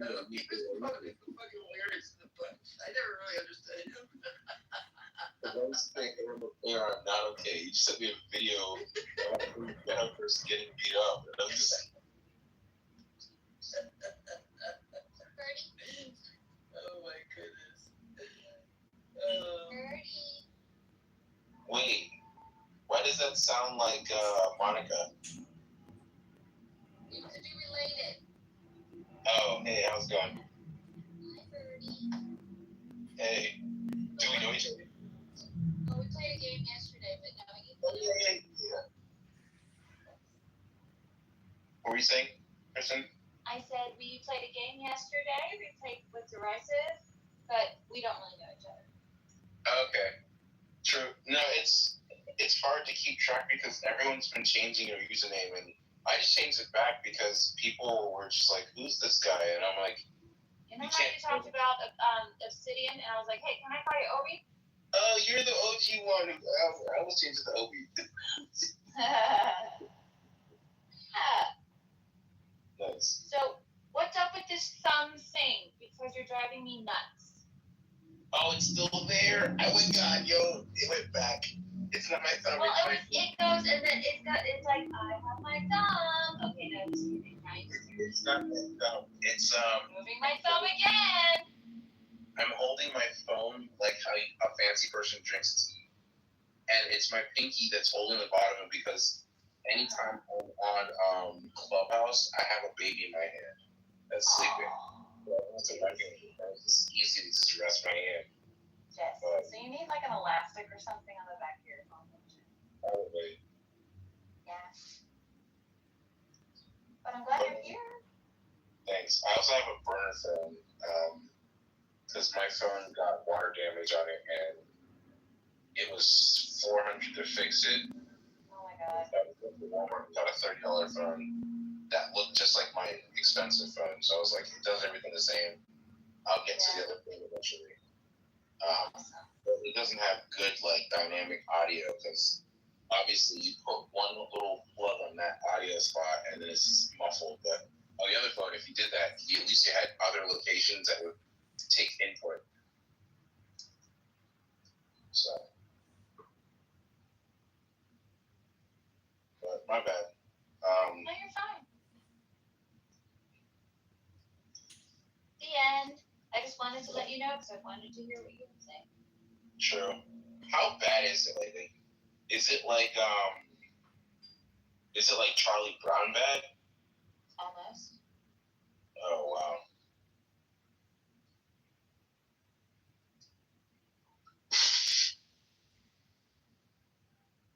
Edie, is this the same house that Fury was in, or is this like a new house after whatever happened?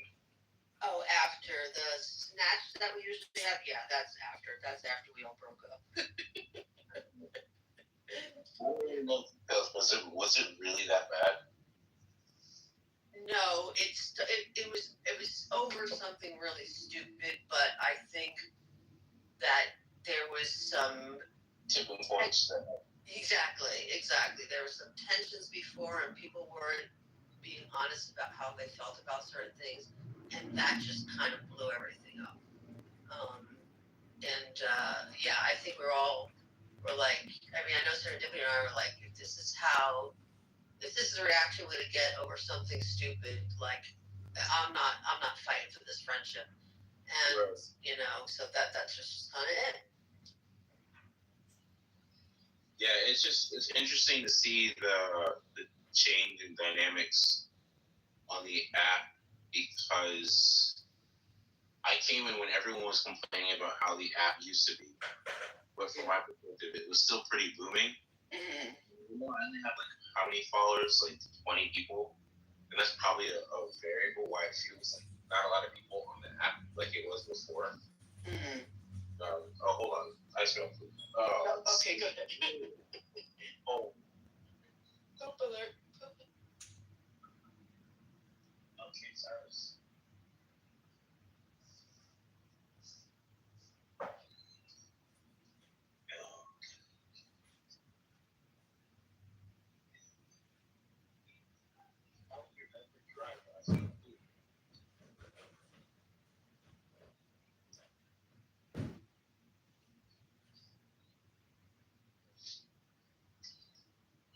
Oh, because he did poop.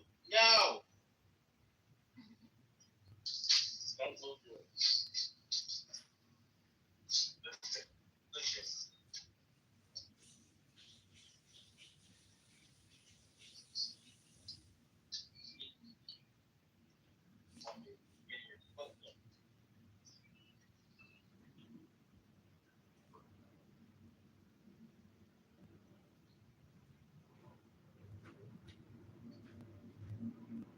Wait, am I still muted or am I? Oh, you're unmuted. Can you mute me? Yes.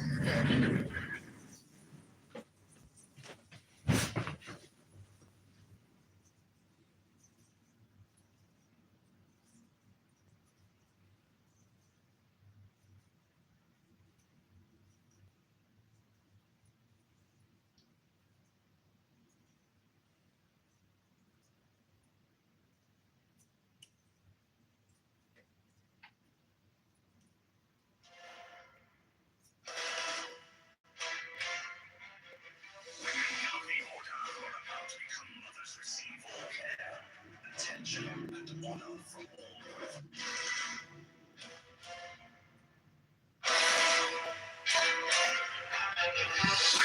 The order are about to become mothers, receive all care, attention, and honor from all brethren. 68 special professed houses will be established for their convenience, should they wish to take advantage of them. 69 The Order offers great social advantages to its members, bringing them as it does into constant association with men and women of high rank.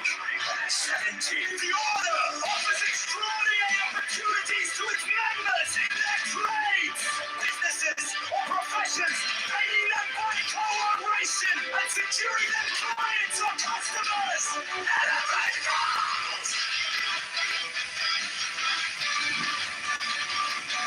Elevate goals! The Order offers friendship to its members, bringing together men and women of similar character, taste, and aspiration. 70 The Secrecy of the Order provides its members with an inviolable shroud of concealment. 70 The Crime of Slander, which causes so great a proportion of human misery, is rendered extremely dangerous, if not impossible, within the Order by a clause in the obligation of the third degree.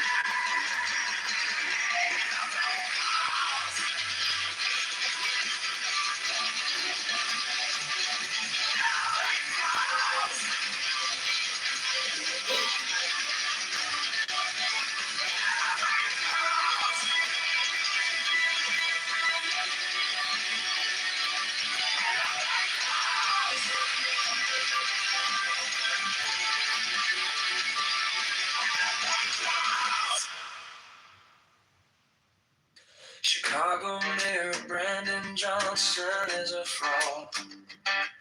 Chicago Mayor Brandon Johnson is a scam. Chicago Mayor Brandon Johnson is the tax. You're like a sugar baby. But like you. Chicago Mayor Brandon Johnson is a liar. Chicago Mayor Brandon Johnson is a criminal. Borrows $1.3 billion to give to crony none. Profits the seats to use of mafia propaganda. Organization affordability is a scam. Brandon Johnson is the tax. Open the books, transparency now. Public spending tracker now. Brandon Johnson is the tax. Brandon Johnson is the scam.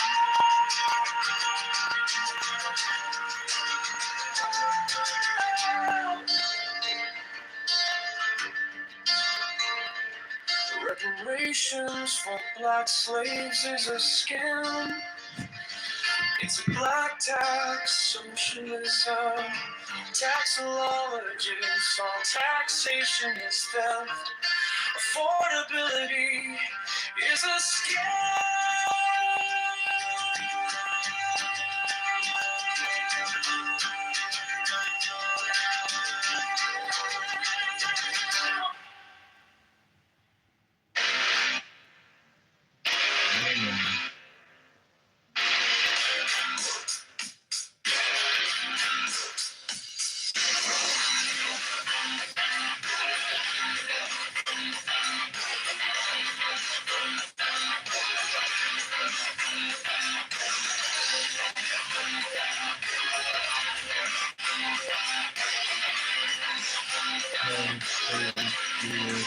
Chicago Mayor Brandon Johnson is a fraud.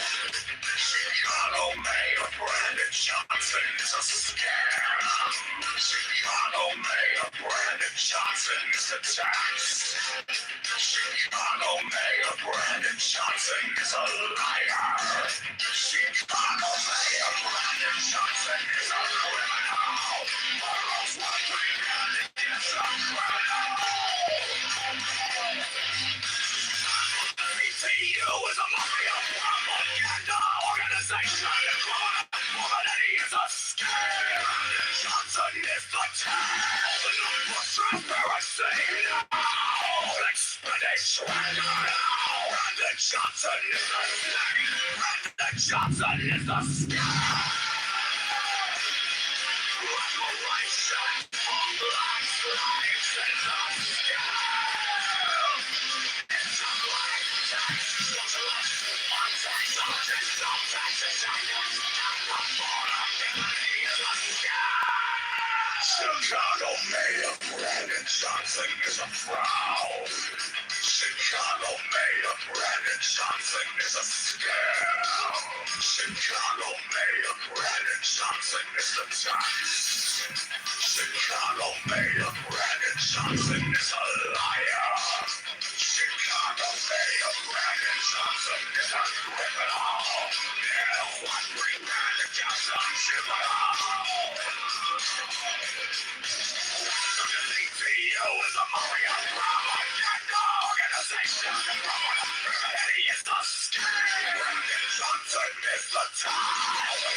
Transparency now. Expedition now. Brandon Johnson is the scam. Brandon Johnson is the scam.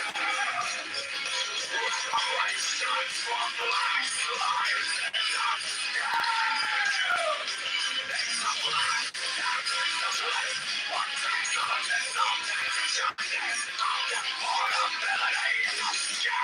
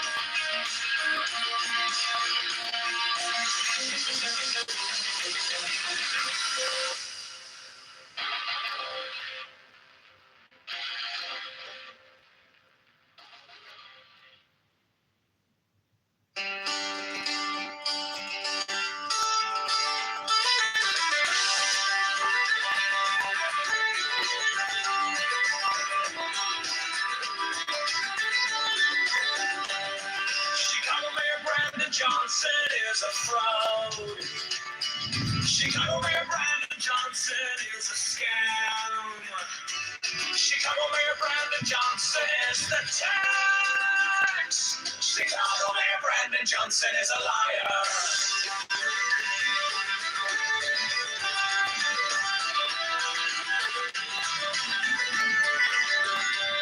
Chicago Mayor Brandon Johnson is a criminal. Borrows $1.3 million to give to crying on. Profits the seed to you is a mafia propaganda. Organization affordability is a scam. Brandon Johnson is the tax. Open the books, transparency now. Public spending tracker now. Brandon Johnson is the tax. Brandon Johnson is the tax. Brandon Johnson is a scam.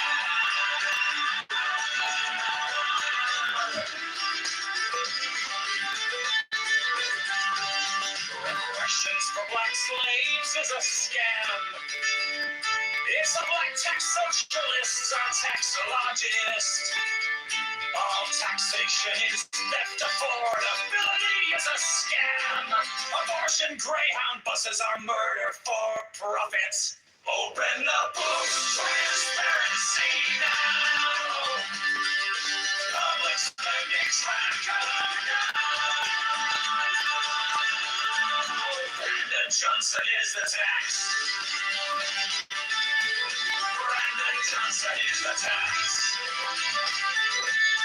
Brandon Johnson is a scam.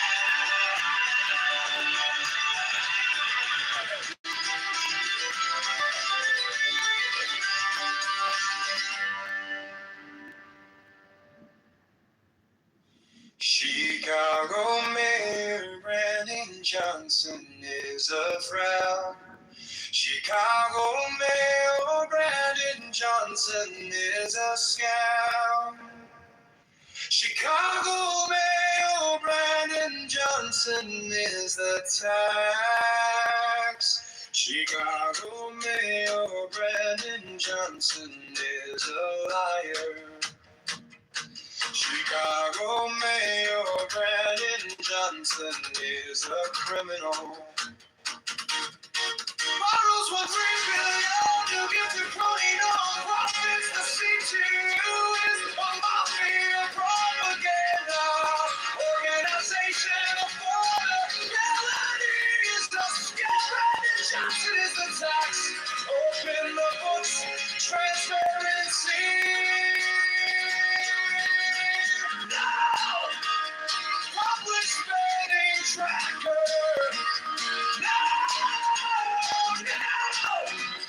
Brandon Johnson is the tax. Brandon Johnson is the scam. Reparations for black slaves is the scam. It's the black tax socialism taxologist. All taxation is the propaganda candidate as a scam. Public spending tracker. Brandon Johnson is the tax. Brandon Johnson is the scam.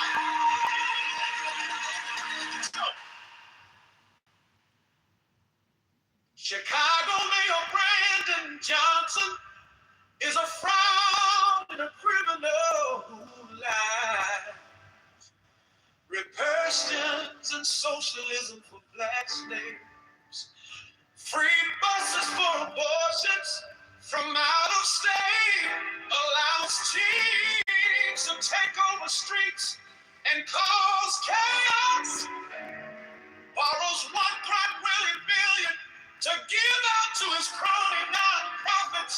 The FBI needs to arrest Mayor Brandon Johnson and his CTU mafia propaganda.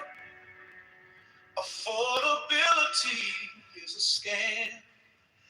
Brandon Johnson is the tax. Brandon is the scam. Oh, Chicago Mayor Brandon Johnson is a fraud and a criminal who lies. Reversions and socialism for black slaves. Free buses for abortions from out of state. Allows teens to take over streets and cause chaos. Borrows $1.3 billion to give out to his crony nonprofits. The FBI needs to arrest Mayor Brandon Johnson and his C2 Mafia propaganda. Affordability is a scam. Brandon Johnson is the tax. Brandon is the scam.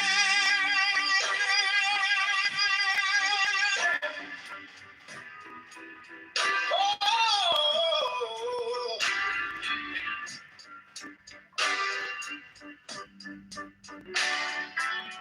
Chicago man Brandon Johnson is a fraud criminal who lies. Reversion socialism for black slaves. Free buses for abortions from out of state. Allows teens to take over streets and cause chaos. Borrows $1.3 billion to give out to his crony nonprofits. The FBI needs to arrest Mayor Brandon Johnson and his CT Mafia propaganda. Affordability is a scam. Brandon Johnson is the tax. Brandon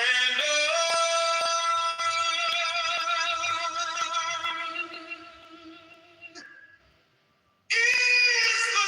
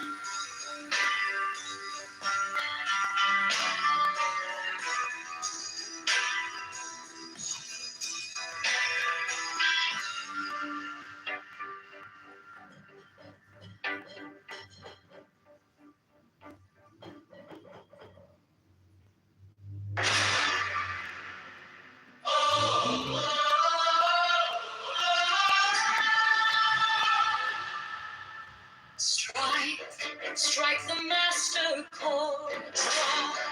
Draw the flaming sword. Crown child and conquering lord. Horus, avenger. O thou of the head of the hawk. Thee I invoke. At every thee I invoke, throughout the whole of the ritual, give the sign of Apophis. The only begotten child of Osiris thy father, and Isis thy mother, he that was slain, she that bore thee in her womb, flying from the temper of the water. Thee I invoke. Now whose upbrim is a flashing white, whiter than the forehead of the morning. Thee I invoke.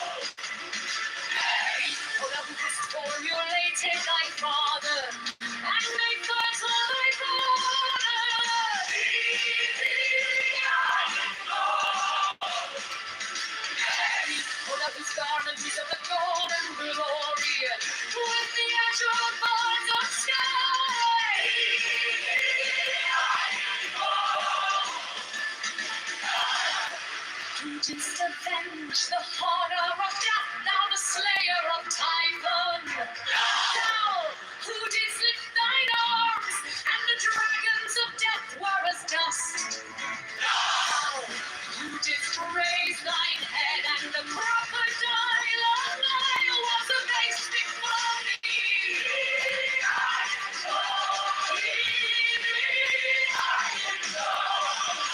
Those menace hide the universe with night, the impermeable blue.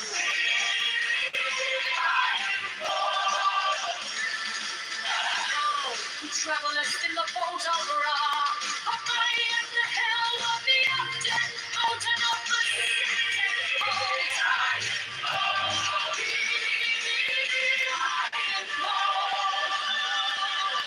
Thou who bearest the wand of double power.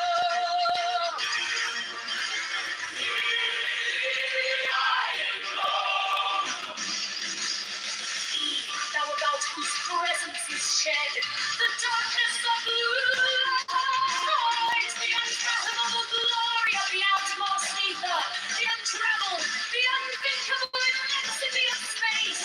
Thou who contemplest all the 30 earths in one darkling sphere of fire.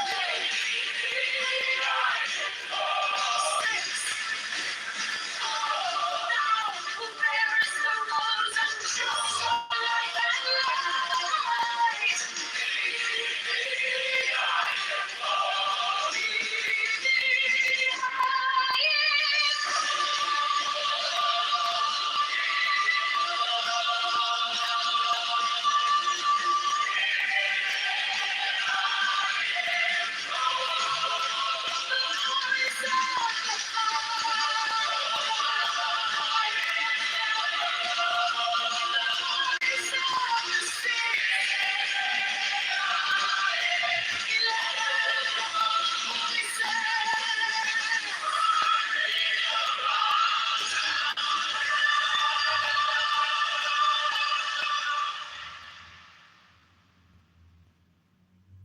Chicago Mayor Brandon Johnston is a fraud and a criminal who lies. Red questions and socialism for black slaves. Free buses for abortions from out of state. Streets and cause chaos. Borrows $1 illegally then to give out to his crony non-profits. The FBI needs to arrest Mayor Brandon Johnson and his C2 Mafia propaganda. Affordability is a scam. Brandon Johnson is the tax. Brandon is the scam. Chicago Mayor Brandon Johnson is a fraud and a criminal who lies. Red Christians and socialism for black slaves. Free buses for abortions from out of state. Allow seats to take over streets and cause chaos. Borrows $1.3 billion to give out to his crony non-profits.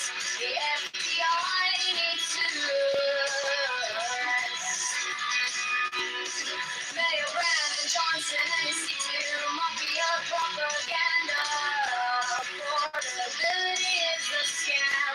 Brandon Johnson is the tax. Brandon is the scam.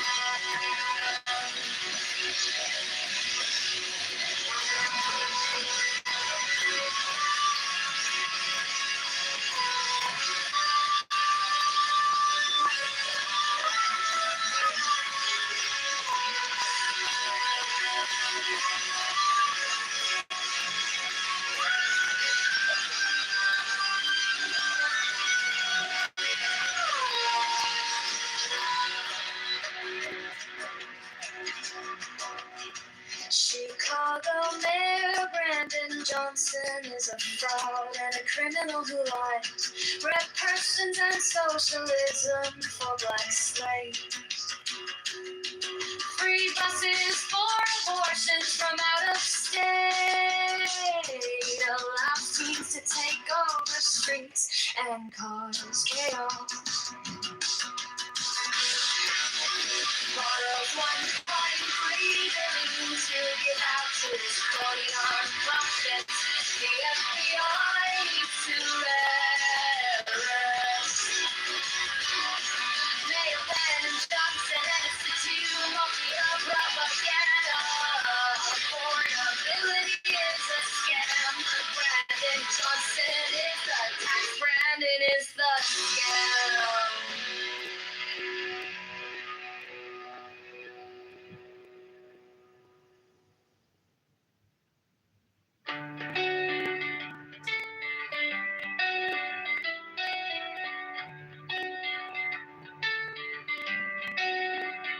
Chicago Mayor Brandon Johnson is a fraud and a criminal who lies. For Christians in socialism for blacks and cause chaos. Borrows 1.3 billion to give out to his crony non-profits. The FBI needs to arrest Mayor Brandon Johnson and his C2 Mafia propaganda. Affordability is a scam. Brandon Johnson is a tax. Brandon is a scam. Chicago Mayor Brandon Johnson is a fraud and a criminal who lies. For Christians in socialism for black slaves, free buses for abortion, 1.3 billion to give out to his crony non-profits. The FBI needs to arrest Mayor Brandon Johnson and his C2 Mafia propaganda. Affordability is a scam. Brandon Johnson is a tax. Brandon is the scam.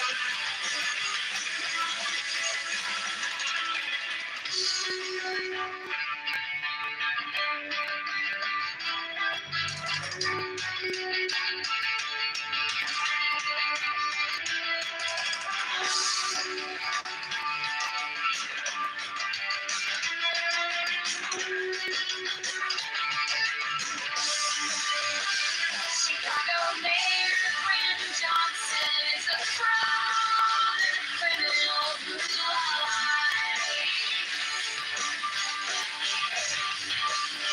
Russians and socialism for black slaves, free buses for abortions from out of state.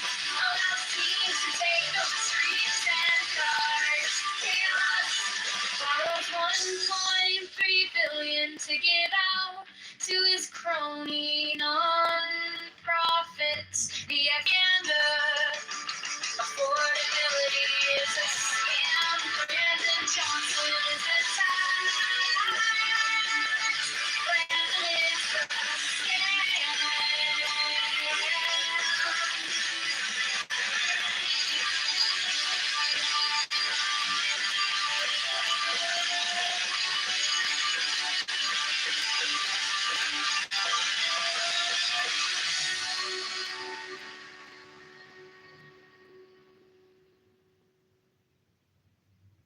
Chicago Mayor Brandon Johnson is a fraud. Chicago Mayor Brandon Johnson is a scam. Chicago Mayor Brandon Johnson is a scam. Chicago Mayor Brandon Johnson is a liar. Chicago Mayor Brandon Johnson is a rebel.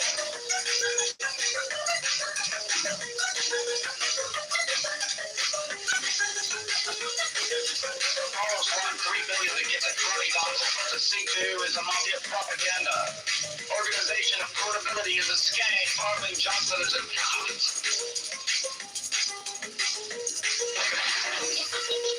Transparency now. Public spending tracker now. Brandon, Branson is the tax. Brandon, Branson is a scam. Transparency now. Public spending tracker now. Brandon, Branson is a tax. Brandon, Branson is a scam. Reparations for black slaves is a scam. It's a black tax. Socialists are taxologists. All taxation is theft. Affordability is a scam.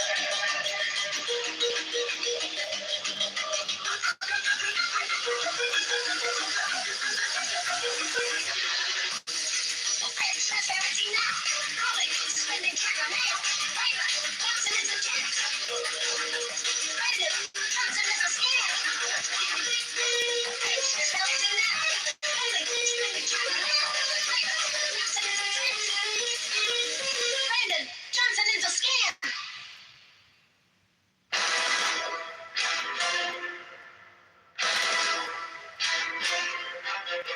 Women of the order who are about to become mothers receive all care, attention, and honor from all brethren. 68 special profess houses will be established for their convenience, should they wish to take advantage of them. 69 the order offers great social advantages to its members, bringing them as it does into constant association with men and women of high rank. 70 the order offers extraordinary opportunities to its members in their trades, businesses, or professions, aiding them by cooperation and securing their clients or customers. Elevate those!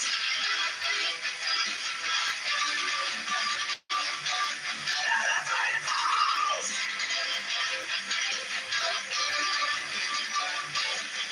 Everyone, the order offers rations to its members, bringing together men and women of similar character, taste, and aspiration. 70 the secrecy of the order provides its members with an inviolable shroud of concealment. 70 the crime of slander, which causes so great a proportion of human misery, is not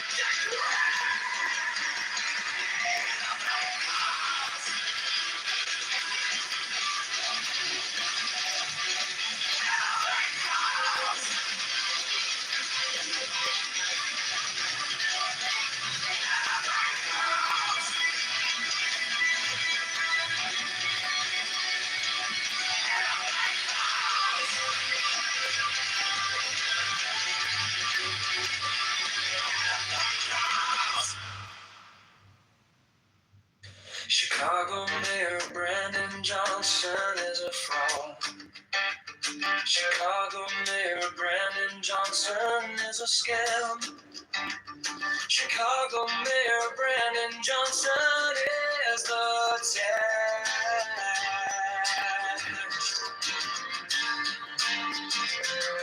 Chicago Mayor Brandon Johnson is a liar.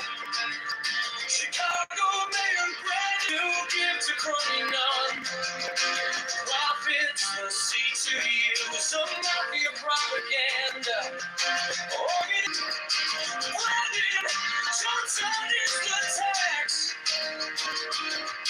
Brandon Johnson is the scam.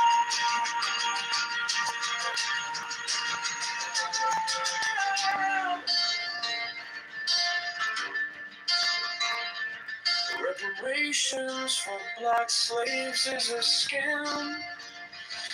It's a black tax. It's a scam.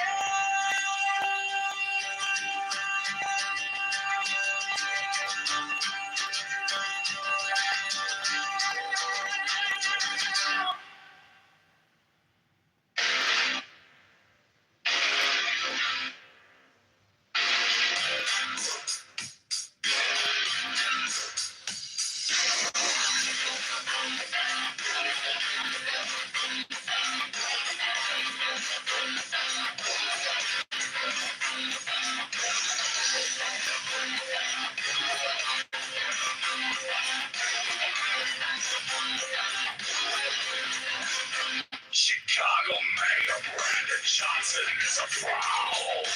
Chicago Mayor Brandon Johnson is a scam. Chicago Mayor Brandon Johnson is a tax. Chicago Mayor Brandon Johnson is a liar. Chicago Mayor Brandon Johnson is a criminal. Borough's 1 million is a criminal. CTU is a mafia propaganda organization. Criminality is a scam. Brandon Johnson is the term. Open up for transparency now. Expedition now. Brandon Johnson is the scam. Brandon Johnson is the scam. Reparation for black slaves is a scam. It's a black tax socialist. Taxation and affordability is a scam.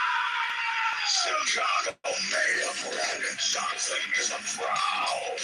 Chicago Mayor Brandon Johnson is a scam. Chicago Mayor Brandon Johnson is the tax.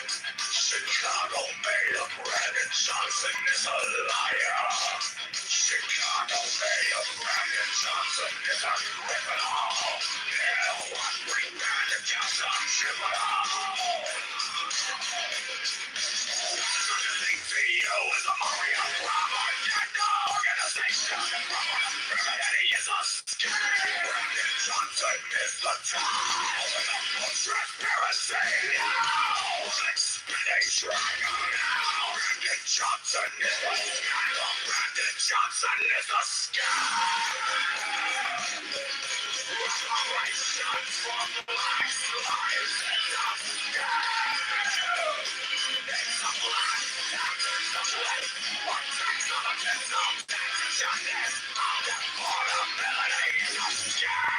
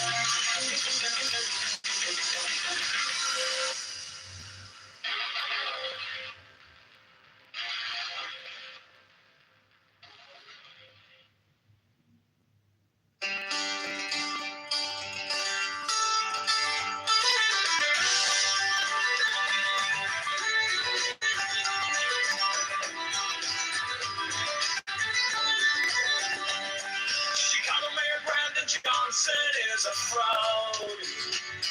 Chicago Mayor Brandon Johnson is a scam.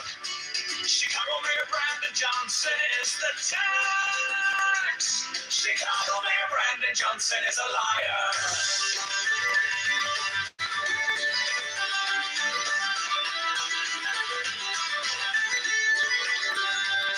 Chicago Mayor Brandon Johnson is a criminal. Borrows $1.3 billion to give to crying on. Profits the CTU is a mafia propaganda. Organization affordability is a scam. Brandon Johnson is the tax. Open the books, transparency now. Public spending tracker now. Brandon Johnson is the tax. Brandon Johnson is the tax. Brandon Johnson is the scam.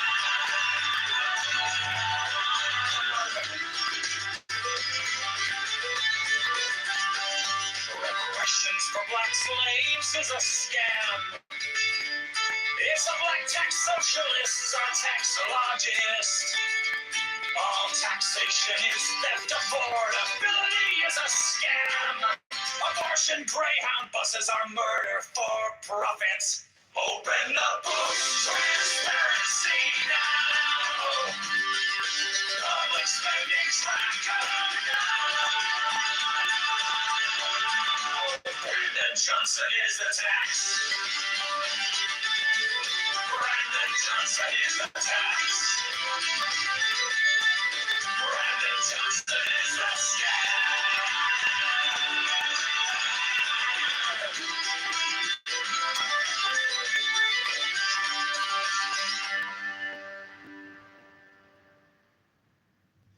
Chicago Mayor Brandon Johnson is a frown. Chicago Mayor Brandon Johnson is a scam. Chicago Mayor Brandon Johnson is the tax. Chicago Mayor Brandon Johnson is a liar. Chicago Mayor Brandon Johnson is a criminal. Borrows $1.3 billion to give to crony non-profits. The CTU is a mafia propaganda organization of portability is a scam. Brandon Johnson is the tax. Open the books, transparency. No! Public spending tracker. No! Brandon Johnson is the tax. Brandon Johnson is the scam. Reparations for black slaves is the scam. It's the black tax socialism taxologist. All taxation is the propaganda gallery is the scam. Public spending tracker.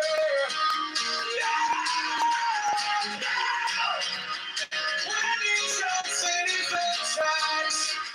Brandon Johnson is the scam.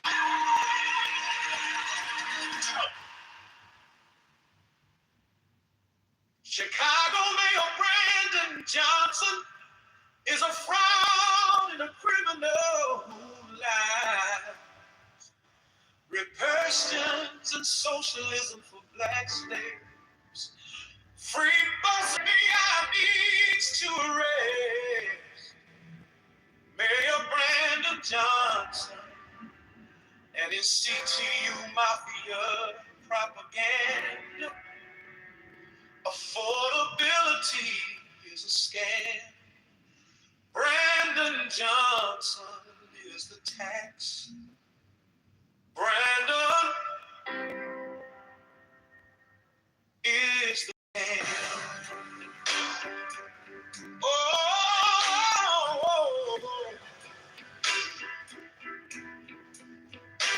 Chicago Mayor Brandon Johnson is a fraud and a criminal who lies. Persons and socialism for black slaves. Free buses for abortions from out of state. Allows teens to take on the streets and cause chaos. Borrows $1.3 billion to give up to his crony nonprofits that FBI needs to erase. Mayor Brandon Johnson and his C2 mafia propaganda. Affordability is a scam.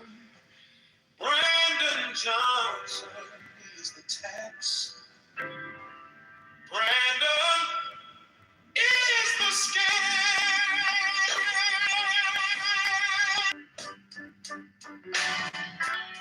Chicago Mayor Brandon Johnson is a fraud criminal who lies. Repercussions socialism for black slaves. Free buses for abortions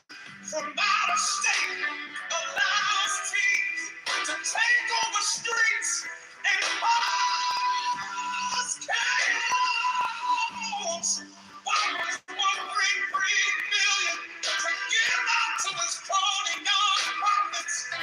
The FBI needs to raise. Mayor Brandon Johnson and his CTU mafia propaganda is the tax. Brandon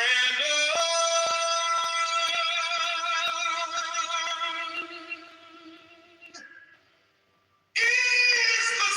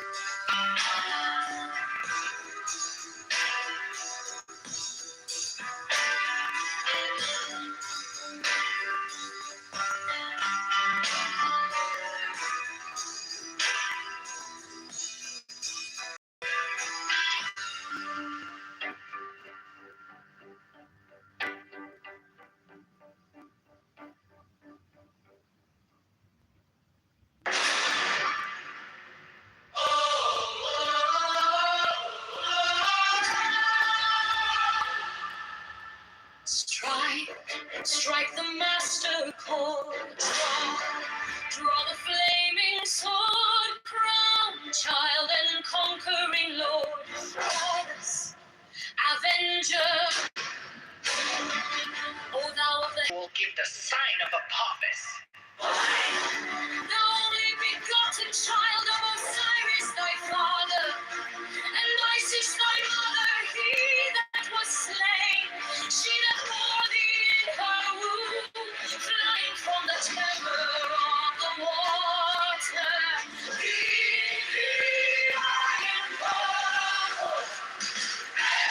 Thousands of families are flashing white, whiter than the forehead of the morning.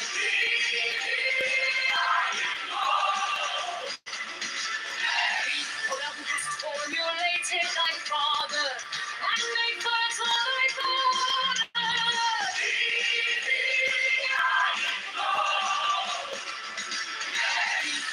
Whose garment is of the golden glory, with the azure bars of sky.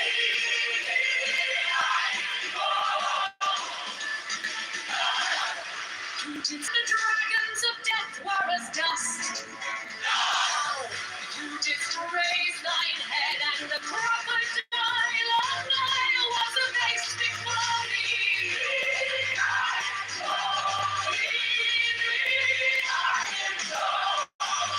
Those menace hide the universe with night, the impermeable blue.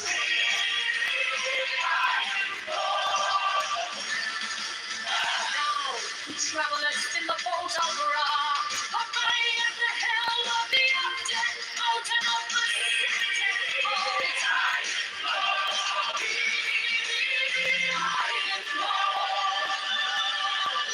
Thou who bearest the wand of double power.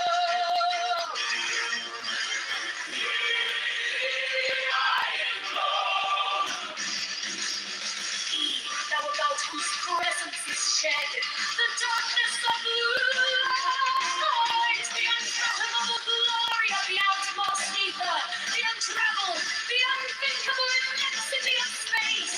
Thou who contemplest all the 13 hours in one darkling sphere of fire.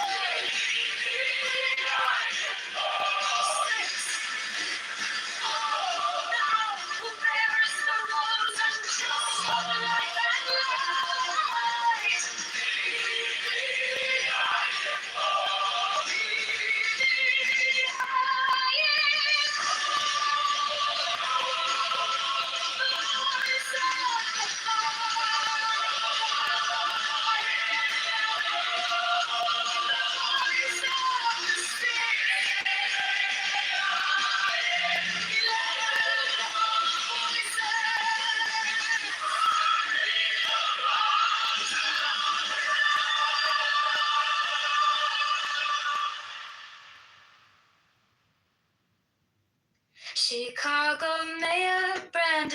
Johnston is a fraud and a criminal who lied. Red questions and socialism for black slaves. Free buses for abortions from out of state. Allows teens to take over streets and cause chaos. Borrows $1.8 billion to give out to his crony non-profits. The FBI needs to arrest Mayor Brandon Johnson and his C2 mafia propaganda.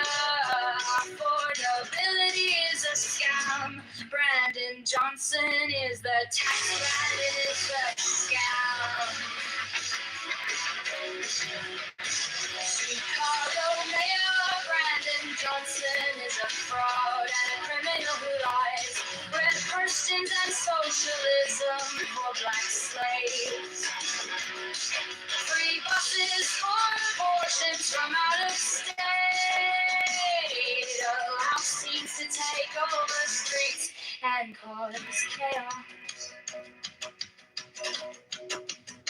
Borrows $1.3 billion to give out to his crony non-profits. The FBI needs to arrest Mayor Brandon Johnson and his C2 mafia propaganda. Affordability is the scam. Brandon Johnson is the tax. Brandon is the scam.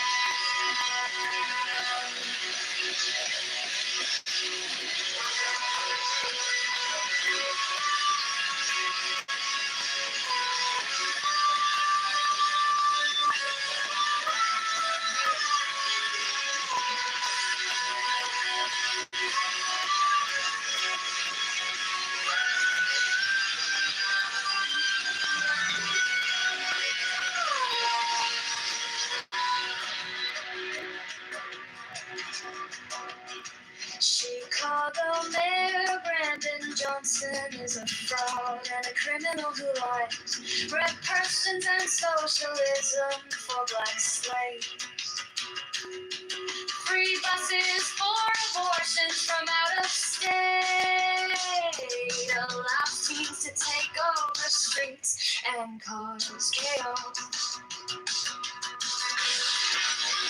Borrows $1.3 billion to give out to his crony non-profits. The FBI needs to arrest Mayor Brandon Johnson and his C2 mafia propaganda. Affordability is a scam. Brandon Johnson is the tax. Brandon is the scam.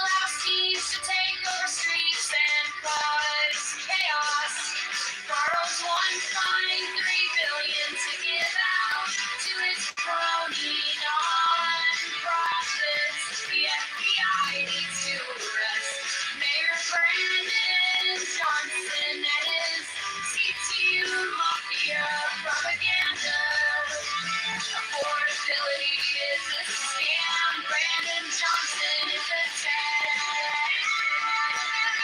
Brandon is the scam.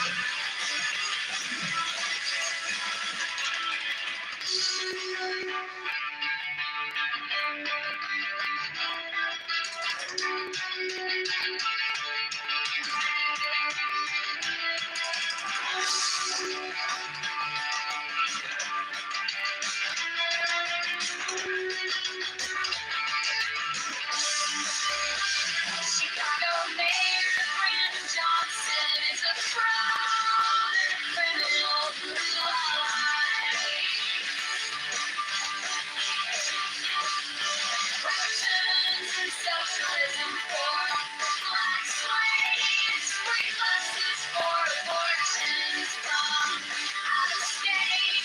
Oh, now seems to take no streets and cars. Chaos borrowed 1.3 billion to give out to his crony non-profits. The FBI needs to arrest Mayor Brandon Johnson and his C2 Mafia propaganda.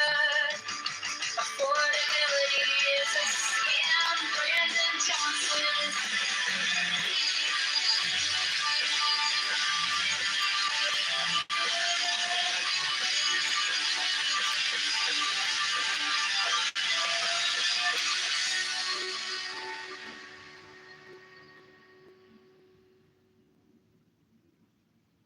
Chicago Mayor Brandon Johnson is a fraud.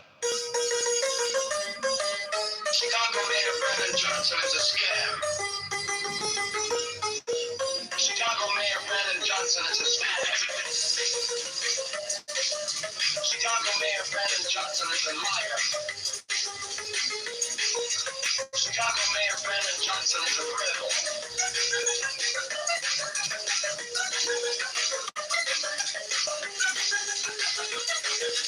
Almost won $3 million to get the crony gospel. The C2 is a mafia propaganda. Organization affordability is a scam. Brandon Johnson is a cop. It's a scam.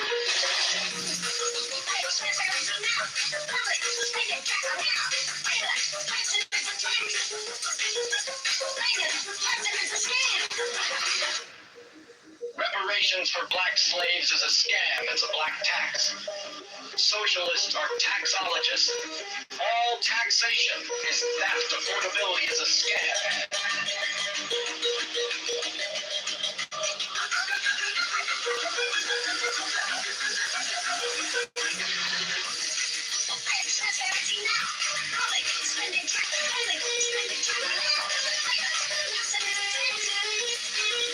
Brandon Johnson is a scam.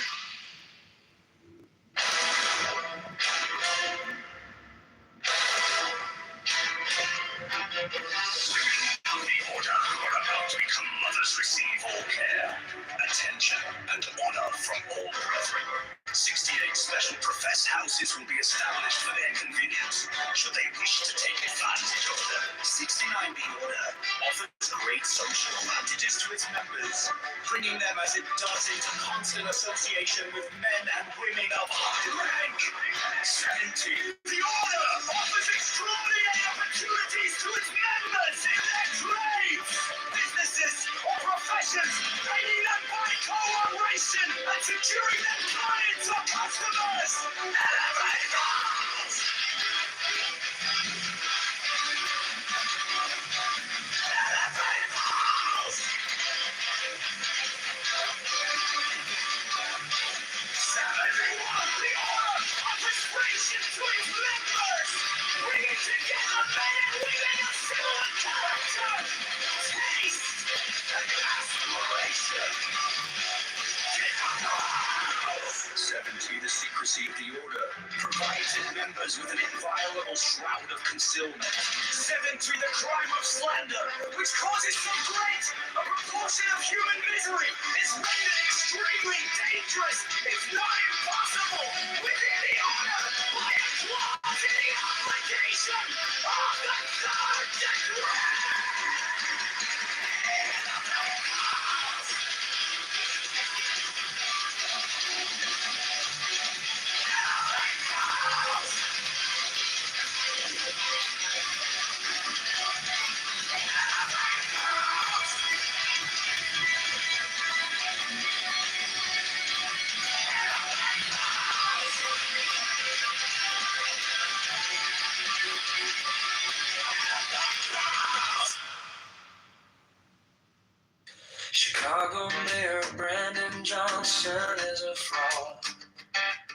Chicago Mayor Brandon Johnson is a scam. Chicago Mayor Brandon Johnson is the tax.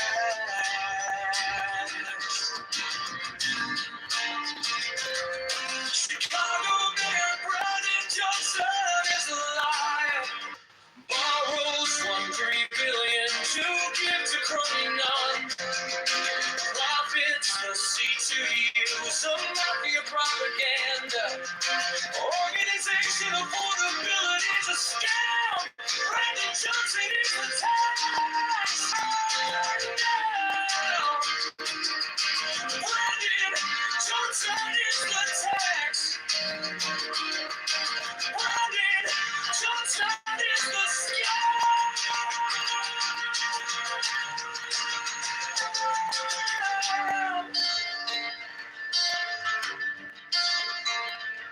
Reparations for black slaves is a scam.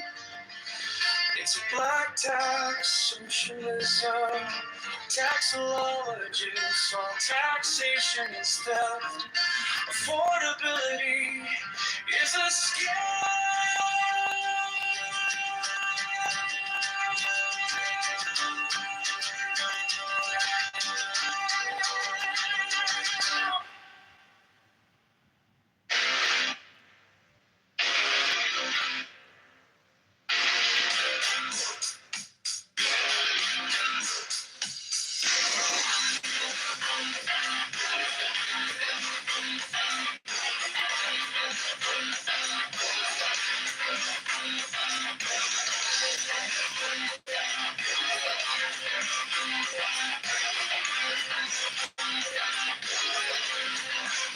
Chicago Mayor Brandon Johnson is a fraud. Chicago Mayor Brandon Johnson is a scam. Chicago Mayor Brandon Johnson is a tax. Chicago Mayor Brandon Johnson is a liar. Chicago Mayor Brandon Johnson is a criminal. Borrows $1.3 billion is a criminal. CTU is a mafia propaganda organization. Quality is a scam. Brandon Johnson is the tax. Transparency now. Explanation now. Brandon Johnson is the scam. Brandon Johnson is the scam. Reparations for black slaves is a scam. It's a black tax, socialist, taxologist, all taxation. Affordability is a scam. Chicago Mayor Brandon Johnson is a fraud. Chicago Mayor Brandon Johnson is a scam. Chicago Mayor Brandon Johnson is a tax. Chicago Mayor Brandon Johnson is a liar. Chicago Mayor Brandon Johnson is a criminal. Propaganda organization. He is a scam. Brandon Johnson is the town. Transparency now. Explanation now. Brandon Johnson is a scam. Brandon Johnson is a scam. Reparations. Black lives is a scam. It's a black tax. What taxologist, no taxation is. Affordability is a scam.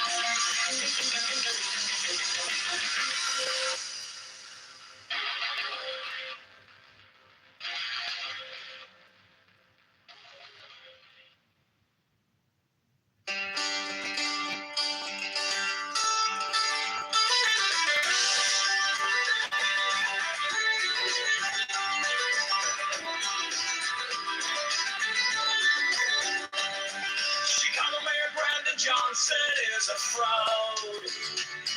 Chicago Mayor Brandon Johnson is a scam. Chicago Mayor Brandon Johnson is the tax. Chicago Mayor Brandon Johnson is a liar.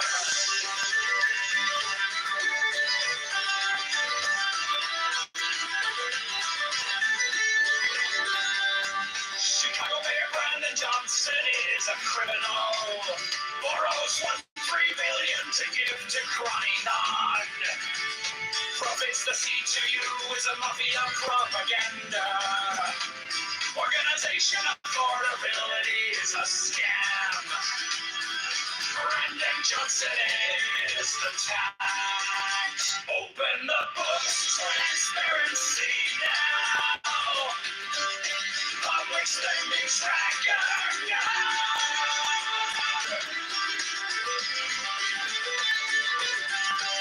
Reparations for black slaves is a scam. It's a black tax socialists are taxologists. All taxation is theft. Affordability is a scam. Public spending tracker. Brandon Johnson is the tax. Brandon Johnson is the tax. Brandon Johnson is the scam.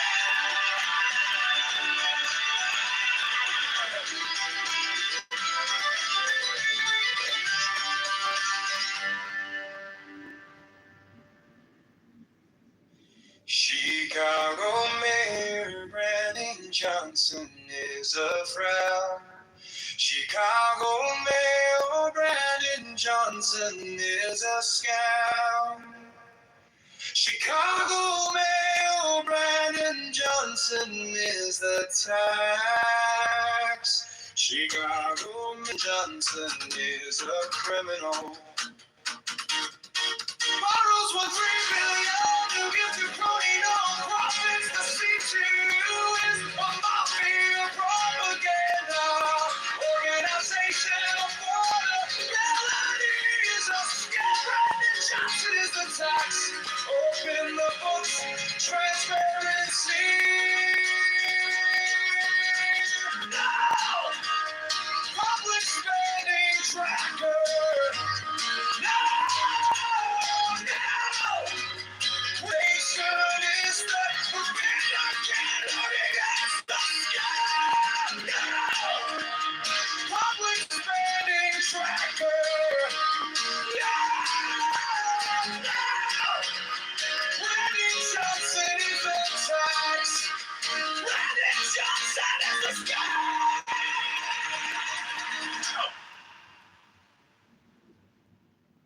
Chicago Mayor Brandon Johnson is a fraud and a criminal lie.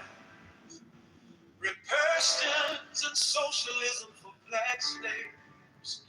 Free buses for abortions from out of state. $1 million to give out to his crony non-profits.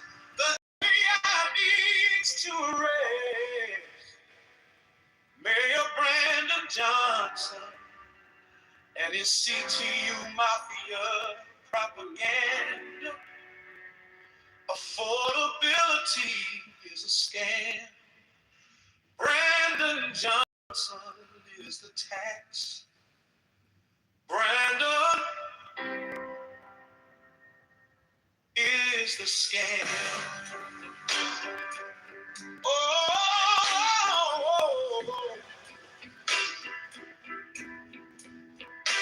Chicago Mayor Brandon Johnson is a fraud and a criminal who lies. Repercussions and socialism for black slaves. Free buses for abortions.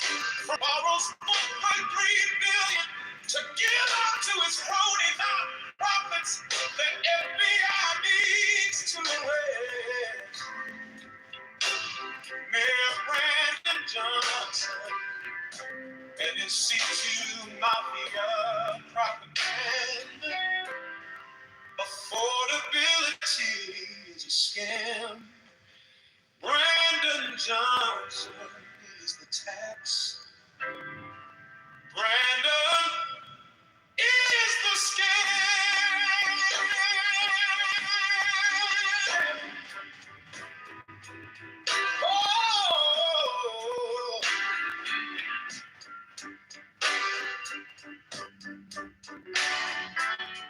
Chicago Mayor Brandon Johnson is a free buses for abortions from out of state, allows teens to take on the streets and cause chaos. Congress won't bring $3 billion to give out to his phony nonprofits. The FBI needs to raise Mayor Brandon Johnson and his CTU mafia propaganda. Affordability is a scam. Brandon Johnson is the tax. Brandon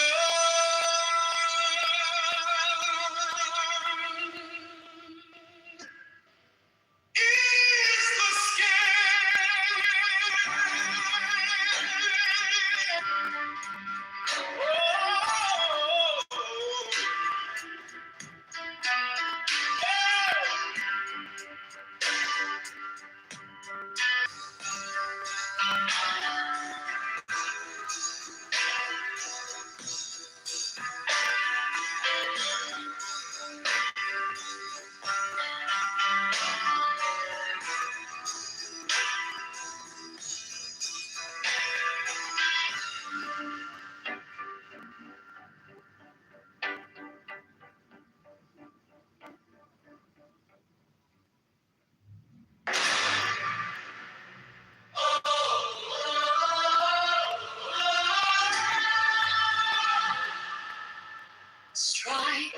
Strike the master chord.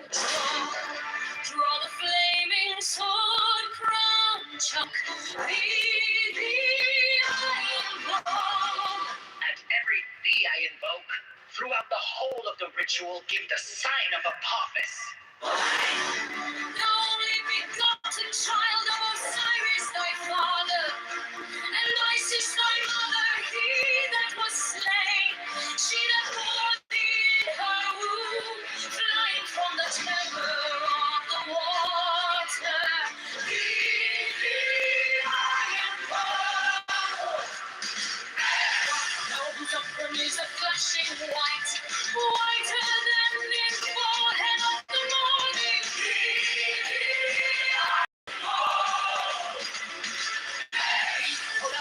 Formulated thy father, and made fertile thy daughter.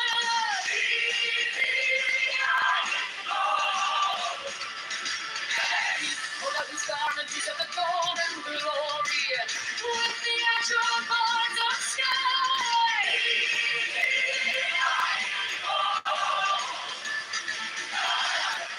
You didst avenge the horror of death, thou the slayer of Typhon. Thou who didst lift thine arms, and the dragons of death were as dust. Thou who didst raise thine head, and the crocodile of Nile was abased before thee.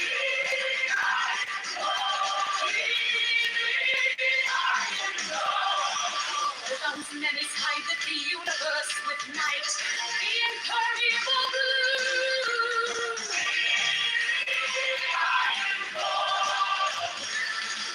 Thou who travelest in the boat of Ra, abiding at the helm of the Upton mountain of the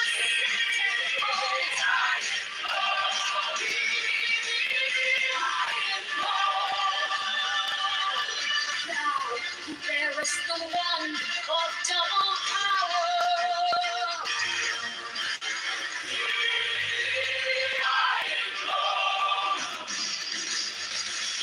Thou about whose presence is shed the darkness of light, the unfathomable glory of the outmost ether, the untrammeled, the unthinkable immensity of space. Thou who contemptest all the 30 ethers in one darkling sphere of fire.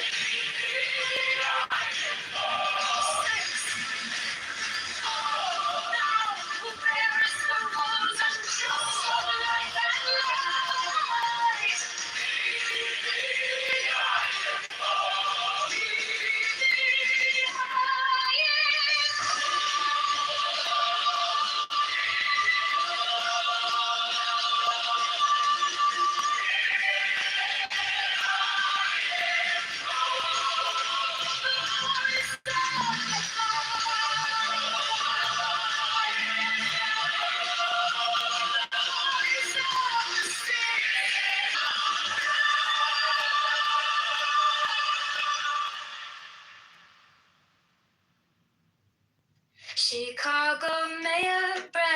Brandon Johnston is a fraud and a criminal who lies.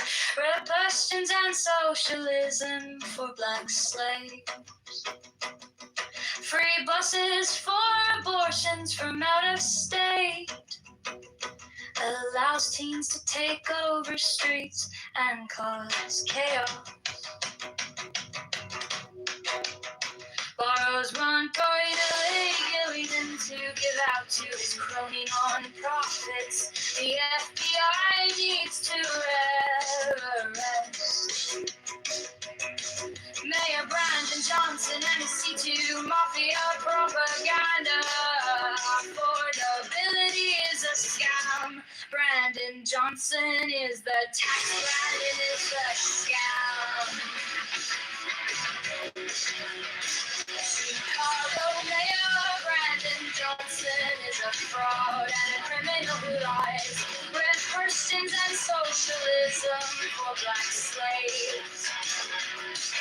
Free buses for abortions from out of state.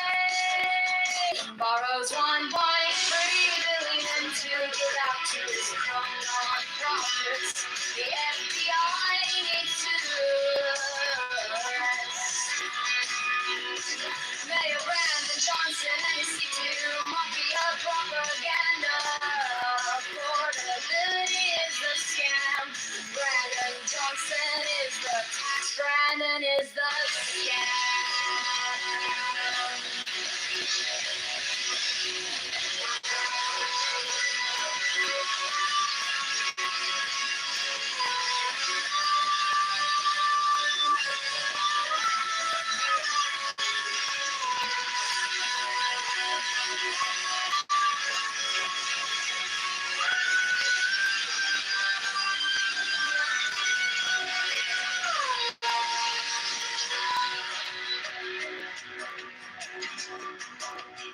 Chicago Mayor Brandon Johnson is a fraud and a criminal who lies. Red persons and socialism for black slaves. Free bus chaos. Borrows $1.3 billion to give out to his crony non-profits. The FBI needs to arrest Mayor Brandon Johnson and his C2 Mafia propaganda. Affordability is a scam. Brandon Johnson is the tax. Brandon is the scam.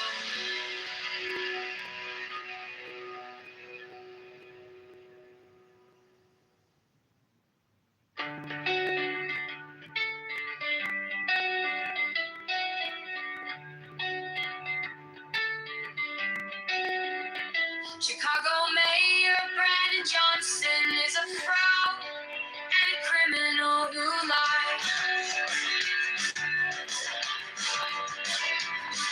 The persons in socialism for black slaves. Free buses for abortions from out of state.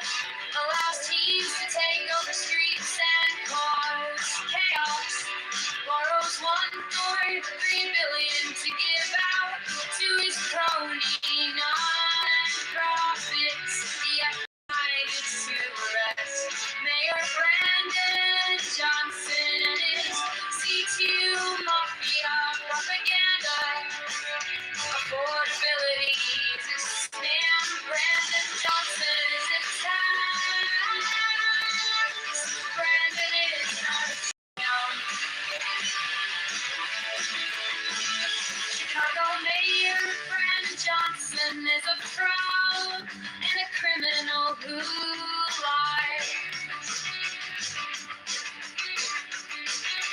Persons in socialism for black slaves. Free buses for abortions from out of state. Allows teens to take over streets and cause chaos. Borrows $1.3 billion to give out to his crony non-profits. The FBI needs to arrest Mayor Brandon Johnson and his C2 Mafia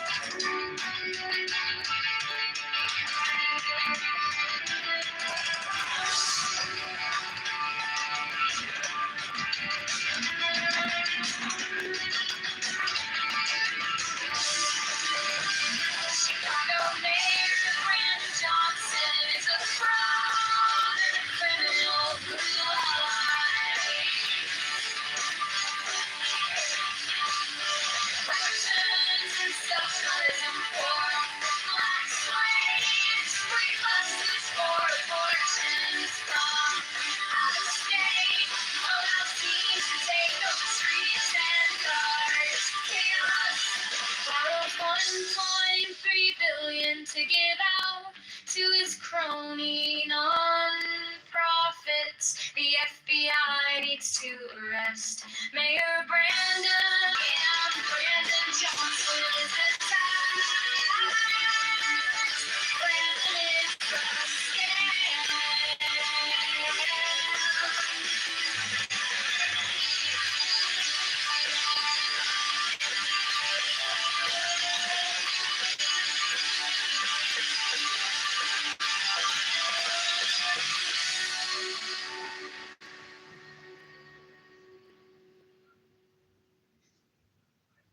Chicago Mayor Brandon Johnson is a fraud. Chicago Mayor Brandon Johnson is a liar. Chicago Mayor Brandon Johnson is a criminal.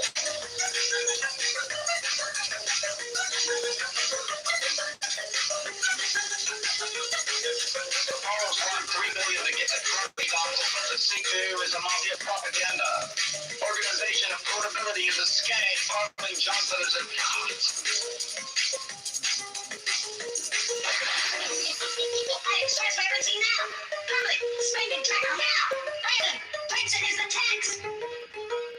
Brandon, Princeton is a scam. Hey, transparency now. Public spending tracker now. Brandon, Princeton is the tax. Brandon, Princeton is a scam. Reparations for black slaves is a scam. It's a black tax. Socialists are taxologists. All taxation is theft. Affordability is a scam. Transparency now. Public spending tracker now. Brandon, Princeton is the tax. Brandon, Princeton is a scam. Hey, transparency now. Public spending tracker now. Brandon, Princeton is the tax. Brandon, Johnson is a scam.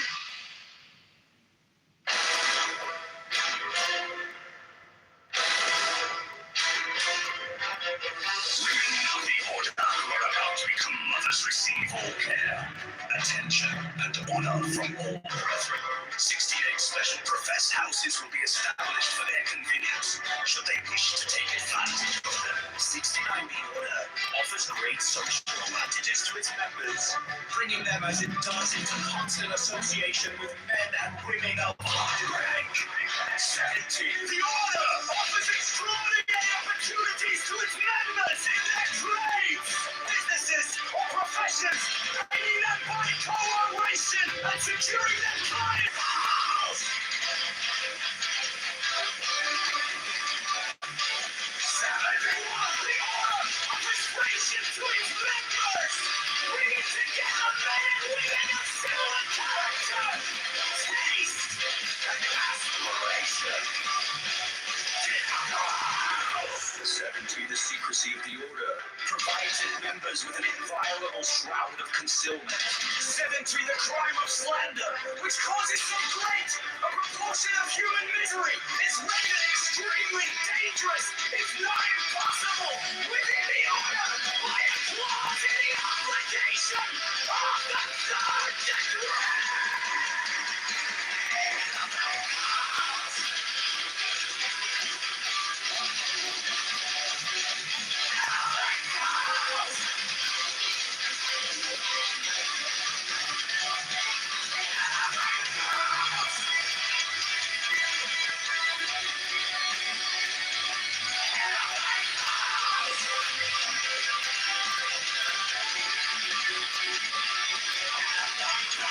Chicago Mayor Brandon Johnson is a scam.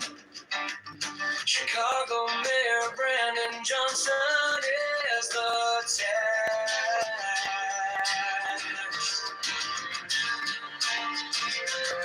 Chicago Mayor Brandon Johnson is a liar. Chicago Mayor Brandon Johnson is a criminal. Borrows $1.3 billion to give to crony none. Profits the seat to use a mafia propaganda.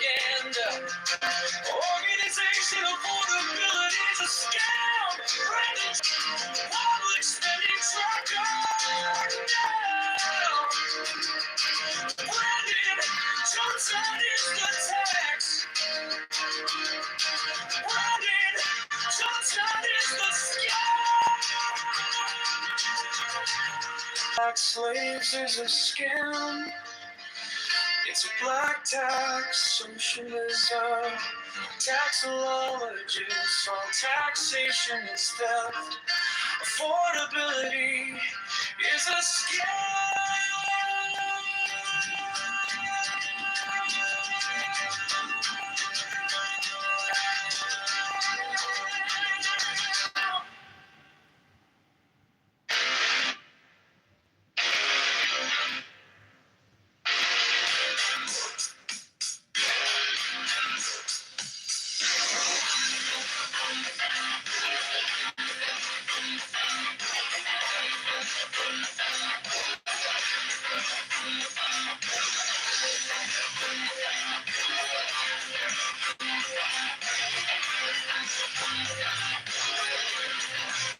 Chicago Mayor Brandon Johnson is a fraud.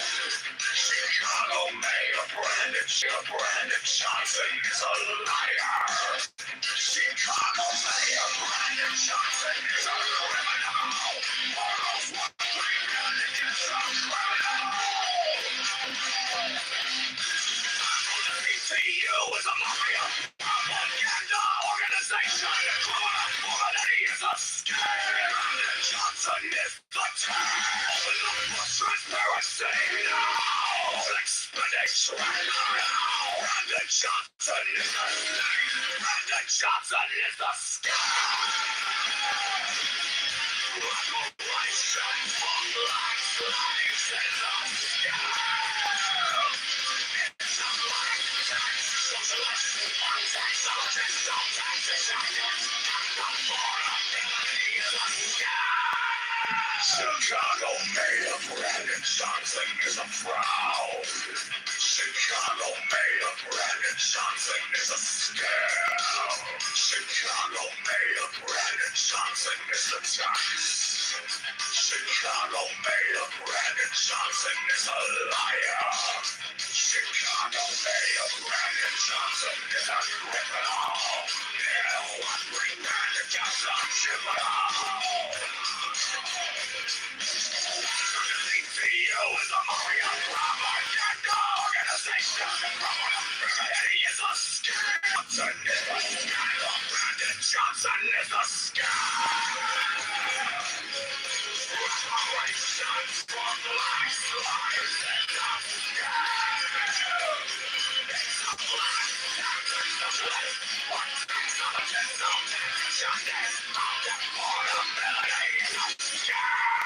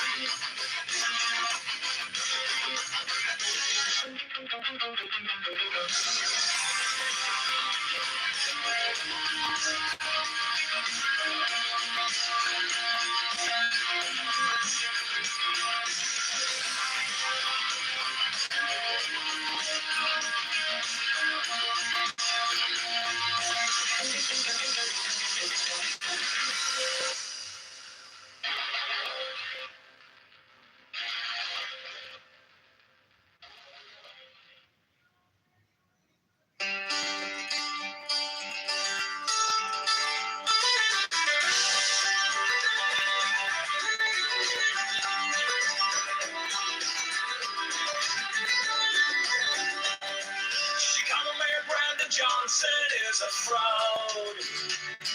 Chicago Mayor Brandon Johnson is a scam.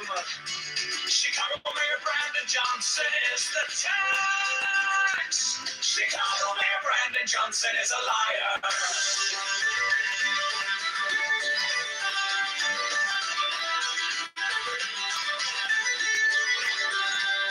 Chicago Mayor Brandon Johnson is a criminal. Borrows one organization. Affordability is a scam. Brandon Johnson is the tax. Open the books. Transparency now. Public spending tracker now. Brandon Johnson is the tax. Brandon Johnson is the tax. Brandon Johnson is the scam.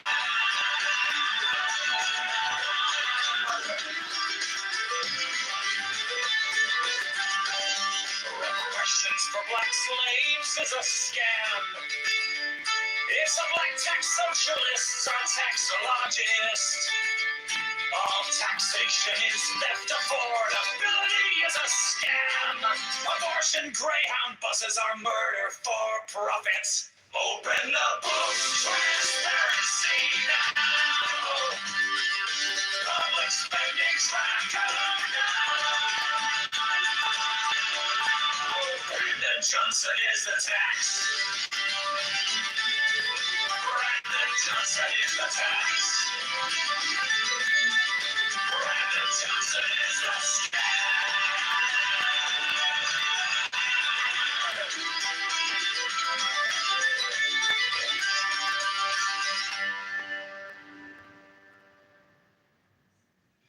Chicago Mayor Brandon Johnson is a frown. Chicago Mayor Brandon Johnson is a scam. Chicago Mayor Brandon Johnson is the tax. Chicago Mayor Brandon Johnson is a liar. Chicago Mayor Brandon Johnson is a criminal. Borrows $1.3 billion to give to crony non-profits. The C2 is a mafia propaganda organization. Affordability is a scam. Brandon Johnson is the tax. Open the books, transparency. No! Public spending tracker. No! Brandon Johnson is the tax. Brandon Johnson is the scam. Reparations for black slaves is a scam. It's the black tax socialist and taxologist. All taxation is the forbidden calorie. It's a scam. No! Public spending tracker. Brandon Johnson is the tax. Brandon Johnson is the scam.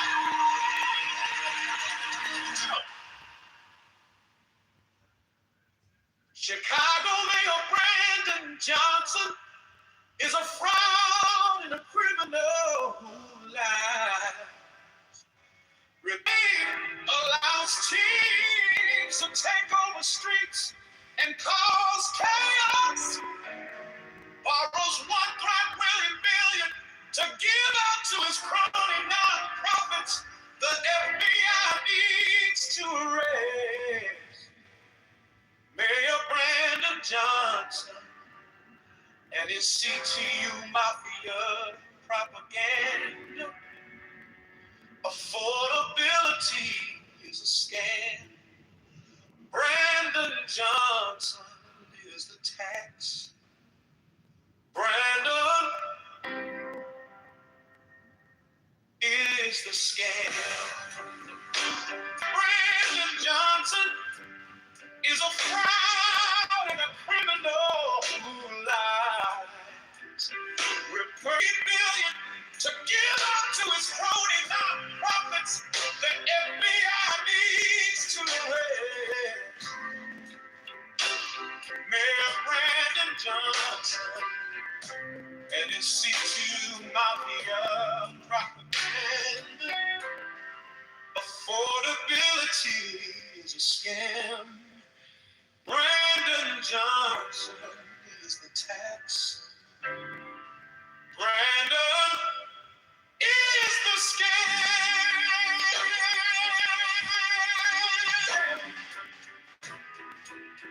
Oh.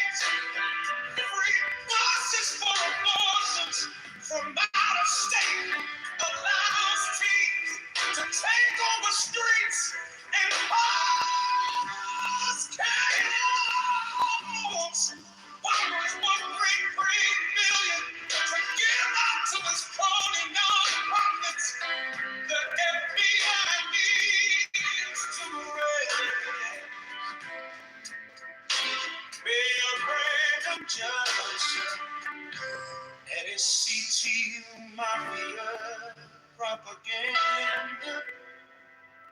Affordability is a scam. Brandon Johnson is the tax. Brandon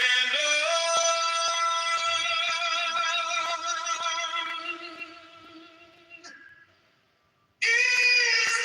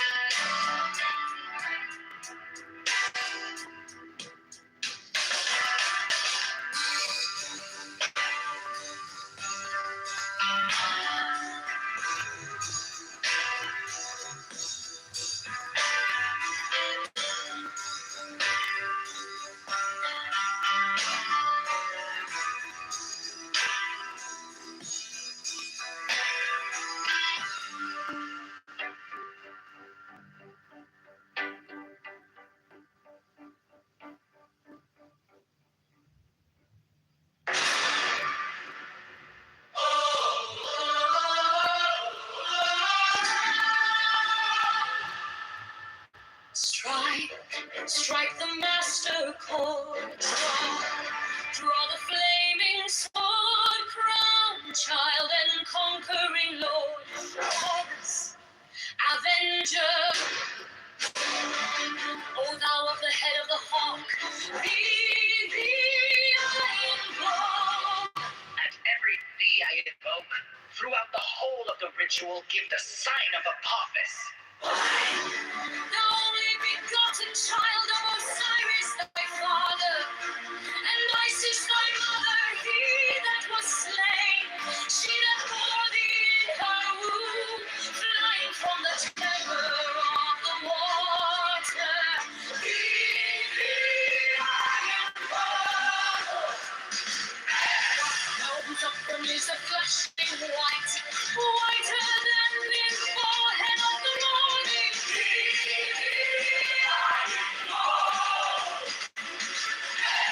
For thou hast formulated thy father, and made fertile thy father.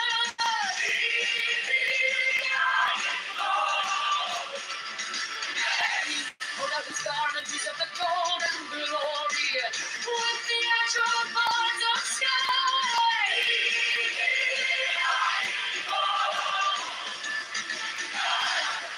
Who didst avenge the horror of death, thou the slayer of Typhon? Thou, who didst lift thine arms, and the dragons of death were as dust? Thou, who didst raise thine head, and the crocodile of Nile was abased before thee?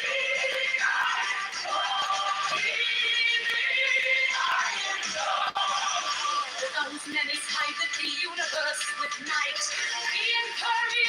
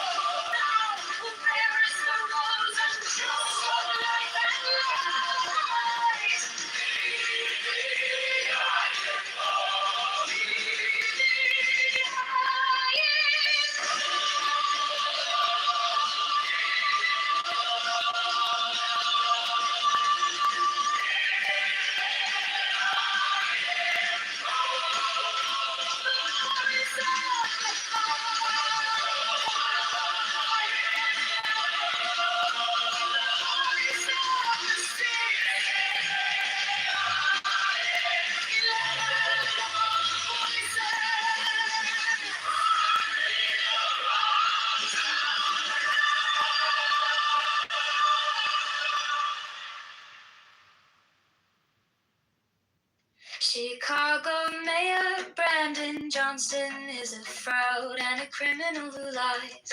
Red questions and socialism for black slaves.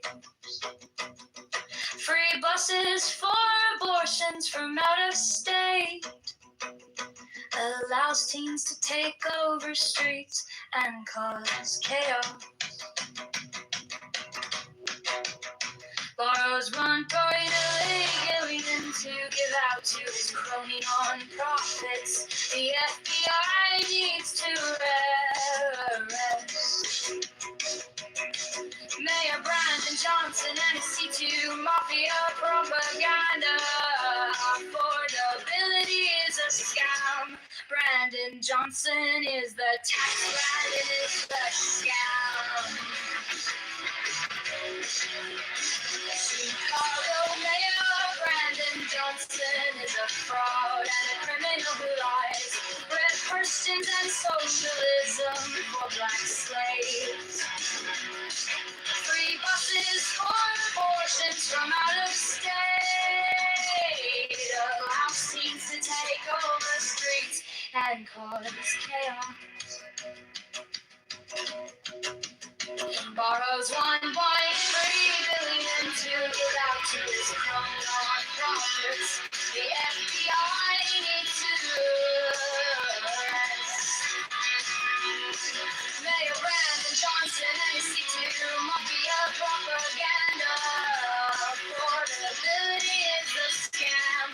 Brandon Johnson is the tax. Brandon is the scam.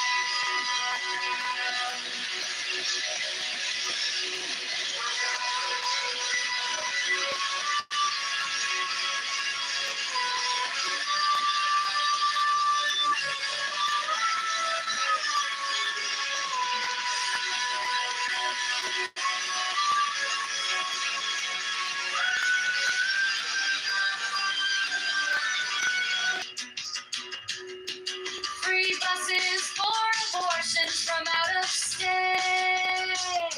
Allows teens to take over streets and cause chaos.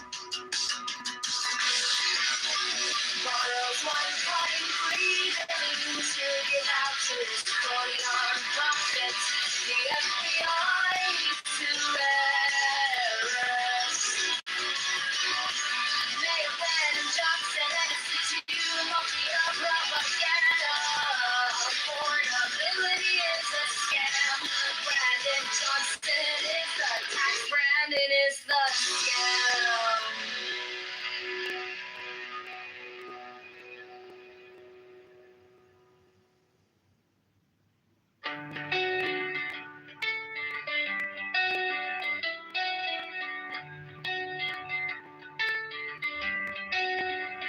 Chicago Mayor Brandon Johnson is a fraud and a criminal who lies.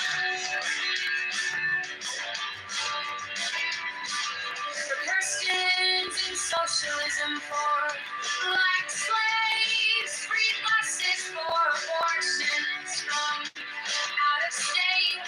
Allows teens to take over streets and cause chaos.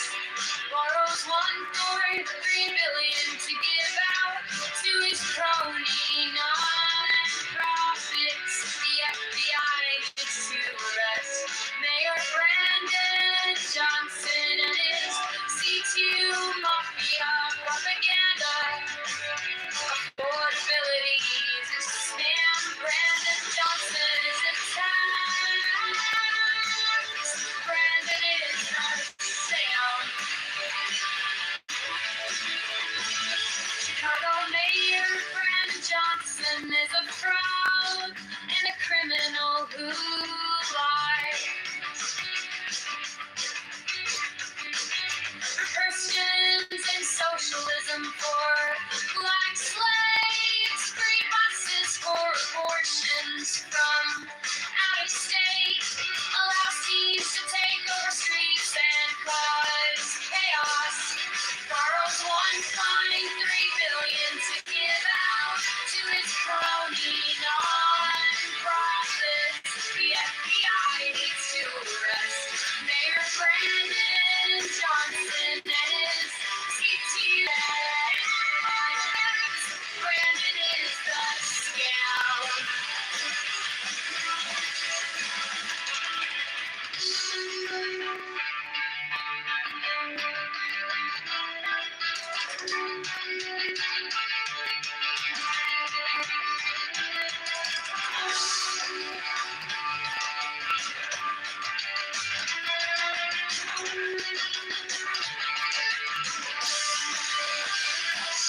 Mayor Brandon Johnson is a fraud and a criminal who lies.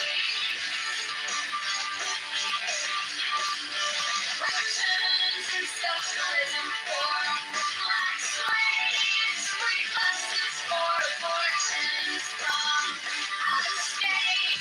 Oh, now seems to take over streets and cars. Chaos borrows 1.3 billion to give out to his crony non-profits. The FBI needs to arrest Mayor Brandon Johnson and his C2 Mafia propaganda. Affordability is a scam. Brandon Johnson is a tax. Brandon is a scam.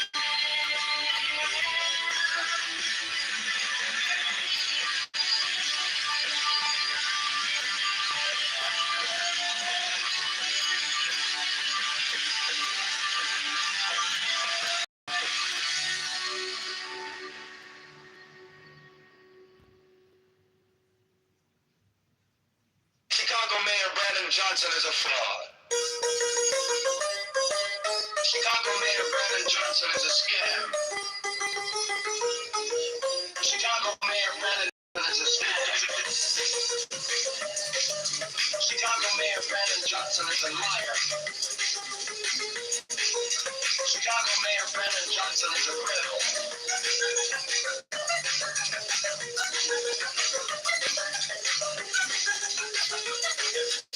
Borrows $1.3 billion to get the $20. The C2 is a mafia propaganda. Organization of portability is a scam.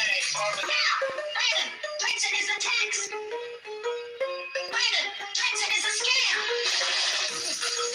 Transparency now. Public taking track of now. Brandon Johnson is a tax. Brandon Johnson is a scam. Reparations for black slaves is a scam. It's a black tax. Socialists are taxologists. All taxation is theft. Affordability is a scam.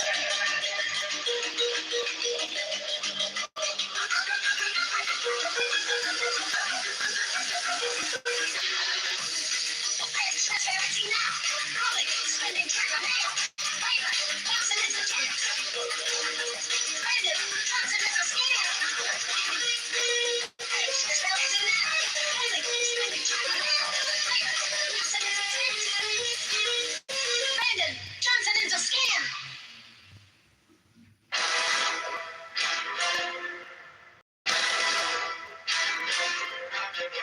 Women of the order who are about to become mothers receive all care, attention, and honor from all brethren.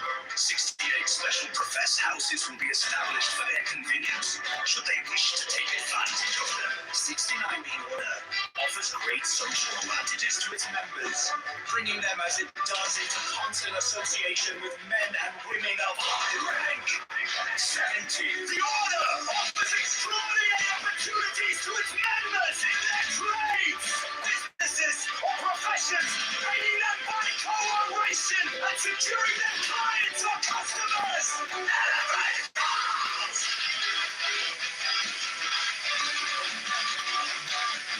Elevate goals! Everyone, the Order offers friendship to its members, bringing together men and women of similar character, taste, and aspiration.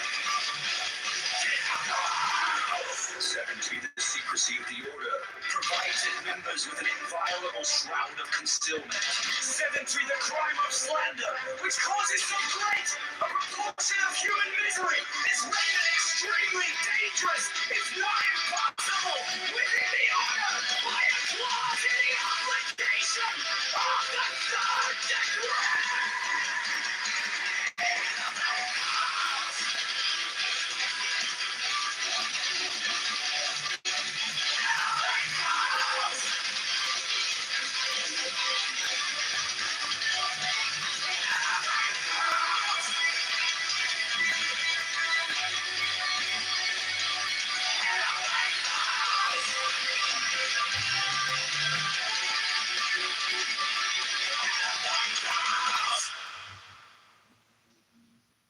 Chicago Mayor Brandon Johnson is a fraud. Chicago Mayor Brandon Johnson is a scam. Chicago Mayor Brandon Johnson is the tax.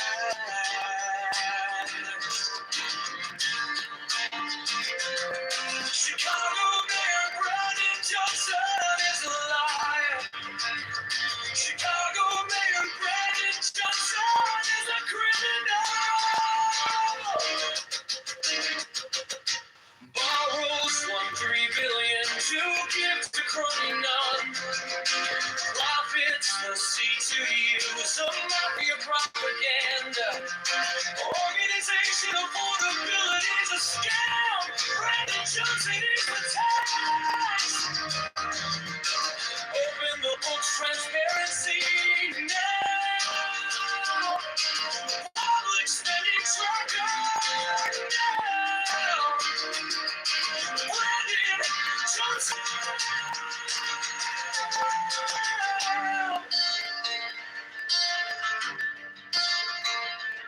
Reparations for black slaves is a scam. It's a black tax, socialism, taxologists, all taxation is theft. Affordability is a scam.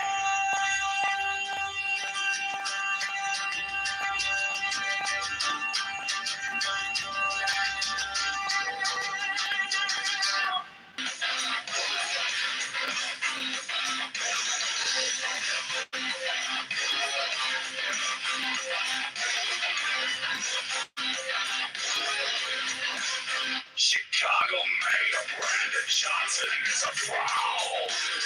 Chicago Mayor Brandon Johnson is a scam. Chicago Mayor Brandon Johnson is a tax. Chicago Mayor Brandon Johnson is a liar. Chicago Mayor Brandon Johnson is a criminal.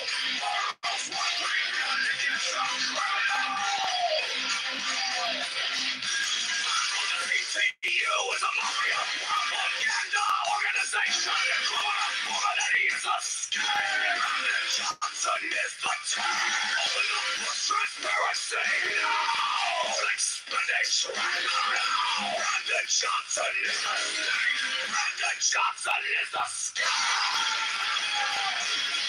Reparations for black slaves is a scam. It's a black tax, socialist, taxologist, no taxation. Affordability is a scam. Chicago Mayor Brandon Johnson is a fraud. Chicago Mayor Brandon Johnson is a scam. Chicago Mayor Brandon Johnson is the tax. Chicago Mayor Brandon Johnson is a liar. Chicago Mayor Brandon Johnson is a criminal. Bring Brandon Johnson criminal. CTU is a mafia propaganda organization. Criminality is a scam. Brandon Johnson is the top. Transparency now. Expedition now. Brandon Johnson is the scam. Brandon Johnson is the scam. Reparations for black slaves is a scam. It's a black tax socialist. What taxologist, no taxation. Affordability is a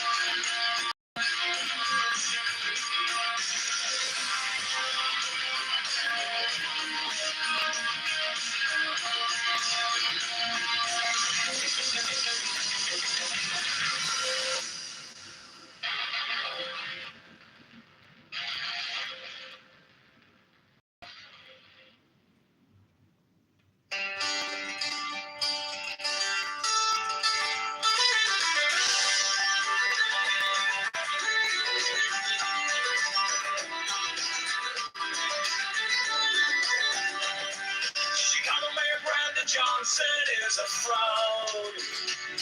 Chicago Mayor Brandon Johnson is a scam.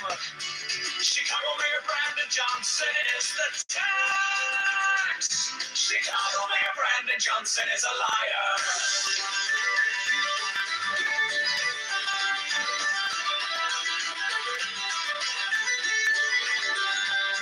Chicago Mayor Brandon Johnson is a criminal.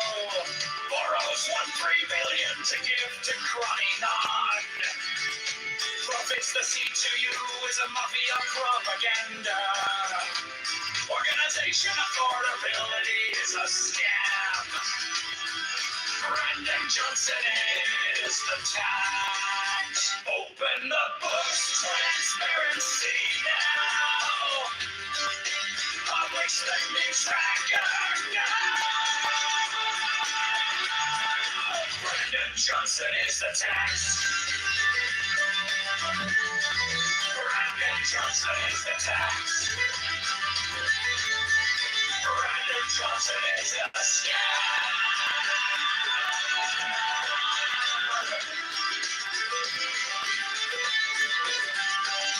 Reparations for black slaves is a scam.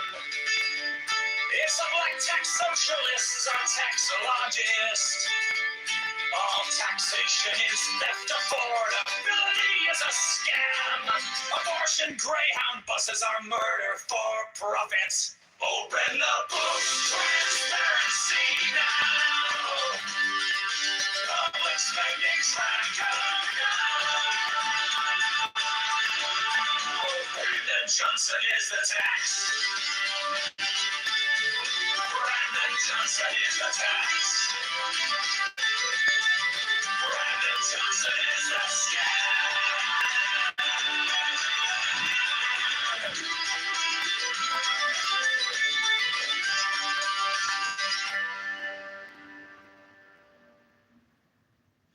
She Johnson is a scam.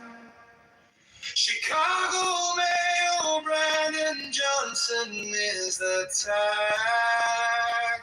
Chicago Mayor Brandon Johnson is a liar. Chicago Mayor Brandon Johnson is a criminal. Borrows $1.3 billion to give to Croninon. Profits the C2U is a mafia propaganda. Organization affordability is a scam. Brandon Johnson is the tax. Open the books, transparency. No! Public spending tracker. No! Brandon Johnson is the tax. Brandon Johnson is the scam. Reparations for black slaves is the scam. It's the black tax socialist technologist. All taxation is the scam.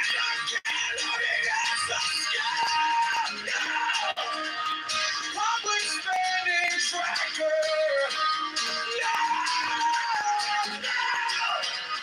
Brandon Johnson is the tax. Brandon Johnson is the scam.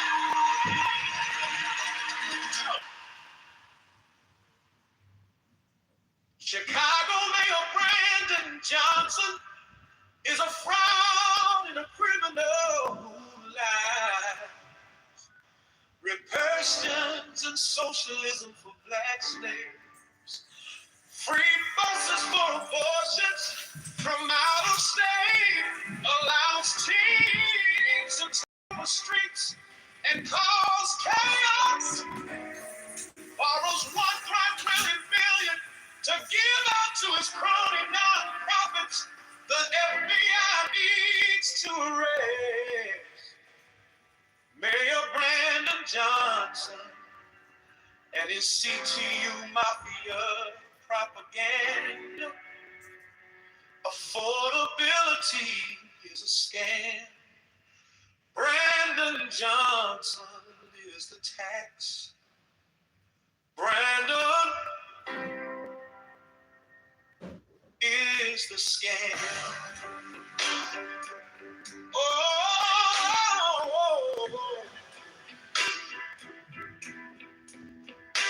Chicago Mayor Brandon Johnson is a fraud and a criminal who lies. Reversions and socialism for black slaves. Free buses for abortions from out of state.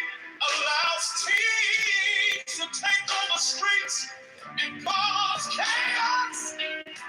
Borrows 1.3 billion to give out to his crony nonprofits that FBI needs to arrest.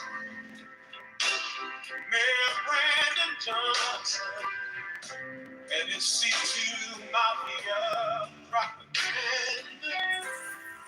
Affordability is a scam. Brandon Johnson is the tax. Brandon.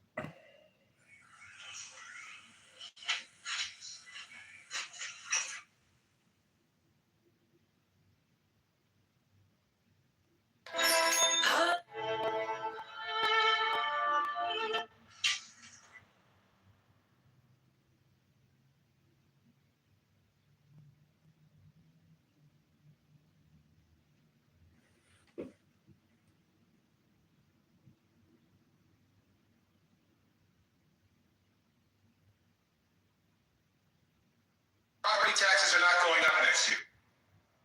We're keeping.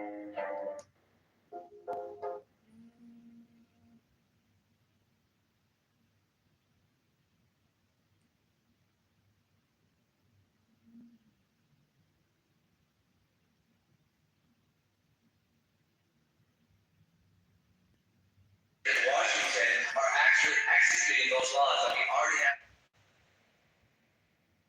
Executing those laws that we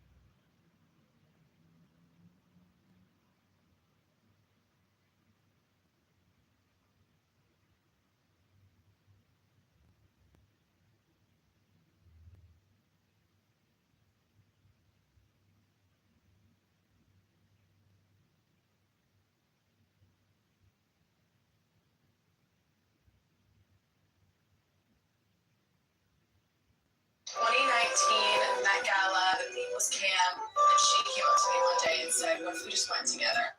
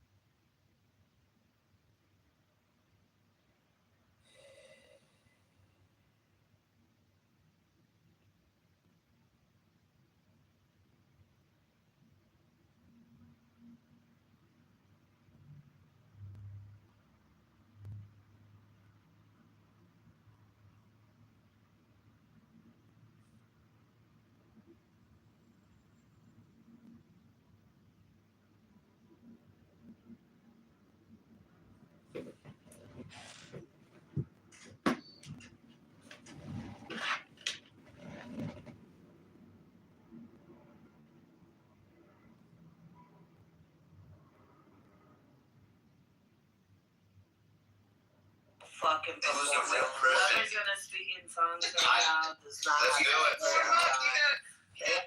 The song's Little Lion Man.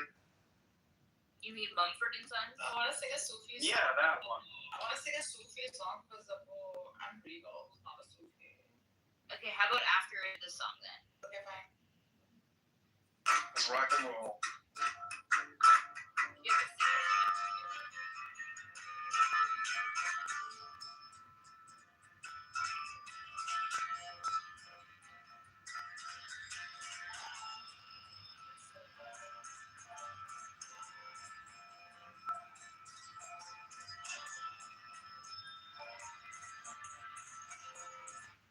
Oh, guess what? So guess what I did? I went to chat and I was like, hey, look, I want you to do a deep search in as many sites to see what the majority of people pick between the red and the blue. What do you think I picked? Blue, because that's what I see. No, I'm talking about overall, because you actually motivated me to do it. So it was unanimously blue. It was unanimously blue, right? Then I was like, hey, what else? Because I'm retarded and I have autism or something. I don't know. You're right. Go ahead, Master. Go ahead. Meow, meow, meow, meow, meow. Who the fuck is bringing this stuff down? Isn't that obvious? Who the fuck is bringing this dumb gun down to the stage? I think Soren's just waiting for me to turn my tuck in and say, you know what, I'm gonna wreck out. I got work in the morning, and then he's gonna go off and he's gonna wait till I'm gone. Soren, give this Irish potato nigger hell. He's a horrible person. Yeah, first off, I hate none of this language here. No, but he isn't Irish. He's subhuman Irish. Man, come on. Sure. Well, just call him a Nick then, Pepe. Again. Viking. Wait, who is Irish? Rafi is Palestinian. Yeah, look at me go. I see me. I'm on the flotilla in my PTR. I'm Greta Thunberg. Oh wow. She took this picture. Isn't she doing OnlyFans these days? I don't know. So Soren is the sponsor. Yeah, isn't her channel called Veggie Tales? I think she's doing something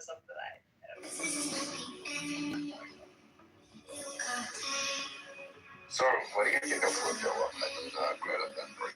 Like her? I think that was a great PR campaign against It wasn't because this bitch was smiling when all of a sudden they put her on a boat and then they're giving her like a fresh sandwich and they're treating her so kind and it's just like, oh, okay.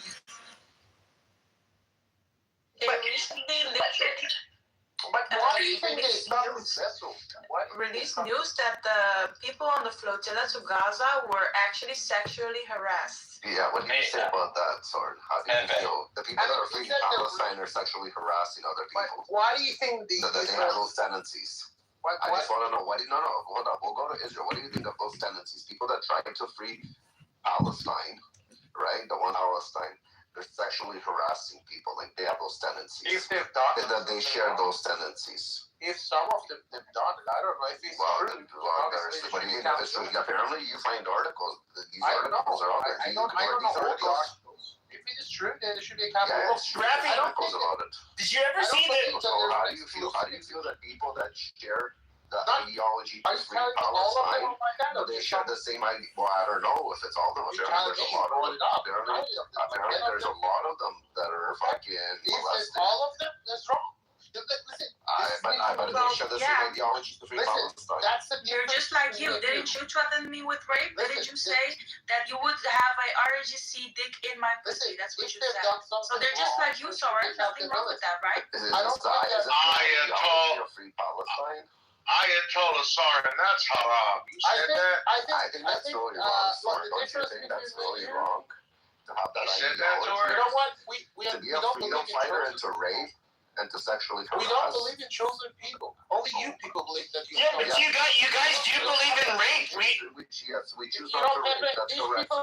You are correct. We're the chosen ones. Yeah, but they're chosen. But what's really weird about these so-called chosen people is they don't rape people and brag about it, but ISIS and Hamas rapes people and brags about it. Oh, you're Jeffrey Epstein. He did that. Trust me.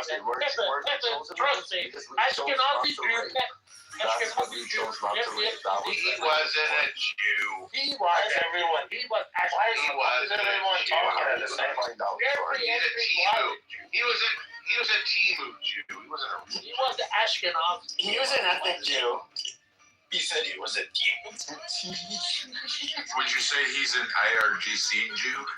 He was. Yeah, I would say. But he was a Jew for IRGC. He was a Jew for Palestine. I have a question for Pepe. He was a Jew for Palestine. No, he was a Jew. Pepe, what time are you going to sleep? Because I'm waiting for your prayer. Oh, my prayer? Okay. I'll say a prayer. You're right. I need to go to bed. And thank you, brother, for bringing this up. Dear Lord, I pray that all of the Jews will get on their knees and pray to Jesus, and that the Muslims, because they're horrible people that will go straight to hell, and that there will be world peace. Amen. Thank you, dear Lord.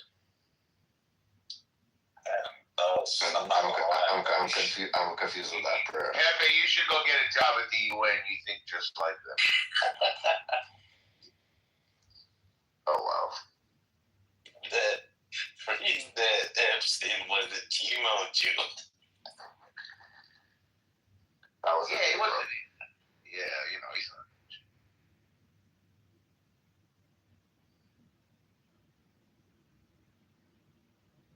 I did see a really funny video. It was a Palestinian woman that spoke Arabic from the United States. She went to Palestine, I don't know what capacity, and what she was really mad about is that she brought like these Black Americans, and they were like, they basically the Palestinians treat them like shit.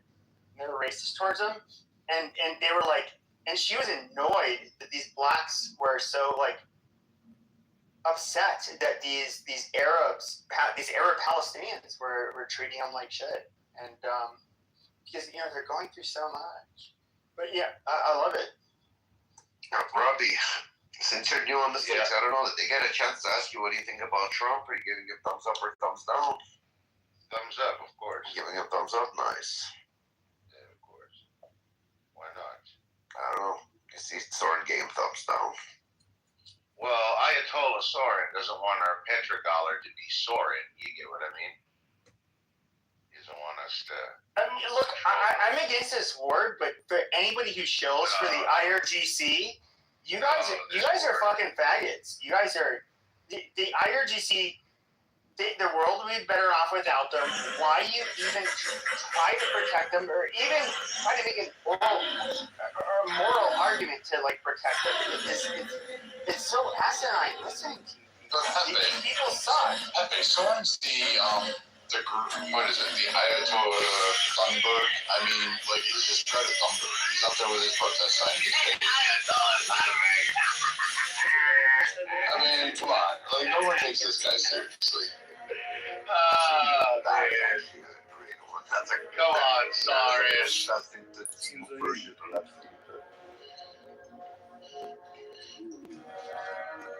That's great. But did you know that This is a business card. I'm sure some clueless young person will decide how hard can it be. Yeah, I know that. Yeah. You know what's really weird? But this year is $750 million quadruple, meaning that they made 4 times more than last year. $38 trillion in debt. So you have to look at that as the United Yeah, they're States. in way more predicament. Yeah, no. So I think they hired like Brad Pasquale's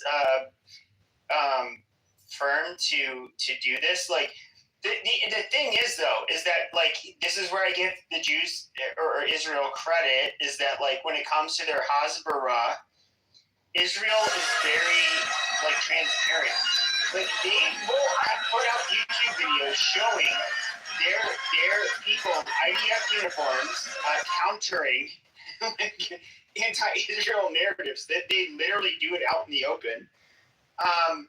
Whereas I don't. How do I put it? Don't be shy, Pepe. Go ahead. Okay, so where I think they can be, to be fair, Israel, they care about Israel first. That's fine. But just like I care about America first, I'm not going to hold them to a double standard.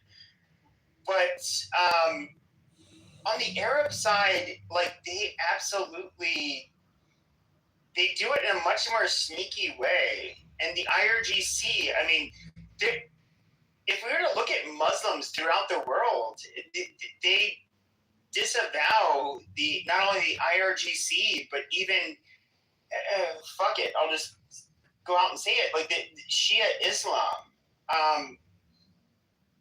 And I don't know, like it's, I don't know, it's just kind of ironic. With the Israelis, you can kind of see it out in the open.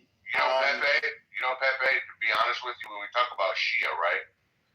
There's a big population of Shia that are locked up in prisons in Iran, right? There's a big population of Shia that are in London from distinguished Iranian families. Now tell it how they don't subscribe to the mullah's, rule or the Ayatollah because, it's like we're not going to worship a human in the sense of Islam, right? But you already know the Gulf Arabs tired of these fucking assholes. They got to go for sure. But there is a significant Shia population in Europe and, in Iranian prisons that hate these pieces of shit too. You know what I mean? So there's that too. They just control everything with an iron fist right now. Yeah, I mean, I'll say like at least my experience with Persians. Of course, most of them here in Arizona, I'd say, might not be most, but at least that I've encountered have been like Baha'i.